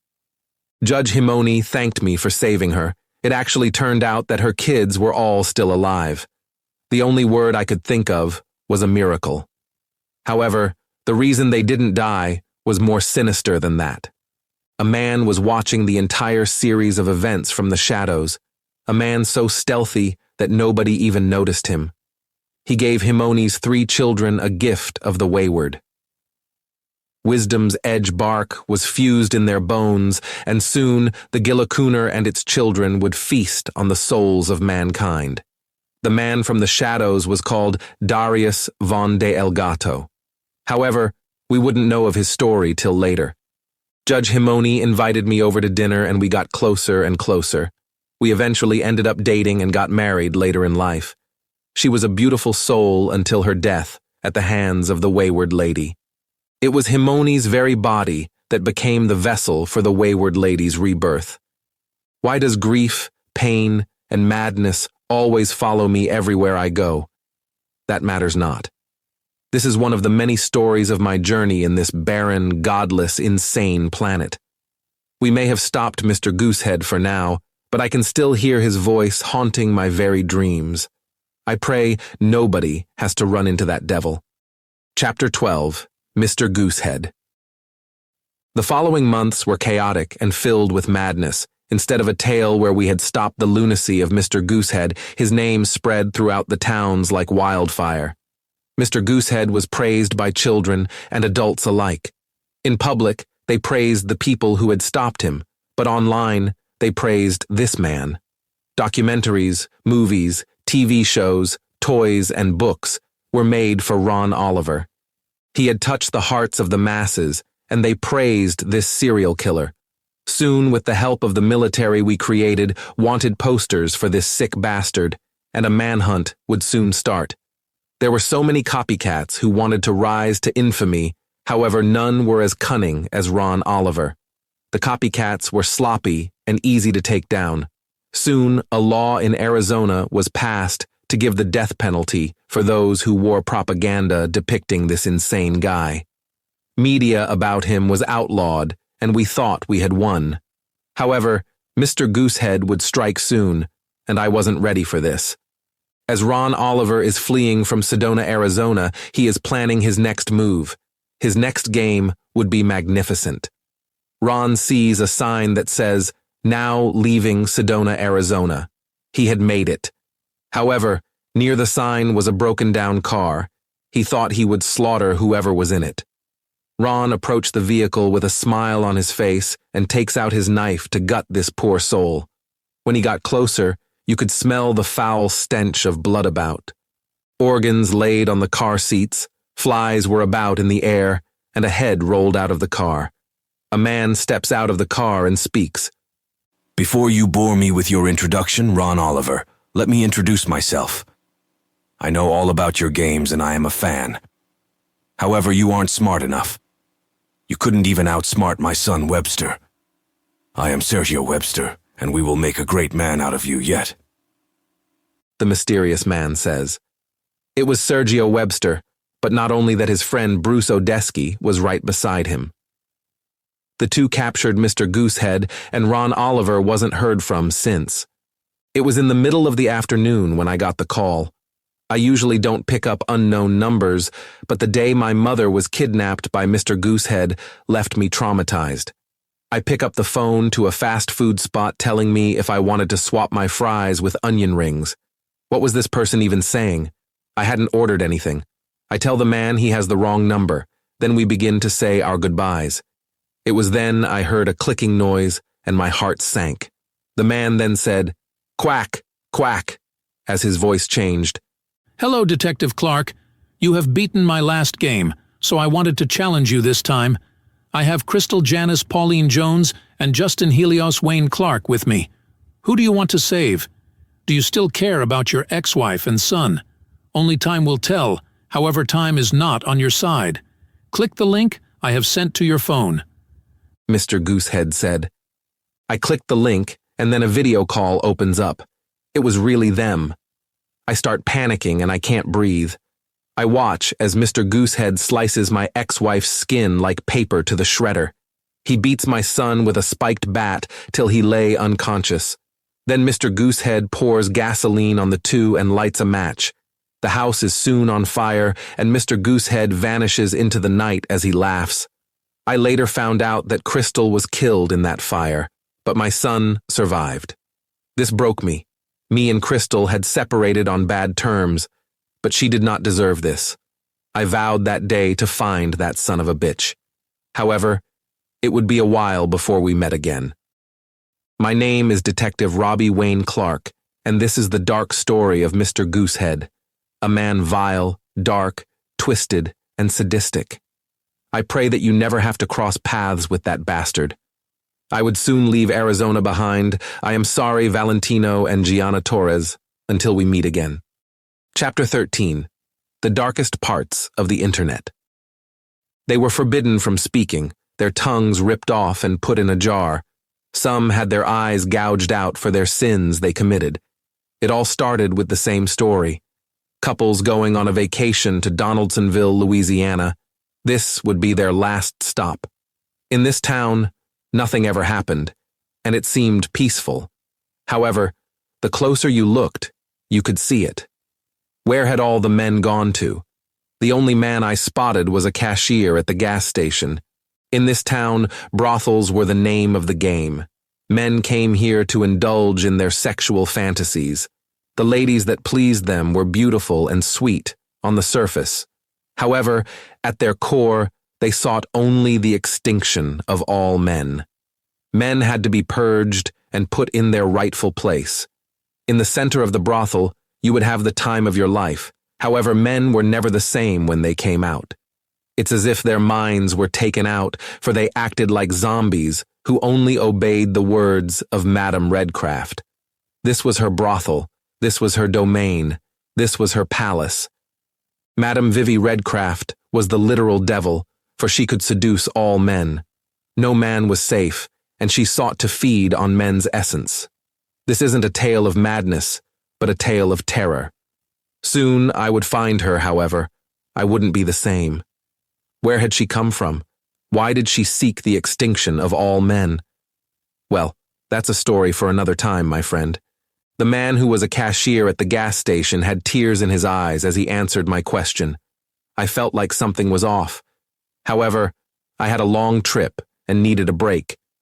After the events that led to my wife, Christy LeVar, being missing for years, I finally made it to this town.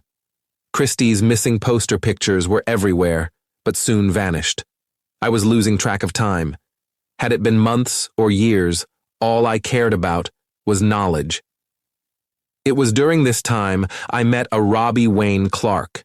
It was here we would learn of the fate of Christy LeVar. My name is Sean LeVar, and even the Ohio man, the Vent people, and Sergio Webster wouldn't be as terrifying as this lady. Madame Redcraft was a name we would soon fear. The only man she couldn't control was a man so vile and filled with hate, we would call him the eldritch shadow of the black-headed crow. Oh, how I wish this was just a fairy tale, but even through life, these are the darkest parts of both mankind and the internet. Book 6, The Chad Billings Games, Part 1. The Chad Billings Game. About the author. This book was created by Dylan Herbert, who has created and written 5 other titles. These titles include Jingleman Volume 1, Dearly Beloved Volume 1, Sergio, Even Lillies Weep, The Vent People, and Mr. Goose-Head. This title, The Chad Billings Game, Part 1, is Dylan's 6th book. This book is the first part of the Chad Billings series. All works by Dylan thus far relate to each book, diving deeper to create a world of horror as you learn more of the world of the Websters, Detective Wayne Clark, the Wayward, Earth, and those affected by the various characters. You will be captivated as you go down this rabbit hole. A boy wakes up, not knowing where he is. A mysterious voice tells him he is number 14. He and over 100 other people must fight through the forest and beat the Chad Billings game. Beyond the forest is the holy city of Jericho. However, what is in the forest? Why can't he remember anything before this day? Will he get his memories back? All works by Dylan Herbert are based on experiences he has had in his lifetime, and most characters describe people he has met. Although the stories are exaggerated, there are still true experiences he has had during his lifetime or experiences others have told to him. In 2022, Dylan began this journey. This is the 5th book. The Chad Billings game is its own story. However, it gradually is connected to the other books. You only need to have basic knowledge of other characters who were introduced in his previous books. This book introduces new characters to the series. This book can be found on YouTube, Spotify, Wattpad, Amazon, Apple iBooks, and Goodreads. Thanks for reading. Chapters are better known as the table of contents and are as follows. About the author. Chapter 1, The Pits. Chapter 2, The Four Kings. Chapter 3, The Thief. Chapter 4, The Banquet of Blood. Chapter 5, The Speech of the King. Chapter 6, Before the Forgotten Lands of Yapatar Magnus. Chapter 7, Enter the Forgotten Lands of Yapatar Magnus. Chapter 8, Rotten Apple. Chapter 9, The Origins of Number 14. Chapter 10, The Chad Billings Game.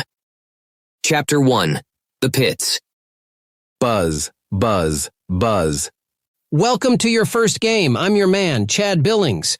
This is a high-stakes, challenging game with a big reward. Your only goal is to survive by any means necessary. There are things in the forest that might get you, but I'm sure you will be okay. A strange, unfamiliar voice says to me.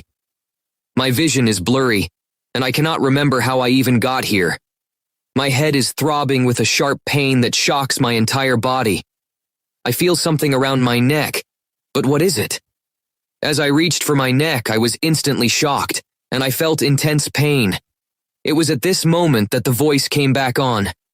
I wouldn't do that number 14 if I were you. Those are shock collars, and you will die if you try to remove them more than 3 times a day. Each shock will be more intense than the last one. We have analyzed your body through a special body recognition program using the Billings chip model CZ8 and can detect in real time if you're trying to remove the collar. The collar is used to track your vitals. It's a bit primitive, but just bear with me. You have to wake up and get to the other side of the forest before the timer gets to 0. Just then, a timer appears in the sky and begins counting down. The timer displayed something, but I couldn't even read it. Then I heard another voice next to me. We have 1,000 hours to reach the other side of the forest? The unknown voice said. How could this person read the timer? I could see the birds, scenery, and insects in the environment, but that was it. Congratulations, number 33. You can read the timer because you are an assistant. Let me explain the basics of this little game before you all get trapped and eaten. The mysterious voice tells us we are divided by classes and roles. The 4 classes were Assistant, Mule, Archon, and Pithlusier. Each group was labeled with letters A through E. Each group had 4 members who all shared distinct roles.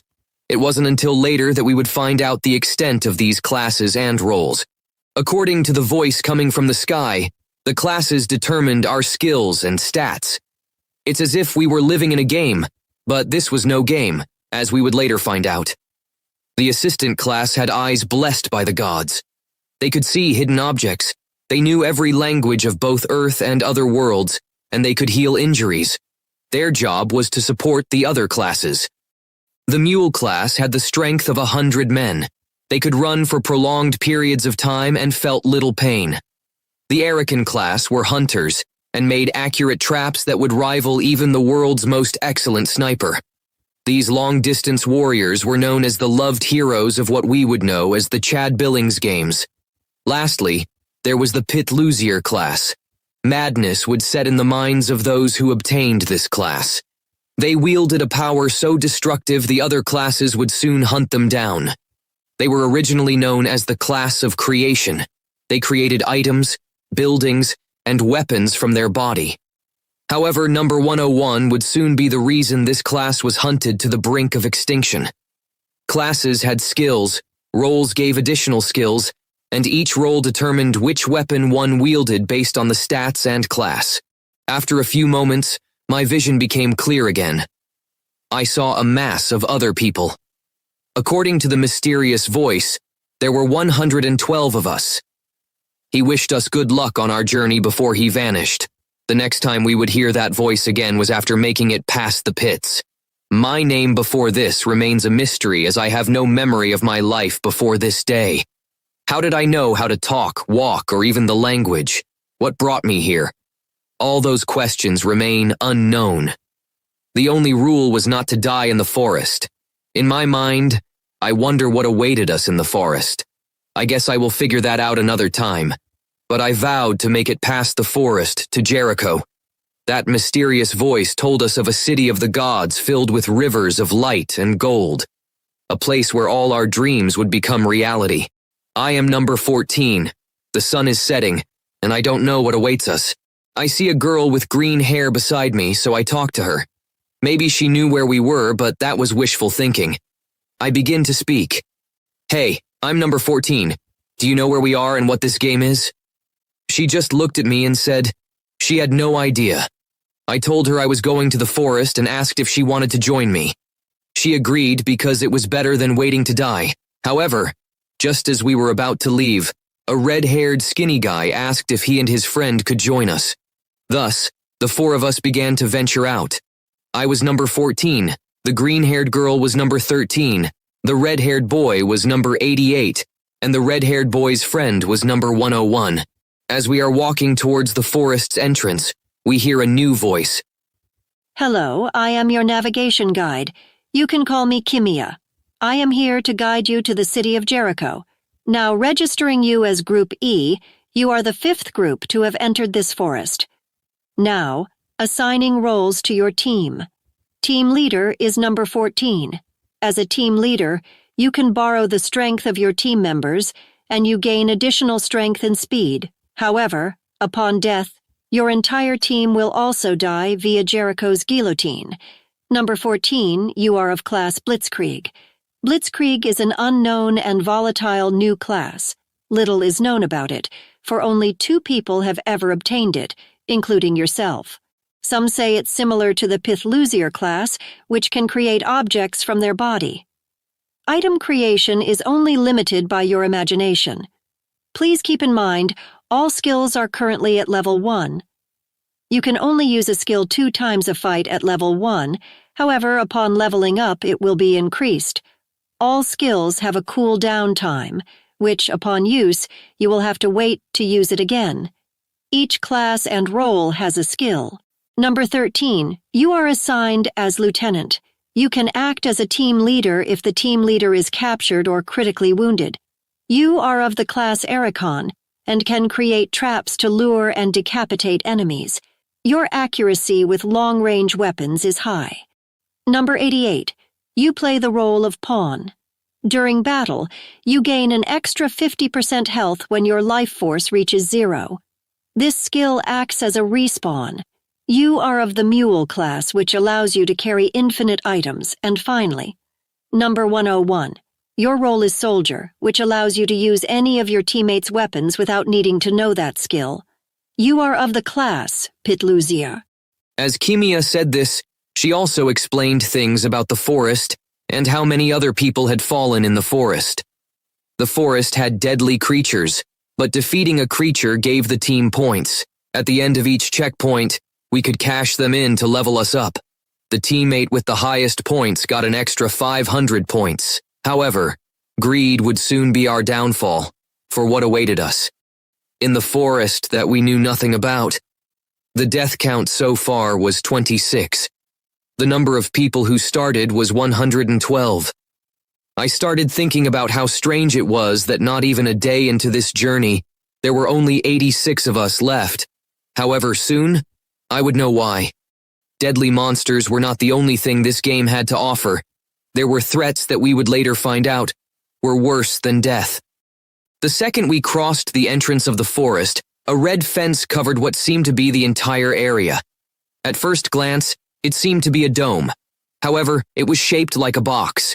It seemed to be keeping the monsters in, or maybe to keep us from running. Number 88 tried going back, for you could hear screams of terror inside the forest. However, this fence blocked us by giving us all a shock. So now we were trapped. The only way was forward. As we were walking, we saw a pit in the ground. We had seen weird traps all about and heard the drums of battle. Nothing could prepare us for the incoming carnage we would soon witness. I was unsure what would happen next, but we all had to be prepared. There was a creature in front of us. This creature looked like an ape, but had 2 red horns coming out of its head. Its fur was silver, and it stood towering over us, for it was as big as the trees. My user interface appeared, and I got some info on the creature. You see, in our heads, we could display information on the environment around us, as if we were computers. This would soon be helpful. However, you needed to have encountered the enemy or item before more information was unlocked.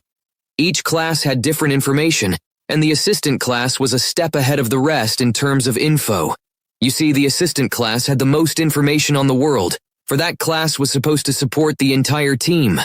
As I scroll for what to learn, I see a list of weird information. The list included the Wayward, Sergio Webster, Bruce Odesky, the Gillacooner, the Dark Arts, the Vent People, the Children of the Glimmer, Glimmer Prime, Earth, and more. I had no idea what any of these were supposed to be, but thankfully, it gave me essential information that the mysterious voice or Kimia had not told us about. Thankfully, the ape hadn't spotted us yet, so that I could look up the info. However, according to the user interface in my head, it told of a creature that resulted in humans splicing DNA and extracting synthetic proteins from the bones. The UIOI, which stood for User Interface of Information, was the name of this strange device. All one had to do to activate it was think about it. We would soon find out the terror this monster held. This monster was eating the bones and flesh off of the dead people who had met their horrific end here. In the pit, there was just blood everywhere. However, I was determined to fight this beast. I had to win and find out the secret behind this game. This would be no easy task, for the sun had set, and there were no lights about in the forest. Would we meet our fate here?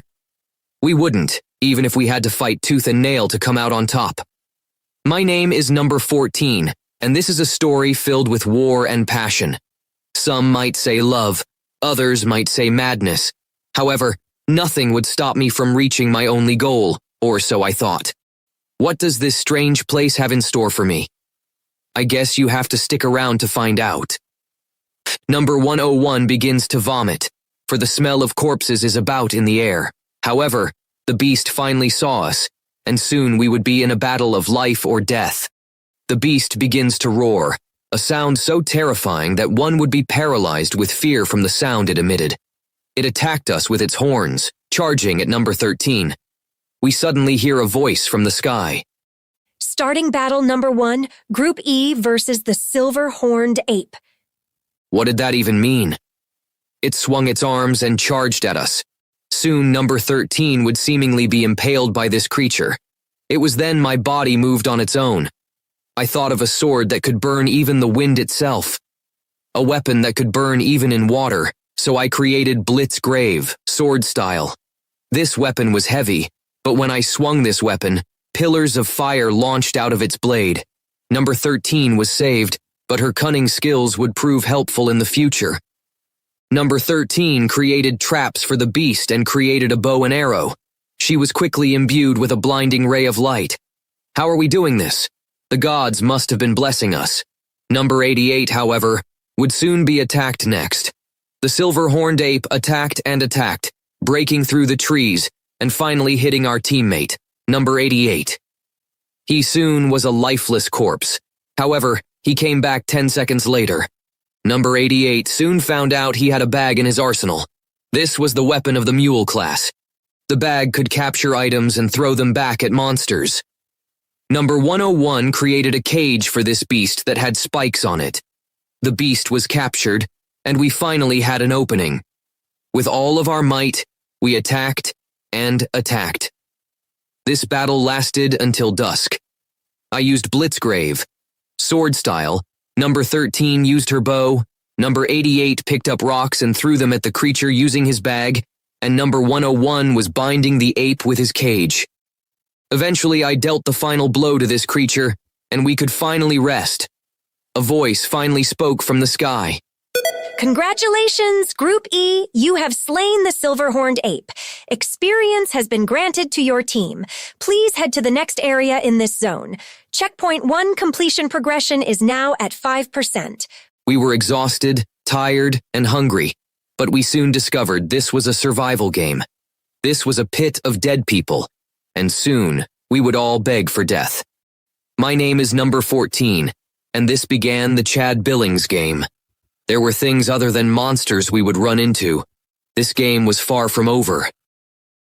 Chapter 2, The Four Kings. After our battle, things were similar but never the same. We would fight many of the silver-horned apes. However, they were all different. Some would be stronger, some faster, and some different sizes, but they all met the same fate. It was when we reached the core of the pit that things changed. You see, the experience gained from the monsters slain could be distributed throughout the team before reaching the checkpoint. We needed strength to beat these apes. However, soon, we would find ourselves handicapped and going down a path that nobody was ready to walk. Maybe it had been days or weeks, but we leveled and leveled. We soon learned a terrifying secret about these apes. It happened during the night of our 17th day in the forest. We heard screams like we did every night. However, each time we went to where the screams were coming from, it was then we realized the fate of all who entered the Chad Billings games. Guys, another scream. I think the screams are getting more consistent. Number 88 says, I think you're right. We need to prepare ourselves for a battle with these apes. I say to my team. We walked further and further. However, this time was different. We see buildings, fire, and a vast community. A place created no doubt by someone who wielded the Pithlusier class, if the words of Kimia were to be believed. I'm talking about vast landscapes with buildings that reached the heavens. There were structures made of strange metal with glass windows where one could see themselves. It was as if we were looking at ourselves through the ocean's reflection. However, what greeted us was a community of not fellow people but apes. There were at least 15 silver-horned apes, and at their center was a bigger ape. This ape had black skin and stood towering above the rest. In its hands was a club, and it roared something so terrifying it sent shivers down our spines. Would this be our end? I asked myself many times that day. However, good fortune had smiled on us. We began to attack these creatures. But this time, I gave our team the experience points we had gained till now. We had 25,000 points. It was then life changed, and our group would be known as the Worst Group. The name given to us would soon be the Dark Harbingers of Death. We created the Yvonne Luker Capital, a place filled with advanced technology that could rival the people who created this forest, and soon we would have everyone in the world against us. We would find a way to alter the shock collars, modify the CZ8 chip, and become unmatched for a while. When I used our group's experience points, my UIOI started going off. I felt a sharp pain in the back of my head. It was so bad I couldn't breathe. Life seemed to be fading. This was the price to pay for using the experience points before we reached the end of the checkpoint. It was here I entered a door. I walked through the door and saw it. In front of me stood 4 kings of Jericho. They asked me if I sought power to win this game. I was dying. I felt I couldn't breathe, so I told them yes with all the remaining strength I had left. The kings told me they would give us all unmatched power until we reached Jericho. Nito Barnabas, the king of the silent wind, went to number 13. Hagaropius, the king of mischief, went to number 88. Fogeron, the king of the elements, went to number 101. Finally, Yepitar Magnus, the king of the forgotten lands, went to me. I hadn't felt a pain like this before. We all soon became like gods, and a new reality would set in. Number 13 had the power to be as quiet as a calm wind. Nobody would hear her coming. She could shoot tornadoes from her palms or imbue her arrows with wind. Even with power, her heart was never corrupted. Number 88 could transmute any item he possessed. He could turn a stick into any weapon. It was mind-altering, for he altered the minds of others with illusions and trickery. Number 101 had the power to cast any element.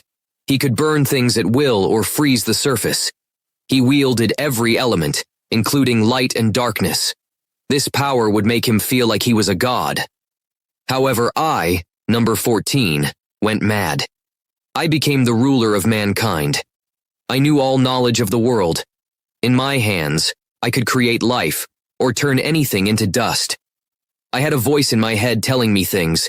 It was a constant fight between murdering people who got in my way or giving life to this land. It would be number 13 who would pull me back into grace, love, and forgiveness. Thus, on this day, we became terrifying and soon easily wiped out the entire community of these monsters. It was here we learned the truth. When we defeated the black-horned ape and all its offspring, they all reverted to humans. It was then the UIOI updated. This broke me and my team. It told us that all monsters were once humans. Not just any humans, but people of other groups. Groups would see us as monsters. How twisted this game was. But soon, my determination to complete this game to punish Chad Billings was my only obsession. And soon, the thought they were humans would not affect us. We killed without remorse. The only ones of us who thought this to be wrong were numbers 13 and 88. However, number 101 became obsessed, and we would reach Jericho soon, or so we thought. Chapter 3. The Thief. String him up. Kill that bastard. Kill that thief. Kill that traitor. Voices shout and scream. Just then, a boy is strung up by a rope by his neck, and his hands are bound. The boy looked terrified as blood trickled down his head to the ground. A group of Arachons begin filling his body with arrows. You could hear screams of pain. We have to save him now. Number 13 tells us. However, the voice in my head told me to wait. Should I help this poor soul, like number 13 wanted to do? Or should I wait? Number 88 tells me to snap out of it, and we rush to save this boy. Number 88 begins the first attack. He appeared as a strange man in a white and gold cloak. Hello, I'm your man, Chad Billings, and you have reached the final part of this game. Release the boy and you will make it to Jericho. Number 88 said, If you are him, what's my number? A stranger asks. However, number 88 had me to tell him what to say. I knew things would turn from bad to worse if this plan did not work. Number 88 soon speaks the words I told him to speak. You are number 47 of the class mule. Not only that, but I have been watching you, child. You have what no other number has. It is that you are a leader. Tell me why you have strung up this poor soul. The stranger was shocked. You could tell by his facial expression. Soon, he told everyone to get this stranger down. The strange kid was number 47, and the boy who was about to be executed was number 100. According to this small camp, number 100 had been found stealing food from the storage. This camp seemed to be thriving, but seemed to lack the appropriate means to keep a society running effectively. However, this would be the part of the story where real hardships began. In the heart of new mankind, or what was left of us after 3 weeks, the remaining amount totaled to be 69, for 43 souls met their end. However, no, we knew what we needed to do, or so we thought. It was here we stumbled over a camp where we saved number 100, and soon we wished we had never helped him. Some hardships helped one grow, but the only thing that helped was getting rid of the groups faster, for death was racing at the remaining people who survived. in the heart of a thriving and bustling camp, nestled deep within the depths of the forest. Its residents were filled with uneasiness and fear. Between the sight of people turning into monsters after death and the scarcity of supplies, all were on the edge. Water, wood, food, and shelter started slowly vanishing. This was strange, because people here would go hunting for the entire camp 9 hours a day, so where had the supplies disappeared to? This camp would have to figure that out, but what was sure was that there was talk that it was either a thief or a creature of the woods. We need to find this thief. If we don't, we won't make it to Jericho, a voice said. Forget Jericho. We need to find the person responsible now. Another voice says. There was confusion in the camp, but what could they even do? This camp went from a close-knit community to everyone driven mad with paranoia. Life was looking bleak, hopeless, and dark. We had stumbled on this camp after defeating the black-horned ape and its offspring. We walked aimlessly for what seemed to be hours. However, after 3 weeks of starting this game, we finally found survivors. Before this, the only humans that could be heard were dying humans screaming in the forest. We were still shaken that these monsters were all once humans. How could we be forced to murder our brothers and sisters? Why did Chad Billings pit us against each other? It didn't make sense till after we got to this camp. Here, we learned about the dangerous games of Chad Billings, for the game had more dangers to witness. We were in for a bumpy ride. One night, the moon lit up the environment with its luminance. A soft glow pierced through the shadows, ripping through the darkness, and all were sleeping, except the 4 of us. Number 13, number 88, number 101, and I were all wide awake. We saw a shadowy figure who slinked through tents, stealthily and nimble. We approached the unknown figure, and when we reached him, we instantly knew who he was. It was number 100. I became enraged, and it was like a trickle effect, infecting the minds of my teammates like a parasite that latched on their very minds. However, number 13 and number 88 had strong minds, but number 101 succumbed to my madness. What the hell? After saving you from the angry mob, why would you keep doing this? You know what I don't care. We won't let you hurt another soul. We have judged you, and you will meet your fate here, number 100. You could see the fear in the boy's face. I had studied Earth, which even told of famous people. I had an idea. I wouldn't kill this thief at first. However, when I was with number 101, it was like we both became different. I tell number 101 to make a wooden cross and nails. We proceed to drive nails through the boy's hands and feet. Thus, on this day we crucified this thief. Number 13 and number 88 screamed at us. You are taking it too far. We did not get these powers to be gods, but to survive. However, their screams fell on deaf ears, for knowledge fueled my passion. Why else were we given these powers by the kings but to enact judgment? I was furious, for I was thrust into this sick game by force, and when there was finally a light at the end of the tunnel, I was judged by my teammates. I wished number 88 would shut the fuck up. He just nagged and nagged, crying like a baby.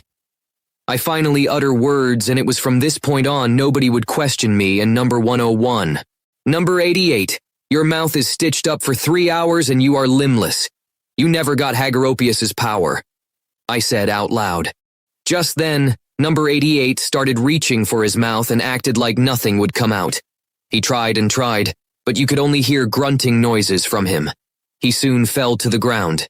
People came to his rescue after hearing the commotion, and they quickly asked what was wrong. However, number 101 met them with a blade and soon cut them down. 1, 2, and soon 10. It wouldn't stop.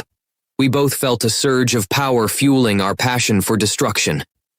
However, number 13 came to me and started hugging me with tears in her eyes. It's okay. I know you are scared and don't know what to do. However, killing senselessly is not the answer you seek. Don't go down this path of destruction, she said to me. For some reason, this calmed me down. The anger I felt before vanished. The voices in my head disappeared, and now there was a calm.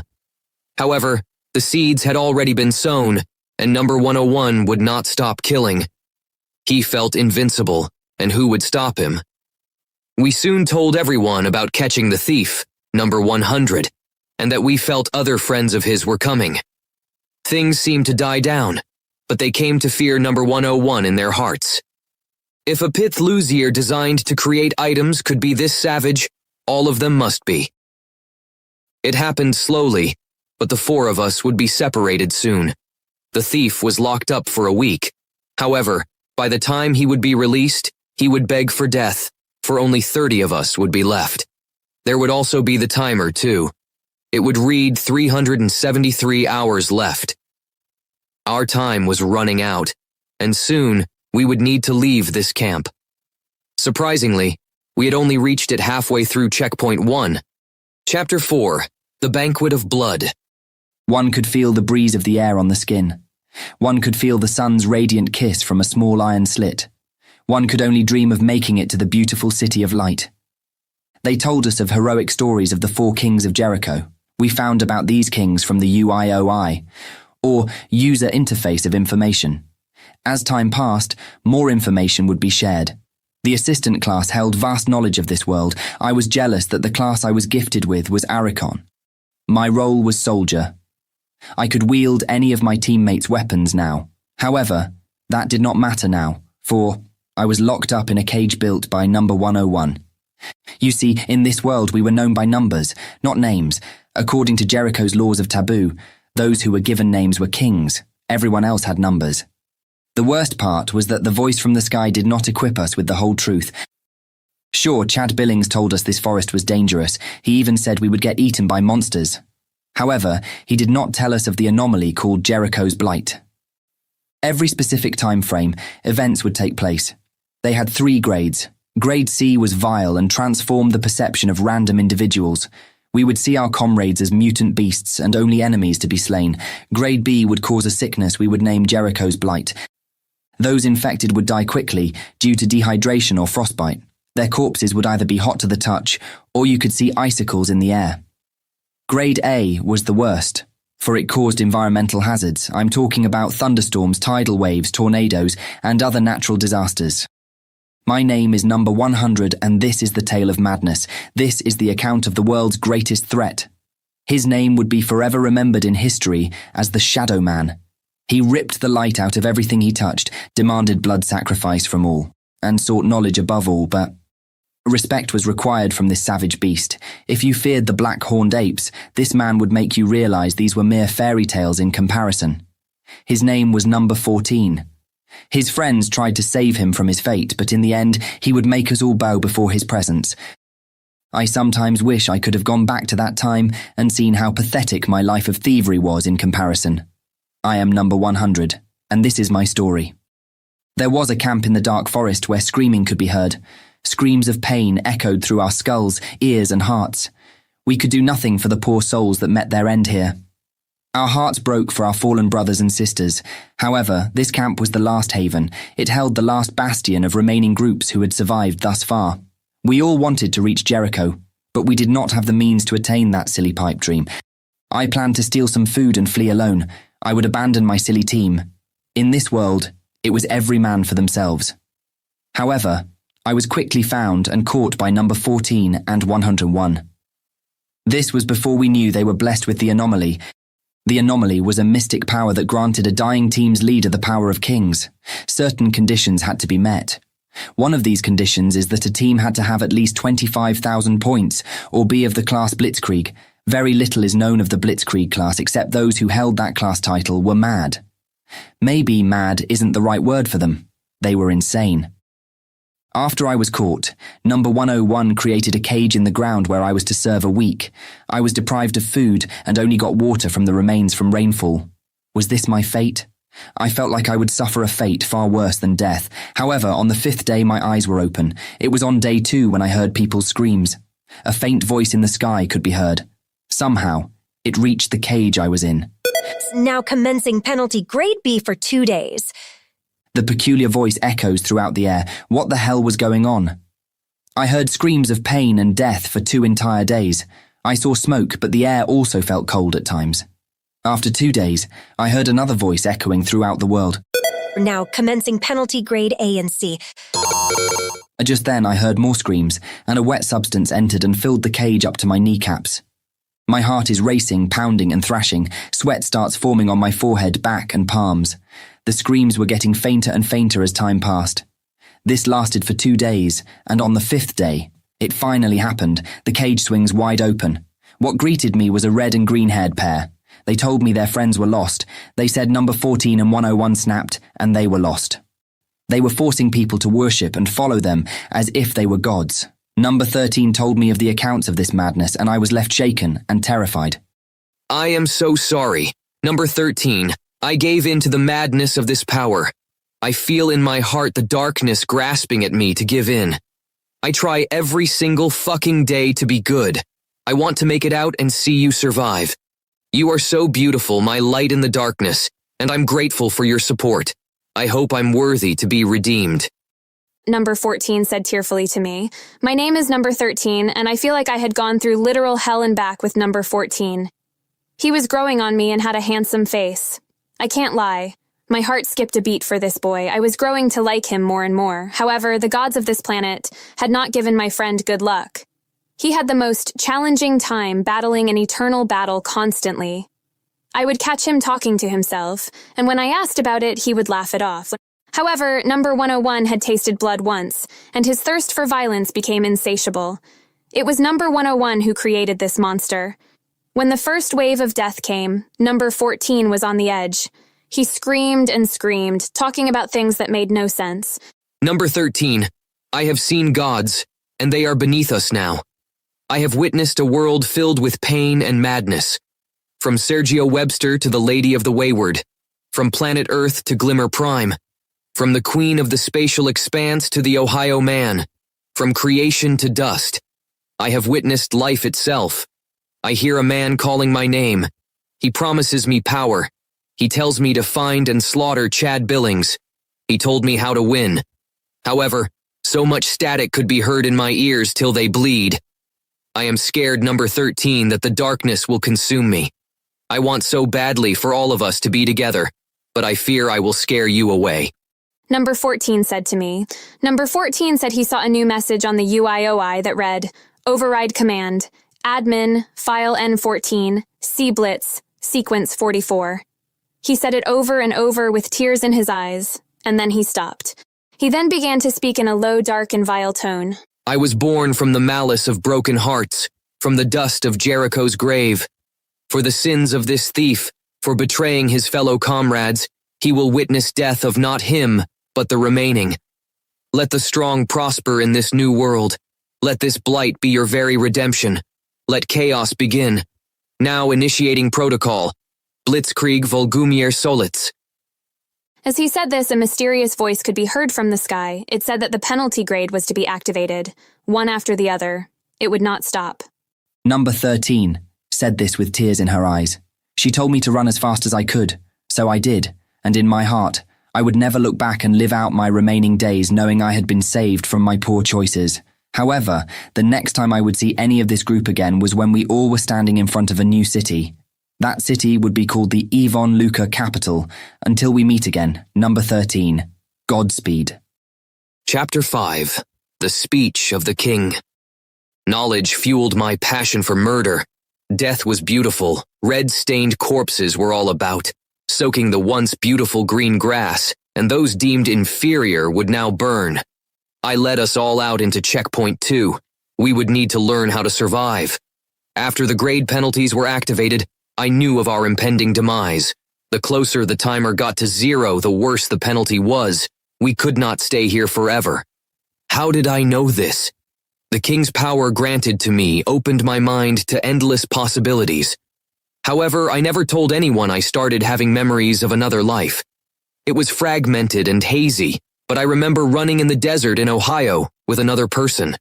This person had a name. I could not remember what her name was. But we stumbled upon a dark, eerie abomination. All I could clearly remember was that dreadful song playing on repeat. It went as follows. Ohio, where did you go? Ohio, death requires bloody stones. I am the Ohio man. Tell your kids, tell your friends, tell the city and the folks. I am the Ohio man. Tell your lover, Tell your mother. Today, you walk and run. Tomorrow, you fly to the sun. If it's hallowed, shoot 'em dead. Good night, wretched soul, you are dead. Ohio, Ohio, Ohio. I come for vengeance, I come for blood. Here is a rope, here's a chain. Beloved, death, rip my veins. This sent shivers down my spine. However, even with all of my knowledge, it would be later when we would find the truth about this game. Chad Billings was the devil, just toying with people's lives like playthings. However, things would get worse before they got better. I led people to checkpoint 2, but in order to get past this checkpoint, we needed to fight a woman. Her name was Kali Brax Tinvini, a woman bred from the heavens and who was birthed from the soils of pure magic. Combat was all she knew, for she came from a place within Jericho's walls called the Wayward. You see, after the grade penalties, it was here we made our final choices. I was once optimistic about making it to Jericho, but I was battling a war inside my head. I knew by the time we made it to that beautiful city, we would all be dead. We couldn't survive another grade penalty. We were all dying. Thus, it was here I gave my speech. Hello to the remaining people that have survived. You all want to make it to live another day, but I say we won't make it. We won't make it to Jericho alive. For that reason, I must say let's create our own Jericho. Fuck Chad Billings and this dark, twisted game. Will we grovel in the dirt like a lamb to the slaughter? No. We will rise and stand tall. We will cross this forest no matter the price. We will build peace and love and slaughter all who oppose us. All those who oppose us will be sent to the forever lands. When our enemies beg for mercy, none will be given. This game has cost us the love within our hearts. It was ripped out when I saw the terrors this game had to offer. I am number 14, bow before your God, I slowly said to the people. I was mad, and things would become worse. To my surprise, they started cheering and singing my praises. However, it was the look that number 13, 88, and 47 gave me. Just in case you have forgotten, number 47 was the man we first found trying to kill that thief when we first arrived. There was a small group that was always to themselves. I was losing my friends and often told number 101 about this. However, soon, I would meet someone who never would judge me for being a good person. I angrily say to myself, we had to cast away emotions of love, for death did not grant us that life. Chad Billings sent us all to our deaths. So why the fuck do our friends hang on to the shitty fantasy? Be a good person this, be a good person that. I am fucking tired because when you guys were driven into power, the only thing I got was madness. It's a constant fight amongst myself. I feel like it doesn't matter. I didn't pick this life, man. I want to make it out of this game. My once old friends said nothing and just silently held their heads down in shame as if they were disgusted at what I had become. So I began to walk away. I was broken and felt empty. I deserved happiness too, and someone to tell me it would be okay. However, number 101 started walking up behind me and told me it would be okay. At least number 101 had my back, regardless. Then we are greeted by two girls. They introduced themselves as numbers 72 and 74. They said I did not have to go at this alone anymore, that we could all be friends, and if people only were by my side during the easy times, they didn't deserve me. Number 72 hugged me tightly, and I embraced her. Number 74 kissed me on the cheek. Where had these people come from? It did not matter, for now, I had people who would follow me to glory.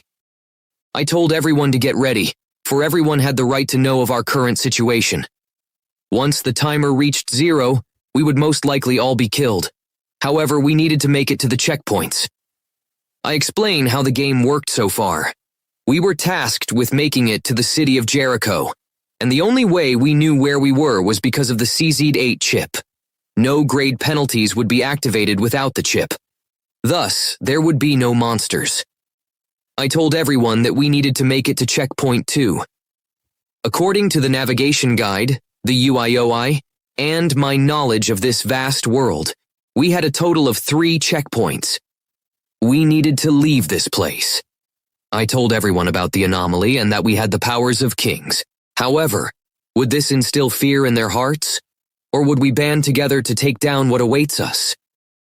Chapter 6. Before the Forgotten Lands of Yepitar Magnus. She had eyes that could make men shiver with paralyzing fear. The eyes were the gateway to the soul, and with one look, one stare, one gaze, a person could tell her heart was the darkness itself. She looked confident because she had the skill to take down mortals. However, ever since the King of the Forgotten Lands picked me, my mind was beyond the maximum capacity of any mortal. I knew my brain was evolving. But what was the price for this intelligence? It was pure madness, and only number 13 realized this. I would soon cast away all emotion and don a new identity. No longer would numbers be used to identify me. I was no longer a number, but everyone would call me by name. I was known as Babel, a king of this world, the god of this universe, and who would stop me? For in my heart, I was broken. I cried, for my mind was dying. My mind was being reborn, and something sinister would take its place. Numbers 88 and 13 created a void in my heart, which hurt just thinking about it. My once beloved comrades created a black hole to suck me into despair. I did everything for this group just to be cast away like garbage.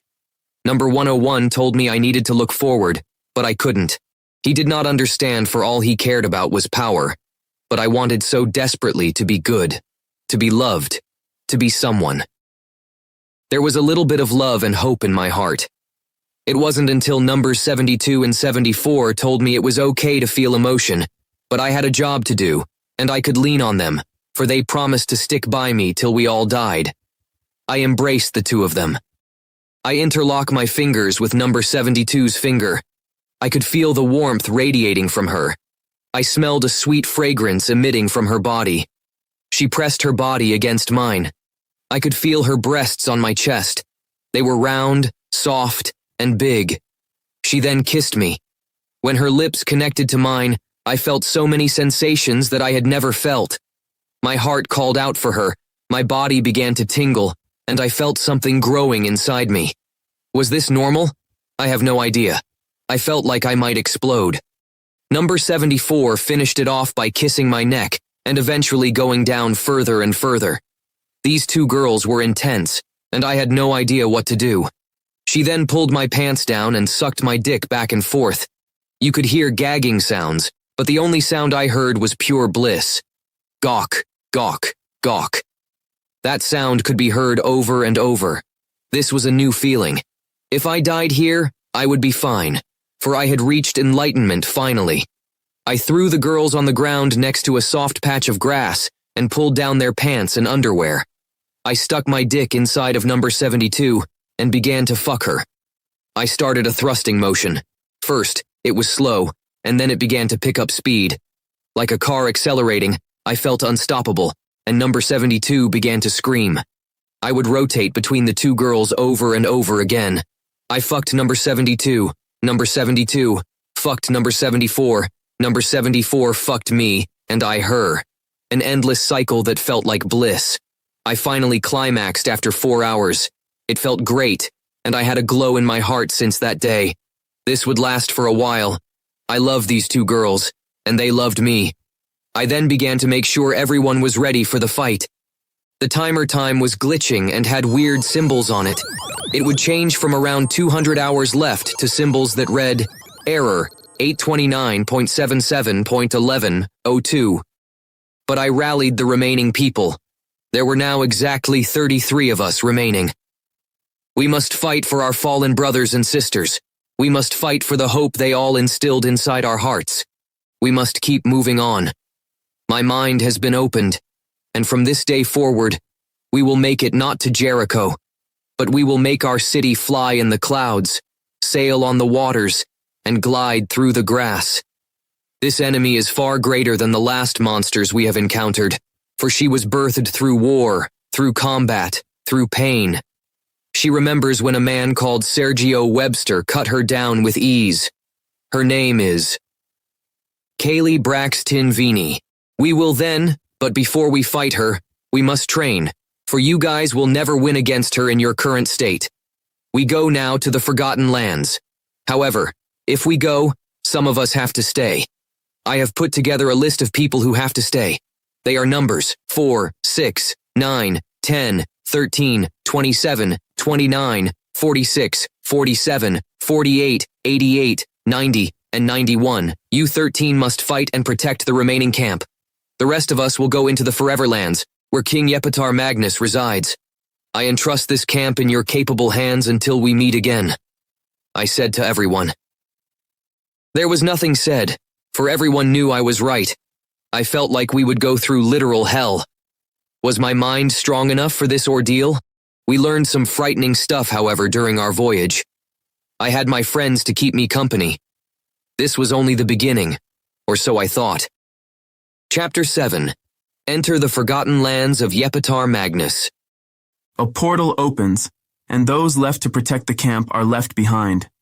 Nobody knew of the fate of our existence.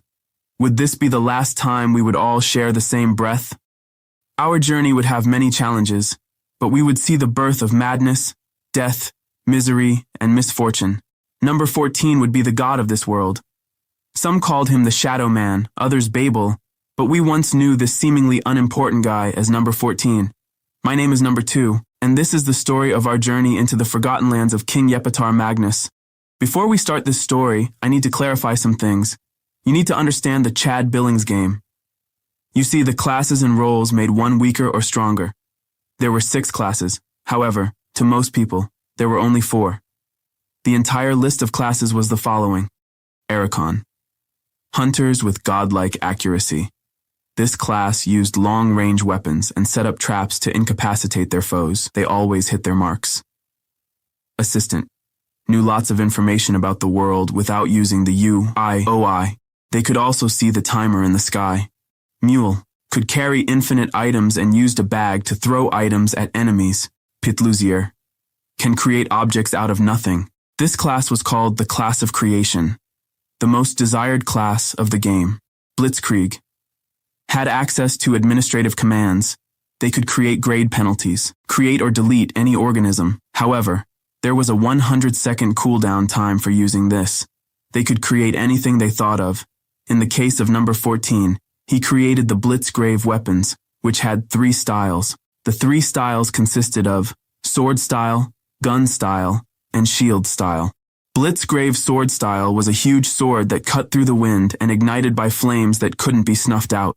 Blitzgrave gun style was a rifle-like weapon that always hit its target. It adopted properties of the Archon class. With this weapon, one could even create traps. Blitzgrave shield style was an unblockable dome-like shield that could not be destroyed. However, the class could not use any offensive skills with this weapon. Protocols. Had access to infect god classes, such as Blitzkrieg and Assistant, with viruses. When this class touched another, they would steal the abilities of their hosts for 1 hour. While the skills were stolen, the host would be in pain. These thievery classes knew no limits. Only they knew the requirements to access the game's cheat menu. Those who were of this class were few, but the list consisted of numbers 2, 3, 72, 74, and 14. Number 14 was a special case, however, for he was every class at once. Roles determined extra skills used for survival in combat. The entire list of roles was the following: Team Leader, Lieutenant, Pawn, Soldier, Anomalies, and Regents. The game only allowed the first 4 to be assigned. You have to commit taboos to gain the role of Anomalies and Regents. This is the entire list of these roles. Team Leader. Borrow strength of team members, and you gain additional strength and speed. However, upon death, your entire team will also die via Jericho's guillotine. The only role who can give experience points gained from monsters to other members of the team. Lieutenant. Acts as team leader in emergencies, in case the team leader is captured or critically wounded. Pawn. Respawns after death with half health. Soldier. Able to use any teammate's weapons without needing to know that skill. Anomalies. Granted the power of the kings. To become one, the team leader had to have killed 10 other players in cold blood before they turned into monsters, or being on the verge of death while holding the class of either Blitzkrieg or Protocols. In the rare case, they committed both taboos. They would become a supreme anomaly. Supreme anomalies had access to the corruption over data skills. With this skill, there were no limits to his or his team's skills. Essentially, they could use their skills forever. Their levels changed to 99. There was only one person who became a supreme anomaly. However, I don't want to ruin the surprise. Regents, essentially hackers, they could use 1 out of the 3 hacks to give you an edge over the world. However, only those who possess the class Mule or the role of Pawn could become this role. The hacks consisted of the following: CZX22, CZY9, CZ8B. CZX22 gave the hacker 5 trillion health for 6 hours. CZY9 gave the hacker the ability to teleport for 2 hours. CZ8B gave the user an upgraded CZ8 chip, which increased their stats by 10 for 4 hours. Regents had to wait 30 minutes to use a hack again, and the hacks were randomly selected. Regents and anomalies were mortal enemies. The strongest regents in this game were numbers 3, 2, and 88. The closer your number was to 0, the stronger one would be. Of course, this game was rigged from the start. It wasn't that single-digit numbers were stronger, but they had more tools to survive this game. Well, that was until I met number 14. My name is number 2, and this is the journey of those who went with number 14 to their seemingly inevitable death. This is what happened after we stepped through the portal and arrived in the Forgotten Lands. I looked behind me, and the blue and bright green portal vanished. The floor was made out of strange material that the UIOI called concrete. The sky was dark. There were broken, abandoned buildings all about. You could hear screams about in the air. 1 scream, 2 screams, and eventually an entire multitude of screams. However, we all had no choice, so we followed number 14. Number 14 led a group and designated us to help him. He told us we had to save everyone no matter the cost, so number 101, 72, 74 and I became the closest to number 14. It was here we learned about the truth of number 14. This world had people. It was the first time we had seen living people. However, something was off about these people. They walked strangely, very stiff, and made groaning noises. These people had dark skin, which seemed like they were suffering from dehydration. You could smell the decaying, rotting flesh about in the air. The white parts of their eyes were red, and they had blood about them. One of us tried to converse with them, but it was too late. They started making terrifying screeches, and the masses of people started chasing us like mad men. Chapter 8. Rotten Apple. Hey, are you okay? We heard screams and were wondering if you needed any help. Number 20 says to a bent-over girl. Number 20 was of the Pithlusier class. However, what met this poor soul was a beast. The girl turned towards him and ripped off his hand. His hand was soon in her mouth, and blood was dripping everywhere. Drip, drip, drip. We all heard him scream in pain, but she soon jumped on him, biting, tearing, and eating him whole. Seconds later, number 20 laid a corpse. We soon realized that this place was hell. Suddenly, number 20 rose to his feet, and we were relieved that he hadn't met his fate here. However, to our dismay, he started attacking us. Number 74 soon jumped in the air over the head of number 14 and punched number 20. When she punched him, he vaporized in one hit. Number 14 thanked her for saving him. However, he let us know that we had to make it to the center of this place. Thank you, my love, Savior and Light, for saving me. We must all make it to the tower now. I need the aid of numbers 101, 72, 73, and 2. We will lead our people to victory. Blitzgrave. Gun style. Number 14 said. As he said this, a rifle-like weapon appeared, and we heard a voice from the sky. Granting number 14 Arachon class skills. Arachon class level is at 86. What was going on? This was the first person I encountered who could switch classes at will. We all just stared at number 14 for a minute, how he told us to go.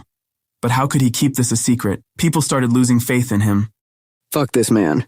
Why the hell would we listen to you? You had the power to save us from the Chad Billings game but did nothing. A person says. Number 14 asked one question. It was this question that would begin the genocide of the group that arrived in this land. Does this man speak for you all? Think very carefully about how to respond to my question. Number 14 said. Some people started saying they agreed with that man who didn't think number 14 was the man to lead us to victory. However, a group of people said they trusted him. So, the people that had number 14's support were numbers 4, 15, 16, 70, 72, 74, 101, and me, number 2. Suddenly, number 14 drew his Blitzgrave sword style and started slaughtering people left and right. Heads rolled, blood was everywhere, and screams of death could be heard everywhere. Number 101 used the elements of ice and darkness to trap these souls. They begged and begged but to no avail, for their pleas fell on deaf ears. Number 72, 74, and I began killing people along with this man. We were no longer kids, but adults forced to do what we must in the name of survival. Soon, there were only 6 people left. I began to speak to number 14, a speech so emotional, it could be felt in the hearts of us remaining. Number 14, we are here because we believe in you. We have seen your leadership and will follow you into glory and victory. I can safely say that we all trust you fully and without question. But I want to talk to you about a very important topic, and I hope you do too. That topic is mercy. What is mercy? Mercy is showing compassion, kindness, and forgiveness to someone who has wronged or hurt you. Mercy is not a sign of weakness but a sign of strength. Mercy is not a way of avoiding justice but enhancing it. Mercy is not a reward for the offender but a gift for the offended. These poor souls are just scared and don't know about this uncertain outcome. You want them to follow you. But trust has to be earned, not given. They need a reason to trust you. Why would anyone follow a seemingly mad man? We weren't all blessed with the tools you have to survive. Why do we need mercy? We need mercy because we are all human and make mistakes. We all have flaws, weaknesses, and shortcomings. We all have regrets, guilt, and shame. We all have been hurt, and we all have hurt others. We all need mercy, and we all need to give mercy. Don't let this game of Chad Billings blind you to the truth. We must stand united. Chad Billings would love nothing more than to have us slaughter our brothers and sisters, but we must rise and stand united to destroy this son of a bitch. How do we show mercy? We show mercy by being humble, admitting our own faults, apologizing sincerely, forgiving generously, understanding empathetically, helping practically, healing emotionally, and restoring relationally. We show mercy by following the golden rule. Do unto others as you would have them do unto you.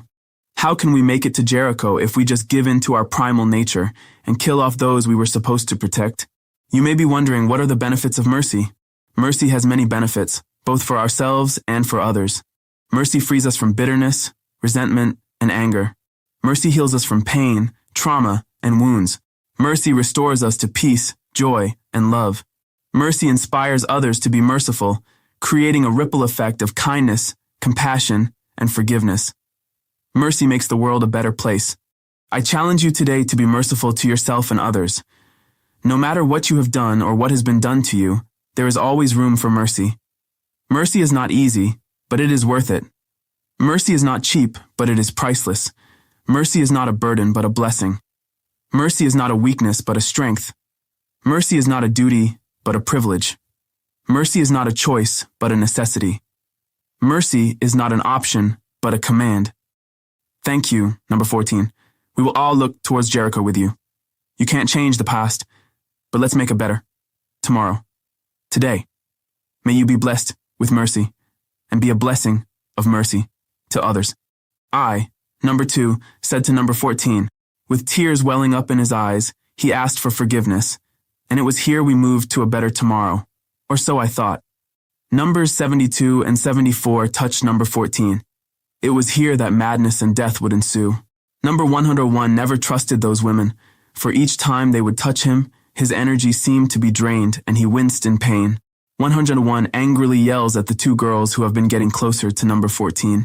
Your trickery won't work on me, you witches. Stop touching my friend, or you will meet your end here. This is your final warning. The next time you do this, I will have no choice but to kill you. Number 101 says. The 2 girls smile and say he could try. Just then, numbers 72 and 74 shock collars that everyone had turned a deep purple. Now, they were blessed by the gods of this world. A battle began. This battle would lead to the birth of the Shadow Man.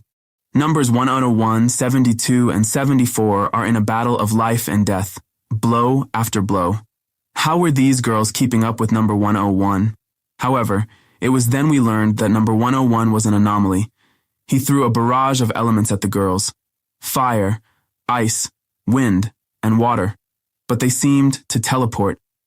How were they doing this? Well, that's simple. They were of the role of regent.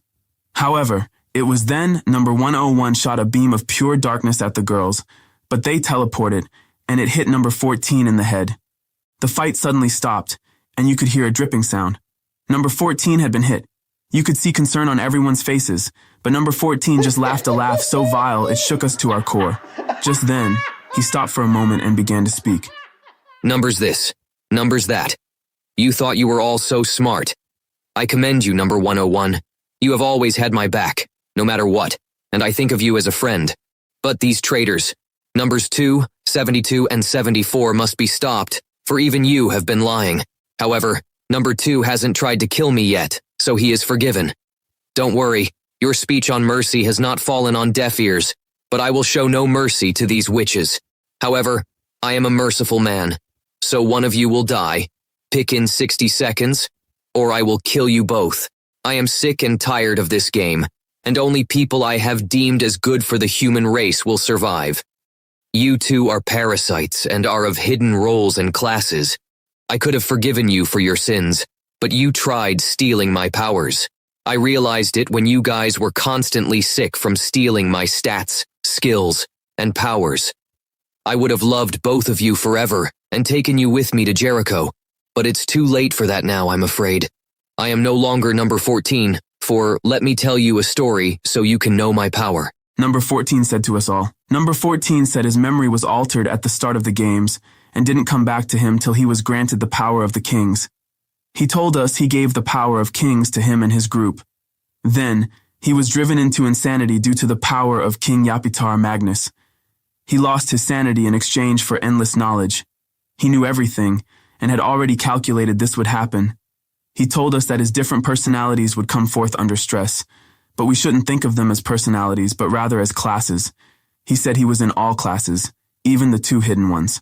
Number 14 told us that numbers 2, 13, 72, 74, 101, and himself had hidden classes. This scared the rest of them. Number 14 told us how he only recently discovered his origins, and this tale would break the foundations of what we knew as the Chad Billings games. Chapter 9. The Origins of Number 14. It happened after we met the 4 kings. When I was granted the powers of the King of the Forgotten Lands, it was here that my personality shifted.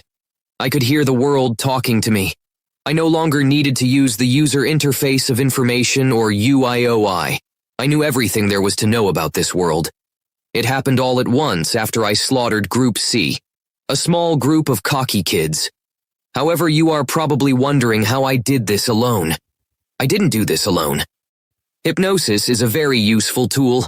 Hypnosis was used to hypnotize my group into helping me. The only person I didn't use this on was number 101. I wanted to test my abilities and be upgraded to the new class, Supreme Anomaly. All the pieces were in place, and now we would have to live with the fact that we killed without remorse. Hello, Group C. We have been watching you for some time. You are a truly lucky group, the only group to have 10 members. I wonder why that is. I have been trying to figure this out, but it wasn't until today that the pieces aligned. You have at least one person who is part of the class protocol. You have been accessing the game's cheat menu. I could never do that, for I have what no cheat could give you. I will kill you all now and take all your experience points. I have to commit a taboo to get stronger. See you in the afterlife. I, number 14, say to the group. You could see them shiver in paralyzing fear. Their hearts started beating faster, but that wouldn't change the fact that they needed to die so that I could evolve. Blitzgrave, gun style, I say. Then, proceed to shoot them. 1, 2, and soon 5. Dripping sounds of their blood trickling down to the ground could be heard. Number 101 used the elements to eradicate 2 of its members. Fire to burn off their flesh, ice to cool their body so they wouldn't die of overheating, wind to slice off their body, light to heal and restore them to a point before they were hurt, and darkness to impale them into the void of space. Number 88 transformed a blade of grass into a spear with the properties of a toxin. He impaled his victims. Number 13 shot arrows made of wind to pierce the flesh of those who tried to escape, but they couldn't escape, for she was too fast. Soon after it ended, only 2 people were left. Number 100, who was of the class Arikon and of the Roll Soldier, was the only one left. I never erased his memory about me. He was terrified of me, but I only erased his memory of my comrades, for if my plan was to work, I needed him to feel safe with number 13. However, the other soul wasn't so fortunate. His name was number 1. I killed him after torturing him for hours before ripping out his eyes and snapping his neck. Now, The conditions of becoming a supreme anomaly were activated. I had many personalities due to the gift King Yapitar Magnus bestowed upon me. Each personality restarted the game with a new class selection. I could eventually be in any role and any class. I had modified the CZ8 chip to bend to my will. Chad Billings was now a step behind. However, I wasn't originally number 14. Our memories were suppressed unless we committed a taboo, but my mind had been opened long ago. I reviewed the gift of the Forgotten Lands and opened my mind here. I was initially number 0 in the Chad Billings game before this one. This game had been going on for 99 years. We were on the 100th iteration of this game. What a foul game, and nobody knew who Chad Billings was, mainly because the game reset along with our memories when we were all dead. We had all been playing the same game repeatedly like an endless loop. We were all just different numbers. Sometimes I was number 103. At other times, I was 44. However, time and time again, we kept losing until now. For I finally figured out the Chad Billings game. Chad was one of us, for he wanted to see the game close up, but he would be someone who seemed unimportant but had enough strength to pull off this crazy stunt. When we leave this place, I will show you guys, for I know you won't believe me. After I ascended into my newly found powers, I knew what had to be done. I was of the class Blitzkrieg after all. I created this place. It was supposed to be the new Jericho if we couldn't make it to the actual city of Jericho, but when numbers 72 and 74 started stealing my powers, this once beautiful place began to crumble, and this became the lands of the Forgotten, or the Forgotten Lands. However, don't you worry. When we figure out how to stop that woman named Sally Braxton Vini, I will lead you all into a new light and get rid of this terrible game. From this point on, call me Babel. I have surpassed the number system. We are no numbers. We are great, and I will grant you the power of a name. We were taught only kings have names, but this is because a name in this world is strong and holds meaning. Let's claim what we have lost. Let's venture to the center and speak to King Yapitar Magnus. Chapter 10. The Chad Billings Game. A portal opens up, and our beloved comrades greet us. Sure, we didn't always get along, but we needed to band together to stop this sick, twisted game of Chad Billings. A figure came out that resembled number 14. However, he was different. He had the white wings of an angel, and it was here I knew he had done it. My name is number 88, and what happened next would shift the fabric of time itself. Number 14 came out with only 8 people. Where had all the rest of the people gone? On their faces, they only had hatred. Then, number 14 finally speaks. My friends, my family, and fellow remaining residents of mankind, I have found a way to defeat her. That woman who seeks to destroy us is of no concern now, but it pains my heart to let you know we have been tricked and lied to. You see, there are those who hold classes that tip the very balance of this game, for we have been inside this sick game for 100 years. However, the kings of this world have gifted us with what we need to survive. I am no longer number 14. Call me Babel. The man called Chad Billings is amongst us as a wolf in sheep's clothing. His name is number 88. It pains me that the enemy has been amongst us this whole time. I am sorry, friends, and most of all, I am sorry, number 13. I have gone down a path that you may not even forgive me for. I was driven mad, and hatred motivated my choices. I pray one day you can forgive me, for the traitors among us are many.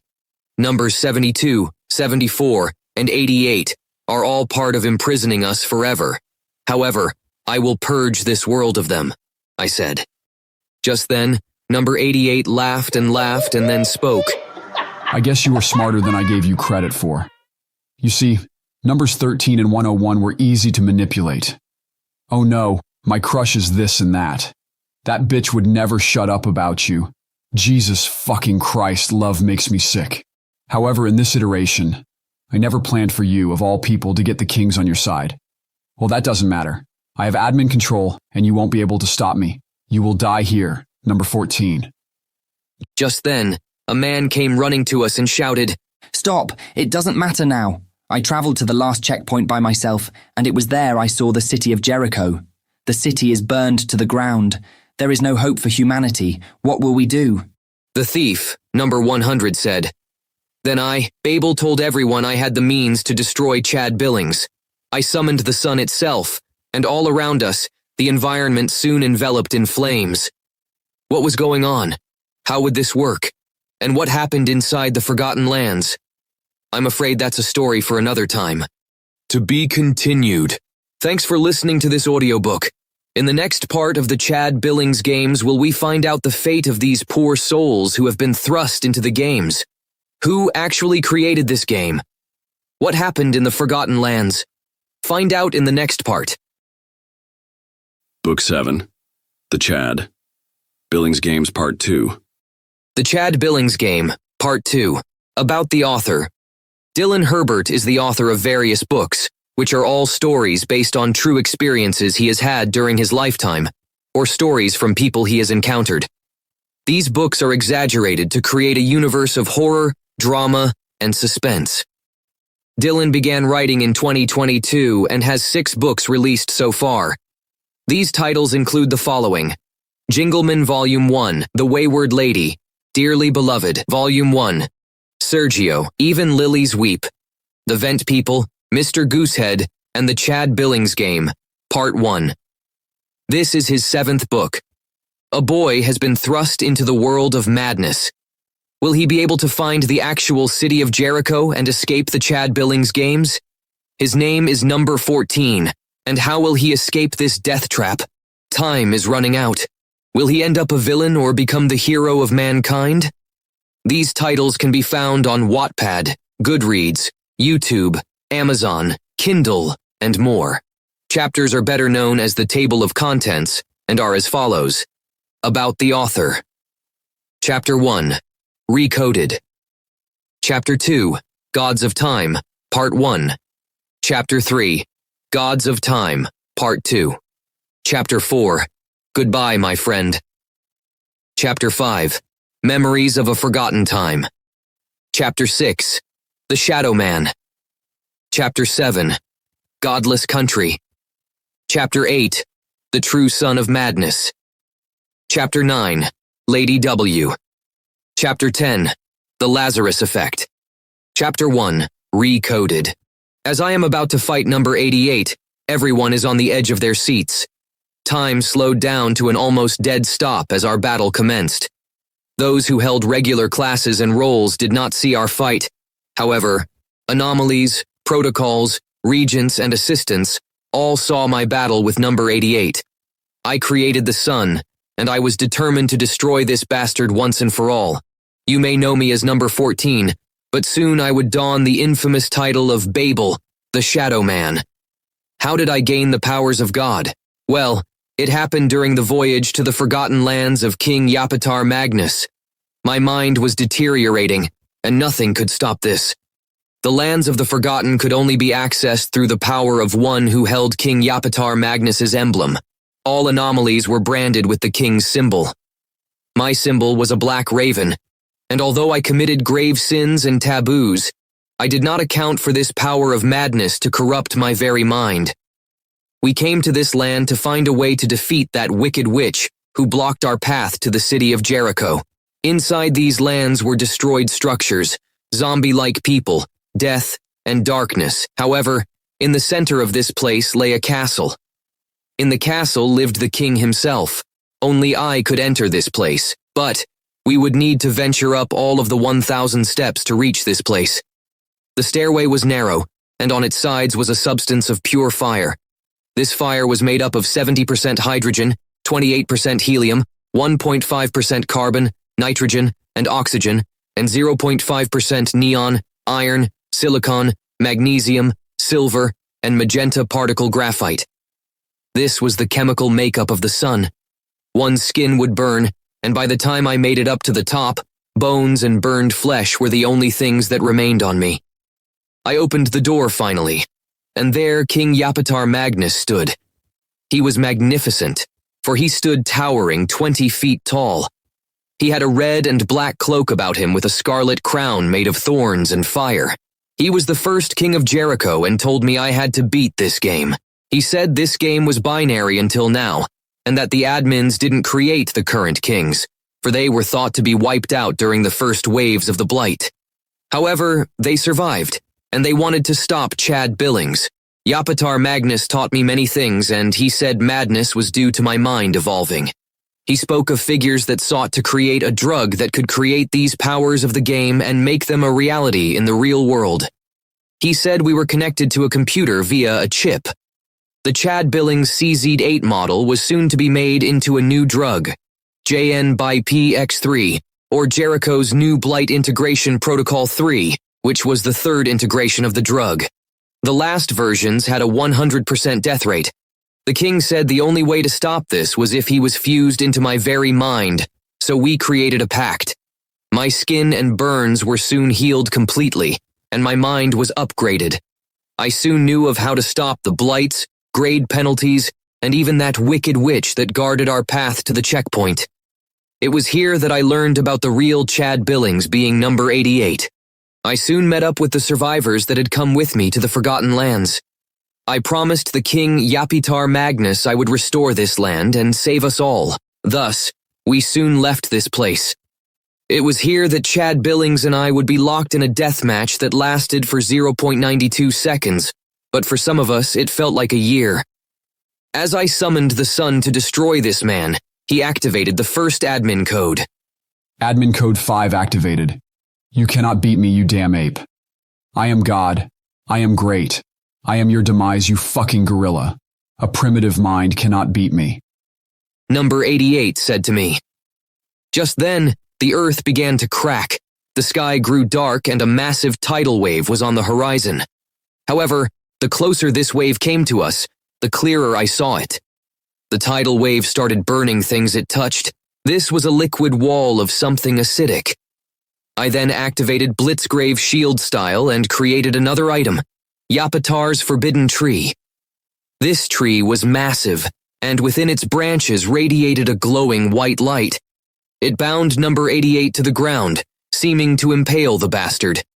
However, admin code 5 would seem to have other attributes other than just the tidal wave. Chapter 2, Gods of Time, Part 1. My name is number 13, or at least that's what my name was. I was gifted with the power of King Nidabarnabas, the king of the silent wind. I was already decent because I held the class of the Ericon, which were hunter-like classes, who could hit their target from long distances with god-like accuracy. In addition, they could create traps. The battle that took place would last a total of a year, but for all people who didn't have the classes of gods or roles of power, the battle lasted 0.92 seconds. Chad Billings was actually number 88. It broke my heart how my very own comrade was amongst the vilest of men. My heart sank. If number 88 was this monster, what were number 101 and 14? Chad Billings started using admin codes one after another, 1, 3, then 5. There was no stop to this madness, and my once beloved friend, number 14, was on the edge. He could keep up, but each time he used a Blitzgrave-style weapon or the raw power of King Yapitar Magnus's power, a piece of his mind would go along with him. Chad Billings made a mistake, however, for he didn't realize that this game had changed Babel's mind to a point where all this was mere child's play. According to Babel, he was in the 100th iteration of this game. After 100 years, there was nothing that Chad Billings could do to win. However, even though he was strong, he couldn't win alone. I haven't had this much fun in years. Oh my fucking god. You are truly one of power, and the gods would be happy. Admin code 6. Code of creation, wisdom's edge bark, spear style. Chad Billings said. Chad soon impaled Babel, and we all thought this would be his end. What the hell was this wisdom's edge bark? Not even the UIO I knew. It was here that I made my stand and used the raw power of Nidabarnabas to cut the wind itself. I sliced through the wind at speeds no human or god could see, ripping off the left arm of Chad. Blood is dripping from the place his arm once was.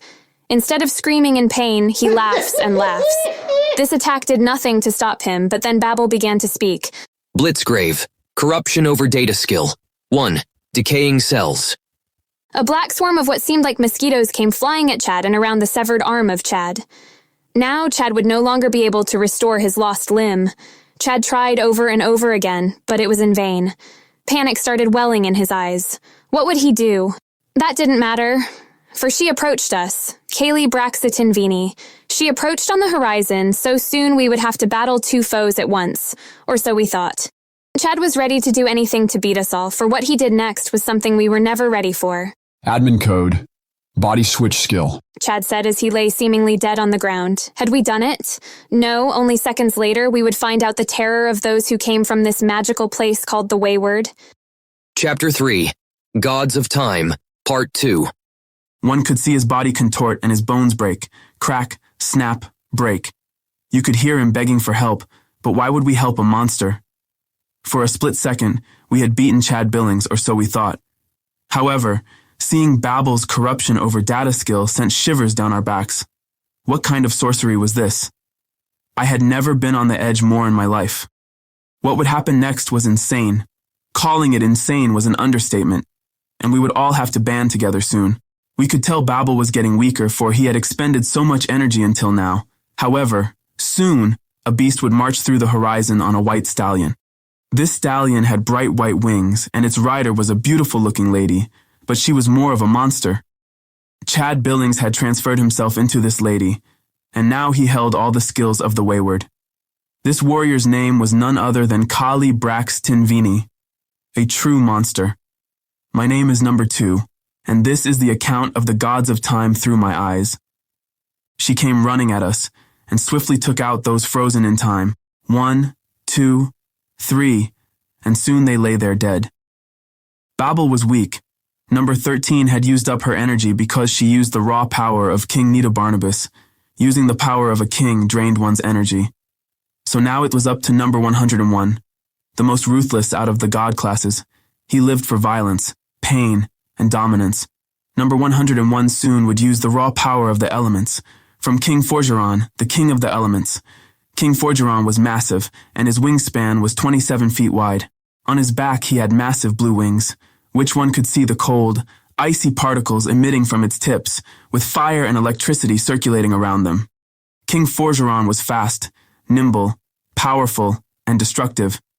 He called on all elements to aid him, essentially a jack of all trades but master of none. Fire, water, ice, electricity, wind, light, and darkness. Number 101 was of the Pith-Lusier class, which was considered the class of creation. Anything that number 101 would create, he could imbue with an element or all elements. This would be the greatest sacrifice thus far. I saw the warrior of the Wayward coming towards us. She galloped on a steed that emitted dominance, but my dominance was far more significant. She had lush white hair, her eyes a piercing gray. She had ragged cloaks about her, and a great sword called Hithalon Pius, according to the UIOI or user interface of information.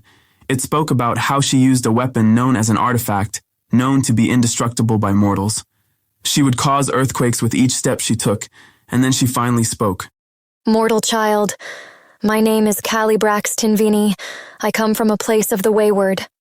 My hatred for all humans stems from a man called Sergio Webster, a true monster, and the only man who killed me, my brothers and my sisters. The only man who sent my mother into a battle of darkness.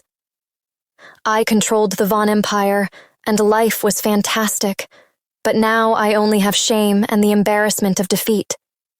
Even now, my mind is being taken over by someone.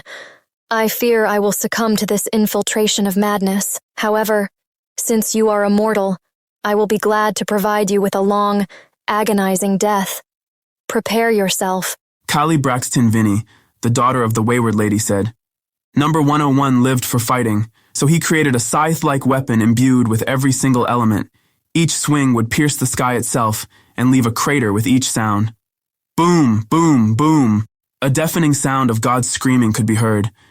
The air was so cold that it burned the skin.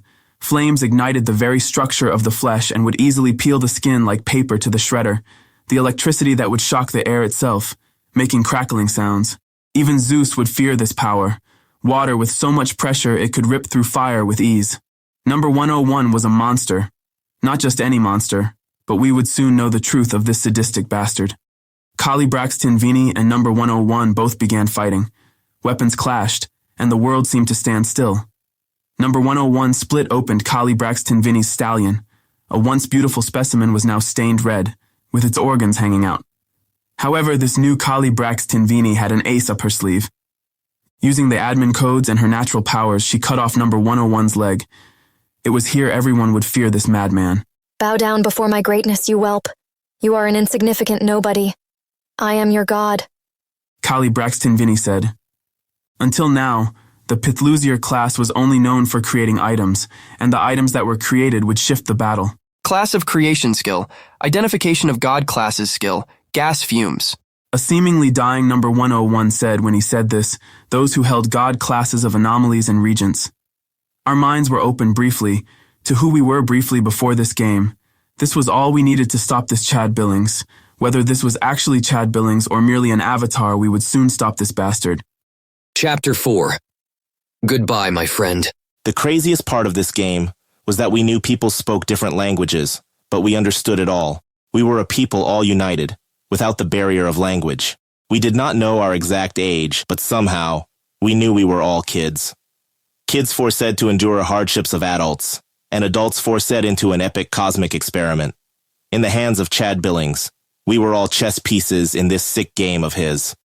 We had no memory of life before this game, but we knew how to talk, walk, basic concepts of math, and much more. This game was the worst, for we were all brainwashed. However, I was gifted by the very gods themselves. This would lead us down a path where the Pithlusier class would be hunted down. My name is number 101, and we did beat Chad Billings briefly, but what did it cost? It cost friendships, for even though I was obsessed with power, my loyalty never faltered. However, in the end, my old friend Bobble would choose love over me, and that would be the genesis of my hatred for my once beloved friends. Kali Braxton-Vini came at all of us with a vengeance, and only death lurked in the corners of this planet. With my dying breath, I used the skill that all Pithlusier classes held, but the sacrifice was death itself. This skill was called Class of Creation Skill, Identification of God Classes Skill, Gas Fumes. This skill opened the minds of all allies in the party. All brainwashing skills would now be void, and all thought I died. However, King Faugeron demanded power and a host. Thus, I would be reborn into this godless country. I would don a new personality. My name was Fégenta Faugeron. However, before this, Babel would witness only grief, pain, and the loss of yet another beloved comrade. I was weak and at my end, or so I thought. My mind was limitless and unstoppable, for who could stop limitless thought? Even with my intellect, my body was at its limits until number 101 sacrificed himself to save us all. A suicidal skill that all Pithlusiers held. It restored all ailments, debuffs, and stats, and opened the minds of those who were in a group with that said class. My mind was opened, and it was the most painful experience I had ever felt. All my memories came flooding in. Memories from fighting alongside my comrades, first arriving at that camp of the thief in number 47. Memories of meeting the 4 kings of Jericho. I remember the first king of Jericho, Yapatar Magnus, the king of the Forgotten Lands. He was grand and stood towering above all humans and even nature itself. King Yapatar Magnus stood 20 feet tall.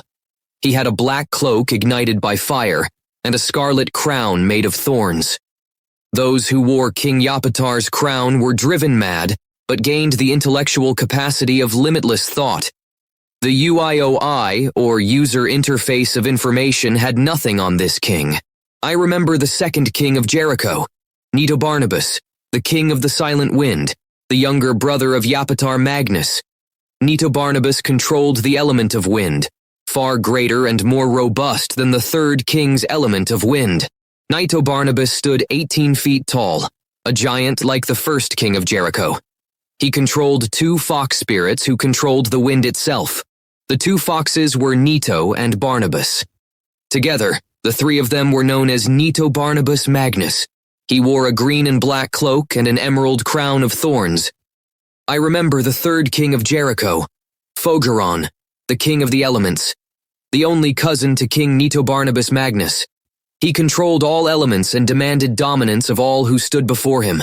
The only appropriate posture before this king was bowing. Fire, water, ice, wind, electricity, light, and darkness were all under his control. He stood 16 feet tall, and all his enemies feared him. Those whom the kings of Jericho blessed would adopt their personalities as well. King Faugeron had wings of terror, wings as blue as the sky, as beautiful as the ocean, wings that would make any mortal bow down in awe. He had a wingspan of 27 feet wide, and on his wings, you could see ice coming off his wings. His wings had icy particles emitting from their tips, with fire and electricity raging around them. King Forgeron was fast, but not as fast as King Nitobarnabas Magnus. He was powerful and destructive, very prone to anger. I remember the fourth king of Jericho, Hagaropius, the king of mischief. He was a friend of King Nitobarnabas and is known for his skill of illusions, deceitfulness, and trickery. Everything was a game. He and King Yapatar Magnus often fought amongst each other. It was like an unending cycle of fighting. King Hagaropius stood 11 feet tall but would be the cause of all hacking classes, a way to tip the balance of the game. To Hagaropius, all this was a game. He had a violet crown made of thorns, with a white and gold cloak about him. I remember meeting all of my group for the first time. When we woke up, I remember meeting number 13, 88, and 101. It felt like forever ago back when I was number 14. I remember every iteration of this game. My memory even went back to before the first iteration. This memory would hold the key to who or what we all were. Chapter 5. Memories of a Forgotten Time. They are all ready to prep, sir. All 112 kids are ready. The 3 special kids are in the blue box. An unfamiliar voice says to a man in a suit. Oh my, I can't wait to devour these kids for 101 years. The things I will do, ripping them from their families and selling this machine to our buyer, this will be magnificent. A somewhat familiar voice says, Mr. Billings, 2 specimens are still awake and are not being affected by the sleeping agent. A doctor explains to Chad Billings. However, Chad Billings did not care as he approached 2 young kids named Kenzie Lovendian and Julius Redcraft. He hit them over the head with a baseball bat. The kids could be seen crying and holding hands before falling asleep and entering the Chad Billings game. My memory is somewhat foggy, but I remembered exactly who Chad fucking Billings was. He was working with an underground organization called Dandelion, a group founded by 3 people. The 2 people known to have started this group were Kyle Dillinger and Michael Bruce Morden, a group that stole, trafficked, and killed children. They would take them in the disguise of being part of a boarding school somewhere in the United States of America. However, this would be the group's last mistake. All that was known was that a woman of unknown origin led this Dandelion group, which was apparently based in Arizona. The only person I knew for a fact who had ties with this group was the police officer who kidnapped us and gave us over to Chad Billings. The officer's name was Jerry Odesky. I'm unsure if we have participated in this game for a week or years, for we would all be hooked up to a machine and drift away. However, the stress from this game had real-life consequences, for some of the kids would die from the stress of it all. When I experienced this all, I knew what I had to do. My memories returned to me, and I was back in the real world for 10 seconds. I was Julius Redcraft, the 302nd witch of my bloodline. Contrary to urban myths, witches were a bloodline and not gender-specific. I remembered what my mother and grandfather taught me. I was one of the last witches alive in this generation. So, I started a blood clot in the very brain of Chad Billings. It would be slow acting, but I knew with magic I would beat this son of a bitch. You may not know me yet, but I was the great-grandfather of Vivi Redcraft, and all people around the world would fear our last name, and our name would hold fear even on the planet of Glimmer Prime. 10 seconds later, I was back at the Chad Billings game. I'm not sure if the others I was fighting alongside of had a rush of memories as I did, but now this game seemed like child's play. My skills of the real world and the skills I had gained from all my 100th iterations of this game were under my control. Soon we would escape the blue box.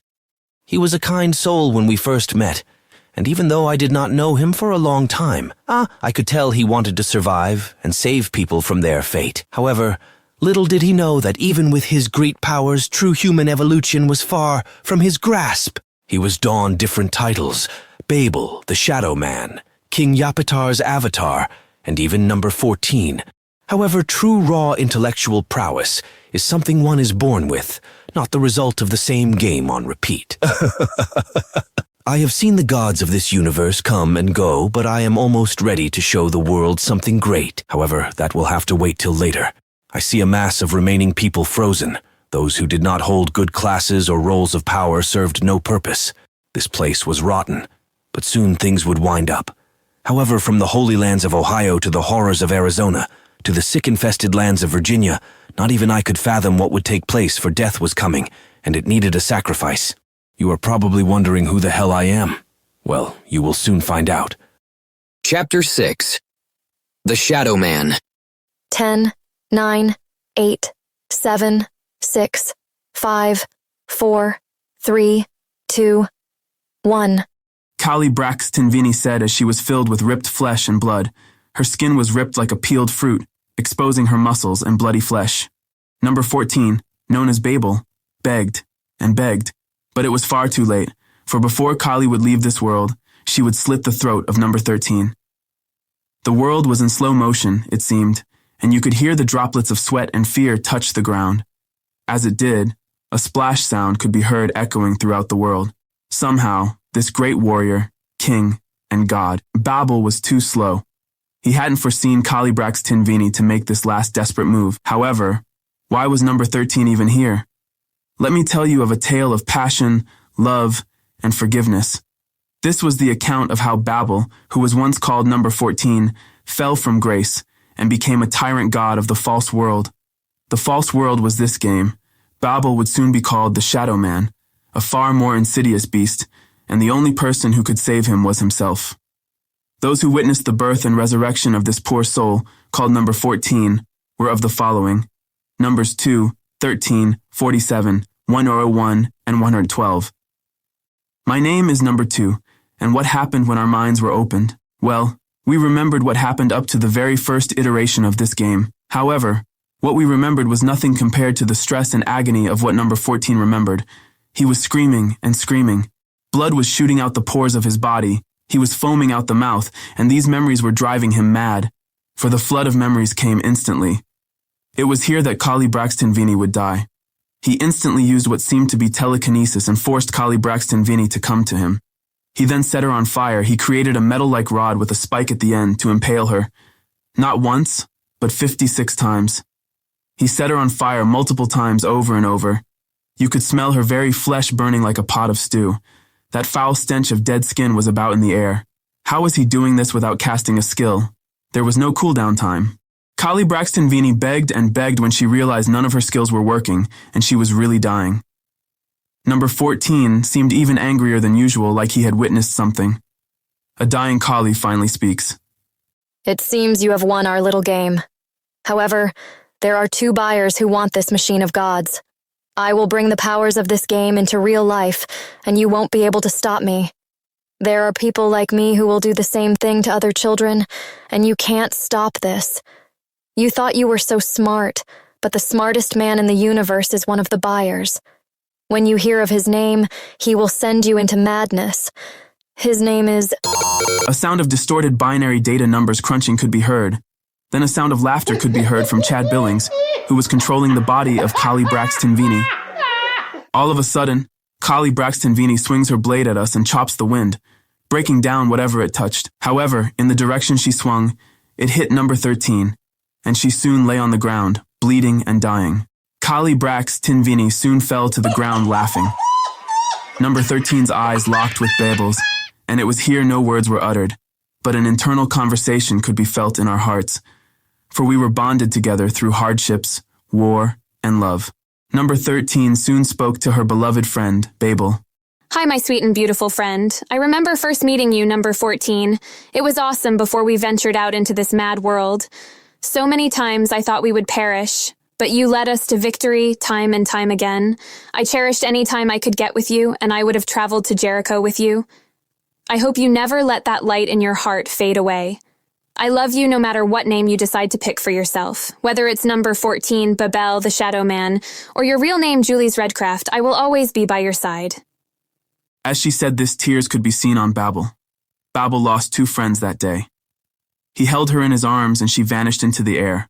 For those who died, her would become part of the data structure of this game. This was enough to drive any man mad. Babel was driven into madness, and the once calculated man was driven to chaos, based on the darkest emotions of his soul. He walked to a dying collie and ripped her limbs off with his 4th Blitzgrave weapon.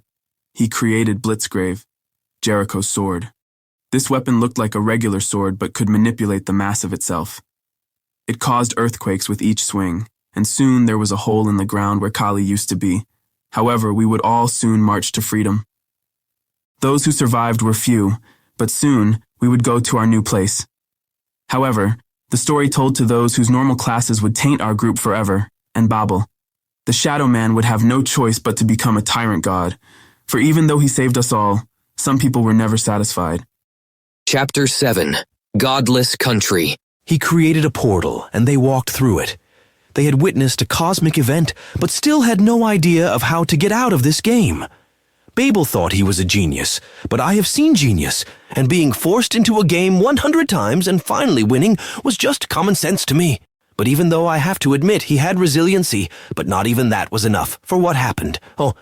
Numbers 2, 6, 7, 9, 47, 49, 55, 68, 69, 70, 99, 100, and me. Number 112 survived.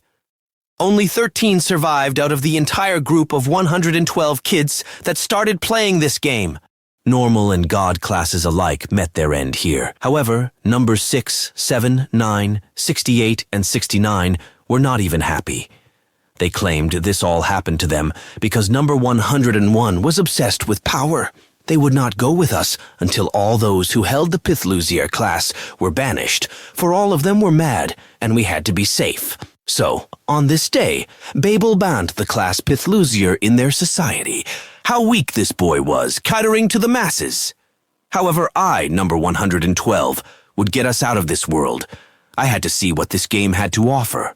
Soon, Babel created a new society after seeing that the city of Jericho was just ruins and rubble. This was shocking, but seeing him create an entirely new city was amazing. If this power was to be in the real world, I could accomplish anything and destroy that organization called Dandelions, and finally, the woman who went by Lady W would be destroyed. I had my suspicions about who she really was, but I needed proof. Soon, a magnificent place called the Even Lucre Capital was born, and in its walls was everything people dreamed of. However, each day, sanity was stripped from Babel's mind. He would slaughter and slaughter. Beasts of the games and people of other groups. For somehow, even after Chad Billings was dead, the games still were going on. However, after 15 weeks, I decided to approach this weary soul. You see, Babel was not only killing his victims, but consuming their very flesh, their organs, drinking their blood, and this taboo would catch up to him. Those who forced him to banish the Pithlusier class soon came to fear him. Reasoning with this beast was impossible, and even the words of number 2 fell on deaf ears. Babel may have been a god of this universe, and even held the blood of witches, but I was a monster, and the god of all humans. I punched Babel in the head repeatedly. His child's toys, known as Blitzgrave weapons, had no effect on me.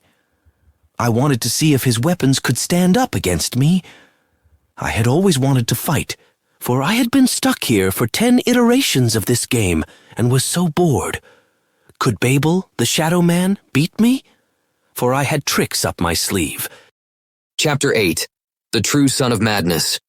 After he used his Blitzgrave weapons on me, I realized his true powers. The more Babel fought, the stronger he got. He was a demon, a god amongst mortals. However, how would he fare against me? I grew tall, my bones broke and shattered as I grew bone wings out my very back. I grew disgusting, rotten flesh, and my nails were now claws of death. This was the curse of all who held the bloodline of Webster. I had evolved ever since slaughtering those bastards in the Wayward. My true name is Sergio Webster, and this was merely an experiment. Soon Babel became so strong after countless days of us fighting, neither side took a break. I was ecstatic, for I had not had this much fun in years. However, my last experiment would prove useful, for I would resurrect number 13. If my plan was to work in the future, I would need both Julius Redcraft and Kenzie Lavendian alive. The Lavendians would soon be the catalyst of my rebirth. I knew I would do one day. However, that would be a story for another time.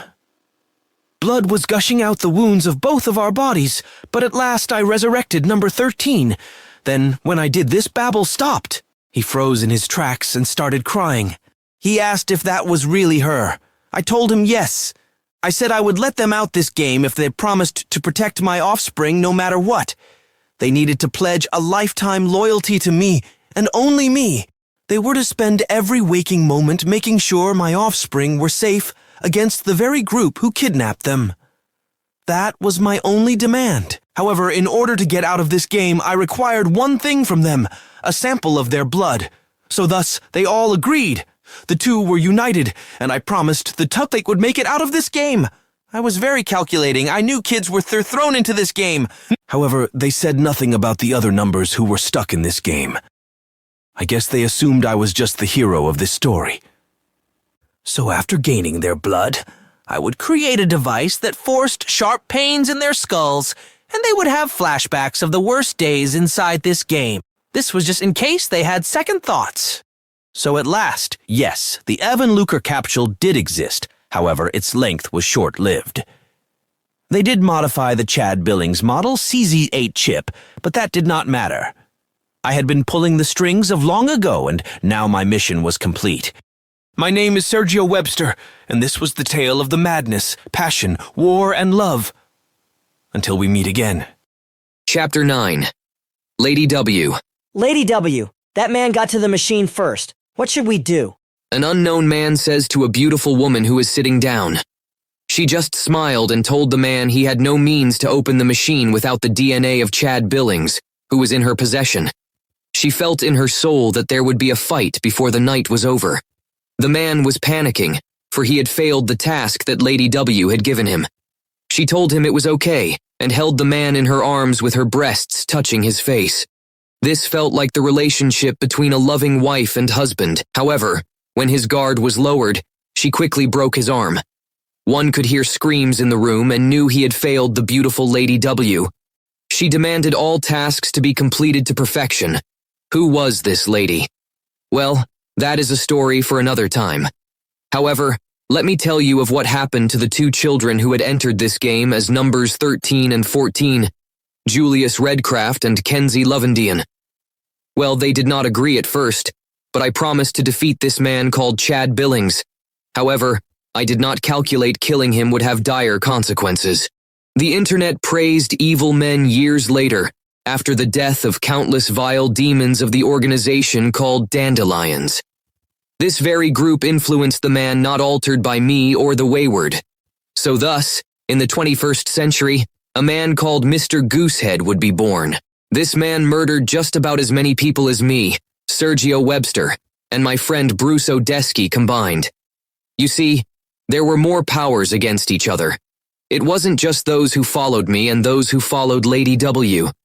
The world was advancing, and stories of our great battles and powers were now thought to be only stories. Parents told their kids to keep them in line. However, this Chad Billings game created a black hole, and soon, the entire United States of America would fall victim to the darkness that I had created when I tainted the Wayward. Until we meet again. Chapter 10. The Lazarus Effect. Body switch skill activated. Loading protocol tainted grail. Do you wish to wake up, Master? A strange computer voice said to me. I tell the voice yes, for I had to stop Chad Billings. However, who was I? Everything was a blur, but when I woke up I saw a sign that read, Welcome to Donaldsonville, Louisiana. Where was I? Where were my comrades? Had we won against Chad Billings? However, a voice spoke to me, and it demanded people to submit to my dominance. I reached into my back pocket and felt something there. It was a card of some sort, and it had a picture ID that read, Sean LeVar. Who was this Sean LeVar? Just then, I get a call from a device, very similar to the guide of the Chad Billings game. Somehow, I knew how to use it. Babe, where are you? I have been trying to reach you for 2 weeks. I was confused about who this was, but I'm guessing it was someone important to me before I was captured. My head was still throbbing with intense pain. I told the strange woman that I didn't know who she was or who I was. I told her I was in some place called Donaldsonville, Louisiana. She was surprised and told me to hang tight, and she arrived 6 hours later. Her name was Christy LeVar, and this town held secrets not even the Chad Billings games could stop. However, as time passed, the more I remembered. I remember the Vent people of Smithfield, Virginia.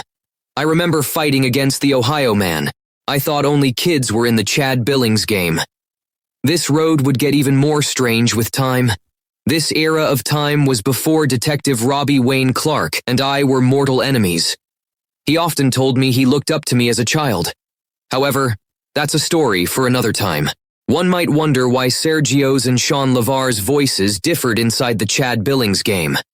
Well, the stronger one got, the more it changed based on classes and roles. Those two were the only people to play the Chad Billings game who weren't children. You probably still have so many questions about the Chad Billings game, but I regret to say that the next time someone would hear the name Chad Billings was when the actual Chad Billings was facing off against Mr. Goose-Head. Time was different in the Chad Billings game, and for everyone, the perception of time was different. For some, one iteration was 1 year, for some it was just weeks, and for some only hours. What was the blue box? Only the gods knew. Until we meet again. My name is number 101, Fegenta Fogeron, the avatar of King Fogeron, and now Sean LeVar. Soon, the world would bend to my will, starting with this woman who had called me.